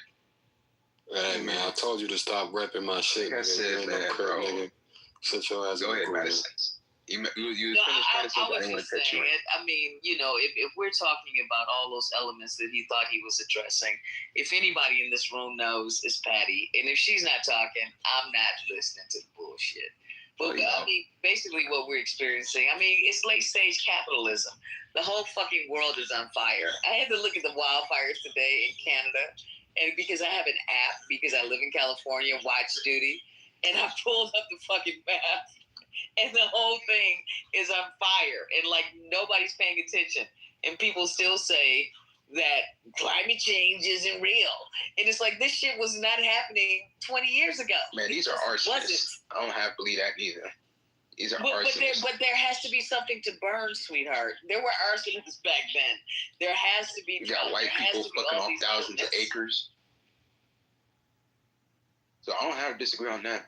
I'm just saying, and these are the things that are right in front of our faces, and we're acting like it doesn't exist. Hell, the arsonist, when it came to eating fire here in Cali, that was a white boy. He was like in his 20s. Well, yeah, exactly, the Palisades. But I'm just saying, there's so much cognitive dissonance to the degree whereby people are just really, I don't know if they're just afraid, if they're just pulling the cloak over their eyes, and they want to believe that everything is cool and everything is okay. The shit is the emperor has no clothes, you know, and all of a sudden one person says, look, he's naked. And it's like, no, he's not. But he is. He really is. He has no fucking clothes. You know what I was talking earlier? It's like the level of respect, like the real powers that be are not even the things. Remember when Dave Chappelle gave up his deal for $50 million? Does anybody remember that? Yes. He walked away from Hollywood. He had an amazing television show, and he said, this is bullshit. And then he came back to Hollywood. Yeah, he finally did come back, but his explanation was, he said, I have seen... Well, I He had a mental breakdown, yeah. No, he didn't have a mental breakdown. He did say he had a mental breakdown, man. He didn't have a mental breakdown. That's He what he said. saw what was behind. No. He said I had a mental breakdown. You pull up the interview. Why are you even fucking talking while I'm talking? I guess we'll have to put in the chat the interview where he said he had a mental breakdown. And he left the country to get back to Timothy, open up the borders, bro. That's what the fuck he said. I'm talking about what actually happened. Yeah, he said, Dave Chappelle said I had a mental breakdown. Put your real name up So there he was and stressed out. we'll listen to you. Wait, Yeah, he hide said behind whatever it is. Your opinion and your mouth has no use in here. Go use it somewhere else. Do what you're good at. Man, that is crazy. So do y'all want him gone? Do y'all don't want him around? Like what is it that y'all got with Muhammad? Yeah. Is he just too ignorant? Should I just move him definitely down? too ignorant, yeah. Yeah, He gonna explain how they shut down the Strait of Hormuz in Iran so they could run out of all the fucking reserves in China, which took 2 months up until June 8th. Yeah, and it was crazy. Like June 8th, they ran out all the reserves, and then we opened back the Strait of Hormuz. Almost like we're going to control the Strait of Hormuz for the next 20 years until we can start building high-grade silica chips here in the United States by 2030. And then Taiwan means nothing to us, but we can also destabilize the Chinese Communist Party and keep them from invading through police actions into Taipei. But it's crazy, you know, but I'm just a midwit. I'll go to the audience if you want empathy on Crip. No, one mic on you. Keep going. Yeah, you go ahead, Master. Man, I'm eating my dinner, man. You can't I'm done. I want to hear you cannot bomb your way out of everything. No, we can. We can. No, you cannot. We did in Dresden, Stalingrad, Hiroshima, Nagasaki. Man, they fucked up Dresden. They fucked up Dresden. The beaches of Normandy. This war has proven that it cannot be fought with bombs alone. Yeah, we did in Iraq where they have free and fair elections today. It's not the same war. You don't know what you're talking about. Yeah, I know. Oh shit, Patty the war hawk? What? Patty is the war hawk? And still don't have the control of the strait. So we do control the strait. We do. It's taking a long time. I'm starting to like me some Patty. What? If the strait is shut down, what happens? Then China doesn't receive natural gas and oil. That's what happened. Patty has which China has been building up. More than one way that China gets fucking oil from it. Yeah. So you tell me the other way that they're getting shit smuggled in and out the country. Real? Oh yeah. They use other flagships from other nations and they smuggle shit in. They're getting it from Venezuela. They also have a pipeline. They have a pipeline or rail system that comes in from Russia, Patty. We all know that the majority of their fucking oil comes in from Russia. Russia also pipes it in from Iran. You have no idea what you're talking about. Yeah, You're just talking. I've been listening to you the whole time. It's crazy, Patty. This room sounds stupid. Crazy that analysts were saying. It's crazy that analysts, Patty, were saying that China was going to be out of their. Whoa. She just threw hella shots. I don't know what the shots was for, but shit, I don't. He wants everybody. Muhammad doesn't reflect any views or any shit of this room. He's just a guy that I allow to speak because I allow all y'all to speak. So I don't know what you talking about, Patty. I don't even know you personally, but that was a crazy ass statement. She runs another room and she wants everybody to do it. I know Matt and Bieber. I don't know you, Timothy, and I hopefully I know they wouldn't be stupid to put somebody stupid as a mod. But I know Matt and Bieber wouldn't go for this dumbass shit. This is dumbest shit that he's taught. The dude that's speaking now is dumb. He's dumb. I mean, Patty, aren't you me personally, I'm just a fair person. I believe I let everybody talk, whether we agree with them or not. I mean, that's fair. But he's dumb as shit, and he's talking like. Patty, do you guys feel threatened that everybody's coming over to this room and leaving your house room? No, not at all. I'm not threatened at all. We still get up. That's not why you're on stage right now. Trying to say that this is in the room in the morning. All right, man. This is not what we here for, man. Like, well, you can say what you want, bro. You know what's so crazy? I actually come in here for an hour in the morning, and Timothy probably will tell you. Matt and Bieber will tell you I come in an hour in the morning just to support them because they support my room as well. Oh, so God. I be seeing you all the time. You dumb bitch. I open the room when I feel like it. I don't open the room every fucking day anymore. You stupid motherfucker. And guess what? As soon as I open the room, it always goes up. So go fuck yourself, bitch. Man, Patty, man. Oh, God, Patty, you run a great room. I be seeing your room. Like I said, I don't know you personally, but Bieber and Matt, they speak highly of you. I done been in your room a few times just listening. So, I mean, everything you said is valid. Room many a times. We all know Muhammad is a troll. He can say some trolling things 90% of the time, but 5% of shit he say, it has a little bit of validity. The other 95%, he be tweaking.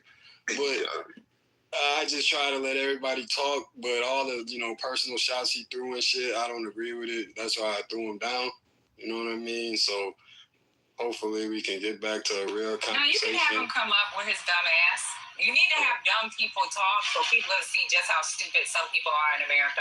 You know, America's not a bunch of smart motherfuckers. There's a whole bunch of dumb bitches like him that run around with bad information. And that's why we're in the fucking situation we're in now. So dumb bitches need to be up here so everybody can hear how stupid some people are when they vote. They don't know shit. They don't know policy. They don't know fucking America. Well, shit, not everybody's struggling, no. And if you don't know, fucking ask somebody who does. What the fuck? Well, Patty knows her shit. She top tier. Me and her, we never agree. We never agree. If you guys know America, which country actually recognize America? If you guys know America. Man, we ain't trying to kill your ass. I'm asking a question. I'm asking a question. Let's just be real. How many sand niggas up in Can I speak, please? Can I speak, please? Which country, foreign country, recognize America? Let's talk about that. Jesus Christ. What do you mean by that? What do you mean by recognizing? I was saying, there are people who know more about America, right? So which country recognized America when it was established the first time? What do you want us to say, France? Well, very close. You're very. Yeah, it's actually France. Yeah. Oh, that's not the right question. No, France. Or you want to say You're here to say the Beaver Persian Empire? has gone to bed. Which country? Yeah, Persia. We already know, but also France. No, that's not the right answer. Yeah. No. Seriously. So, which country recognized the United States the Pashtun people? The Pashtun people. Yes. No, you're not very close. Close Pashtun. A little bit, not too much. Yo, Himothy. Yes, sir. Check your message. The blood some more shit, man. I'll answer the question. There's a lot of people in here. This is crazy. It was actually Morocco. Yeah, this shit is cracking. Yeah, this place is popping. We need a couple more liberals. We used to have the same thing when JB would come in here and crash out. And like we need like some crash out kind of liberals, man. And then Nathan and Chillism would do the same thing. Yeah, this President Trump room is becoming very docile lately. Usually we used to have good crash outs. Well, that's because it's too fucking early in the morning to do this shit, man. Because usually me and Petty just argue back and forth, but I ain't got time to be arguing. Usually in the morning it happens because it's like twilight hour, you know? Yeah, and when it gets to a certain time, people will rather, crash out and troll than, have the legit conversations, Unfortunately, they castrated Rich. At least be creative. At least be creative with your trolling. At least put some thought into it, and not just come in here and try to pick on somebody like Ashton. That's some bullshit. I didn't pick on Ashton. It's weak and it's pathetic. I said that she was a proud lesbian woman. She's not lesbian. That was kind of fucked up. It was fucked up, period. Yeah, Ashley didn't do nothing. Yeah, she dresses. Why would you do that, Mohammed? Talks like a lesbian. Like you was supposed to pick on me or something, bro. Like, what do you mean? I mean, it's still early. Fucking weak. Yes, very early. Because I would hurt you. You're the type of nigga that hit it. Mary said he. Shoot him. Every time I sent him down, y'all told me to bring him back up. Well, usually he has, at this time when the room is going quiet, he's quite good at reviving it, so I don't mind. But, you're welcome. This shit was on life support when I showed up. Oversteps the line. I mean, I can care less for numbers, to be honest. It's about the conversation at hand. But the thing is, he's got like 100,000 different accounts, so you can. I have a website called www.emp-number.com. If you guys need an alternate account. You know what that is? That's some mediocre white bullshit. Yes, very much. Just trying to yes, Madison. You have a false sense of identity. You think you've been coddled all your life, and you think you're better than what you are. That's it, All you have to do is try to raise a flag when nobody's listening to you. Because you're trying to be fucking relevant. Because you don't know who the fuck you are. Yes, that's it. So you're still trying to figure it out. So all you can do is try to polarize the situation. That's all the fuck you got. Oh, you're so masculine, Madison. I'm whatever. It's really like. It's really enthralling to listen to you speak. And to have every privilege. It's so edifying. And you still don't have such a deep intellectual philosophical speaker, Madison. So do we want to have 10 minutes of WWE? Is this what we're fine. We want to spend 10 minutes? She is right. Just have a WWE. There is a semblance of truth in what she said. Everybody I do punch down towards people like Madison. I agree. You can't. Do we all just want to? We just want to just let out our grievances at this point, just for the next 10 minutes. Everybody just say how you really feel. Yeah, come on, let's just get it all out. Yeah, let's bang it out. So we can get back to the topic. Bang it out and make Madison straight again. He came in here. Yeah, let's bang it out, make Madison straight again. Nobody's trying to do that. Ain't nobody got no energy for you. Are you fucking serious? You're nothing. You still fuck dudes. Don't lie. Exactly. I do what the fuck I want to do. Okay. That bush kid. All right, I can't do it no more. Wear boxers and shit. Let me move it on. He's getting off on everybody Let me else. move the conversation. He's living through everybody else's life vicariously. Okay, because he ain't got one. That shit is wild. We were having an actual conversation. And he came up here with some random shit. You know I was trying to explain. How sad is that? That you have nothing to offer except to come in here and just say something inflammatory, fuck with somebody who is paying you no attention whatsoever, just to try to punch down. That's a sad ass life, and you have to do it behind the anonymity of not even knowing who you are. You can Google me, bitch. Who are you? Nobody. And now I'm hearing about all these accounts. Are you fucking serious? Like, you really don't even exist. Like, you don't have a life. Mercy. What the fuck? He has legit like about 100 accounts. If I was to kick him, he'll just come in with another account.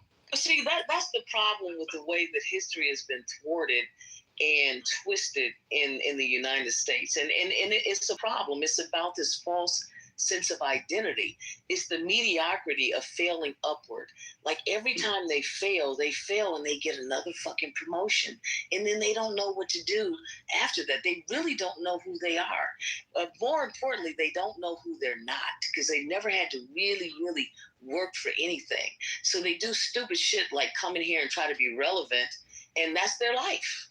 You know, and that's the problem. That's part of the problem with the U.S. is that it affects everybody. It doesn't just affect black folks. It affects them because, like I said, that's why they had all the problems with the H-1B visas. It's like, we don't really want to compete in the real world.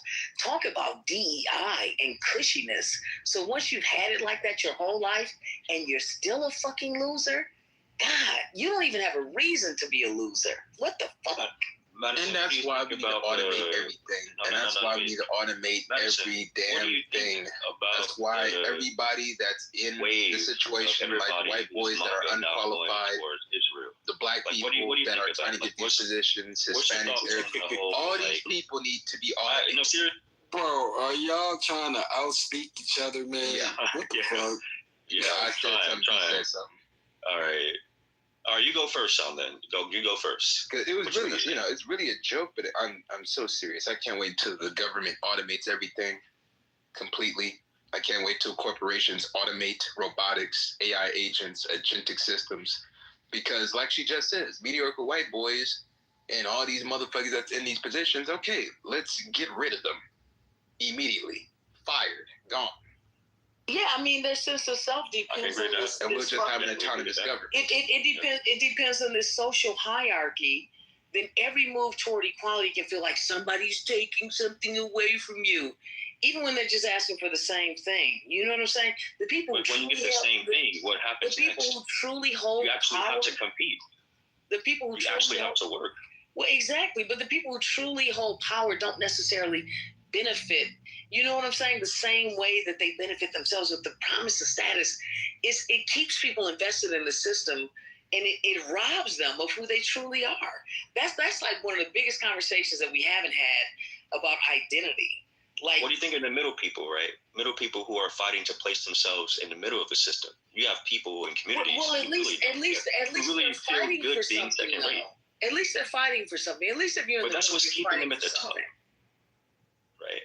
Like, there's people who literally say, hey, I'm cool with being third rate as long as I'm better than black people. Hey, systematically, it doesn't matter to me. Pretty much. And you know what that does? That limits them. It really does. Like, they're really stuck inside of that paradigm. And when they really do have to compete, the reckoning comes. And then it's like, oof, we're almost there. We're not quite there yet, but it's coming. You know what's more painful? Is when you go your whole life thinking that you're something, and then when you finally get to the top, you realize you ain't really nothing. Sir, I think that's the lesson learned. Then you gotta do shit like troll other people and come in rooms and say, Just search my Instagram, search it up. You can tell me. But let me ask the question though. Because the Japanese community also hate black people too, and also align with white folks. So, hey, I hate Asian communities. Nah. They ain't got no love for no black folks. Where was the Asian community? I never said Asian community had love for black folks. You can argue about that. I'm not talking about that. Man. Y'all fake as hell. never said anything about Asian people loving black folks. I don't know where that came from. Nobody said that. I don't think anybody with the right mind says any Asian person loves black people. And why are you inserting yourself in black business? Exactly. That's not your business. So I talk about Japanese business and Takaichi, how she buying weapons from the United States. No. I got a question, guys. Chasey asked a great question in the room because Muhammad is chat banging. Muhammad, what do you contribute that is interesting? Did anybody else hear anything other than the bullshit that he spewed that Patty just, decimated? Like, was there anything of value in anything? Because I love interesting conversation. So I would love to hear this compelling, stimulating, interesting thing and learn something. So did anybody else hear anything? Because I did. Wait, how did she decimate my fucking position by saying, you don't know what you're talking about, you're stupid. It's just a bunch of dumb people in America coming on stage and just spewing all this propagandist bullshit. Okay, so go ahead, Muhammad. One by I want to hear how she decimates my position. I want to hear it. Go ahead, Patty. Go ahead.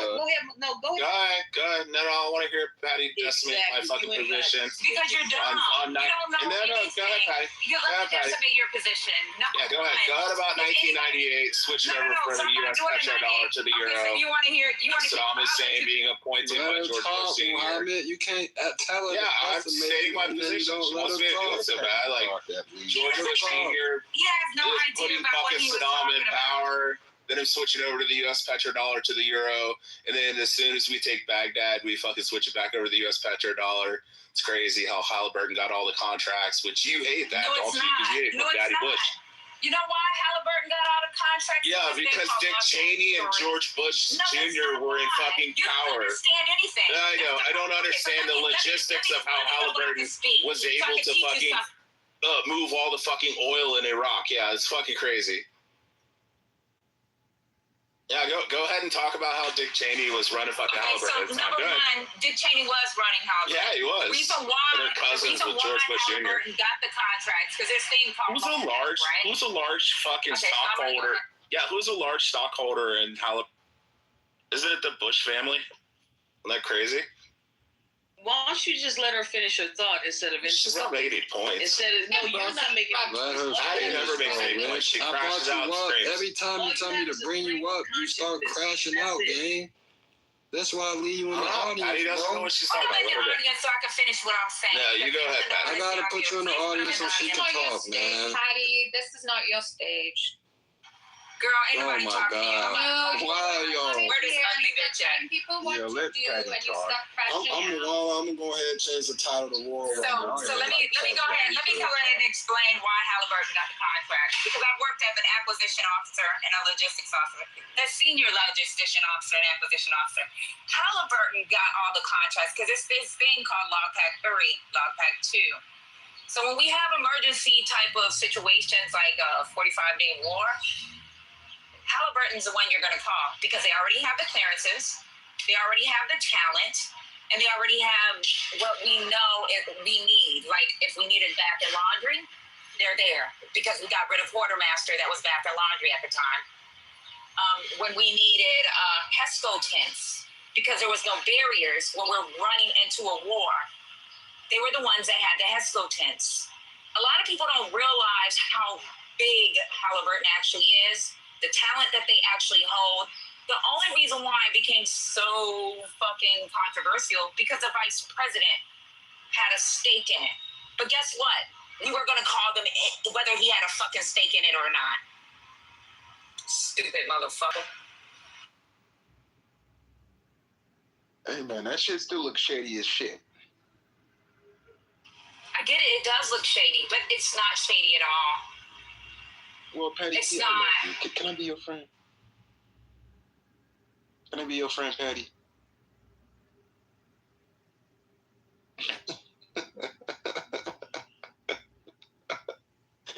You know, Patty is well accomplished. Definitely well accomplished. Well, thank you. Well, why are you keeping Rich in the goo? Well, part of it could be if I go ahead and bring Rich up here, I think he's gonna run to y'all just gonna crash out, man. Yeah, but when you keep interrupting people and not being able to... That's crazy, Timothy, that Halliburton was the only company allowed to bid on the contract. It's fucking crazy.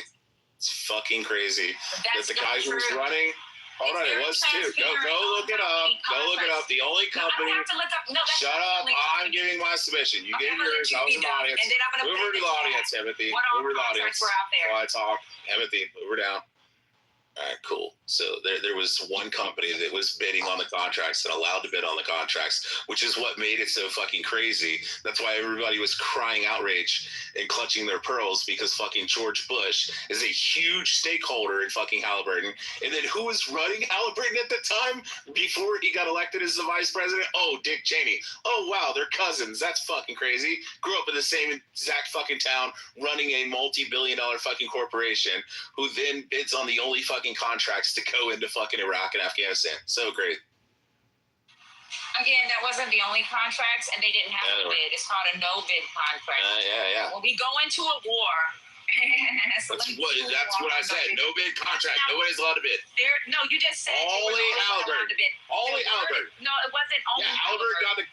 They got it fucking carte blanche. They didn't have to bid. No, it wasn't. It was more than just Halliburton.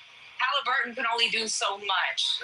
You got like 90% of the contracts in here. Like, oh, it's not 100%. You said that was the only contract. Oh my God, it was the yes. When it comes to transporting oil, bringing all the fucking like base, and again, all the materials in.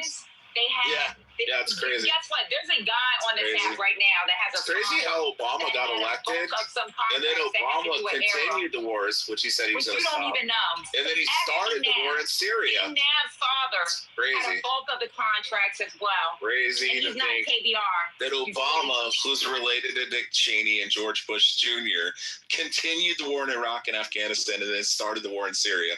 It's crazy. Took Daddy Trump to stop it all. In all fairness, I think I just want to say this, the initial point she disagreed with you on, Rich, was the China one. I think you're talking about China. Oh, no. Russia. She said that's not the only way they get oil. Yeah, we agree. Rich. I think hold up. You were saying like how Russia has a pipelines, Russia and Iran have pipelines, and China, that's why they want the strait closed and to hurt China. And I think, Patty, that's what you were disagreeing on. The Iraq shit, cool. But I'd really like I want to hear both sides of how China's either benefiting or not benefiting. Oh, they're not. Or is if America is probably the yuan. Is America who does this hurt more, China or America? China. The trade zone. Yeah, because China relies like over 70% of their imports from like Middle Eastern oil. No, it's like 29%. Literally, 29%. It's 29 for the Gulf states and Iran combined. It's only 29%. I thought they get the majority of their oil. They get the majority of their oil from Russia. It's only 29% that comes from the Gulf states and also Iran. But hold on. When you only have a 2-month fucking reserve in China, they're fucked when we shut down the Strait of Hormuz and you remove 29% of their oil. What we should have done is we should have blown up the fucking pipeline, just like we did the pipeline coming out of fucking Russia. We should have blown up the fucking pipeline, which we will never fucking admit to. Maybe 100 years from now, we should blow up the fucking pipeline going out of Iran into Russia. We do that, Russia's going to get pissed off, but it's also going to fuck China too, because Russia's already fucking hemorrhaging for the war in Ukraine. That's what you said, Patty. Would you disagree with that? No, she doesn't. Yeah, I would totally disagree with it. The reason yeah, she doesn't know why. No, I know why. No, you don't. Are you stupid? I know. We all. Stop interrupting her, we all know you work for Patty. I'm gonna stop. You crashed out on your boss too. Just let her go. Stop interrupting. One of my bosses was General George. Yeah, we know. When he was in went to be the chief of staff. My other boss, also the CENTCOM commander. You stupid dude. Yeah, we all know, Patty. We all know. You're a secretary. Go ahead. Rich, you laid your point out. Tell us, secretary. You are a secretary. You are a secretary. Tell us why we. Rich, I'm gonna move you down. I'll just if you don't let her finish. Y'all are just. What the fuck is wrong with y'all, bro? No, Rich, this is. Let the secretary talk. Go ahead. Hold on. God, bro. I'm about 10 seconds away from booming this motherfucker, bro. I'm a overrated secretary. Yeah. Whatever you want to call me. But guess what? I helped do the operational plans when it came to Taiwan. I've done the operational plans for North Korea. And indirectly, I have done the plans for fucking Iran. You know why? Because if you go into Taiwan, yeah, I do. Yeah. We don't use typewriters, but whatever you want to call it. Yeah, I just tinsel with the shit. Rich, are you I scared know more about geopolitics. No, she doesn't make any points ever. She's never made a point in her No, because you talking over me. Why don't you let me explain it? Is your feelings going to be hurt? It's like he's so number one, we knew what was going to happen with this war. The only thing that hasn't happened yet, and I'm going to let y'all simmer on this, is a straight of babble. We've been doing this since 2002. We have been doing this in our war colleges where we've done simulations of a war in Iraq with real-time data, real-time maps, and real-time equipment knowledge that we may know based off of intel. We have not won a single war. Not one.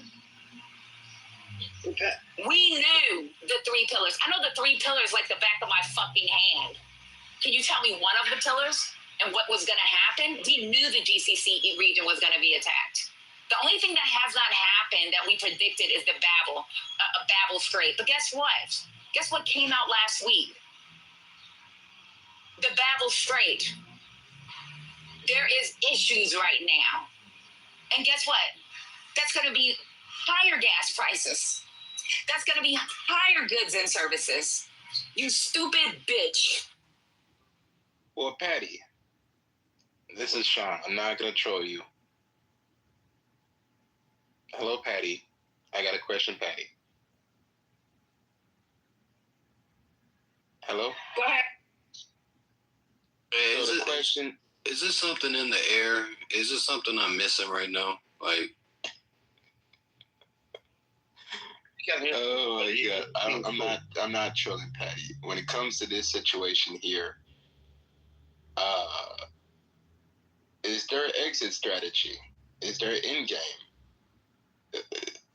Can we bomb the shit let me tell you what's so crazy about this situation. You can't bomb the shit out of shit.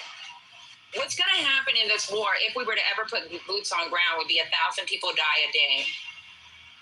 Our estimates is supposed to be 1 military personnel per 30 people in fucking Iran. We cannot sustain that war. There's also the need for a fucking a draft. Well, like I said, those energy weapons, we have energy weapons. The Pentagon has admitted that we have energy weapons. Something that people has been saying that we don't have energy weapons. Well, the Pentagon mentioned that there was energy weapons. When will that be deployed? When the autonomous drones will be deployed? Maybe we got to wait for that $55 billion autonomous drone budget in the Department of Defense budget in October to come into play. So, you know, maybe we need robotics to come into play. Because, boy, military draft? Shit. Congress going to co-sign that? Because this shit is overdue because, one, you can only do this shit up to 90 days when it comes to doing this shit without any kind of funding from Congress.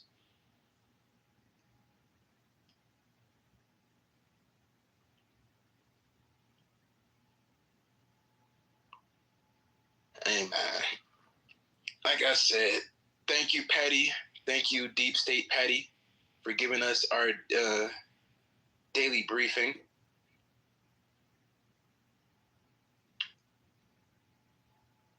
Military Industrial Complex Patty, thank you. My life's gone.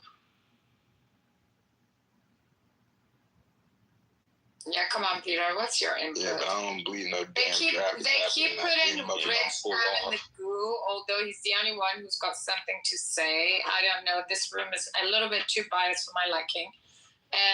But it's not about even being biased. Every time I bring him up here, the whole stage just starts crashing out.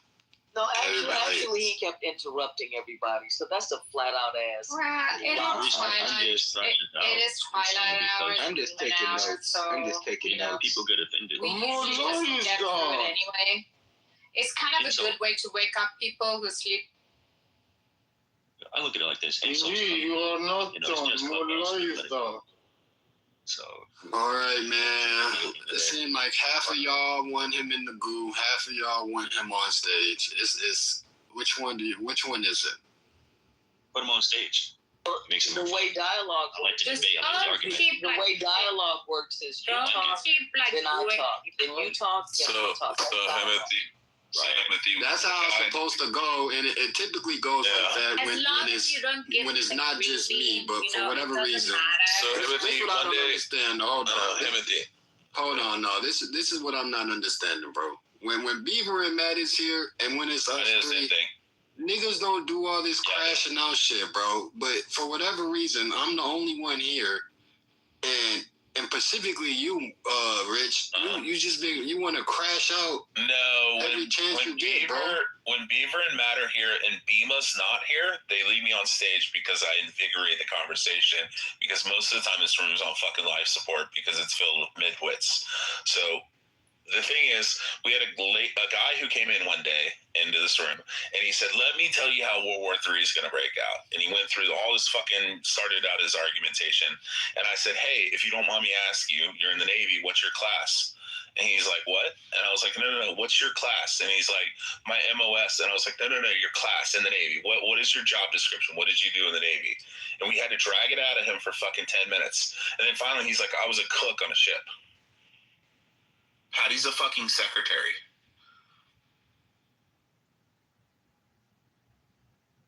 Goddamn, boy. Yeah, she's not a fucking Delta Force operator. She's not tier 1. She's not a fucking analyst. She's not, you listen to these CIA analysts who are coming out talking about the whole point of shutting down the Strait of Hormuz. You know, these retired guys are saying the only reason we're shutting down the Strait of Hormuz is so we can start. Hold on, Peter. Merci. The only reason we're shutting down the Strait of Hormuz is so we can cut off fucking China's ability to invade fucking Taiwan through a policing force. Merci, kus. They're shutting down the Strait of Hormuz because they will run out of their reserves, and then they have to realize their reserves, and they have to fill them back up.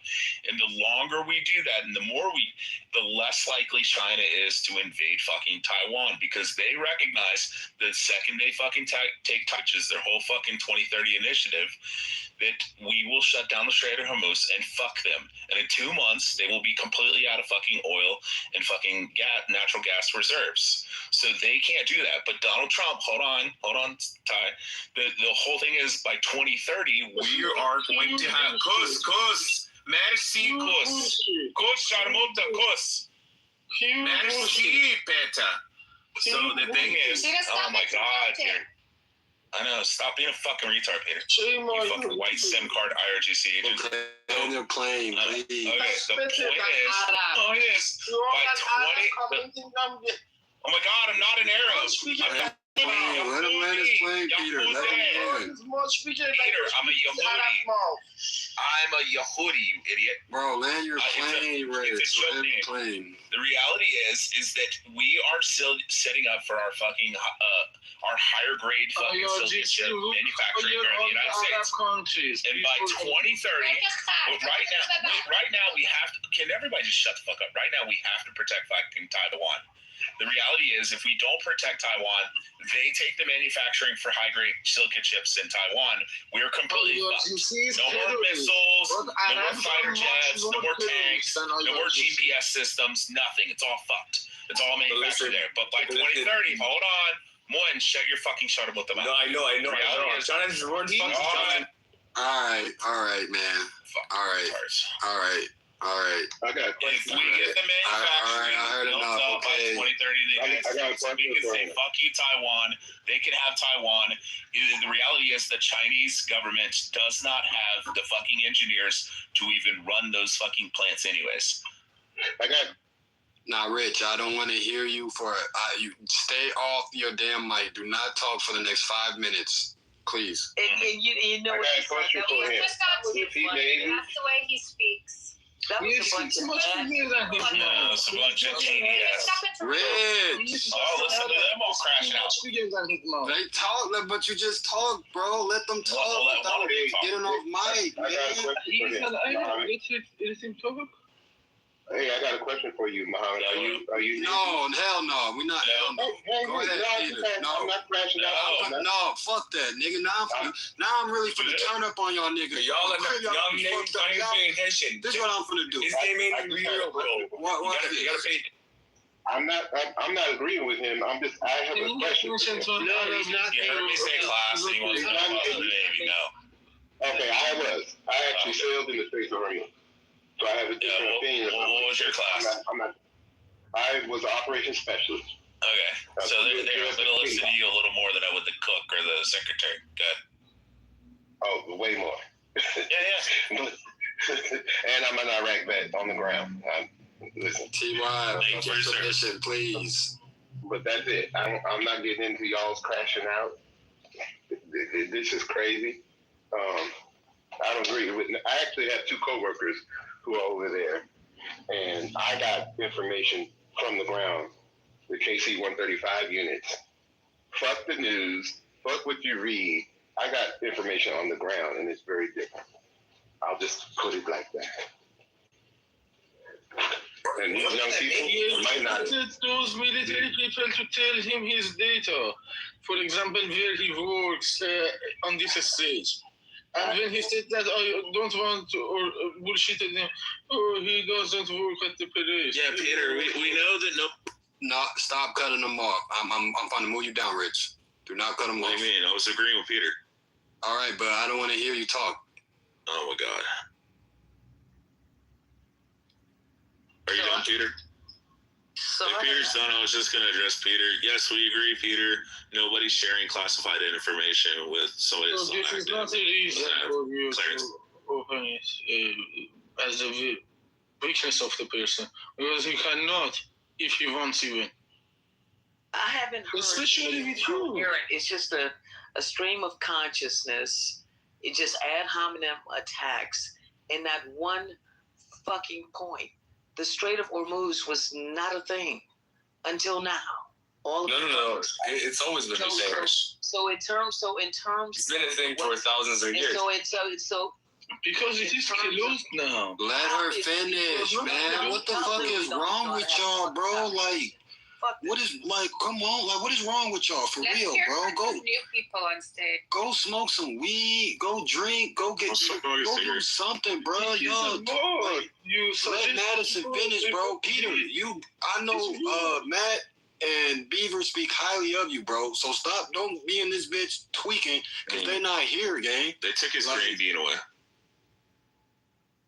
Let Madison speak, bro. Y'all gotta stop tweaking just because them niggas not here, bro. Cause I could get like that too. On my mama, I can, bro. So stop playing with me in this bitch, bro. On my mama, y'all keep playing with me, G. One mic on Madison, please. Yeah, I don't get it. This is not my area of expertise. I like to learn and listen, and I haven't heard a coherent thought that is staying on topic in terms of whatever the fuck is being discussed. What I'm hearing is a stream of consciousness, people just spewing shit and just saying shit. What is the subject matter and what is your point?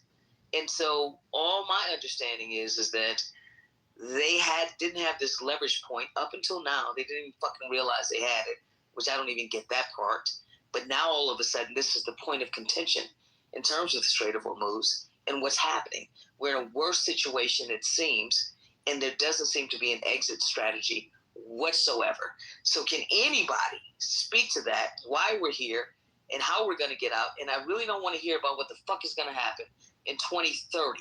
We're in 2026, and people are having issues in terms of the economy and what is being done about that. Anybody got any answers? Yeah, I got the answer. Yes, so China... Hold on, I have the answer, Peter. It's not going to be discussed with you or before the result. Exit strategy is named correctly.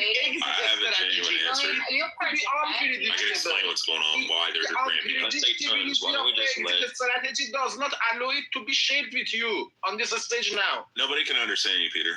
Yeah, nobody can. Because they don't let me. Let's take. Bro, it's because your English is one mic on Peter, man. Speak German for us. Deutsch. Exit strategy's name is clear. Exit strategy. It needs to be unpredictably till the end. Till the end, because it is a war. Exit strategy is the last step. And the enemy should not be aware of that.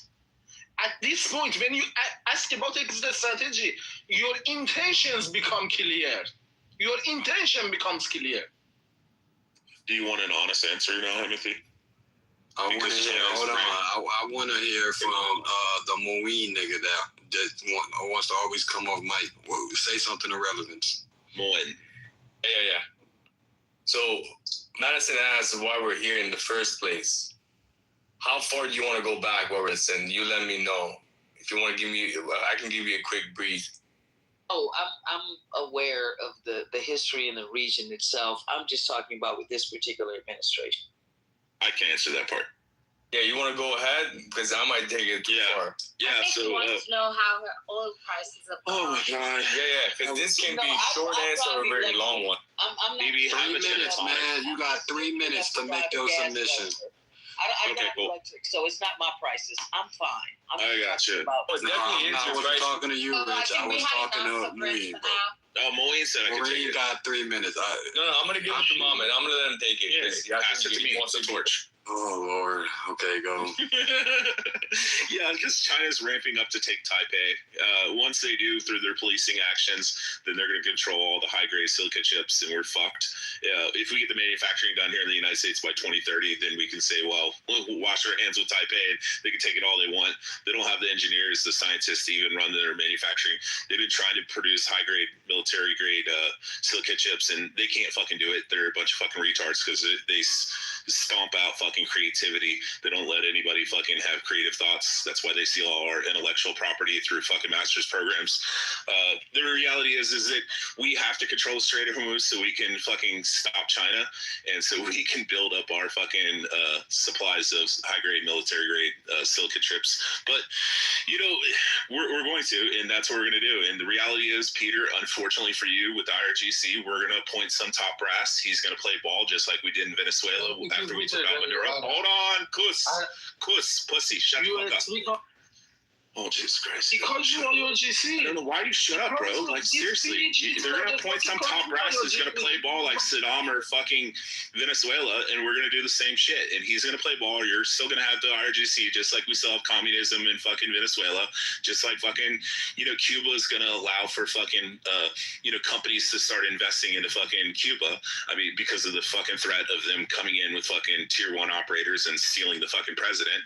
You know, Raul Castro's hiding out fucking calling all the shots anyways, even though he's not leading the place.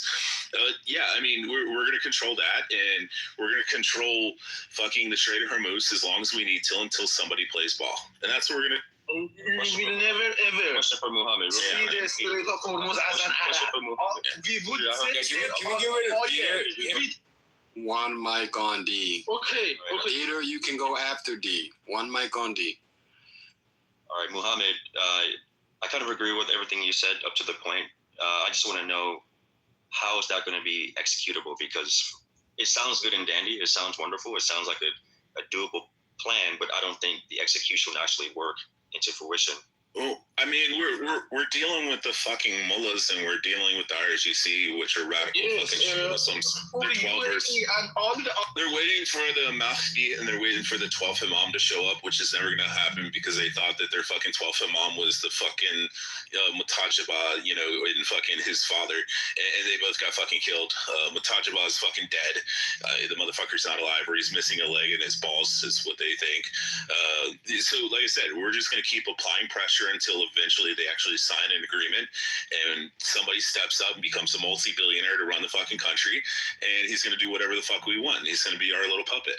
And then whenever China decides to fuck with like people like the Philippines or Taiwan, we're going to say, hey, cut the fucking tap off. We have all the fucking Gulf states. We have Iran under our control. We say, you know what? Let's shut down at 29% of oil and natural gas. Well, FYI, the puppet's already been selected. Let me explain. Well, shut the fuck up, Peter. Shut the fuck up, Peter. You shut up. Hold on. I said Peter can go after. You can go after Peter. Thank you.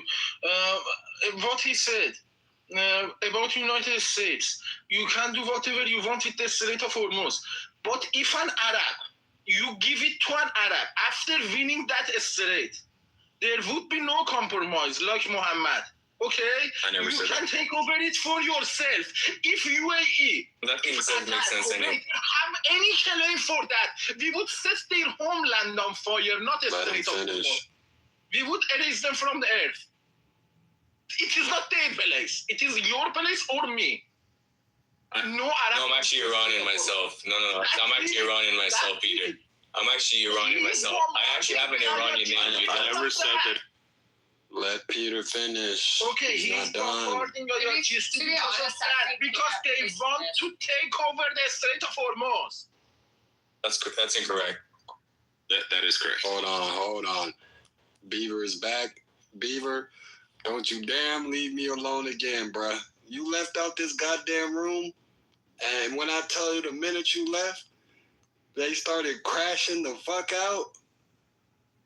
Don't you ever leave me in a fucking room alone by myself, man. You did good, Timothy. Yeah, stalling the conversation. Thank you, Betty. Yeah, you held it down, but I never thought I'd be happy to see you. I think he is. Me too. I was like, when is Peter, I never said an Arab's going to take over. I said don't worry. I said one of the IRGC brass is going to end up taking over. Somebody's going to step up and say, I'll be the new Ayatollah. You are not United. And then we'll say, okay, cool. You are an Arab. You are not United. No, you're an Arab. I'm a Jew. I'm a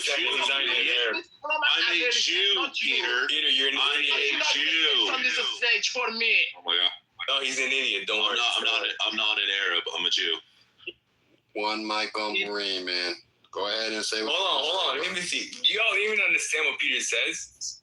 Yes, I understood everything Peter said. I don't know. I'm Iranian. I don't even understand what he said. Yeah, he said you're an Arab. You think Arabs are your control. I'm not an Arab. I literally. I don't. Yeah, Peter, I have a fucking chair. And Peter is insane. Peter, I have a chairboat in my PTR. Understand. Yeah, you know what a chairboat is? This isn't the way for you to talk right now. You gotta listen sometimes. You don't need to understand this. First of all, he's not an Arab. You don't need to understand. Second of all, Strait of Hormuz cannot be controlled by any Arab country because majority of the important part is in the Iranian side. We can hit that from why are you crying? We can hit the you cannot articulate that emotion. Be quiet. They need to take it. One mic, man. Say what the fuck you want to say, please, bro. He's interrupting. You have to understand, the Strait of Hormuz can only be controlled by Iran. If you want to keep crying like a little child, shut the fuck up. You can't do it. No Arab country can even. What is your problem with me then? Geographically, it's impossible, dumbass. Stop crying. Why are you calling? Say what you have to say, man. Yeah, that's pretty much it. Geographically, it's impossible for any Arab country to control it. Okay. I'm Iranian. I know it pretty well. Yeah, he's crying for no. Seeing is bullshit. China not even in the conversation. China's not even relevant. The majority of the important part of the Strait of Hormuz is the Iranian borders. Go look at the map. Go look at the map. One mic. All right. So China is not relevant in this conversation at all. If China was relevant, they would be more active when it comes to the war in the Strait of Hormuz of Iran. China, the most that they can do is have the little Premier Li or whoever that person is go on stage and then ramble about what China says is a warning against the United States. Beijing is not involved. Beijing is pulling back. Beijing turned against Russia. They were supposed to be helping Russia with Ukraine, but that didn't work out. And Russia and actually China hate each other for the most part. North Korea tried to help out Russia with Ukraine. That failed because malnourished soldiers who don't even know who's Ukrainian or who's even Russian in the battlefield, killing their own men. So with that being said, the Chinese military itself has no war experience. They lost against Vietnam. They would lose another war again, and they don't even have the capacity to even stand up to the plate. So again, China's not relevant, we should keep China out the conversation. The only time China can be relevant is if Iran somehow, by some miracle, were to exchange, oil for yuan, and that's about it. Or they can wait till next year until they have their first online nuclear aircraft carrier, which is based on an old Soviet fucking era. Yeah, and they drop a dirty aircraft carrier, which is outfitted with a fucking nuclear reactor, and then by 2030 they're supposed to have like 5 of them. That might be a problem. It's almost like we're preemptively fucking doing this because China's gonna have that. By the way, they can already make a dirty bomb anyway. 2027 is when they're have their first nuclear aircraft carrier on the. When somebody defend your position, but I'm not an Arab. I'm not talking about Arabs, bro. No, I am not talking about you. Wait a moment.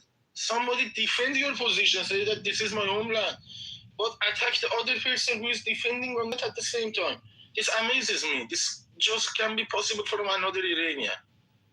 Doesn't it seem like a gross Peter, you don't represent Iranians, to be honest. On this stuff. A lot of the things you say are fucked up. You're over emotional, and you want to just. You are emotional. I am just You can't articulate anything. Farsi, you can barely speak English. I have articulated enough to get the medal.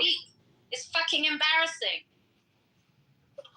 You have premium account. The opposite side. I have the medal. I have got it seriously. You got it with money. Fucking Iranians. The premium account comes with money. It's time for cake. Peter, it's time for cake. Okay, time for your cake for the premium. Okay. That is for premium members. Timothy, can I say something real quick? No, I want to hear from somebody else, please. I was going to give you some good information, but okay. I did have a quick question. Does it not seem like a gross miscalculation that we somehow shine a light for an enemy on a power that they didn't even realize they fucking possessed when it comes to the Strait of Hormuz? Like, they have not been trying to regulate this bitch all this time, and all of a sudden they realized, oh my God, they have a hell of a bargaining chip. Was that not a miscalculation? No, because they haven't. No, they knew they were going to use Hormuz. They also were supposed to use Babel. The thing is, Babel's coming into play soon. That's what they were talking about last week in the news. There's been activity in that area. So, you're in the Matrix. Even going through the pillars. So, Timothy, can I go yet? Am I better? Yeah, you are now. So we knew they were going to attack the GCC regions. The problem with this administration is they didn't take the advice of their CENTCOM commander. The CENTCOM commander went to Congress that summer, and he spoke to Congress on what it would look like with Iran. The reason why we have to go through the Armed Service Committee and the Intel Committee is because we want them to understand what our operational plans look like in the courses of action and what would be like where we would stand as a nation or even globally. And that never happened. Now, when Trump went and bombed and said, I'm getting rid of the uranium, that's one thing. But then when you go into the street, and that was not the answer. I think he thought that the generals didn't know what they were talking about. He was going to go with his own plan because the Southcom commander at the time said, I'm not doing this. He was fighting back and forth with the Southcom commander, and he was able to get the Venezuelan president out. But there was no change for the Venezuelan people. So, I don't know. I don't think it's a good idea. I think it's stupid because now we have more issues than we bargained for. The amount of money that we spent, right? We did a calculation with the $30 billion. With $30 billion, do you know how many kids we can fund to go to in-state tuition to an in-state public university in the United States with $30 billion? Y'all do the calculations. We could have paid for so many people, invested in our own country instead of fucking go to war with a fucking country and lose. Let me tell you what's so bad about this shit. We've opened ourselves up. When they talked about Jordan losing their THAAD, we took the THAAD out of South Korea and we moved it over to Jordan. That opened us up on the China, the gate. Korea is part of the gate. Korea, the Philippines, Taiwan, Japan, and Australia. The countries that we have fucking access agreements with. By the way, mind if I continue on her point? She's pretty right on most of the things, but there's some stuff I could add. So, you guys have to remember that Iran is a geopolitical card that America needs. At the end of the day, no matter what you do, even if you don't care about Iran, you don't care about the Middle East, you still have to recapture that area, put it under your own control, put it under the American flag. If not, it will fall into the Chinese flag. That's the problem. You don't want that card to be in their hands. Yep. And if you let that fall in their hands, the American life, American dollar is going to suffer at the end of the day. So this is a problem has to be dealt with right now. And unfortunately, we don't got any way around it. Mo, what's going to happen when they do get their nuclear aircraft carrier online? Well, hold on. They can already do it right now. They can already do a dirty bomb. Y'all know what a dirty bomb is. Yeah, we know what a dirty bomb is. You are not on the right track, Moeen. When this Muhammad approves you. Okay, so I'm actually Muhammad. I'm actually a Jew, Peter. It's a troll account that I troll Muslims with. So how bad is it going to be when China parks an aircraft carrier in the Strait of Hormuz and says, bring it to America? Nobody will give a fuck about Americans anymore. The American dollar is going to fucking collapse. So and everyone's going to hedge for the Chinese now. So this is how much went Iranian and Russia. What happened then? Okay, so American power. Y'all listen. Y'all Americans. You want your country to be on top of the power. Trust me on that. This is how much the United States thinks about China. In 2013, they had all the information on how to build the F-22s and the F-35s on a server. Now, what they were smart in doing is not having the molecular bonding for the materials and also the radar fucking coding on the same server. So in 2013, China starts siphoning it off from these servers, and then they built their Chengdu J-20s and their Mighty Dragon and the Shenyang J-35. So what they do is when they first hit fucking Mach 2, Mach 3, because they don't know the process for the molecular bonding for the aircraft, they start peeling apart. So the United States has been thinking about this shit for a long fucking time. Everybody's like, oh, China's playing 8D chess and playing 20 years in ahead. Like, we had the forethought to take the molecular bonding and have it off server so they could just siphon it all off and then build their fucking jets, and they just peel apart when they hit Mach 2, Mach 3. So he said that he isn't a role with this account. So yeah, once the Chinese get involved, I am a role with this. Yeah, if they park a nuclear aircraft carrier in the Strait of Hormuz, and we have to bring our aircraft carriers in there. This is going to be a Cuban Missile Crisis that's not going to be fixable. How many aircraft carriers do you actually think we have? I don't know. It's like, what, 6? And then what about rotations? Yeah, so you don't understand. Yeah, so China parks a nuclear aircraft carrier in the Strait of Hormuz. What then happens? What then happens? Listen, the Chinese. I don't want to sound racist, but the Chinese will answer when nuclear aircraft in the Strait of Hormuz. One mic on Patty. One mic on Patty. Rich, I'm gonna kick you, bro. I'm getting tired of you, nigga. So we are having logistic issues. I know y'all heard about a UN emergency. They were trying to get food out to the strait. Now, what y'all seen on TV with these kids and these pictures, no, that wasn't the issue, but there was an issue. We can't even get APS stock into the area.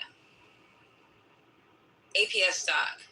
We have fucking Air Force stock in Oman, and we're threatening Oman. Like, we're so fucked right now. Y'all really don't know the big picture. Well, like, just mind if I interrupt? Sorry, Patty. Go ahead. But it's gonna be even worse. Excuse my French if I'm using it. We're gonna be more fucked once the IRGC gets their hands on those weapons and the Chinese start helping them too. So yeah, I'm not disagreeing with you at all, but we're gonna be more fucked if it further escalates with them getting those nuclear weapons. You both are right. Like, I'm not disagreeing with it.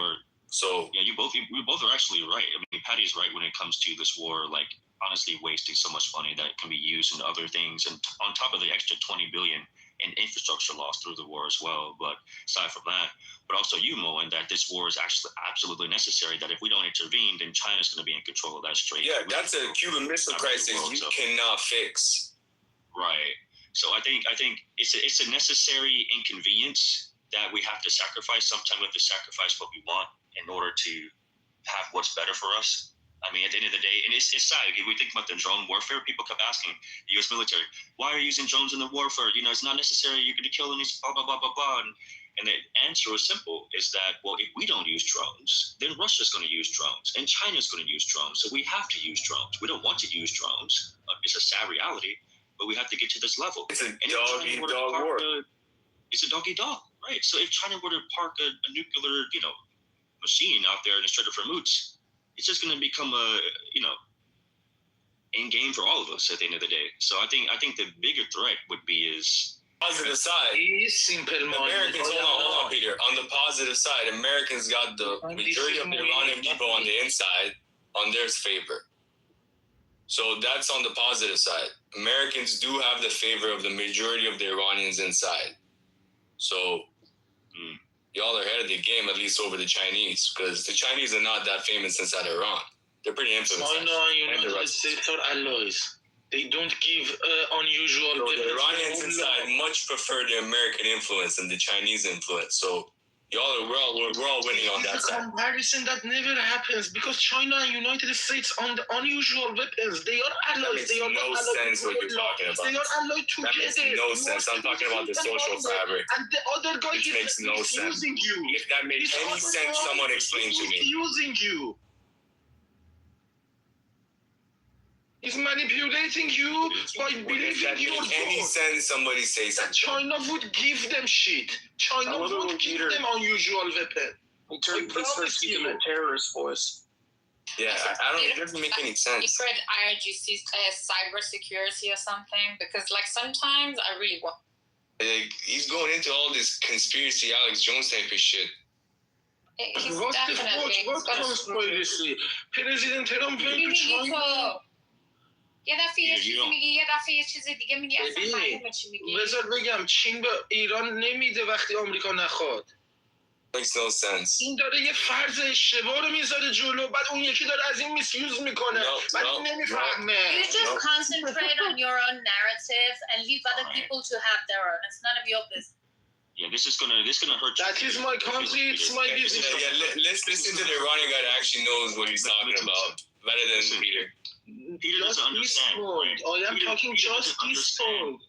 Based on the assumption that you have, that is a wrong assumption. Hold on. Let me finish. It's gonna hurt, right?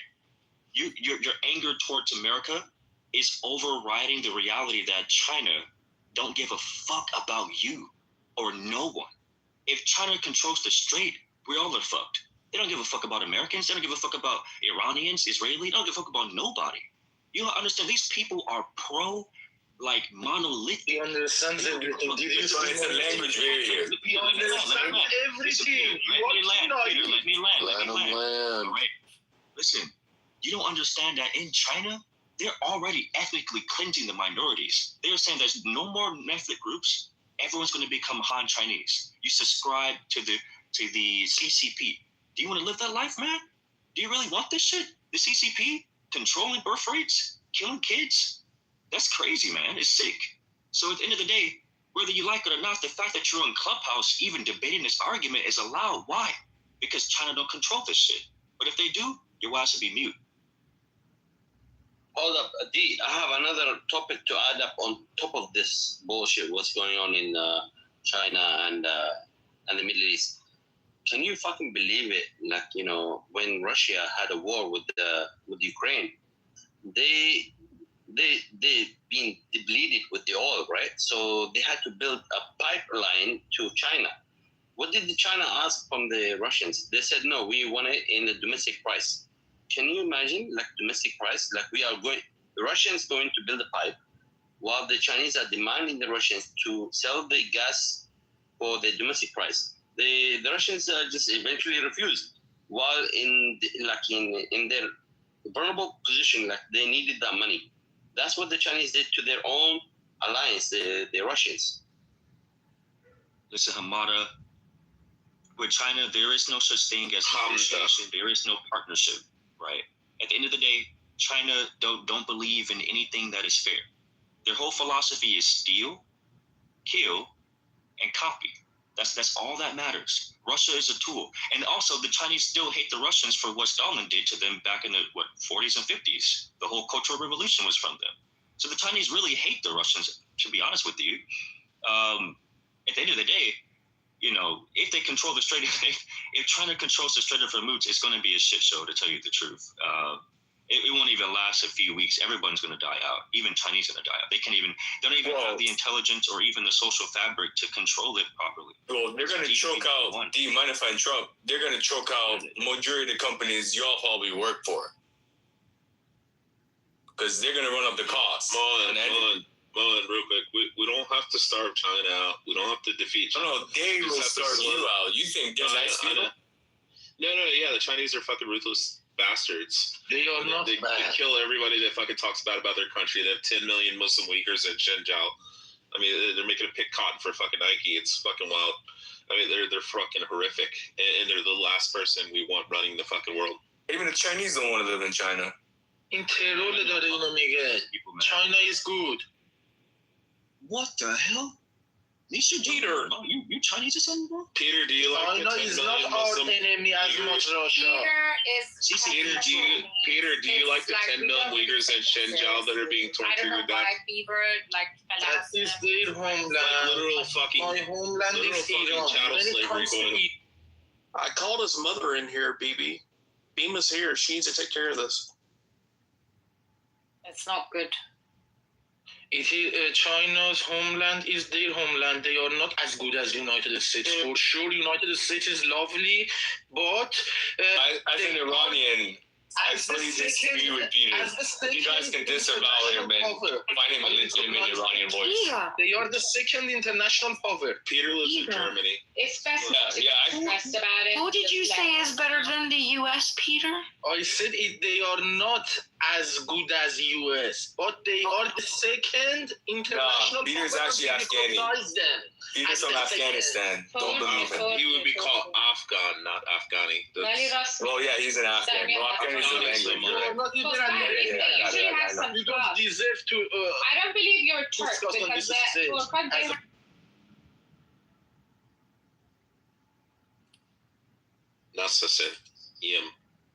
Peter's here to give us the Iranian perspective. So when Peter speaks, know that we're getting the Iranian perspective. Mullen's I'm an actual Iranian. Peter's perspective is the reason why I'm afraid for my country's future. So I'm here to protect y'all from this. So let me ask you, Moen, do you think that so the perspective, so you're saying that it's a split perspective. So my question to you, Moen, do you think that his perspective is more prominent in your country or yours? Because even if yours is the better position, he is actually there's actually another side to this. There's another perspective. So there's the third side. Yeah. So there's two dominant sides. There's a pro-American side, and then there's another side that's a very nationalistic, that says Iran has to be independent, but they have no logic because Iran technically cannot be independent without an actual support to develop itself. So hold on. He's basically a minor side. He's a stupid minor. I promise you, there is nobody else on this planet like-minded me. I'm not going to ask about like me. 1 second, Peter. It's okay, Peter. Moen, my question is not about the correctness of the I didn't say. I'm just saying I'm splitting them. They split into like 3 major groups. Sorry. No, that's okay. Exactly. So my question though is, do you think? 1 second, Peter. Based on the leader. Do you think that Peter's position is the dominant position or the majority of the country, or do you think that yours? No, he takes them. Majority come to even on the Islamic side. There's a splitting side they call the reformists, those reformists are still would that apply to America than China. I thought it was 80-20. No, I'm talking about the split within the regime. I'm talking about the split within the regime. Support and or disavow the IRGC. Reformists are the reformists, which are different. There's a majority part, like there's a major part. Hold on, be quiet, little you are boy. my enemy. Quiet, little boy. You are not.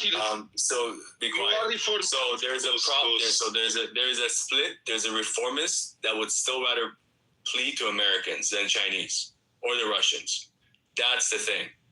So even within the regime, there's a massive fracture where they split to. Yes, there's a part of the regime that would lean towards the Russian and Chinese, and then there's another part of the regime that would lean towards the American side and the Western side, and then there's the absolute revolutionists, such as me. They say completely ruin the whole fucking thing, rebuild the pro-American system. Absolute revolution is interesting. So let me ask you a question. Did Trump fuck up by doing this? No, I think he got too hesitant. He got a little cold feet midway, but I'm thinking he's getting a little hot again, so I'm optimistic. Oh, you don't know. But in regards to blaming Trump for IRGC being fucked up, that's incorrect. IRGC was fucked up way before Trump existed in the political sense. You are the reformist. I don't believe you as a revolutionist. I think Trump fucked up with this. That's my opinion. Well, you could argue that. You could definitely argue that. But I'm being optimistic to say he got kind of cold feet. He's not trying to save the Iranian people. That's the problem. He was trying to stop the uranium. That is the narrative you like to run by, because as a minority in America, it would hurt you very much to sort of have that feeling that he was letting you down, but actually going and supporting the Iranian people across the world. I understand where that's coming from. This is about America first. It's actually the operational plans that they use. No. It's a very typical narrative run by the American blacks, but it's not gonna. It's your country. So either way, it's gonna be in your benefit to have a liberated Iran process. Whether it's like Trump is doing it for us or he's doing it for you, it's gonna benefit both sides. So I think, like, just take. Hold on, BB. Did you just say American black? Yes. Did I hear that correctly? She means leftist. Yeah, racist. She said American black. American black leftist. You know what? But this is the thing. If it was about the Iranian people, why didn't he use the proper course of action? No, this ain't about Iranian people. This is about America first. So whether he's doing it in one go from the beginning, or he's doing it slowly, it's happening, Patty. Okay, so you look up War College, and I need you to look at the Iranian simulation. Okay, Rambo. So if we were to ever try to go into Iran to help the people, we would have sent our MEUs. Right? I think it's just after good MEUs in 82nd. I want you to understand, okay? So first you go off with a bombing campaign. After the bombing campaign, you send in MEUs. After you send your MEUs, you send in 82nd to secure the area. Then after 82nd, that's when you send your ground troops. None of that happened. You know why? Because that was not the course of action chosen. The course of action was to get rid of uranium. That's it. It was nothing extra. Now, along the way, they got rid of the Ayatollah. But guess what? He just wants somebody to fall in line. That's it. It's not about saving the people. Why would it hurt you so much? Thank you. I was right. Can we just let Patty finish? Can we just amazing how I was right. Just 1 second. I just want to finish. Let Patty go. Finish. Thank you, Patty. It doesn't hurt me at all. The only people that's hurting on here, and I feel bad for y'all because I do have empathy for the people in Iran, but that's not our course of 100%. You're right, Patty. But listen, no Iranian wants American soldiers stepping into their, career. Yeah, but I'm just so glad that Patty said everything that I already said. But you don't get to decide that. If we're going to war, we decide what the course. But who are you? Who are you? I'm American. Hold on. American. No, hold on. You guys are right to speak about America. Hold on. Y'all have to respect her. Like 5 minutes. No, don't.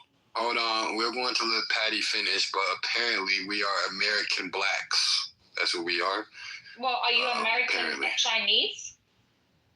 You said we are American blacks, but I'm gonna let Patty finish. Was that wrong? Are you American Chinese? No, you said American blacks. Are you American? You made a mistake. You're addressing us I didn't. I said that very intentionally. And why am I not allowed to? Why am I not allowed to say that? Like, what? Just get it straight. Just say Black racist? American, African American. Yes. Yeah. So. Yes. What's wrong with that? Is that it is not the racist? case? Because we know the game. Why is it racist? If you Well, call it's me a British racist to Persian, describe a would group that be of people. racist? No. If someone called me a British Persian, would that be racist too? Because we know the innuendo. We don't play the game. Well, that is not how it works. We know what you're doing. You don't have to beat around the bush. Because she's saying that African Americans are Democrats. No, that's not what she said at all. That's exactly what That's she not was what she said at all. You know what she said? Leftists. Patty, one mic on Patty. I could have sworn I said one mic on Patty. It's not intentional. And you go down. I could have sworn I said one mic on Patty. She did not have to say that. She could have said Americans will be pissed off because a lot of Americans. Oh, Holy Spirit hates her. A lot of Americans didn't want to go to. No, and I'm Muslim, so go ahead and go on. Yo, you in the Matrix. Well, check this out. You believe in the Holy Spirit. Yeah. I know what you're trying to say, though. But regardless of the fact, all you had to say was Americans would be upset. You said American blacks because we're not doing what American blacks. It has nothing to do with American blacks. It's Americans. The ones that voted for Trump didn't vote. They voted for no new wars. Right. When I agree with you, mind if I say something? Who said that No, you you can't say something. Then you can respond. Okay, go ahead. Sorry. That was rude. No, go ahead. Let him. Okay, mind if I say? Sorry. So, honestly, doing the right thing isn't always going to be easy. So, I totally understand your perspective about America being involved. But unfortunately, this is a problem that has to be dealt with. Unless you have a better solution how to deal with these lunatics and these religious lunatics. If you do, you let us know, honestly. Let me tell you what's so fucked up about this whole situation, and y'all don't hear this, right? I have friends that are senior leaders. You know what a lot of them say? Just blow that bitch up out the window. I 100% agree. I 100% agree with you. As an Iranian, we can't. I would love for that to happen. How long have you been inside Iran? Have you ever been inside Iran? You gotta blow that shit up. Those little cockroaches. It has never been inside Iran. You can't do anything with them. Has never you gotta been blow. That's the only. So getting rid of their leader didn't work. Clear based on getting rid of their commanders didn't work. I say blow that bitch up, rebuild the whole thing from scratch. Patty, have you ever heard of people that are as genocidal against themselves as the fucking Iran? No, who said you're gonna bomb the city? See, that's the thing. They don't understand what the fuck they're asking blow that shit up. Who said blow up the city? Hold on, Florida. For American bombing. He's just gonna narrate. Don't realize the mass destruction. You want to bomb your own people, though? No, they don't bomb the cities. The military bases that we're talking about, the granite. So look, they're granite mountains that they build rocket complexes under them. They're features of fucking scientific magnificence. Bro, okay? You guys have no clue. The only thing that you aren't working on those. Mr. Florida, mind if I finish? We're gonna go. Mr. Florida, mind if I finish before you interrupt me rudely? Mr. Florida. So I hope you understand that those rocket cities under the granite mountains, I don't know if you understand how hard granite is. Those rockets are not penetrating them. And they're gonna constantly build facilities under those granite mountains because you cannot get rid of them. And once they can already do dirty bombs. I don't know if you know, Mr. Florida, what a dirty bomb is. But they already have 450 basically just like a regular boxes bomb, right? of those little uranium ready to go. Okay? I don't think you understand how jihadi these people are. I don't think you understand that for them, dying is a glory reward. They are inside your hand. Killing an American like yourself is a reward for them, Mr. Florida. Do you understand? So if you end up in Iran, Mr. Florida, your head is a prized position. So I'm trying to protect you from those type of people who are chanting death to that suit that you're wearing. He is completely false. I'm done. He has never been inside Iran. I promise you.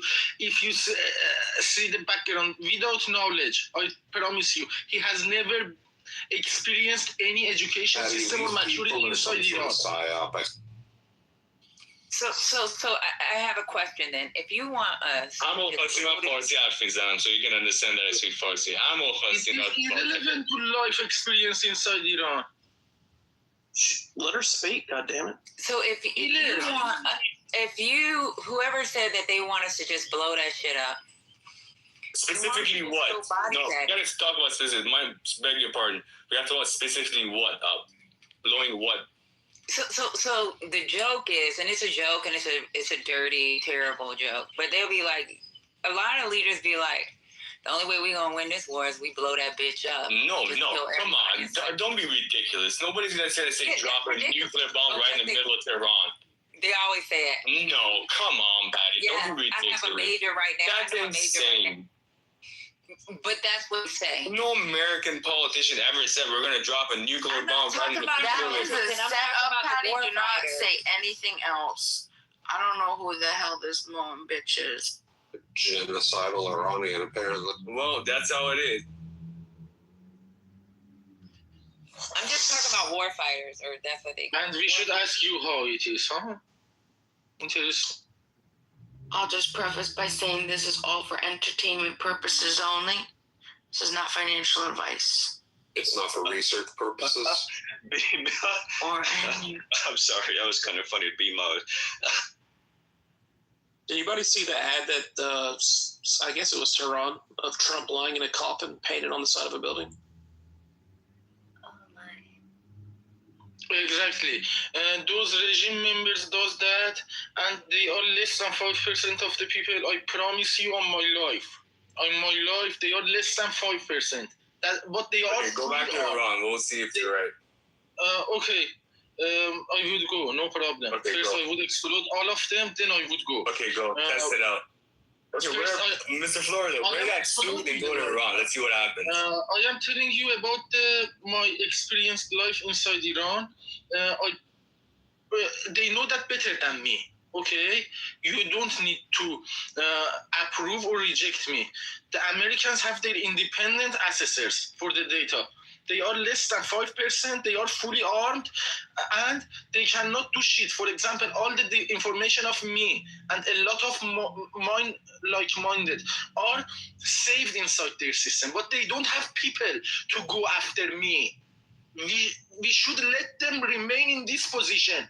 They should not find people to use those data that is saved inside the governmental computers.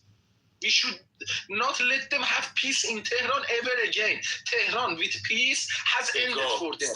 Stop yelling at us. Tehran with peace. Stop yelling at us. Don't do it. Okay, your problem, your country. Go do it. Is finished. Okay, go do it. Okay, no problem. Okay, see you then. Bye. Go get it. Bye. Go to Iran and do your mission. I was waiting for you. Go, okay. Go do your mission. Stop telling us. I was waiting for your advice. On this stage. Yeah, I have a question. So Peter, I'm not on any side of this equation. I'm just seeing the reality. Using nothing like another guy in this room came in. Listen. Like another guy in this room came in.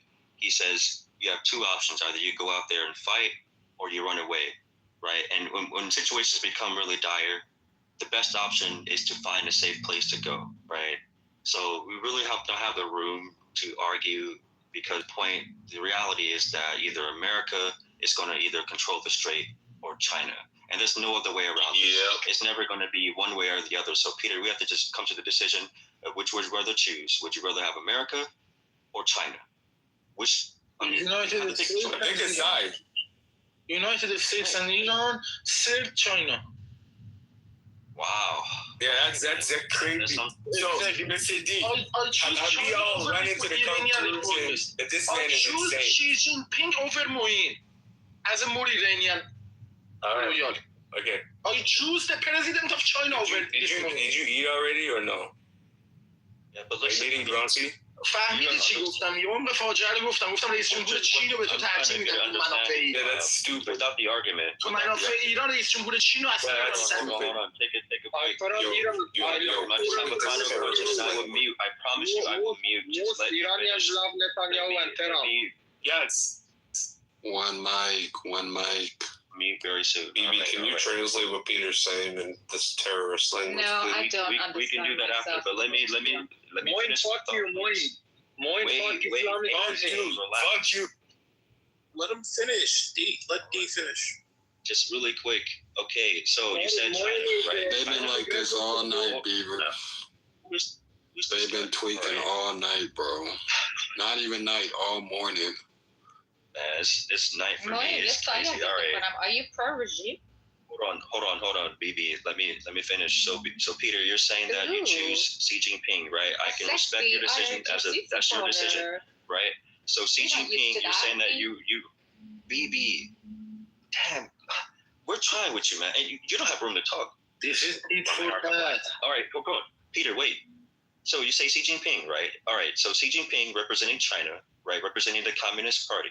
That also represents the ideology that your freedom is honestly what is basically nothing to them, right?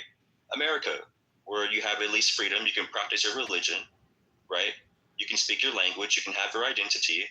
That's what you're saying. You rather choose China. Why do you choose China over America? No, he's saying he chooses the leader of China over the Ayatollah. But let me clarify my position. He asked me a question. Okay. All right, so Peter, please go ahead. I'm here pro-America. Nobody's listening to me. He asked Peter. If your name's not Peter, shut the fuck up. What if our name is Peter in real life? He asked me a question. Let me answer.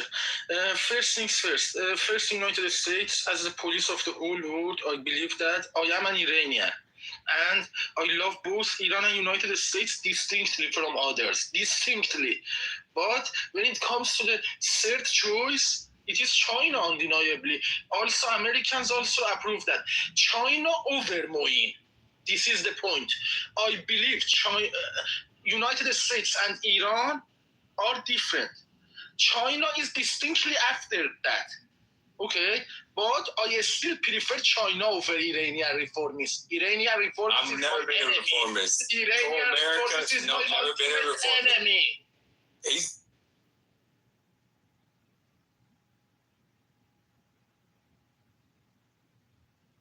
All right, Peter, you're saying that you rather choose China because you rather not see a regime change in Iran. Is that what you're saying? I'm trying to. No, I want to see the regime change. These reformists is the barrier in front.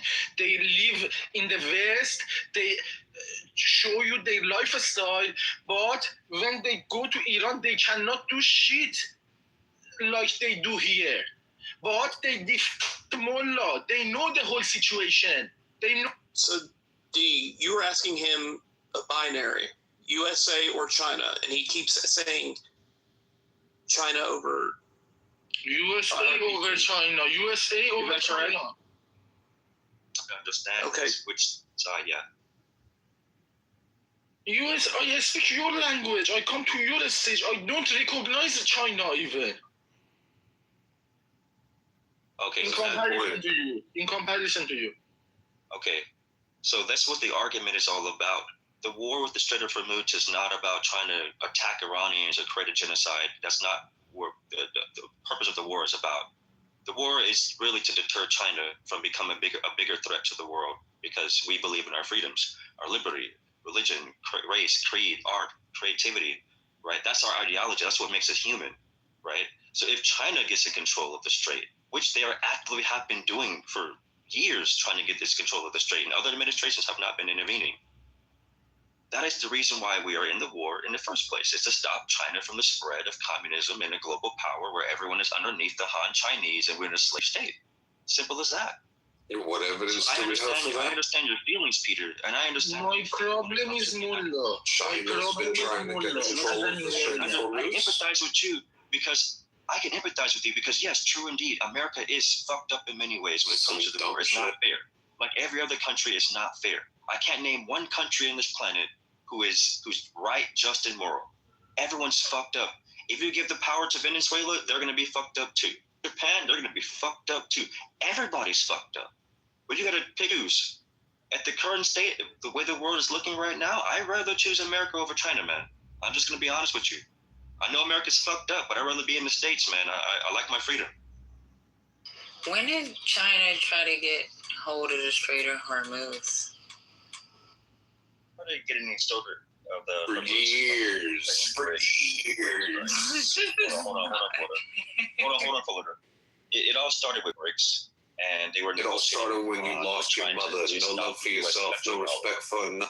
And with the blockade of the U.S. petrodollar, they wanted to replace the U.S. petrodollar with the yuan to trade it for oil in the Strait of Hormuz. At that point, if Iran trades yuan, then that means the United States dollar is going to collapse, and then they really want to make a world where the United States would have to buy yuan in order to get oil. Simple as that. Yeah, that's they've not never correct. been trying to take. About this strategic influence linked towards the United States, undoubtedly. Since I called you the police of the world, you deserve to police. Okay, what facts, data, or statistics do you have to prove that I am not correct? Yeah, you are not correct. They're all the full shit cake. Kick Ali down. I think he's had enough stage time on this. So the thing here is the reason if United States worry about Iran not doing business in dollars and only doing in yuan and the other currencies, they wouldn't have sanctioned Iran for 45 years. Do you get it? Like when you sanction a country, it's very obvious that they're not going to do business in dollars, right? So you cannot sanction a country and be worried about the petrodollar not being in circulation in that country. So there's a paradox here. Do you get it? Ali, the paradox is that the United States and Iran. And I'm responding to you. The paradox is that you believe that everything has to be fair and that the United States is supposed to be best friends with Iran. No. This is a dog-eat-dog world, right? This is a dog-eat-dog world, right? Ideologically and spiritually, we are two different people, two different countries. We represent two different things. We are not friends. We can work together on paper, but we're not friends, right? So when it comes to the tariffs, those tariffs are rightfully deserved, rightfully so. If it was the other way around and Iran was on top, they would have no problem with tariffing America. We know the game. I don't expect any friendship and shit, okay? I'm just telling you that if United States so worry about petrodollar not being in circulation in Iran, so they wouldn't have sanctioned the country. Like, I just give you the hint to go and study, That's it.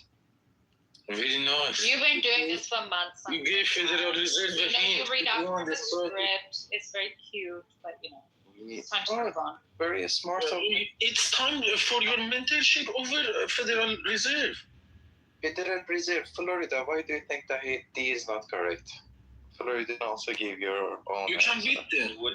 So what you're saying, Ali, is that the United States is worried about Iran, so we make a tariff on Iran to protect the petrodollar. That's what you're saying, and that's why I'm wrong. Holy shit. So you're saying that what I said about China getting control and China spreading, that's incorrect because America is more trying to protect the petrodollar by making tariffs on Iran. So that's what you're saying? I'm trying to make an understanding here. Has the Strait of Hormuz been open or not open for mostly free enterprise over the course of the last 10 years already? The Strait of Hormuz was never open. It was never free. Oh, it was never open? No, it was always controlled by IRGC that chanted death to America. Listen to me. When I say open, listen. Technically, on that standpoint, yes. But what I mean by open is that open as in free-flowing traffic with no problem at all. Anyone can go in and get as much oil as they want. It's not open in that sense. There's always going to be a restriction. There's always going to be a fee. Mind if I say something? Going to be something. Was there a fee? What was the fee before the war kicked off? Google it up. That's news to me. Google it up. Iran's getting paid somehow. Iran is getting paid. Iran is getting profit. Google it. I'm not ChatGPT. No. You said there was a fee, as if there was some sort of like a toll pass cost. I didn't say there was a toll pass. I said that nothing is free. Like you can just. You're just looking for a way to backtrack because you know you're fucking with. Oh well, no, hold on. Can I say something? So it was having repercussions. No, so it was having indirect impact. So it was causing indirect damage. So what was happening is that Strait of Hormuz was used basically for shipping a lot of terrorist weapons to Oman, Yemen mostly. It was used to ship a lot of what's it called? They're called a ghost fleet. You know what the ghost fleet is, Mr. Florida? It's illegal oil, basically, that gets traded up for goods, weapons, and all that stuff that gets shipped to terrorists all around the world. Illegal according to who? Say that. Illegal according to who? Illegal because it's being used to buy weapons. So that makes the oil illegal. According to who? According to the world, for a regime that chants to death America is not allowed to have weapons. Yeah, you guys are actually, you're advocating that you want a regime that chants death to America to have weapons? No, I'm just asking you to be arguing. Is that what you're defending? I'm just asking you that. I'm just looking for like facts to support your arguments. Okay. It sounds like you guys are just fucking conflating and making a lot of. Ask me a question, I'll answer. No, I'm good. You guys are making up too much bullshit. All right. If you want to, I don't have a way to start. If you want to talk about the proxy. Hold on. I want to get something right. So Florida, you're telling me that they're just spreading a bunch of lies on this stage? Yeah, exactly. I think they're just a bunch of dumbasses. Exactly. I do say the same thing. Shut your fucking mouth, Ali. You fucking motherfucker. He's calling Ali the dumbass. Hold up, let me speak. What the guy is talking about, what's his name? Moin. Talking about ghost fleet, same as the Russians. You know, when the tankers, the ghost fleet, they're shipping back to Iran or India or China. The same as like the Iranians are shipping their ghost fleets like with weapons and oil to Yemen. That's what he's talking about. No, he's saying bullshit. Like when it comes to at the same time he wants to play his smartest. He's the dumbest, but the smartest. When it comes to selling weapons, adopt yourself with the scenario. America itself sells weapons. Still cut each other off. It's crazy.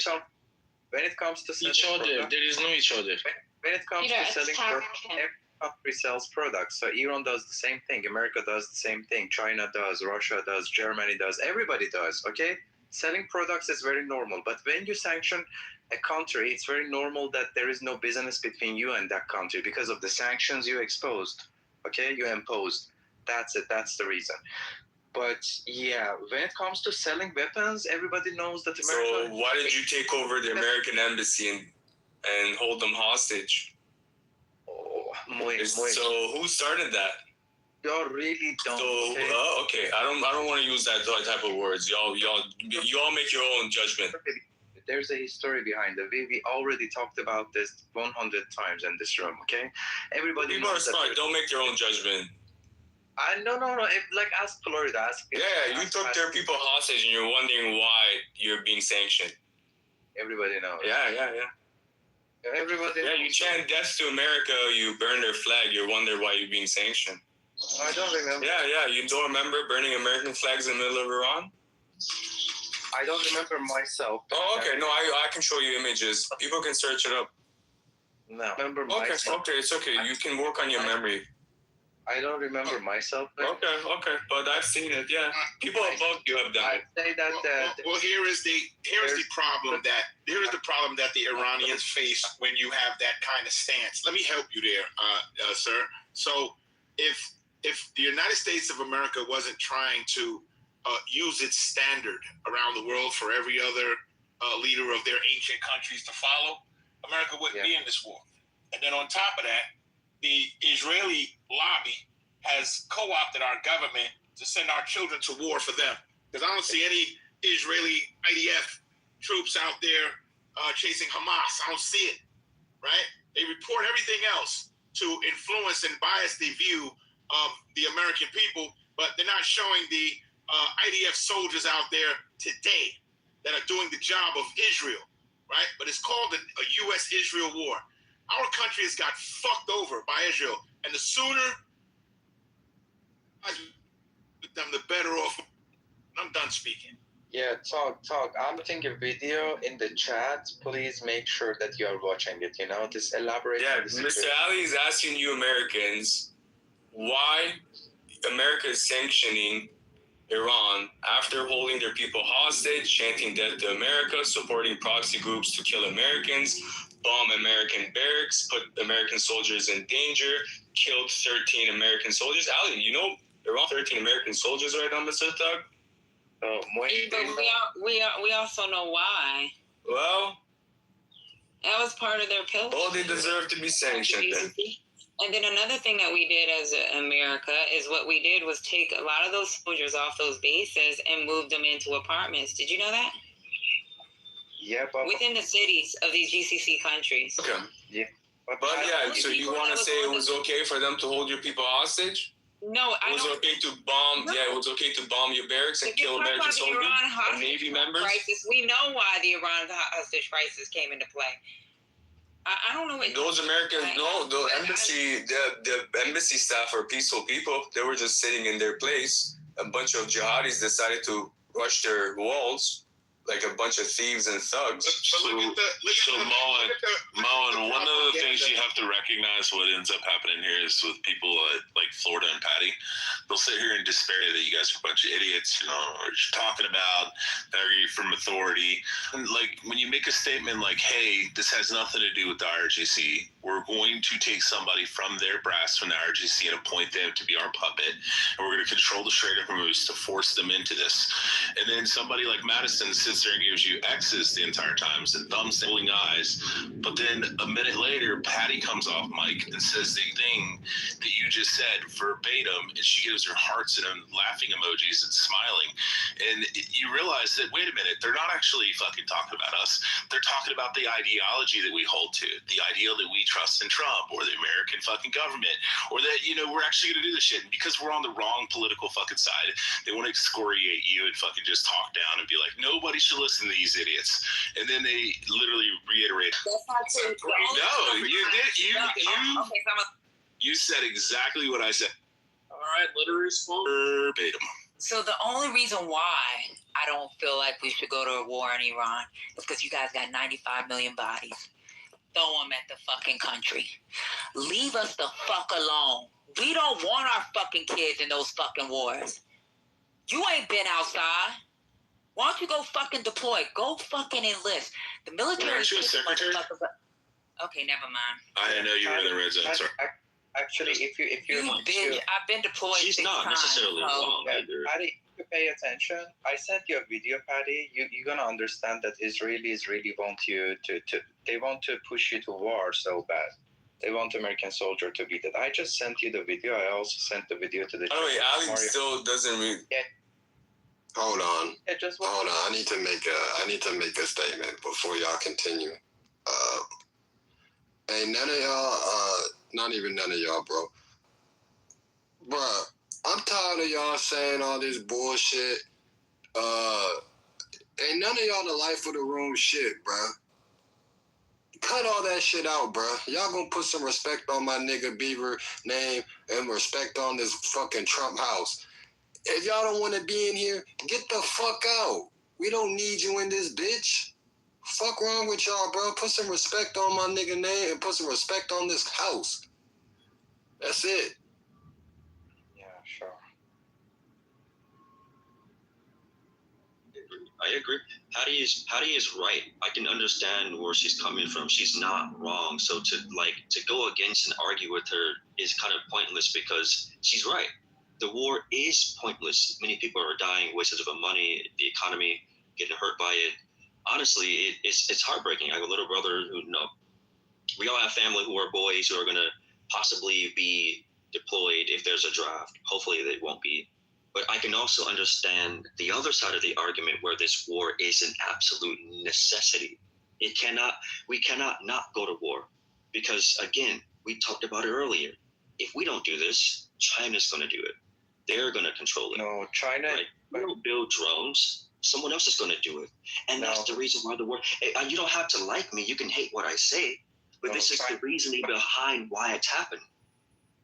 You're wrong. You're getting away. I think the part that you're getting away from is that prior to October 7th, right? Let's just go to October 6th or October 2nd, right? America had no conflict with Iran, right?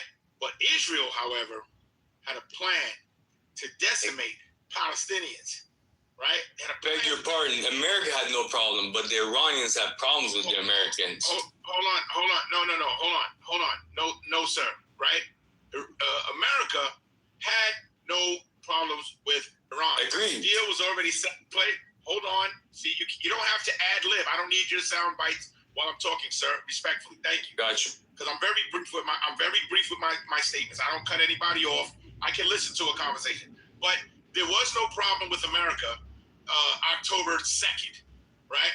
America and Iran had already had a deal. Obama put it in place. You didn't hear Joe Biden say anything about Iran except for the propaganda that they needed the American people to hear about. Oh, we can't let them get a nuclear weapon, right? All of this was the fodder, right? That's leading up to Israel and America war. Don't forget that. It's not just America. It's U.S. and Israel. How did it become U.S. and Israel? Doesn't Israel have a military? Why can't they fight their own battles? Why are they using the American military might to fight their wars? America didn't fight any war for any country unless they benefited. America gets no benefits out of this. This is how our government is co-opted, right? The decisions that are being made in this country are not by our government. It is by Israel and the Israeli lobby. That's what's happening. Y'all can skip around this and dance around this shit. I'm not going to go for it, right? I'm not going to go for the propaganda from these weak-ass media stations that a lot of people are getting their information from that try to paint the picture as if Israel is saint. And I'm going to land with this. You ask any Israeli, are there bad Israeli? Are there bad Jews? I swear to God to you, they'll either kick you out of the room, bounce you down, and they'll never say that there are bad Jews. I'm done. Yeah, they only suck your money, suck your tax money. So, and China is not going to do any war because it's what they do for thousands of years. Okay, they're gonna stay in their country and invest on the middle class and invest on technology. That's it. You have to do the same thing. Have a good day. I like to respond. China doesn't need to go to war with anybody for no reason. What are you guys talking about? I like to respond to America's the only country that profits off of war. We're the only ones. We're the only country that needs a war for us to sustain either power or position. We're the only country that has to do that. China ain't running around the world doing shit. Russia's not running around the world. Russia's not running around the world, not causing the Philippines in Ukraine. Ukraine, yeah. Hold on, Kitty. Let me. Ukraine is Russia. Hold on. See, you don't know history.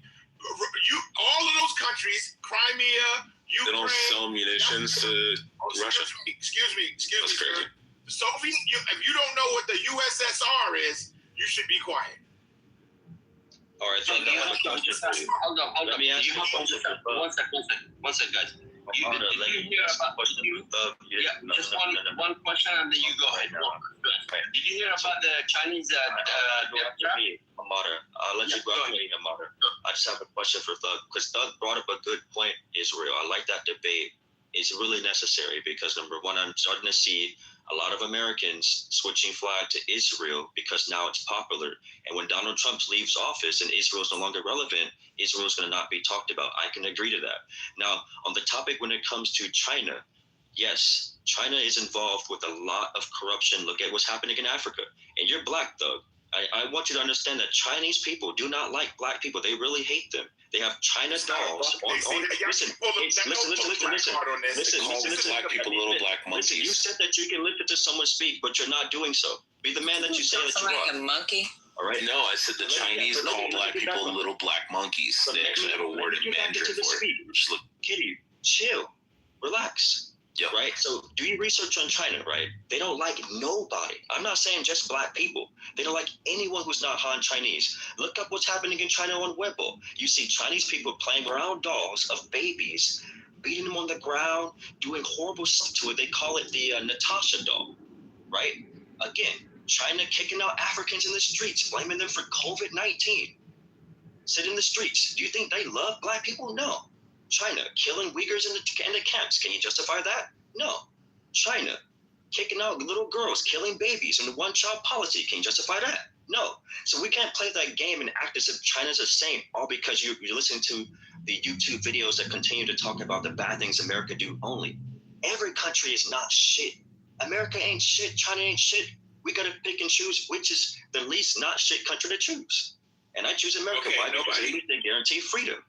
But everybody, I'm going to be honest. Listen. Nobody. At least we got freedom. At least we can have a religion. I can go to church. I can protest the government. I can disagree. Right? In China, you can't do that shit. You ask them, if you go to China right now, there are Taiwanese people in China who are being captured, put in cages, man. You can disagree with the government one time, your ass is getting chopped. I want to hear that shit. Okay, but nobody is sitting up here. Nobody is. No, it's not chance. No, bro, you gotta give me a chance to speak too, right? And then I will land, and then you can speak. China also, they are actually a country that is like, they're against Christians. They're burning the Christian churches, and there's no religion other than the Buddha and atheists in China. That's one thing. Another thing also, there is have you ever heard of the China death trap? Like, trap in, what should I call it, the country, Tanzania, yeah, and Kenya too, same thing. What they do, they build a port for you, and if you can't pay it back, they take over for 50 years. That's what China is doing. Okay, we know that, right? So you're not saying anything that's not known, right? What we know about China, right? America does it. I don't know Russia to do that. Right? The region of the world where America has benefited for over 80 years, right? That's what they're doing. They're finally telling America, saying, listen, man, y'all been running around over here, fucking up this money over here, and we should be getting it. This is what the war is about, right? Not the war in Iran. This is what this economic war, these tariffs and all this other shit. America has to sustain its position. And if America doesn't do these things, America will not survive. Neither will we, right? We live off of the exploitation of other countries. That's how we get to do all this shit that we do over here. Had it not been for America and its tyranny, we would not survive here. We would not survive here. And these countries understand that now. That's why the first war began with this economic war. Russia annexing Crimea, Russia invading Ukraine. These are all the proxy countries to America that are too close to its borders. Russia took them back, period. That's what the fuck happened. And last thing I'm going to say is this. You can continue to spew this liberal rhetoric or whatever they call that shit, conservative, liberal. I don't know where y'all get this false notion that this world is built on Disney. It's not. There are countries that exist that are ancient, that know how America developed, that know how America got its power. Y'all only position is coming from the lens of American ideals and American standards. That's why you think the way that you think now. And it's wrong. America can't dictate to the world how it should be. And I'm done speaking. One mic on Moeen. I appreciate it. So, Thug, I don't know. The reason why America is so great is because it was able to enforce the world from being all fucked up. It's the only nation in the world where it can actually influence other countries into being correct on the right path. We can talk Japan. We can talk Germany. We can talk a lot of countries. We can talk South Korea. And you remember West Germany versus East Germany. Guess where people wanted to be? On the American side. If you think being passive is going to keep America great, I don't know about that. If you can come up with a scenario where by being passive, you're going to keep America great, you let me know. Okay. Because so you want the best of both worlds. Not do a damn thing and still be powerful. I'm not sure if it works that way. I don't know where you get that passive from. I don't know where you just created that. Yeah, because you don't want to be involved in it wrong. That's where I got it from. You let me know if I got it wrong. Okay, so tell me this. Here's a question for you. Tell me which country. You're asking a question with a question. Hold on. That's not how it works. Hold on a second. Yeah, no, I'm not. Your position is irrelevant. It's truly irrelevant. All this because I didn't say any of that about being passive. I said we exist and this we get to do the things that we do because of America's tyranny. Keep going. This is my country. Keep going. Keep doing what you got to do. My whole point is to say that you can't tell other countries how to be. Who is the country on earth that keeps America foot to the fire about its treatment of its Black American citizens? Getting shot unarmed. Decade after decade after decade. Bro, that's an internal issue. That has nothing to do with geopolitics. Who keeps them honest? Who keeps them honest? That's America's business. We're talking geopolitics. How come Iranians internally, not Iranian internal issue? Why do you have double standards? No. Iranian internal issue is death to America. Look at China. How Iran's issue is death to America. That's not an internal issue now. That's an internal issue being exported. America is not exporting their black crimes and persecution of black people and all that outside. That's an inside problem caused by politicians that are corrupt. That has to be done inside of America. What Iran is exporting is death to America. No. But America also. Well, I don't know. Y'all let me a lot get of in black this. shit. I'm a black American myself. Hold on. Said black crimes. We're importing. Well, that's what thug is. No. Nobody's saying exporting. I'm talking about thug is talking about comparing terrorism that's being exported out of Iran into internal conflict for the black community. That's complete. Yeah, of course. That's crimes are being exported, and you're that's what he's comparing. Hold on, you're misinterpreting what I'm saying. No, you're bullshitting, Moin. No, I'm not bullshitting. That's not how you talk. If you wanna use proper English, you guys go ahead. Hear the perspective from a black American. Okay, that's the end of your vocabulary. I totally understand. Let me. Hold on, relax. I got it. So, Thug, as a black American man myself, from Gary, Indiana, who also has a grandmother who's a Jackson as well, and a Smith family background, black as you can ever be, black and you can ever think about. Listen, when it comes to the black issue in America, that is our war to fight. We fight that. We grant that freedom ourselves. No other country gets into this peace but us, right? MLK, Malcolm X, Ed Medgar Evers. All of our historical leaders have fought this war within that country, within our country itself, to give us what we want. No country can do it for us, and we cannot expect other countries to do it for us either. Now, with the domestic issues that happen in China, with domestic issues that happen in Pakistan and other parts of the world, do other countries intervene? No. America only intervenes when it benefits them. Other countries do not intervene in other countries' affairs. When shit happens in Brazil, do you see Argentina or Mexico say shit? No. So we should not expect other countries to come in and then, back up black American people like us, because we can expect that. We don't do the same thing to them. This is not a black conversation, yo. What the fuck are you talking about? I'm trying to get an understanding of what you're trying to say. Me and Thug argue all the time. But y'all motherfuckers, what's not going to happen? Y'all not going to be saying no black this, black that. I'll tell you that. This shit is fucking crazy, yo. This ain't no black shit, yo. You brought it up. You were the one who brought it up. What you're saying. They started this black shit. When they you gotta listen to what Thug said. You know what? I think BB started this whole thing. BB, she brought up the whole American black thing. So she got it. You American black. Before Thug came in his room, I think BB started this whole issue. But all right, moving on. BB said black Americans. That was her exact quote. Black Americans.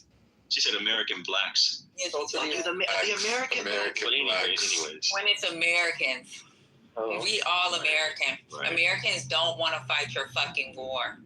You know that, right? We'll move on. We don't give a fuck about what's going on over there. We feel bad people are dying, but we want to fucking sip our tea, just like the Western Persians do. We want to fucking go to the beach. We want to go shopping. We want to buy our eggs at less than $10. We don't give a fuck. Hold on. I want to second that. and say, we really don't give a fuck. I could care less. Y'all could kiss my ass if it was up to me. So here is the thing, you guys are right. This is an internal American issue, as it is the internal Iranian issue. And so this was what we were exactly talking about 1 month ago, last week, that Iranians came here to say that you should bring democracy to Iran, but you understand that it's an internal issue. And what America should do is something like China. They shouldn't spend $1 to $2 billion each day for war, and they should invest it on their own middle class to have a progress. You let Americans decide, Ali. Don't worry about what they do. Yeah, you don't. And let me tell you something about them American blacks. They make up 20% of the goddamn military. So our black ass will be out there fucking doing the thing that you won't do. Yeah, Moin, did you hear that? Damn. Yeah, as an American, I did. I'm not going to respond to that. All right. So Ali, what you're trying to say is that China is doing the morally just thing by investing in other countries, and America is the big bad devil that's blowing up other countries, is what you're saying, right? No, I say that China is focused on its own population. They invest on their own middle class instead of waging wars, and they benefit out of it. Instead, your government goes and wastes money for wars that only reduces American reputation, that people are not interested anymore to do business with you guys. That's it. So okay, Ali. So do you ever read hold on, Hamada, be quiet for a second. Just Ali. Or thank you. Ali, when you look at the Chinese, have you ever watched Chinese news? Do you speak Chinese? Have you ever lived in China? No, I never lived in China. No, okay, so that makes a lot of sense of what you're saying. So what about back to the table? Listen. As someone who has lived and speak Chinese, I can tell you factually that your image of China is what you see from CCP propaganda that you watch on CGTN. The reality on the ground in Beijing is that they are investing Chinese soldiers going into Russia, fighting Ukraine, right? Chinese soldiers negotiated with North Korea to bring in soldiers to fight Ukraine. Chinese investors going into Africa, making shady, nasty deals with corrupt African leaders, taking their rights, land, resources, racism all throughout Africa from Chinese CEOs who are actually whipping African people in their freaking companies. And you're saying that China only focuses domestically? You sound like a CCP propagandist. 100% is pro-Iranian regime too. Yeah, you sound like the person that watches CCTV news every day and have this glossy image that Chinese people, or maybe it could be an Asian thing. Maybe you think that Asian people are just somehow just morally great. Everyone's drinking tea, studying and writing kanji. That's your image. In reality, listen. The reality of China is that they are just as much of a dog, ready to fight, ready to do anything necessary as America. The only reason why China does not drop bombs is because they can't. They can't. No, because they don't have to. They don't have to. No. They don't have to. China's position. Hold up. Let me finish, and then you can speak. How about China, Iran actually? Why are they interfering into Lebanon, Iraq? Are you telling me they're all peaceful people? You're all bubbly and happy and Timothy, can I get in? No, I'm not talking about bubbling and happy and stuff. When America enters rage wars in the region, you're gonna expect some destabilization in the region. That's it. America starts all these wars in the Middle East, and these are the consequences. So every country, just tries to defend itself, and just try to have a bird eye view and look at the matter. Look at last 200 years. Name me number of wars Chinese people have waged. And they Ali, let me respond to Ali, and I will set my mic. And then I'll let Kitty go next. So I'll respond to Ali, then I'll let Kitty go next. Hold on. All right, so Ali asked. Hold on. Hold on. No, that don't read. You can go after Kitty. Cool, thank you. I appreciate it. So yeah, to build on what Dee's talking about, the African Union headquarters in Addis Ababa in Ethiopia. China funded and built that one. In 2018, an investigation reported data transfers to servers in Shanghai at night. Also, they published that there was microphones in the building. China denied it. The AU tried to publicly downplay it. But yeah, so they went into Ethiopia and they were like, hey, let's build this big giant building and we're going to do something really nice for you. And then 2018, they had a janitor that came in the middle of the night and he found the servers were on. And he's like, why are the servers on? So then he reported it and they found out that they were kicking on the servers and downloading all the information from the bugs all over the entire building in like desks, chairs, walls, all this kind of shit, where they were secretly monitoring the entire facility and then uploading all the information to Shanghai and then eventually getting it to Beijing. But yeah, so I mean, and then they had to come in and I think it was a company from Finland or Sweden had to come in and like replace all the servers and they had to debug the entire facility. So yeah, I mean, yeah, the Belt and Roads Initiative and all this kind of shit. I mean, if we don't stop China right now, we're all going to be speaking fucking Mandarin. We're all going to be subjugated under them. They're all going to have social credit scores, and every time you jaywalk, they're going to drive down your social credit score like a credit score. And then every time that you criticize somebody like Xi Jinping or the new leader who comes after him, they'll take you and they'll put you in fucking jail, and then they'll bring you out back like they do with their own citizens, and they'll shoot you in the back of the head while they line all of you up. So good luck. Good luck. Again, that's a great fear-mongering tactic. That's a great fear-mongering. This is why we destabilized Hong Kong when President Liam tried to put forth an extradition bill in Hong Kong over the man and woman who were engaged and went to Taipei, Taiwan. He shoved her off a fucking ledge. Then he comes back and everybody's like, where's your fiance? How's the baby? And he's like, oh, she stayed in Taiwan. And then they go and find her dead body. And then they say, well, we need to prosecute him. They say, well, we can't do that because he killed her in Taiwan. Then they say, we'll get an extradition bill. And then the guy who ran a anti-communist bookstore for 35 years in Kowloon ended up disappearing, and 2 weeks later shows up in Beijing reading in Mandarin saying how he hopes and wishes and prays that Hong Kong and Kowloon and Chinyi and Olympia Park and all these areas will return back to the rightful country of mainland China and the Chinese Communist Party. A guy who ran an anti-communist bookstore for 35 years in Kowloon, which I personally knew, fucking disappeared and then ended up in Beijing 2 weeks later. It's fucking crazy. This is why we destabilized Hong Kong and caused all the riots at 25% of the population of 8 million to go out and riot and protest and fucking burn the place down. And China eventually just fucking forced their way in with fucking police and they took over. Yeah, and that's what's going to happen. They're going to take the south of China to see the Philippines. I yielded to several people. Hold on. Timothy, you have to listen to the mod. The mod said Kitty, then me, and then Doug. That is true. Right? Yeah. So let's Ali asked me a question. Ali says, when has China ever waged a war in the last 200 years? I will answer that. The wars that China wages. Name the countries. Is you said name the countries? Yeah, name the There's countries. several countries. You can chat GPT, but I will name you a couple of wars that did happen. Ali, let me speak. Hold on. Let me speak. Listen, Ali, could you ask a legitimate question? Because I would respect your argument more if you can disagree with America without glazing China. Okay, but you can't do that. You cannot do that. So I have to talk to you like this because you're the kind of person that cannot admit anything wrong with China because you disagree with America. So I'm starting to question your side. So let me speak. Wait. So the war that China wages against people, I've already named it once. Yeah. Again, the war against Ali. Dude, wait. What? Dude. Okay. You got to tell them what countries China waged war against. That's what we're waiting for. They haven't waged a war.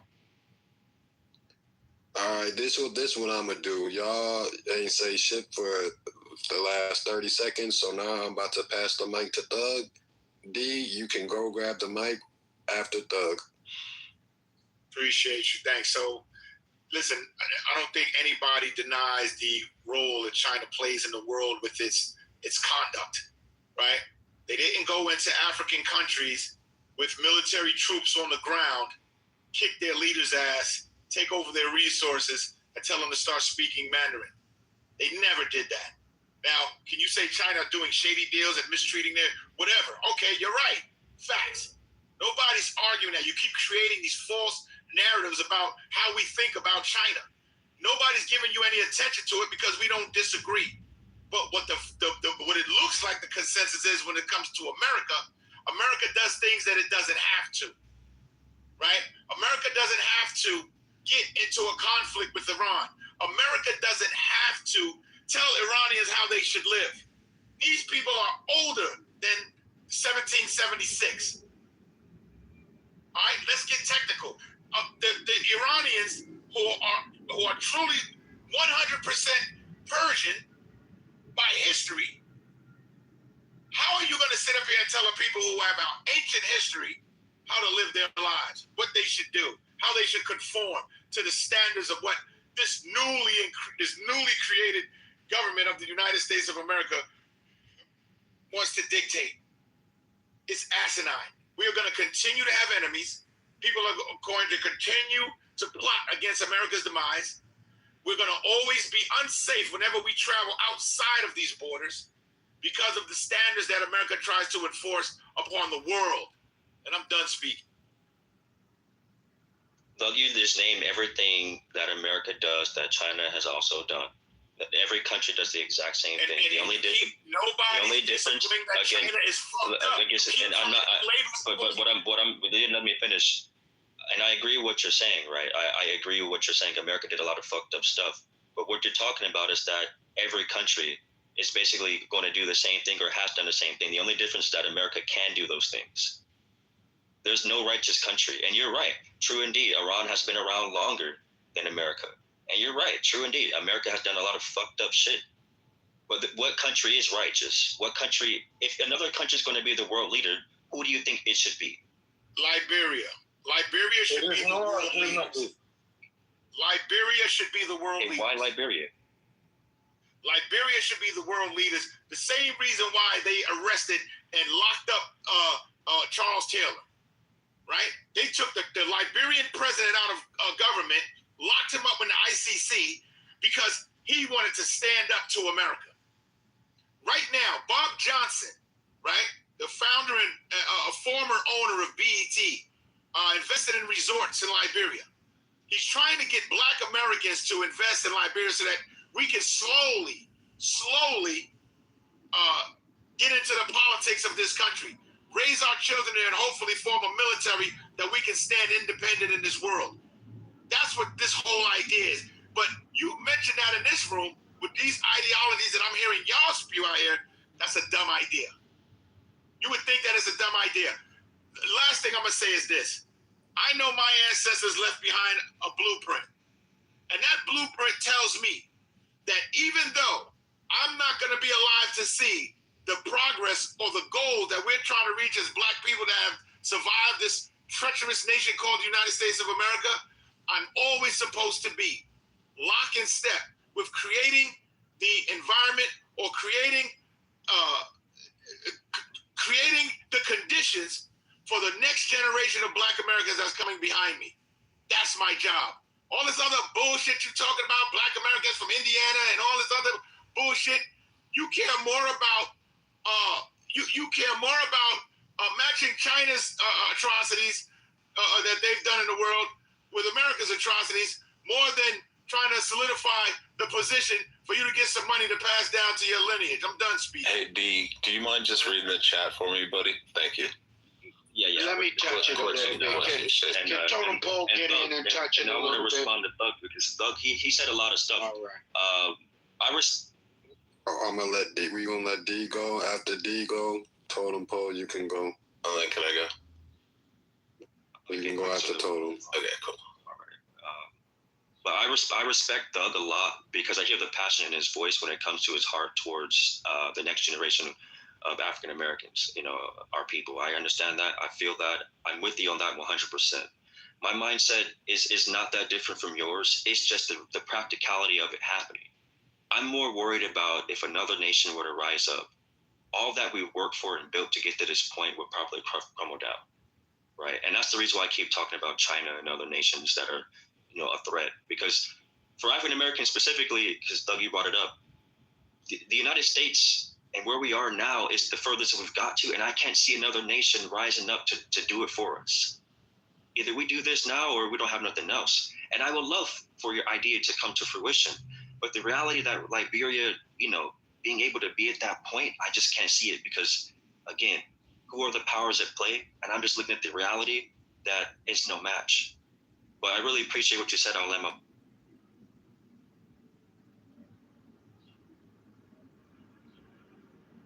All right. Let me get in on this. It's good to hear your voices this morning. I want to talk a little bit about industries and identifying industries for Black people. Medicine, law, government, engineering, software design. These type of industries, we need to be identifying, and not only identifying, logistics. These industries, agriculture. We need to be focusing on these industries and rooting our children into these industries. Our children need to know how to read by the time they're 3 years old, know mathematics, and also understand trading in the markets. These are things we need to be teaching our children from creation. We need to be designing Black children.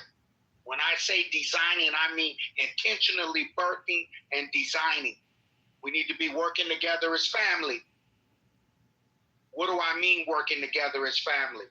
I'm talking about our wives working as accountants, working on software, working on our websites, while we're out working business.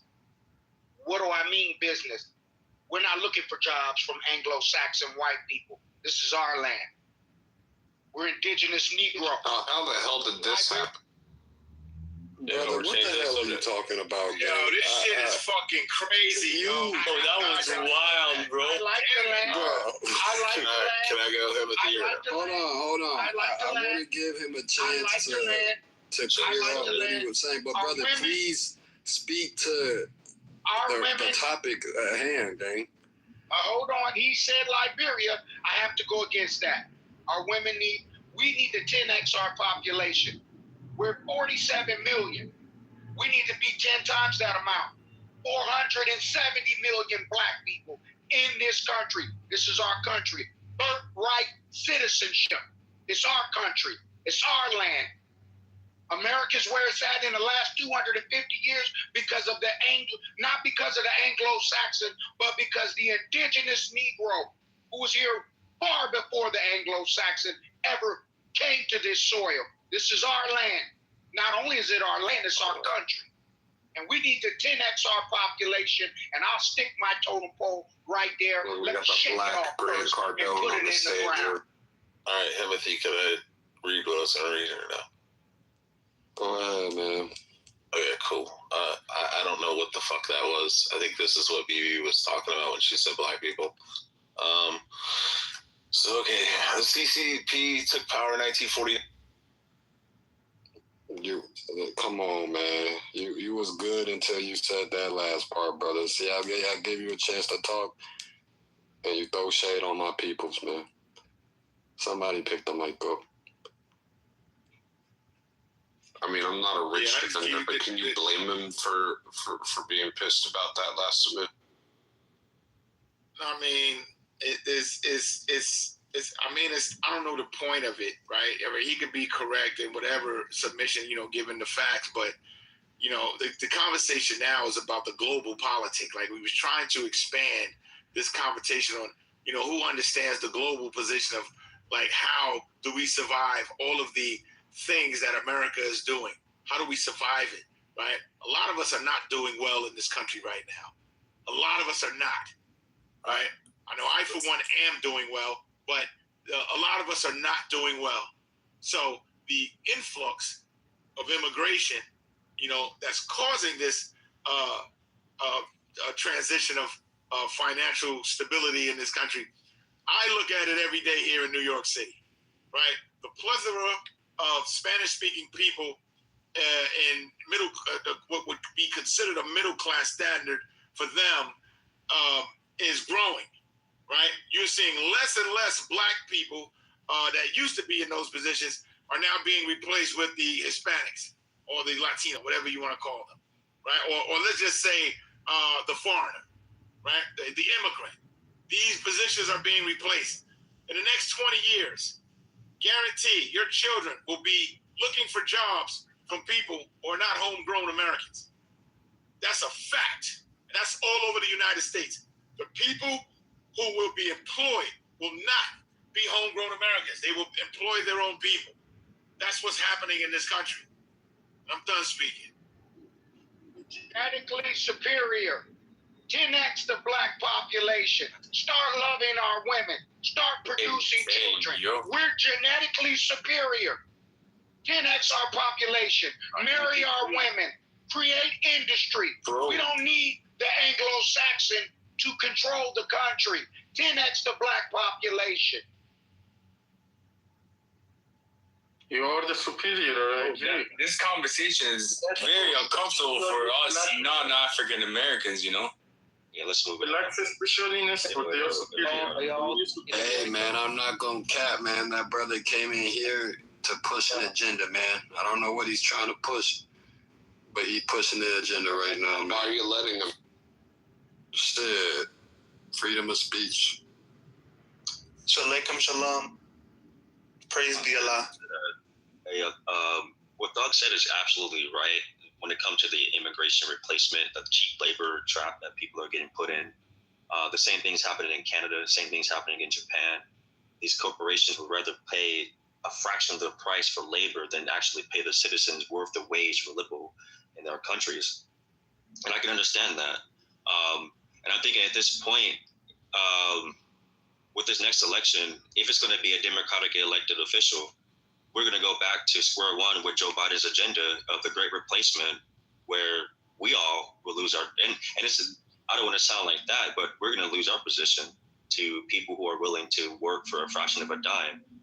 And that's happening all throughout Canada, and people can't even afford food. They can't even get housing assistance. Food banks are all filled up with people who are already poor. The marginalization of rich and poor is so widened in Canada that if you cross the border from the northern states, one house in Canada for the size of 1/3 of America is $1 million, while the American house is $400,000. And that gap is absolutely insane. So hate me all you want, but this is a big problem. Yo, let me get in there, brother. Yo, Beaver, like I said, I've been going around Clubhouse for about a couple of years telling these people that this election was rigged. And they're like, where's the evidence? Where's the proof? Because these people are fucking stupid, bro. It's obvious that the election was rigged. If you have fucking eyes, you can see the election was fucking rigged. Y'all know I've been standing on this shit since 2020. So now that they need to prove, well, now it's provided, what the fuck now? It looks like I'm smarter than all these niggas on Clubhouse. Because these niggas fucking stupid ass sheep that they're stupid, bro. The fuck, I just can't, I don't even know what to say. You guys are fucking stupid, bro. Whoever, what proof? The CIA declassified files? Come on, download the White House app, bro. Download the White House app so you could get the fucking shit directly, bro. Talking about, like, come on, bro. This shit, so if you could see this shit, right? It's said to have more votes than Barack Obama. Do you guys really believe this shit? People just really believe this shit, bro. Yeah, so now Donald Trump will serve a third term. He's gonna serve another term. This is why I said Donald Trump will still be president after 2028. That's my other claim. And when it happens, I'm gonna come back here and call you guys stupid again. Whoever doesn't agree with me.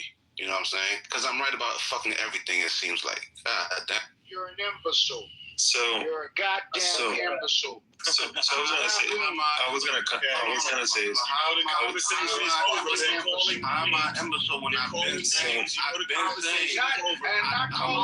Wow, it's almost like Nicholas just was drunk. Hold on, I'm trying to say something real quick. Can I go? Yo, let me talk to him. So real quick on the Canada thing. I'm gonna let whoever want to respond to him. I'm gonna let him respond, and you can go right after Mother. Okay, so on the Canada thing, I think we're mixing, our own views with and ignoring reality, right? Canada has structural issues in their construction industry because of Canadian regulations, right, which limit housing in some of their largest cities like Vancouver and pushes up partially some of the prices, right? The second thing is Canada has been underbuilding for decades the amount of houses that they need. So part of the reason why Canada is so much more expensive to buy a house in compared to the United States, Texas, all these states that have cheaper housing, they build aggressively, and they also have a lot more land.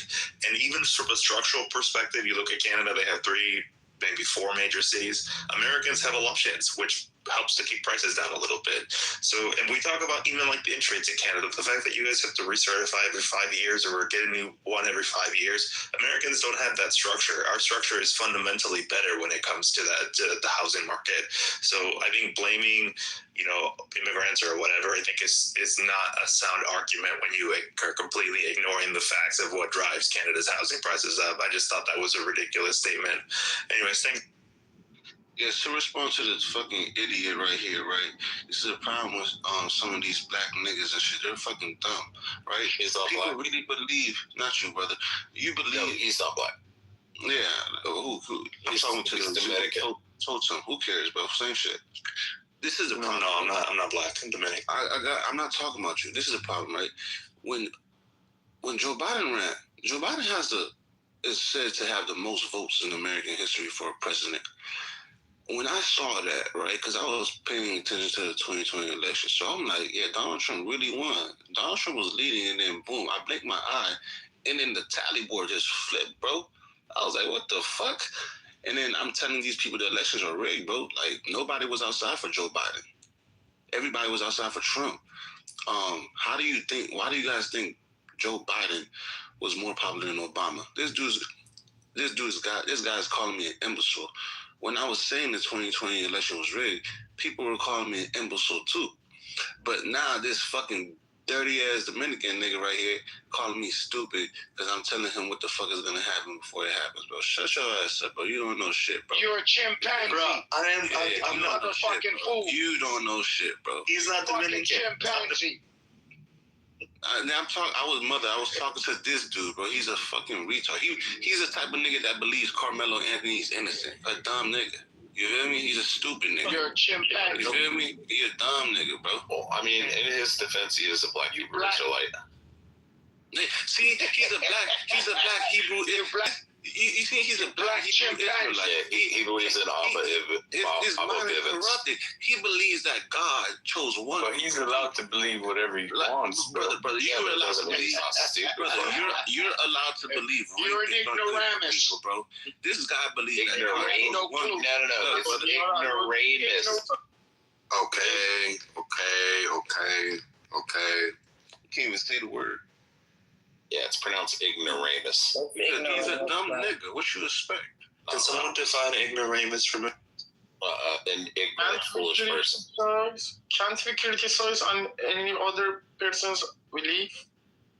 They can believe, but we can also criticize. This is also alright. Yes, you can. Can you believe rapists are good for people? No, I mean, okay then, but we can't just believe in it. Generally, not can't just believe in it. Yeah, but Peter, you didn't say you would choose UB over Moen. Given by Mullah, that you need to respect my religious, I won't respect yours, and you need to respect me. Nobody needs to respect we can't criticize. We don't need to respect you. Respect is one truth. There's only one truth. No matter how much things people believe, there's only one truth, bro. So that means a lot of people are fucking wrong. We don't gotta respect shit. Well, you have the right to criticize, of course. You see the cross on my profile? I really want these to assess myself if I'm on the right track. When I receive these 2 cross, I love that. Cross mode. Okay, Spider-Man. What the hell? I don't know what Spider-Man trying to say, bro. Ain't nobody. Cross on my profile. I love that. Bro, let me finish. Nobody understands what he says, bro. Exactly. I am telling you, nobody understands. Yeah, Habibi. I mean, I understand. That's the Arabian Pootie Tang, I think. But That's the Indian You open the mic. That's the Persian Pootie. Is Iran? Hey guys, I want to talk like you. Yeah, Peter has a white SIM card and he fights for the RGC every day. Yes, SIM card by Bundes. Hey, Beaver, you there? You by Bundespolizei. Man, Trump has all the receipts and nigga. Yeah, Beaver's there. What you calling his name for? I'm calling both of y'all niggas' name because is the title true or is y'all just, they're trying to my nigga gaslight people? The title is I didn't see no. I was gonna say I didn't see no. It's true. No news on that. Because they didn't want to broadcast it, bro. Because the news be trying to silence Trump when he speaks about the truth. This nigga be saying the dumbest shit, man. I swear to God. Who, Trump or me? You. Oh yeah, you a dumbass nigga. Is this Mr. Washington? Oh yeah, this is Mr. Washington. You's a bitch. I forgot you a bitch. What the fuck? You can't whip me in real life though. What the fuck? You's a bitch. You foolish ass nigga, man. Yeah, but the title is true. Get that little nigga. Hey, I fuck with it. One mic on Mr. Washington, man. Talk your shit, man. Appreciate you, bro. But yeah, man, I just was trying to figure out if the title was true, because that would have been an interesting. Damn, bro, this stupid ass nigga can't stop. But yeah, I just trying to see if it was true and had some validity to it. So that's it. I believe it does have some type of validity, but they would know better than me. I believe he stepped away from his phone for a little bit. Most stupid figured out. This the dumb nigga that was calling niggas stupid for believing this shit. Nah, that's why he's all shook. Is it true? Is it valid? No, it's just no, Kaz. The thing is the thing is, Kaz. The thing is when you be talking, bro, you don't back up nothing that you say. Back up shit, nigga. I told That's stupid. You gotta reference what you say, bro. I hear you, brother. Look, I'm gonna respect that point, but here's the thing, bro. If I tell you that there's a red cat behind the house, bro, I don't gotta prove it to you, bro. If you want to really know, go behind there and see for yourself. But the thing is, now what I said is coming to fruition, bro. What I said basically, now you see what I said was valid in the first place. So I don't gotta prove shit. You need to catch up, my nigga. I don't got time to go back to bring a nigga forward. That's slow, my nigga. The fuck? Well, you do have to back your claim, bro. You're the one that said. I just have why, though? We're trying to have a conversation, though. Because here's the thing, right? Because when I speak the truth and I back my claim, which I do, right? Stupid niggas will never understand this shit, so I'm not wasting my time. I'm just gonna wait for the shit to hit. All right, bro, but help us out understand so we can understand your perspective, so we don't have to sit here and disagree with each other all day. When I see in the 2020 election, right, I gave everybody why. I said, if you know, right, there's a Smartmatics voting system that was used in Venezuela, right? It was used over there to switch votes. Now, there's a company called Sequoia that bought that system in 2005, I believe. And then Dominion, we all know who Dominion is. They bought the company Sequoia. So I gave the line to how they would get that same source code to the people that are rigging the votes. But hold on, people hear that? He's stupid. Okay, well, you just said that in the first place. Okay, that makes sense now. I've been said it doesn't matter how much facts or valid logic you're using, bro. People that are stuck will always be stuck. The slow people will always lack time. It wasn't It was bad. You can look up everything I just said. I've been saying this shit. Okay, so you have to come up with a counter argument, though. If you laugh and giggle really loud, it makes you right. Isn't Dominion the company that won that lawsuit harder? It makes you because nobody could prove that their machines were fraudulent. They won billions of dollars in court, right? The people, right? They won billions of dollars in court. Here's the part people don't get. Nothing could be proven. Here's the part people don't get. Here's the logic people don't get. Right? If you're in a group of people and you're trying to manipulate the system, and one person comes and calls you out, guess what? Your system is going to make him look like a fool. Well, he doesn't look like a fool to me, but your system is going to make him look invalid to the stupid people. So it makes sense to why they got sued, because the people that are in power are not trying to allow it to happen, brother. That's all it is. No. Dominion sued them. It wasn't. They didn't get sued. Dominion sued them and won. Did you listen to Trump last night? I got one serious question real quick after y'all talk about. If you look at Trump last night, he didn't say anything about those. No, he didn't. He didn't. He's going to. The files are going to drop. He didn't go into every detail. I know these details. But I do got a serious question for everybody in the room. Has Cass proven to all of y'all the education we need to invest in education? Okay, that's a little disrespectful, though. Okay? This room cannot make that we are well overeducated. Always been on this room shows the American fucking country and the entire world. Yeah, it seems like we need to invest more money. Just keep dumping the money into it. Don't build the family structure. Don't build like y'all are mother and father fucking households. Don't birth children out of wedlock.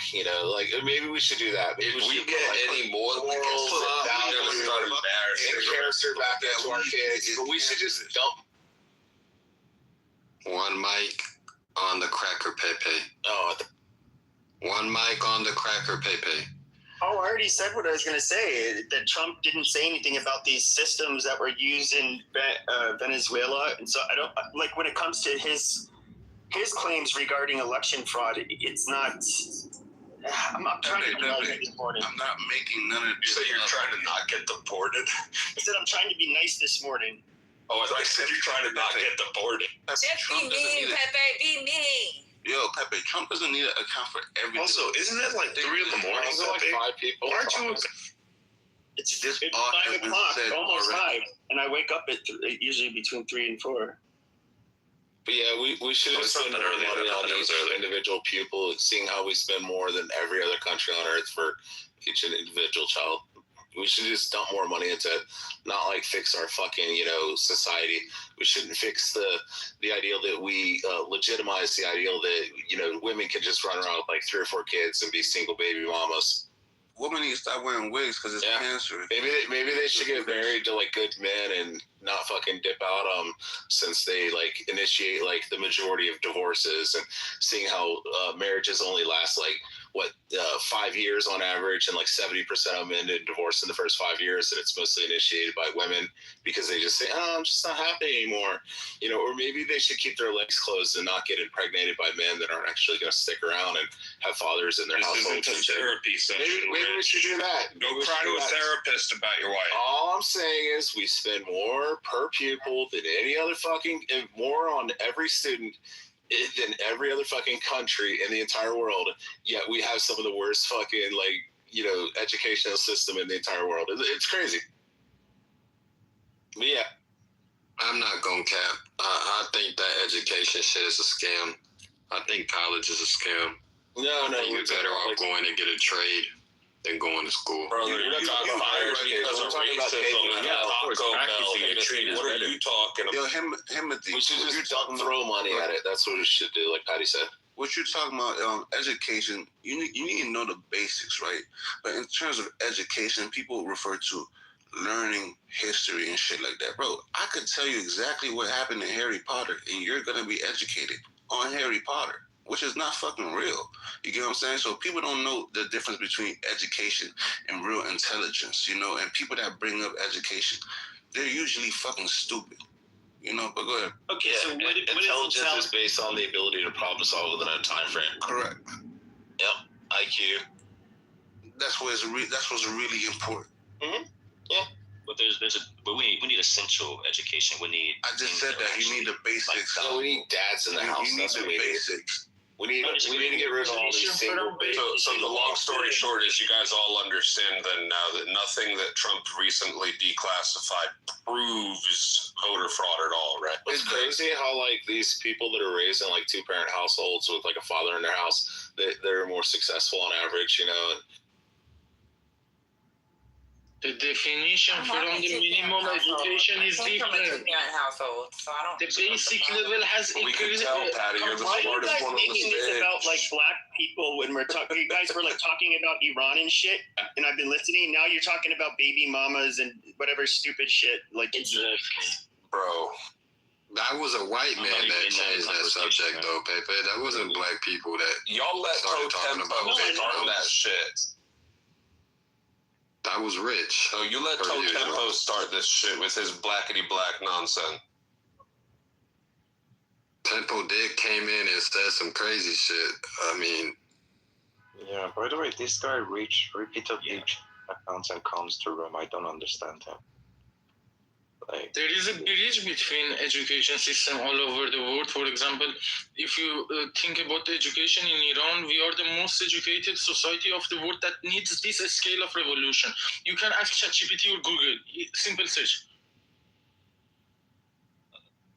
That is a lot of people don't have the education to be open to education because, again, from what I heard from the other guy, Rich, it sounds like his education is just one-sided, all about how women are bad, men are righteous, women need to be blah, blah, blah. So to be truly educated, you have to actually listen to who you disagree with, and understand their position, even if it's uncomfortable. I can listen to all of you guys who I disagree with and still be cool with it, even if there's slurs and insults. There could be some valuable information that I'm getting from you guys. Yeah, that's true. Because you're educated, brother. Because you don't have to start trying to make fun of people because you're educated, brother. I'd be embarrassed. You're intelligent. But you're not a woman, though. Women tend to do this a lot because they're a fucking woman. So they're getting patty. No, I mean, I'm married, man. Like, with my wife, man, look, I'm just all ears. I listen, I hear it, I can understand the perspective. I might disagree, but there's a time and place where I'm like, okay, maybe there could be something. Right? So that kind of helps in my debate. But it's not even about being smart. It's just like, hey, look, I can just hear you out. I'm going to hear your disagreements. You might scream and yell. You might call me names, but there could be some value right there. Let me try to understand where you're coming from. Yeah, you were about to say that in the last 200 years, the list of countries America attacked and China attacked. Oh yeah, so I'll answer that question for you. So you want to leave? So about I don't want to bring that up because Timothy, we already squashed the whole China topic. I hate to bring that up again. I guess it's kind of tiresome. Just ChatGPT. That was my best friend. Like I don't want to be the one to try to answer that question for you. I ChatGPT'd it myself, and there's a list of wars and blah blah blah that comes up. So just do that too. All right, let's end it. Thank you. I've done my own research. There is another alternative. You can give me email address. I can send to. Oh, thank you. Stay there. All right. So back to the topic of voter fraud. I think the biggest voter fraud is how people can lobby. We call lobbying, but in reality, it's just, what do we call that? In other words, we call lobbying. It's like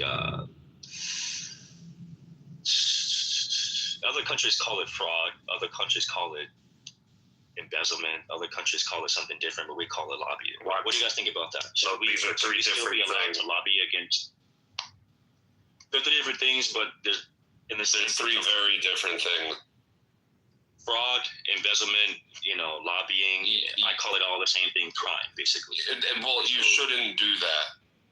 I'm going to do it anyways. Cry about it with somebody else, man. I don't have the words for it right now. We can't engage in a conversation with you. It doesn't matter. It doesn't matter. The question is going to be simple. It's going to take at least one IQ.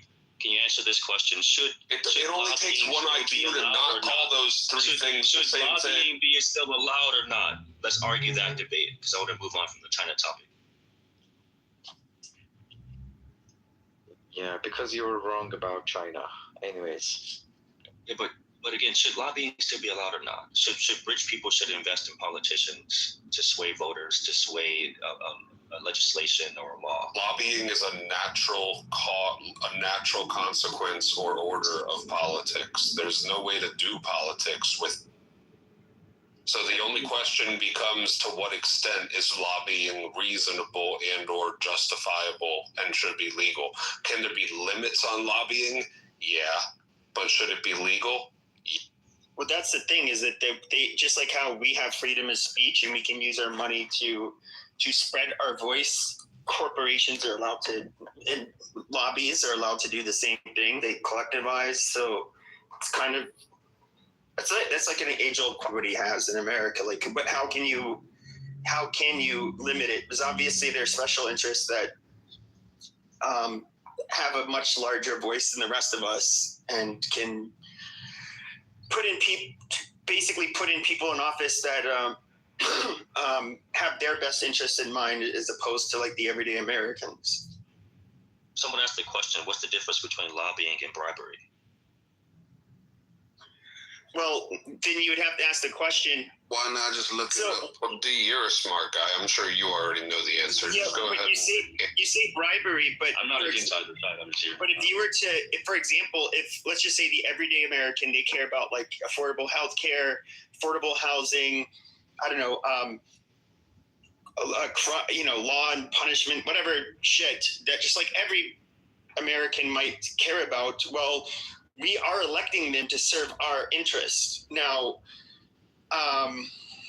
if you are a farmer, let's say you work in agriculture and you it's like beet farming, that's what you farm. Why can't you also advocate for a politician that will best serve the interests of people people like yourself in that industry? You can, but some interests, they have more money to spread a message and advocate for a certain politician. Why? I mean, they can do it just like we can do it. They just have more money.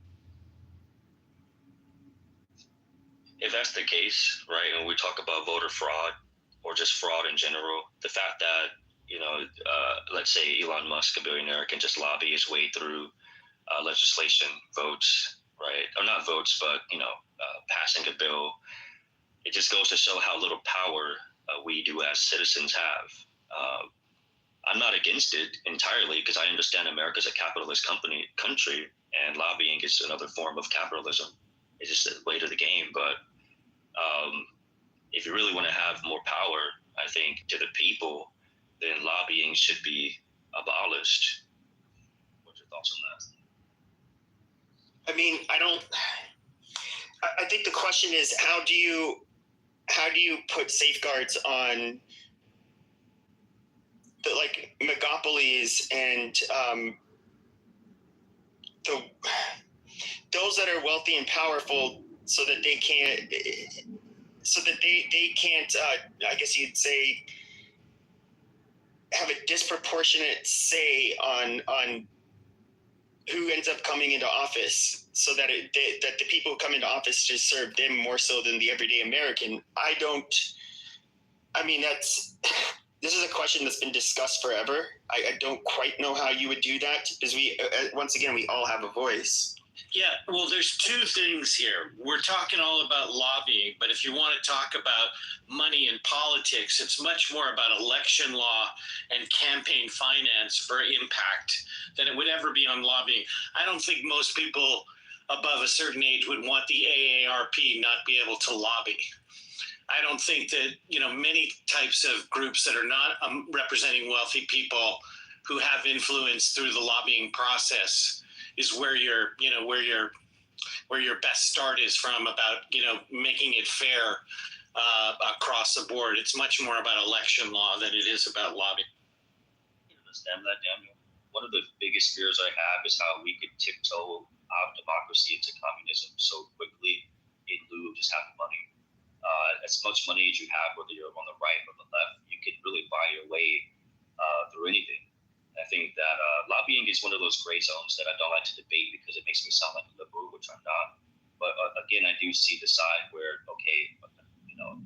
anyone could put in billions of dollars towards a cause, whether it can be, legalizing, something crazy, and the laws passed without anyone say so. Because again, look at people who are unofficially elected, like Ramaswamy, or people who were just put in place, like J.D. Vance.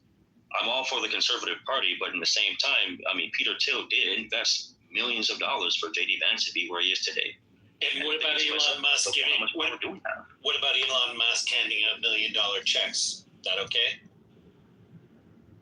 Checks to who? I don't have any education on that point. I don't know what you're talking about. Oh, okay. In the 2024 election, he handed out $1 million checks. He's under investigation. Wait. We're just going to skip over the false claim that Vivek Ramaswamy is an unelected leader and that J.D. Vance was just put in place.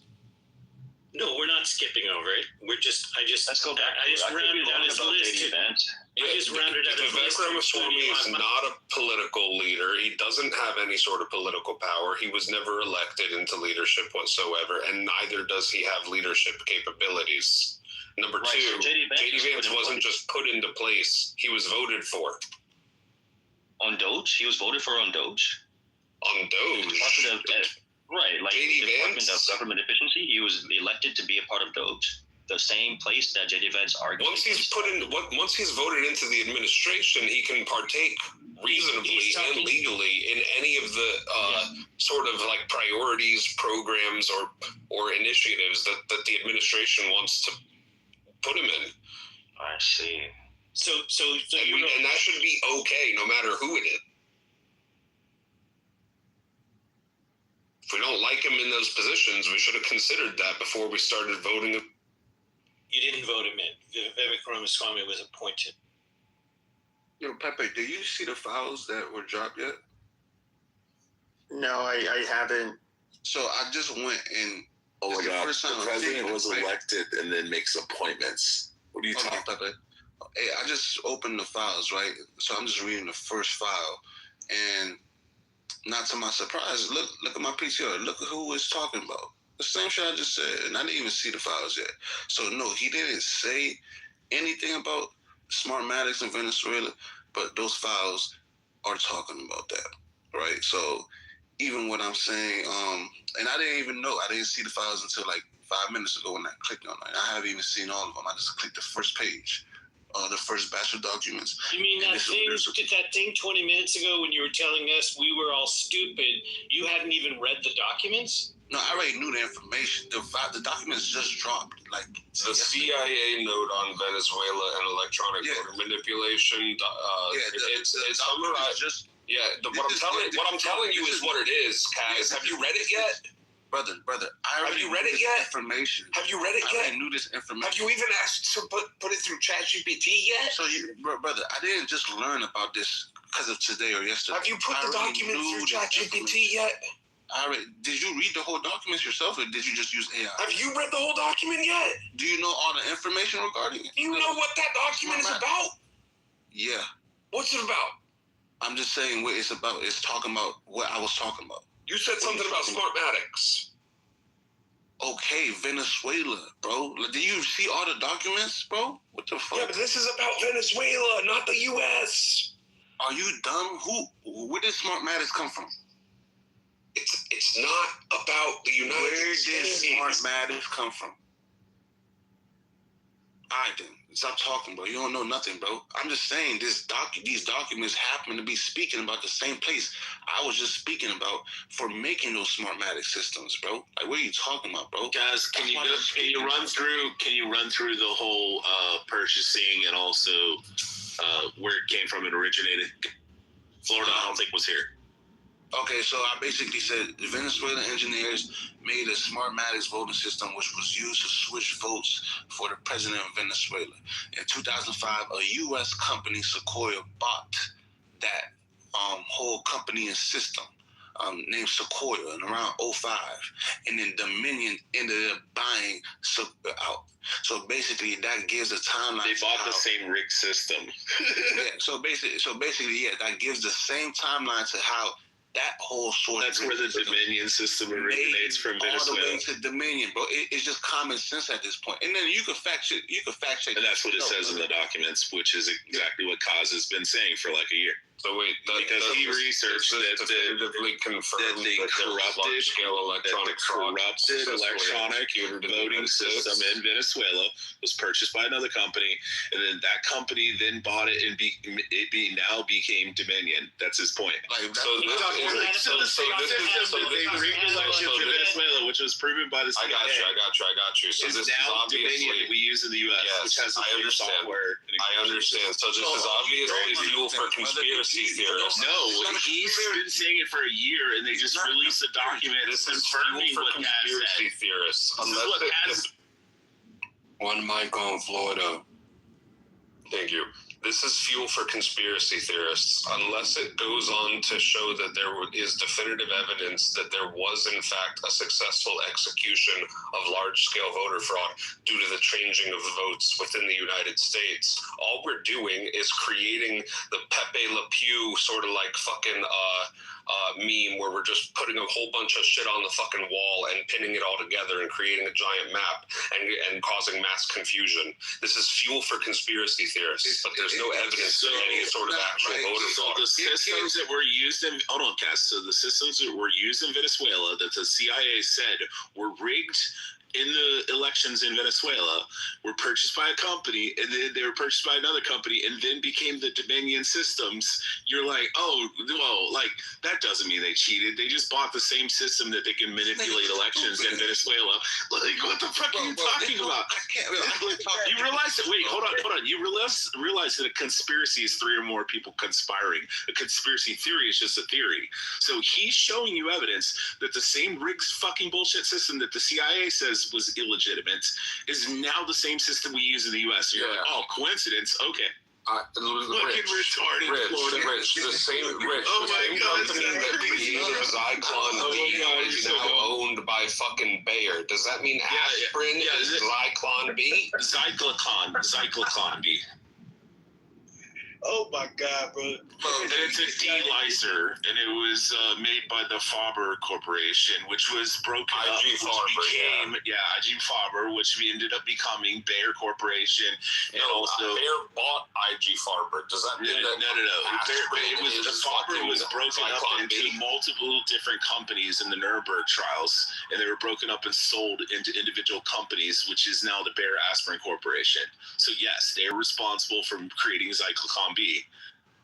You know what he sounds like? There's also a seed company, which is HB, whatever the fuck that company is, the big seed company, the largest one in the world, is also comes out of the Faber. This is how he sounds like. Kaz, you have a voting system in Venezuela that the CIA said rigged, and that they manipulated, and now it's the system we use in the U.S.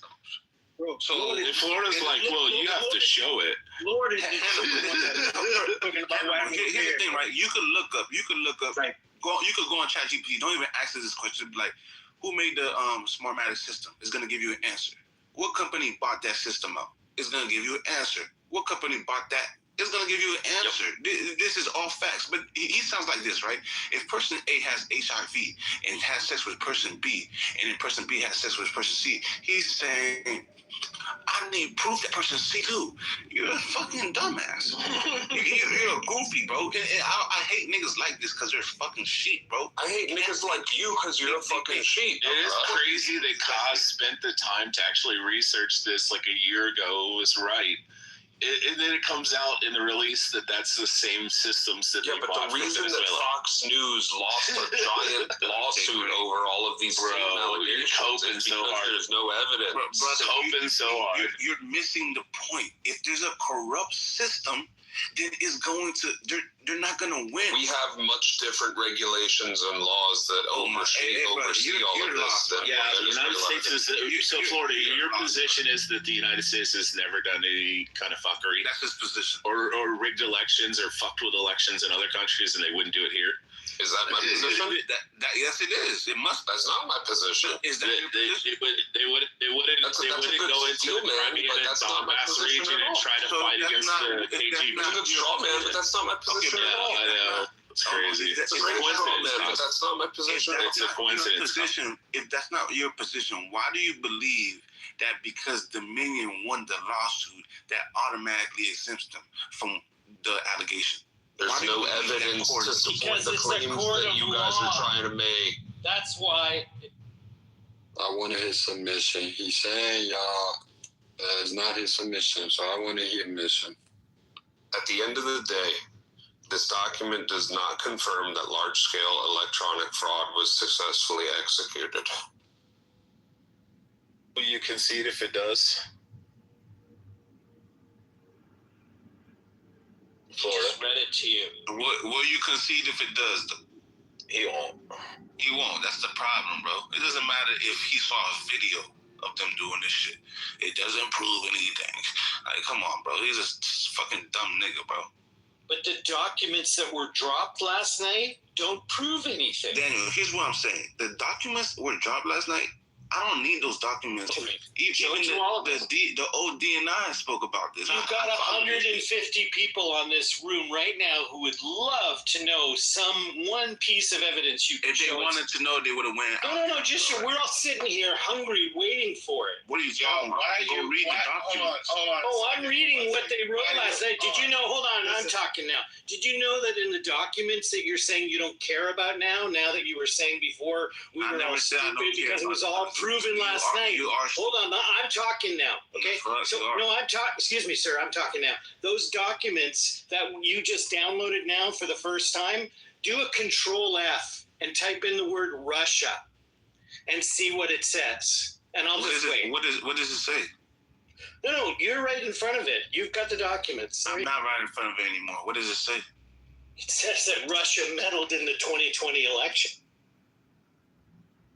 The documents that Donald Trump touted last night about thinking China was meddling in the election. So I'm confused. What does that have to Russia do with was anything? not a host. You're shifting the Wait. So Russia interfered in the 2016. Not just 2016. Dude, I'm talking now. Shut your fucking pussy mouth. I don't want to hear yours in the morning. Put that nasal shit back down your throat. Swallow that fucking cock before you. So the idea that all of a sudden it was Russia for 4 fucking years, 8 years, everything, but you had a Russian P-tape, Trump was colluding with fucking Putin. That was your fucking narrative for 4 fucking years. And now all of a sudden, the idea that, there wasn't the 2020 election went off without a fucking hitch, without any interference, and you just got on here and told 2 people that there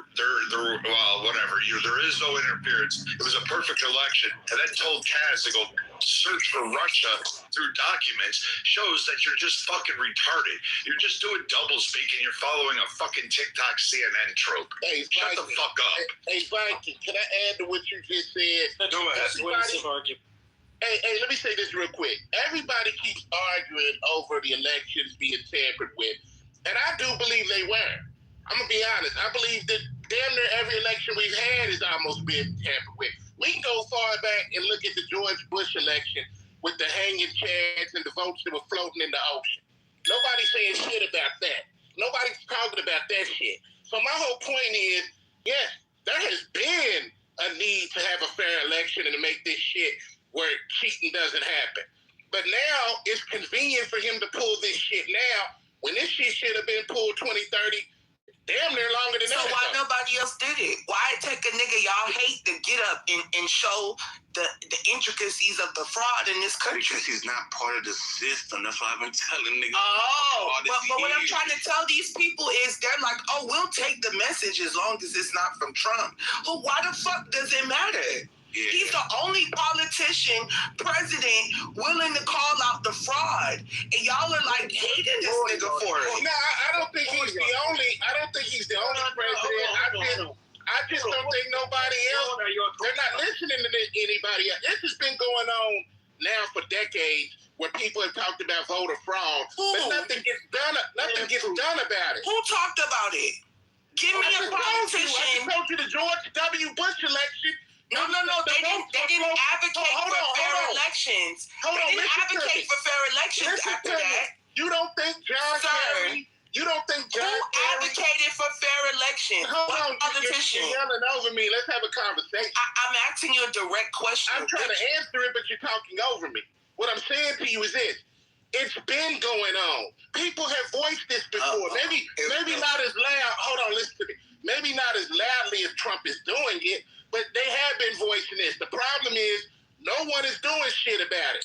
No one. Okay. Because the election, hold on, last thing I want to say, the election is set up. The election is appointed. Why y'all mad at Trump? This not his world. I'm mad at the system. Hold on, listen to me. I'm mad at the system because the system is playing games with all of us. Okay. I like that answer. It's like a play. That they appoint who they want in for their specific reason and give us the illusion that we actually have a process in it, and we don't. It's like 2 choices in a row and telling you to pick one that's leading the same damn direction. We're getting hoodwinked and bamboozled in this shit. So I just want to say this. Okay, you're talking a long time, bro. Hold on. Let me just say something so we can have a dialogue, right? I just want to say this. I like the answer you gave because I don't really care if you like Trump or not, right? It is about the system bamboozling us way before Trump. Like, and everyone's blaming him for what the system has been doing. And now he's talking about it, and people are like, oh, well, it's ironic. No, it's not ironic. He's been telling y'all that this shit is not legit, right? And every time he does, they fearmonger us with, like, he's trying to fuck up the democratic process or rechange the Constitution. Like, this shit needs some change. We need some structure. We really do. We need to rebuild the whole system needs to be rebuilt. You just did a bunch of unnecessary bullshit. The fact that y'all allow Trump to fool y'all, bro, this needs to be studied, bro. Wow.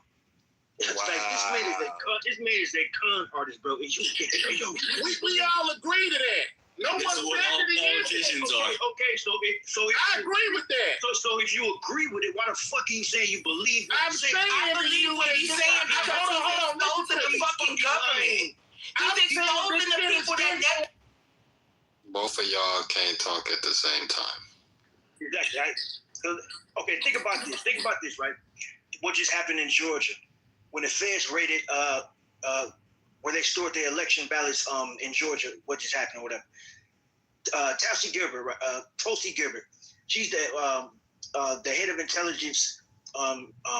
What department? Somebody help me out. What department does she run? She's you should know what department she works for if you want to talk about it. No, I'm a little bit high right now. No, he's gone. Hold on, wait, let me finish. What the fuck is a spy? What's a car? Let me teach you how to drive. It's probably saying about people that want to talk about Trump too. Y'all end up falling flat on your face because, like, someone exposing fraud and exposing Social Security fraud, exposing Congress, exposing Congress. Okay, let me ask you this. Exposing. One mic on the lady in the corner. Let me get it after her because she talked on who? The lady in the corner. Thank you. I'm in the corner. I just want to say this, bro. Y'all are so focused on Trump. You're not focused on. Oh my God. Hey, next person to interrupt, I'm moving you down. Y'all are so focused on Trump that you are not making any sense. Miss Fifi, I love you in the chat. You say he's the biggest fraud, whatever of all time. Wrong. We got the Clintons. Every dollar they made has been through some type of fraud.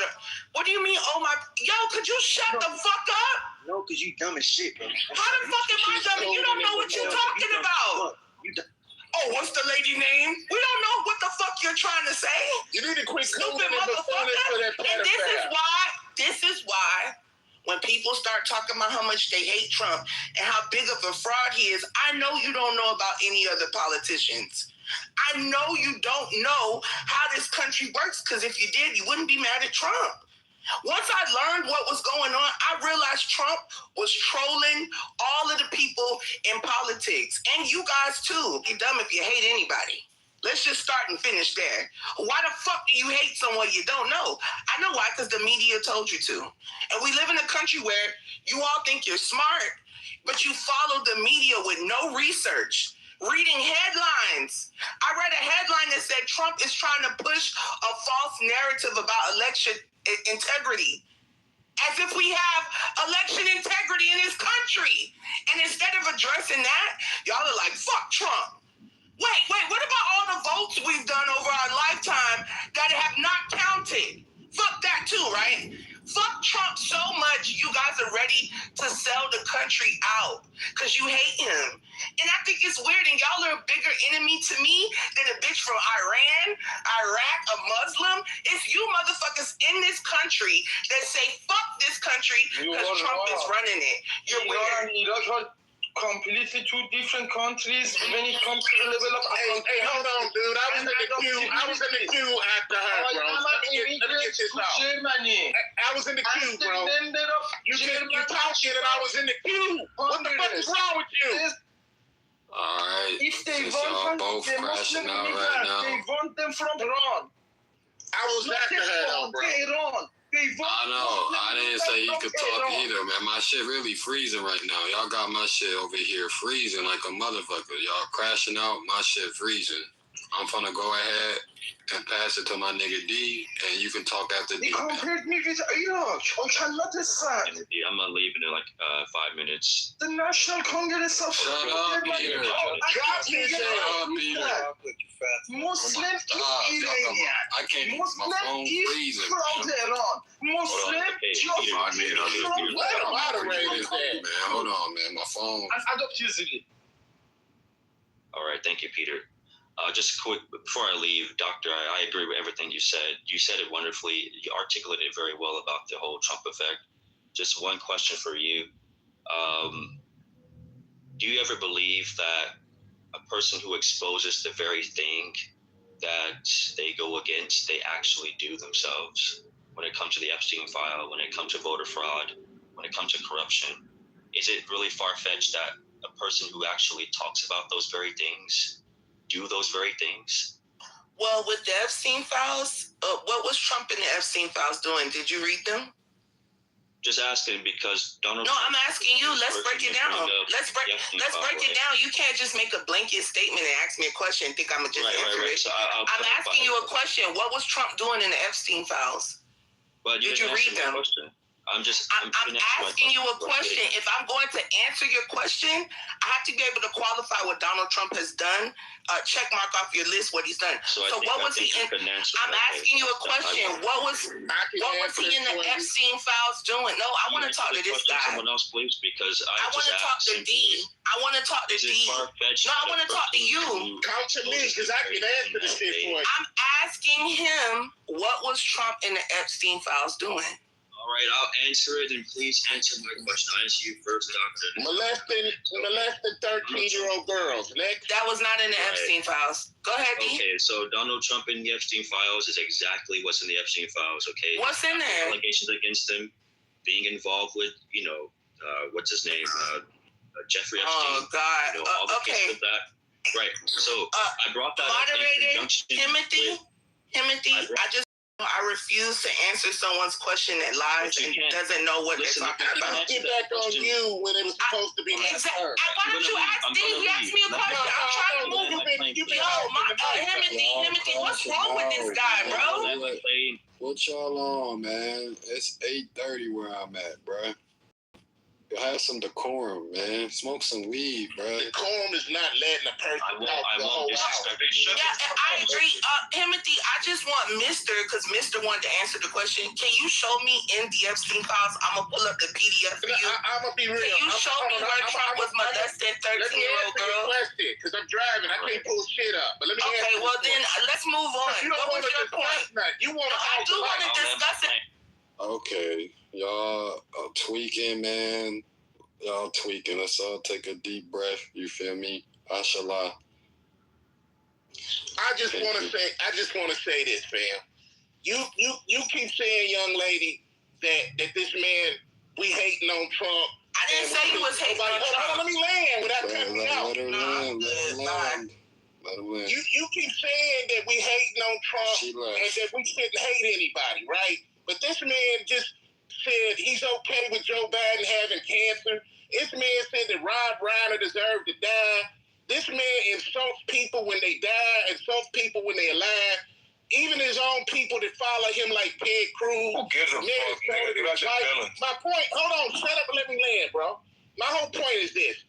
All this hypocrisy and shit you pulling about this man like he doesn't have a $5 million settlement for sexual allegations with this lady that he did, like he doesn't have allegations of molesting 13-year-old little girls, like this man doesn't have Elon who helped rig the election for him, like we don't have evidence that this man is tampered with the stock market by these bullshit-ass allegations. And the war has ended. It has started back. It's trended again. It started that manipulating the stocks with that shit because the stocks move according to Warren's doing. So all of the shit that this man is doing, you're still on here cooning and buffooning, trying to defend this man's character when he's been a con man his whole fucking life. If you look at his whole record of every fucking thing he's ever done, it's pulling game and running cons from his bullshit where he got a Trump Bible, a Trump watch, all the bullshit that he does that fails business-wise. And you motherfuckers get on here and coon and buffoon this rapist, pedophile allegation. I'm going to say allegedly, because I don't know. Yeah, but if you don't know what the fuck hold on, I'm going to say this.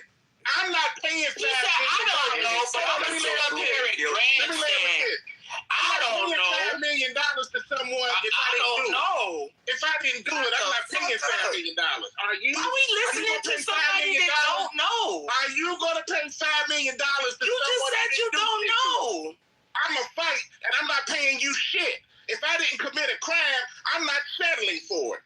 I'm not giving you. That's not how the courts work.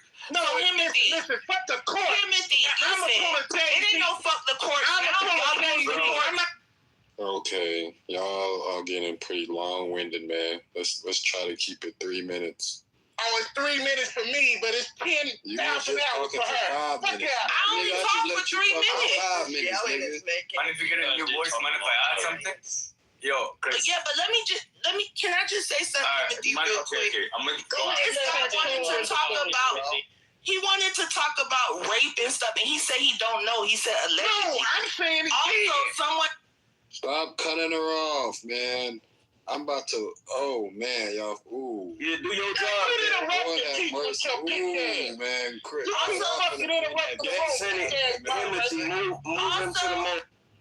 Also, someone in the chat said one notable FBI memo summarizes interviews with the woman who alleged that Epstein introduced her to Trump when she was a minor, and that both men sexually assaulted her between the ages of 13 and 15.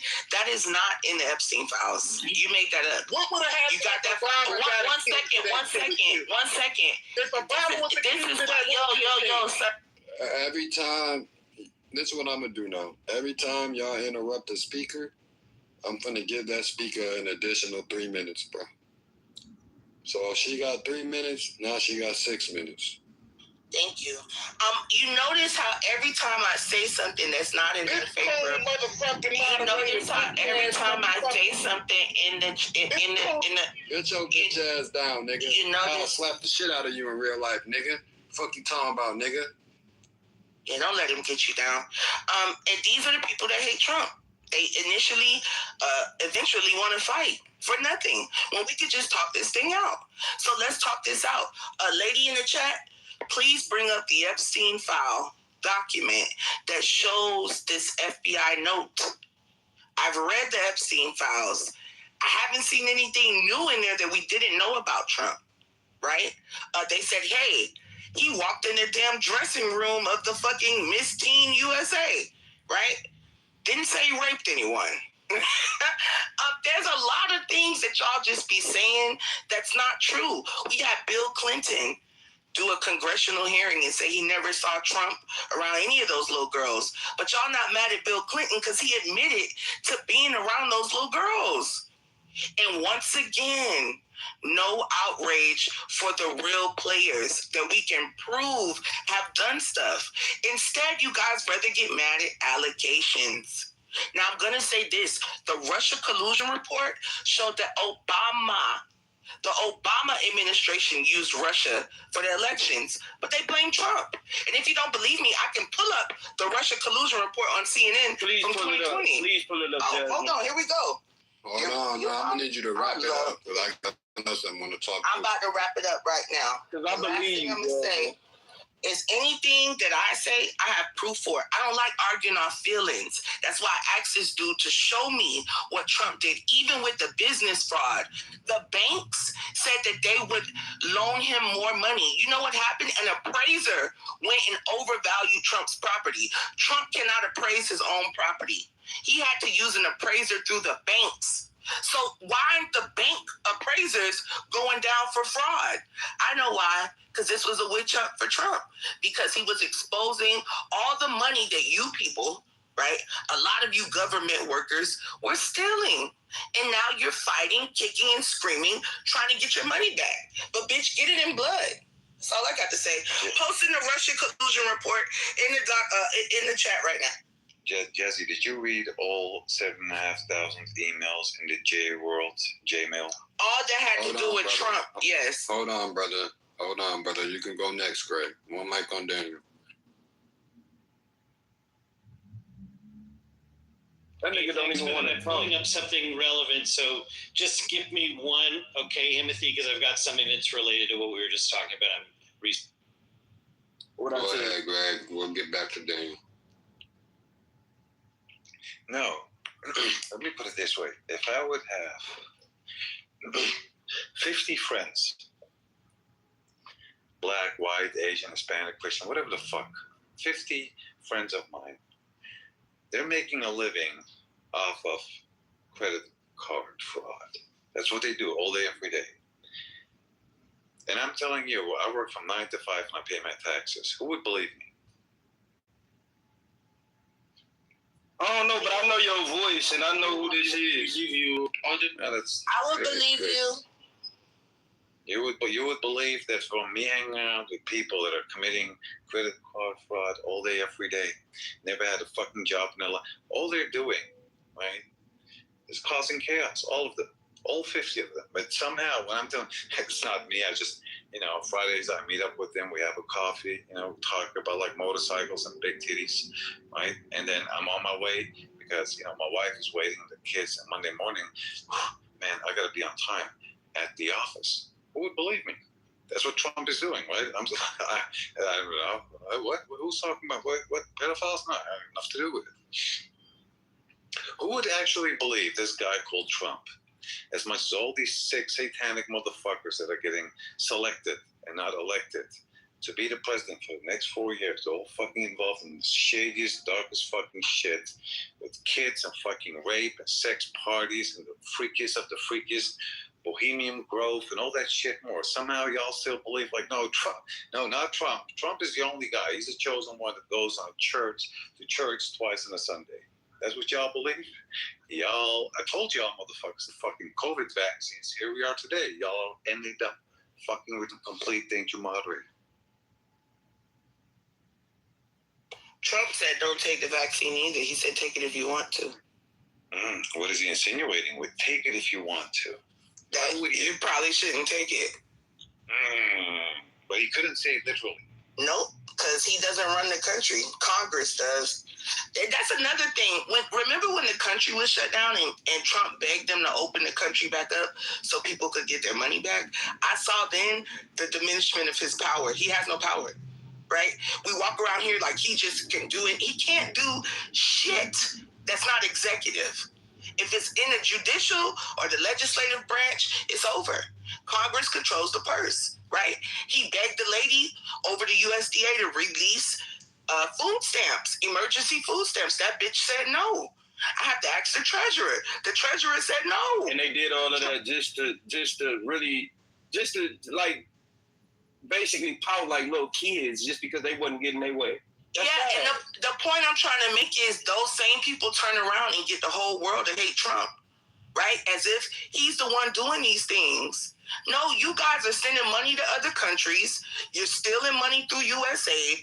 The same way Trump became a millionaire off of his presidency, these Congress people became millionaire off of their careers in Congress.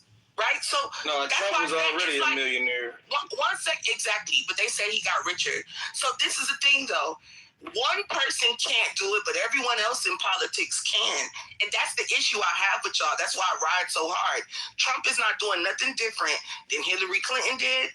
He ain't doing nothing different than Obama did. And Nancy but for Pelosi. some reason, exactly, y'all just don't like him. And I'm telling you, all these people are just as crooked, if not more crooked than Donald Trump. But y'all can't seem to grasp the nature of all of them are fucked up. Y'all like, well, he's shut the fuck up. You don't know. And all the military operations going down, Trump is being briefed on them after they've happened. A lot of them. And that shit is crazy. Insinuating that they're like actually all doing the same thing. I'm insinuating they're all doing the same thing, but for some reason, these people can't see past Trump. They're stupid. I'm not gonna lie, y'all are making me feel like y'all are stupid, just like y'all calling me stupid. I'm off. I have the intellectual capacity of a chicken. I've been reading the chat, right? Calling me stupid. I think you all are dumb if you think Trump is the first one to come in and do fraud. If you think Trump is the first one to make money while he's the president, like, you guys sound dumb to me. We sound dumb. One mic on Daniel. So, Timothy, I'm really glad you had this room. Really, really glad you had this room.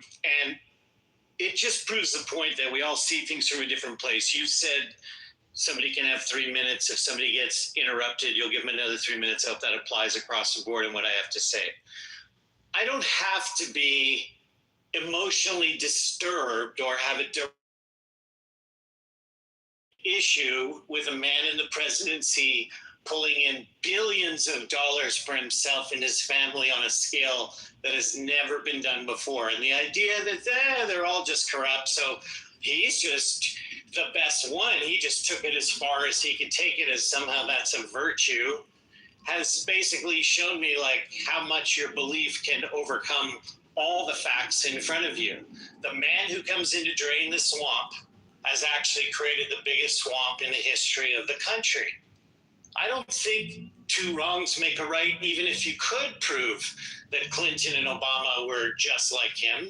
I know that's your position. Nothing I could say would change your position on it. But unfortunately, the facts are there. The receipts are there. We know how much Donald Trump and his family have made in the first 2 years. There's nothing like it. No Burisma, no, like, even the Kennedys, like, has nothing to compare to Donald Trump. So I'll just leave that, and then I'll finish up my 3 minutes. But in the group, I put in the Senate Foreign Intelligence Committee review of the 2016 election and the Russian interference of it at a military level. And do you know who was in charge of that and it published that they still leave up there for some ridiculous reason? Mo Rubio. So people don't have to be deranged to be against Trump. They can just look at the facts.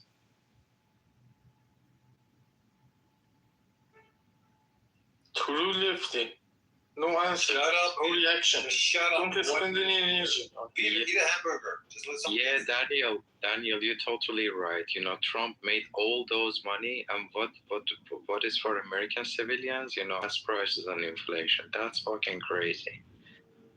So a couple of things. One, Trump had over 500 businesses. About 15 of them were what you would consider failures. 6 ended up in bankruptcies. Some of you need to learn what bankruptcies really are and how they've been used and how they're used in the corporate world. Bankruptcies are often filed there, and basically he used the laws. So you were pissed off at a civilian actually using laws that helped boost his thing. You weren't mad at Buffett when he did his little shit with Conoco, Phillips, what else? There's you weren't mad at Bill Gates, you know, with the fucking Zoom and et cetera there, or any of the other entities. Bezos with his fucking investments. Even Elon Musk has some failures, but apparently a guy that has over 500 businesses to his name, and then his name is actually syndicated around the world. He was the first to actually do that. I mean, damn, he must be some sort of epic failure. Then you're saying he makes billions of dollars, which, yeah, he did make about $2.5 billion, somewhere in between there.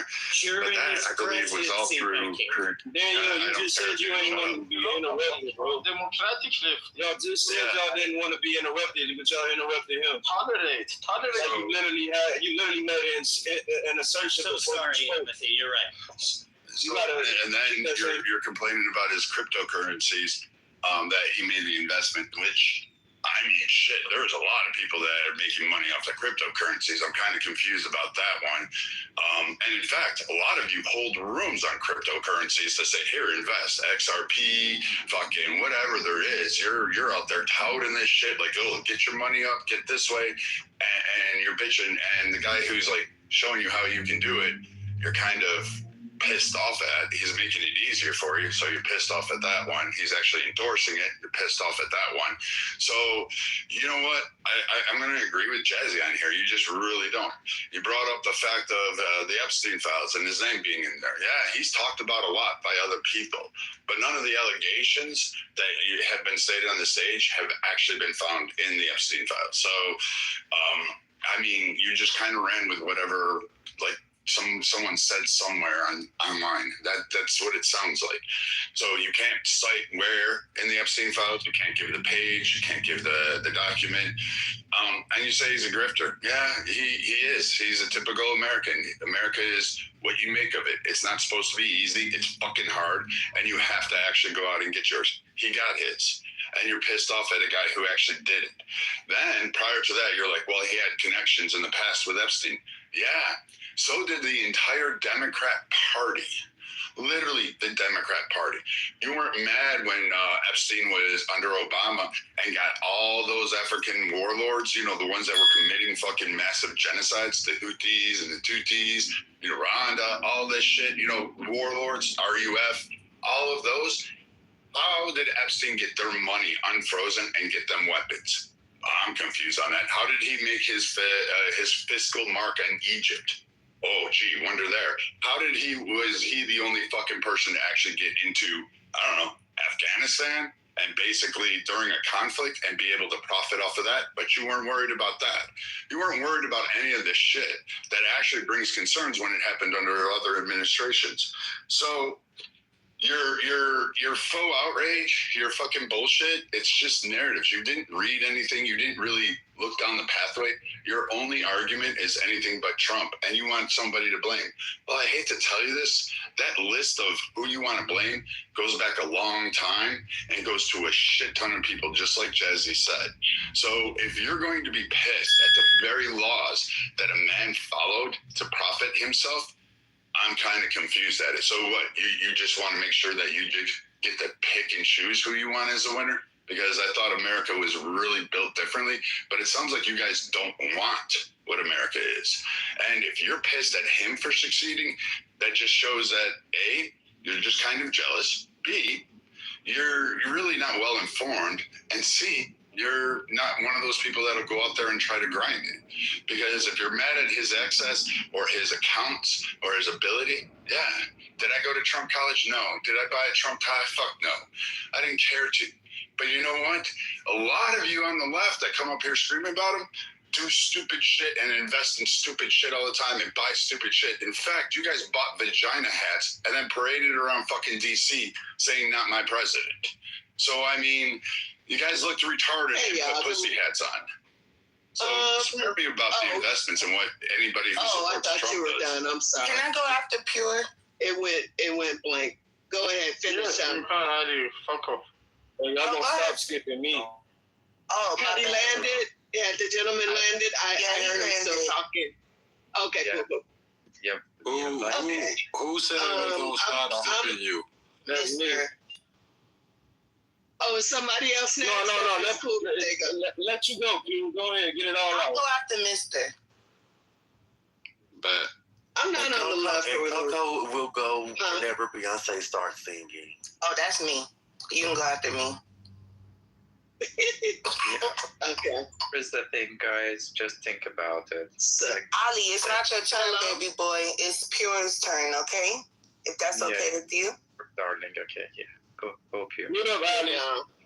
Yeah, I'm not on the left. Mute your ass up. Don't fix You go to kindergarten, man. You just fuck okay, ladies and gentlemen, I'm not going to scream and talk over you. Okay, so I'm not on the left or the right. What I do know is that if the bullshit is wrong, it's wrong, whichever side it's on. I used to be a staunch conservative Democrat. Now I'm like, everybody is fucked. Everybody's fucked up and everybody's fucked. I'm not any more mad at one person doing some fucked up shit than I am the other person doing some fucked up shit. Choosing fucked up shit, one fucked up shit over the other is just, it's I can't even talk. Shit. Yeah, the most fucked up shit is that. Ali, she not done. Yeah, it's right now that America. Alibaba. Sir. Alibaba, be quiet. You have Peter. Let me just. Yeah, so, I mean, all of this back and forth is really childish. It really is, because we both know all of the fucked up shit that both sides have done, right? And to sit up here and act like Trump isn't grifting America and isn't doing, some of the most diabolical shit, is the role as president. Trump's not the fucking president, nor is half of those other people that you said the president of the United States, by which a lot of people put their faith in. Yeah, some of those other presidents did some fucked up shit, but this is kind of cool. I mean, I just turned 60 years old, and I was born for Nixon. I was born for a lot of the fucked up shit. I was around for Reagan and his bullshit. And in my lifetime, this shit is absolutely diabolical. When we really have to figure out what we're going to do, there's no way that gas should have been $7 a gallon in LA. There's no way that bullshit should have happened. There's no way that inflation should have jumped $2 and $5 for various food items. For as long as I have been born, that shit has never happened before. Why do you sound like a lefty? You want to say that you are not a lefty? Why do you put two hands on shoulders? Why do you put two hands on shoulders? Shut the fuck up, man. Well, the candidate of the party to come and penetrate. What the fuck, man? Why y'all can't shut up and let people talk, man? Shut the fuck up. Let Pierre go. Let her land. Go ahead. Yeah, let people. Okay, I'm gonna land in just a second. I know I'm probably triggering some people, but and the fact that he's still crying about the 2020 election when he had people crawling through the fucking window at the White House, getting shot in the face, and people were like, no, they invited her in. Oh yeah, that's the way I usually come in someone's home when I'm invited, through the fucking window. And then you want to pardon those people. She's so dead. No, I'm not that more lady's outraged. Dead. Exactly. Right. So he can't pardon but a dead woman. People, you brought up a dead woman. Yes, I did. Look, you said that he wants to pardon them. He can't pardon her. She's dead. Just let her get it all out, man. Okay, my bad. Because it ain't gonna never end. Don't be so obtuse. Okay. You know exactly what I meant. I was wondering. Okay.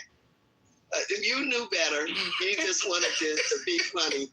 You just want to be funny, Jazz. It's okay, love. I still love you. I'm like, no, she don't do me like that. But you guys, we really, I know. We got to get it together, you guys. We got to love each other no matter what. I hate to see us fight back and forth like this. We just need to get our shit together on period. Yeah, we do. Yeah, Pure, good morning. We do need to get our shit together. Good morning, love. You sound, and no disrespect, this is actually, I don't know if it's a compliment, but it's just an observation. You really sound like Maxine Waters over the phone. You should do it first. I do kind of, now that my voice is kind of fucked up. Yeah, she don't normally sound like this. I just came up with a 12-hour shift. It'll be better in just a minute. Did you used to smoke Salem's? No, I sound like I smoke a pack of Pall Malls a day, right? No, not a day. It's like about a week. You sound like about a week. About a week. You do a pack a week. But let me get in here and get a shower. I'll sound better in just a minute. But you know, Blake, you're not about to come and skip me. What you doing? Oh, you was waiting in line, bro. Nigga, you just got on stage. What you mean? My nigga Blake came in popping his shit. It's January 6th every day for me, dog. I'm coming through the window. Hey, Blake, go ahead, bro. Go ahead. I'll shut her. Cause after you was Coco, honestly. It was me, then Coco, but it's okay. I said it was Johnson. I'll wait. Coco. So let Coco go. You know? I'll stand in the pavement. You can tell you stand in the back of the bus, nigga. I'm gonna stand down. I'm gonna stand down and stand by. Go ahead, Coco. I honestly, I'm tired of even going back and forth with people about everything that's on. And I don't know. All I'm gonna say is why don't people know how to win, no matter who's in office? Why do people focus so much on the presidency and y'all don't even be knowing y'all fucking mayor or the people that run your town? Like literally the things that y'all be mad about and that's it focus on stuff locally, but for some reason people don't want to vote locally. They don't even want to pay attention to what the fuck be going on, and then they be mad about what the fuck be going on in a city or in a state. Like just vote locally, man. But go ahead. I thought Jazzy was before me, but it's my turn. Okay. I'll be quick. No matter who the president is, you see how me and Pure, we don't agree politically, but we can laugh together. That's the joy of this shit, right? A lot of y'all want to condemn people that voted for the candidate that they chose, and that's just what it is. That's who I chose. I had family back in the day die for my right to vote, for who I wanted to vote for, right? Another thing I wanted to say really quickly is you guys should analyze maybe how Donald Trump got rich during this presidency and see if he moved anything around. Also, Trump doesn't run the systems that fuck us up, like the inflation. He tried to get the Fed chair out of there. I don't know if you guys remember. He tried to subpoena him, and the Fed chair kept refusing the subpoenas, right? Because he had inflation through the roof. The president doesn't make the inflation rate, guys, right? When Trump got in office, eggs were $8. I remember because he said, I'm going to bring the price of eggs down. I remember. So who rose the price of eggs before Trump got in office? The only problem I have with the Trump criticism is blaming him for things that's out of his control or that he didn't do or that he can't fix. You want to blame him for being a grifter? Fuck yeah, he's a grifter. But you can't blame him for the inflation rate and shutting the government down and all the things that people were blaming him for. He didn't do that. But unfortunately, what the newspapers put is the Trump administration. And everybody under this motherfucker in the government right now is under the Trump administration. And I think we have to realize that. You have to stop being intellectually lazy and learn other people's names so you can blame them. Does anyone in here know who the chair of the Federal Reserve was? Anyone know his name? I'll give you 5 seconds. Anybody on stage? Osama bin Laden. It was Jerome Powell, right? The rest of egg is irrelevant to him, I think. And these were the things that Jerome Powell were doing, fucking up the economy, right? But no one's going to blame him. We're going to blame Trump. Come on, guys. Be a little more, smart. Use that brain that is so big in your big-ass heads, all right? Let's use these brains. Because the other people are getting away with murder. Literally. Hillary Clinton, Benghazi. Nothing happened to this bitch. Corrupt as fuck. Stealing from Haiti.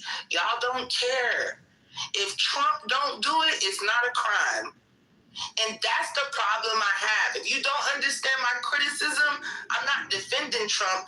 I'm defending that he's not the only one that has to go. If you think he gotta go, wait till you find out what the rest of the motherfuckers done did. How this country's been fucked up before he got in office. So you do think he has to go? I think they all gotta go. Opposite. And that's my thing. I'm willing. It's his choice. 1 second. I'm willing as an American. I'm gonna land here. As an American, for the sake of this country, so y'all can shut the fuck up, I'm willing to let him go with the rest of them. But we all gotta make a compromise, right? If he go, they all gotta go. That's it. Thank you. I am so surprised hearing that polarity from Doctor. I think the reason why people push on Trump is the same reason why people push on the Democrats. You pick a side, you have enemies, winners and losers. So it's like, at the end of the day, whoever you support in your party, the other party is going to be the enemy. And no matter what the other party says or does, nothing can change your heart or mind because the person you support will always be the angel. But I like what Doctor said at the end when it comes to polarity, that, okay, if he's fucked up, they all are fucked up. And that's the problem with Democrats that I see more largely than Republicans. At least on the Republican side, they can talk about how fucked up they are, and at least they can admit that they're fucked up, right? They'll tell you exactly what we are and what we do. As far as on the Democrat side, it's like she said before, Hillary Clinton, Barack Obama, Joe Biden. They would just forget that Joe Biden really just launched off more weapons into the war into Russia, pushing us even further into more war. But we just forgot about that. Or what about the allegations of Joe Biden touching upon little girls, right? We totally forgot about that. But for some reason, Donald Trump's the main issue. And the same thing with Whoopi Goldberg when she was on the news channel on, The View. Whoopi Goldberg was found to be in the Epstein file. She was the main one criticizing Trump, saying, oh, well, he's in the Epstein file over 1,500 times. And then when her name came up, but when I'm in the Epstein file, it's just a mention about me. He can talk about me, but it doesn't mean I'm actually involved. And she got all of the people supporting her. And suddenly, everyone on The View is looking at Whoopi Goldberg like a victim. Oh, it's okay, it's okay. So yeah, it's the bullshit game of picking and choosing a side. And that's what makes us divided as Americans. And wait, I was after Doc. Wait, I was. It was Coco was next. Thank you. I was actually after Doctor. Thank you so much. So I don't really want to. Speaking on just the topic at hand, the whole voter fraud thing, and also the whole conflicts of interest that I brought up in the chat earlier. Donald Trump is the only president in modern day history to, and it's also more of a ethics complaint, to have as many ethics problems as he currently has. Also, the amounts of conflicts of interest that he has had. Even in order to just enrich himself and his family, mainly through cryptocurrency now. And with it being a new venture, of course, with, it's not really ways, I guess the legislative branch is still trying to figure out ways to, regulate it and all that stuff. But the way that Trump has been able to enrich himself and his family has mainly been through some of the things that the Trump organization has done, both domestic and internationally, but the big bulk of that comes from the cryptocurrency. And never before, at least in my history of being politically aware, I'm in my early 30s, so, I was just able to vote what I believe Obama's second term. I was able to vote. So with that being said, never before have I ever seen the amounts of conflicts of interest that are public. This is not just things that I'm just pulling out of my ass, out of my eardrum, from a leaf next to a tree, to a firehouse. This is all public information. The amounts of conflicts of interest just with the cryptocurrency alone should raise more than one eyebrow, in my honest opinion. If you want to look at the facts and talk about the facts, and I'm a type of person that looks at my, while I'm driving, the only time I need to look into a rearview mirror is if a bitch is riding my motherfucking tail. I don't really have time to be looking in my rearview mirror any other, or if I'm trying to change lanes. But that to basically say that looking at the now, looking at modern day, looking at who is our president now and what's affecting us and the types of things that this president is trying to implement in regards of still talking about the 2020 election. Still, everything that he has even said about the 2020 election has been debunked repeatedly over and over and over and over and over and over and over again, even from people in his own party. Okay. So with that being said, you want us to believe that the same person that wanted to come up with over 11,000 votes back in 2020 from Georgia, when Georgia kept repeatedly telling his ass that no, sir, we don't have these votes. I don't know who the fuck is in your, I don't know who was in your corner telling you that we got these votes, but sir, you don't have these votes, sir. You know, try again next year. I don't know who told you.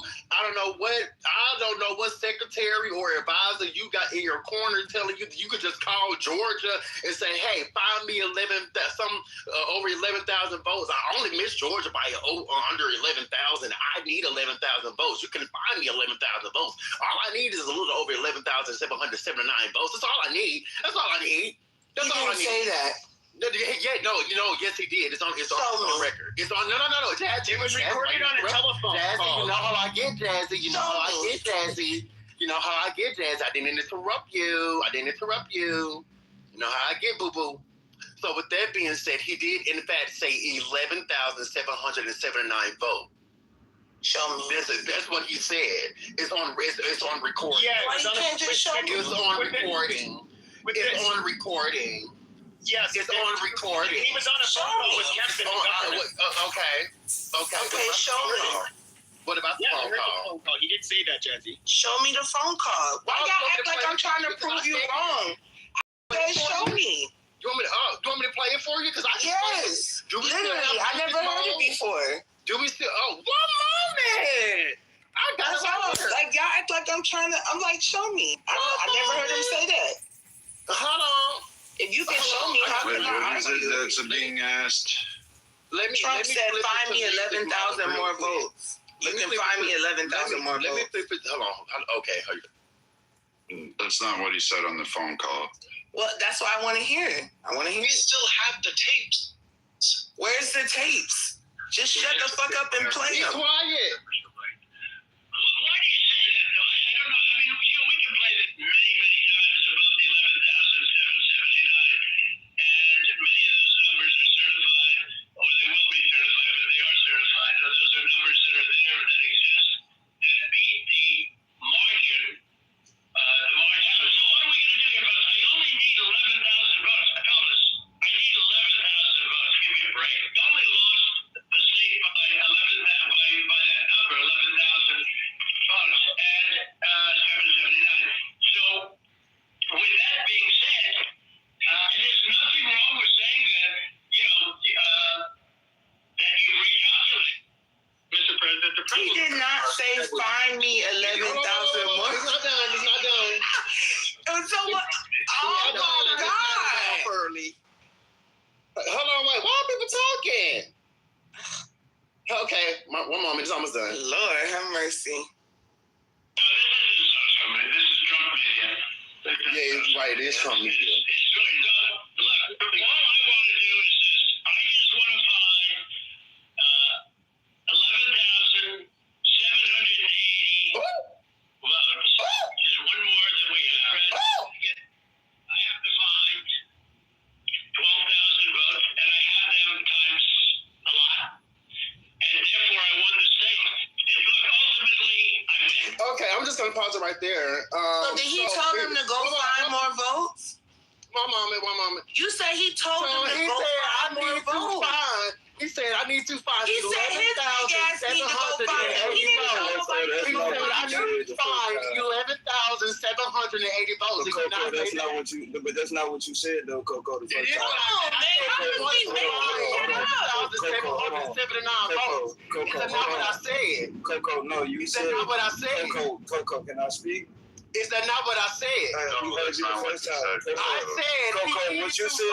Coco, you don't have to. Coco, you don't have to yell, bro. Please do not let me go up on you. You don't have to yell, bro. Because I will on anybody. Coco, you ain't gotta yell. Do not. So what did I say then? That's not what you said. I'm trying to tell you what you said. You said that he told you. You said that Trump told the governor to find him them states. He said, "I need to find." Nothing about no fucking Those are two things. Those are two different things, Coco. The word governor never came out of my mouth. You said Coco, you ain't got the word governor. Are the replays on? Yeah. The word governor never came out of my mouth. I said Trump contacted the state. I never said anything about a fucking governor. He contacted the state, but you told. No, I did not. You said Coco, you I said. did not say nobody's name. You One mic. All this yelling shit, man. That shit. stop fucking lying on my name, ho. The fuck is you talking about? You trying to say shit that I didn't fucking say. All right. You sound like a little bitch. I don't give no fuck. You sound like a host on that one. Yeah, you sound like a little bitch. You sound like a host on that one. Sound like a little bitch. You sound like a host on that one, bitch.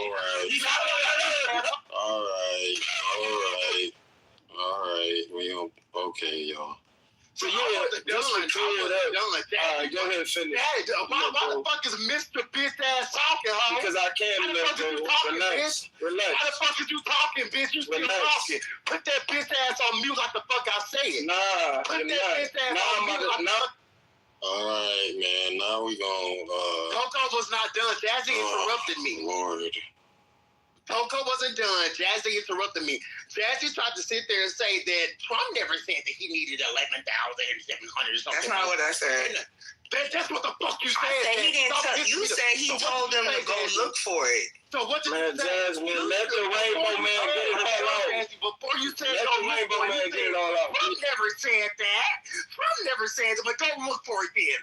All I want is you to go look for it. Yeah, because you made a different claim. That's okay. You made a different claim. It's all right. So don't fucking play with me. Stop fucking trying to play like I'm stupid. I'm sorry. Like, yeah, you know how I give it up. Stop fucking doing it. Like I fucking said, you said he didn't say it, and you tried to say, well, I just want to see the video. So, bitch, I played for video. So I'm saying I just need to find 11,779 votes. Is it not what the fuck he said? They stopped. Jasmine, just let him finish. Jazzy, Jazzy, you want me to answer? Jazzy, this is important. Wait, unless your name is Jazzy, your bitch ass don't need to be talking. Yeah, just let me answer. What I did was I responded to you saying he told someone to go find those votes. Now, what I will tell you is they stopped counting votes in Georgia for whatever. No. Answer the fucking question that I fucking asked you, Jazzy. Stop talking to women like that. You said he didn't say that. He not out of his mouth, quote unquote, say, I just need to find 11,779 votes. Did he not contact the state of Georgia to do that? Take a breath. No. Take a breath, man. But who did he contact if not the state of Georgia? He did not tell anyone to go find votes. So who was he on the phone with? He was asking them why. No. I'm answering your question. No. You're not going to tell me what you want to fucking just tell me. Answer what the fuck I asked you. I'm answering the question. No, answer my question. So who was he on? He was asking them why they stopped counting before the time was over. Was he trying to find these votes? Was it in Hawaii? Was it in New York? Was it in Alabama? Was it in Mississippi? Georgia. Was it in Arizona? Or was it in Georgia? Oh, it was in Georgia. Coco, that's not the argument. So he did call the state of Georgia. Coco, the argument is No, Fancy, set your ass up while the hell I'm talking. Set your ass up while I'm talking. Please land the plane, man. Can I go? I was trying to sit up here and say that I was lying. I was trying to sit up here and say, and also Brad, I'm surprised that you, Brad, because you hello? You was wrong. Not what your first comment was. Coco, do you have anything else in the tank? It's okay, Coco. Okay, so now that I played the video, help you out. Hello? You tried to play the video. You tried to play the video and make us hear it how you wanted us to hear it. What the fuck is you talking about? I played the video exactly how the video was played. What are you talking about? Okay, what I'm talking about. So I need to play the video from beginning to end? Yes, you're trying to help you. Because that's exactly what I did. All right, I'm gonna come back to y'all when y'all calm down. I'm gonna pass the mic to Christian. I don't want no one to interrupt Christian. Well, people can interrupt me though. Okay. But I just heard y'all rap. Y'all woke me the fuck up. I was just Well, it is Friday morning.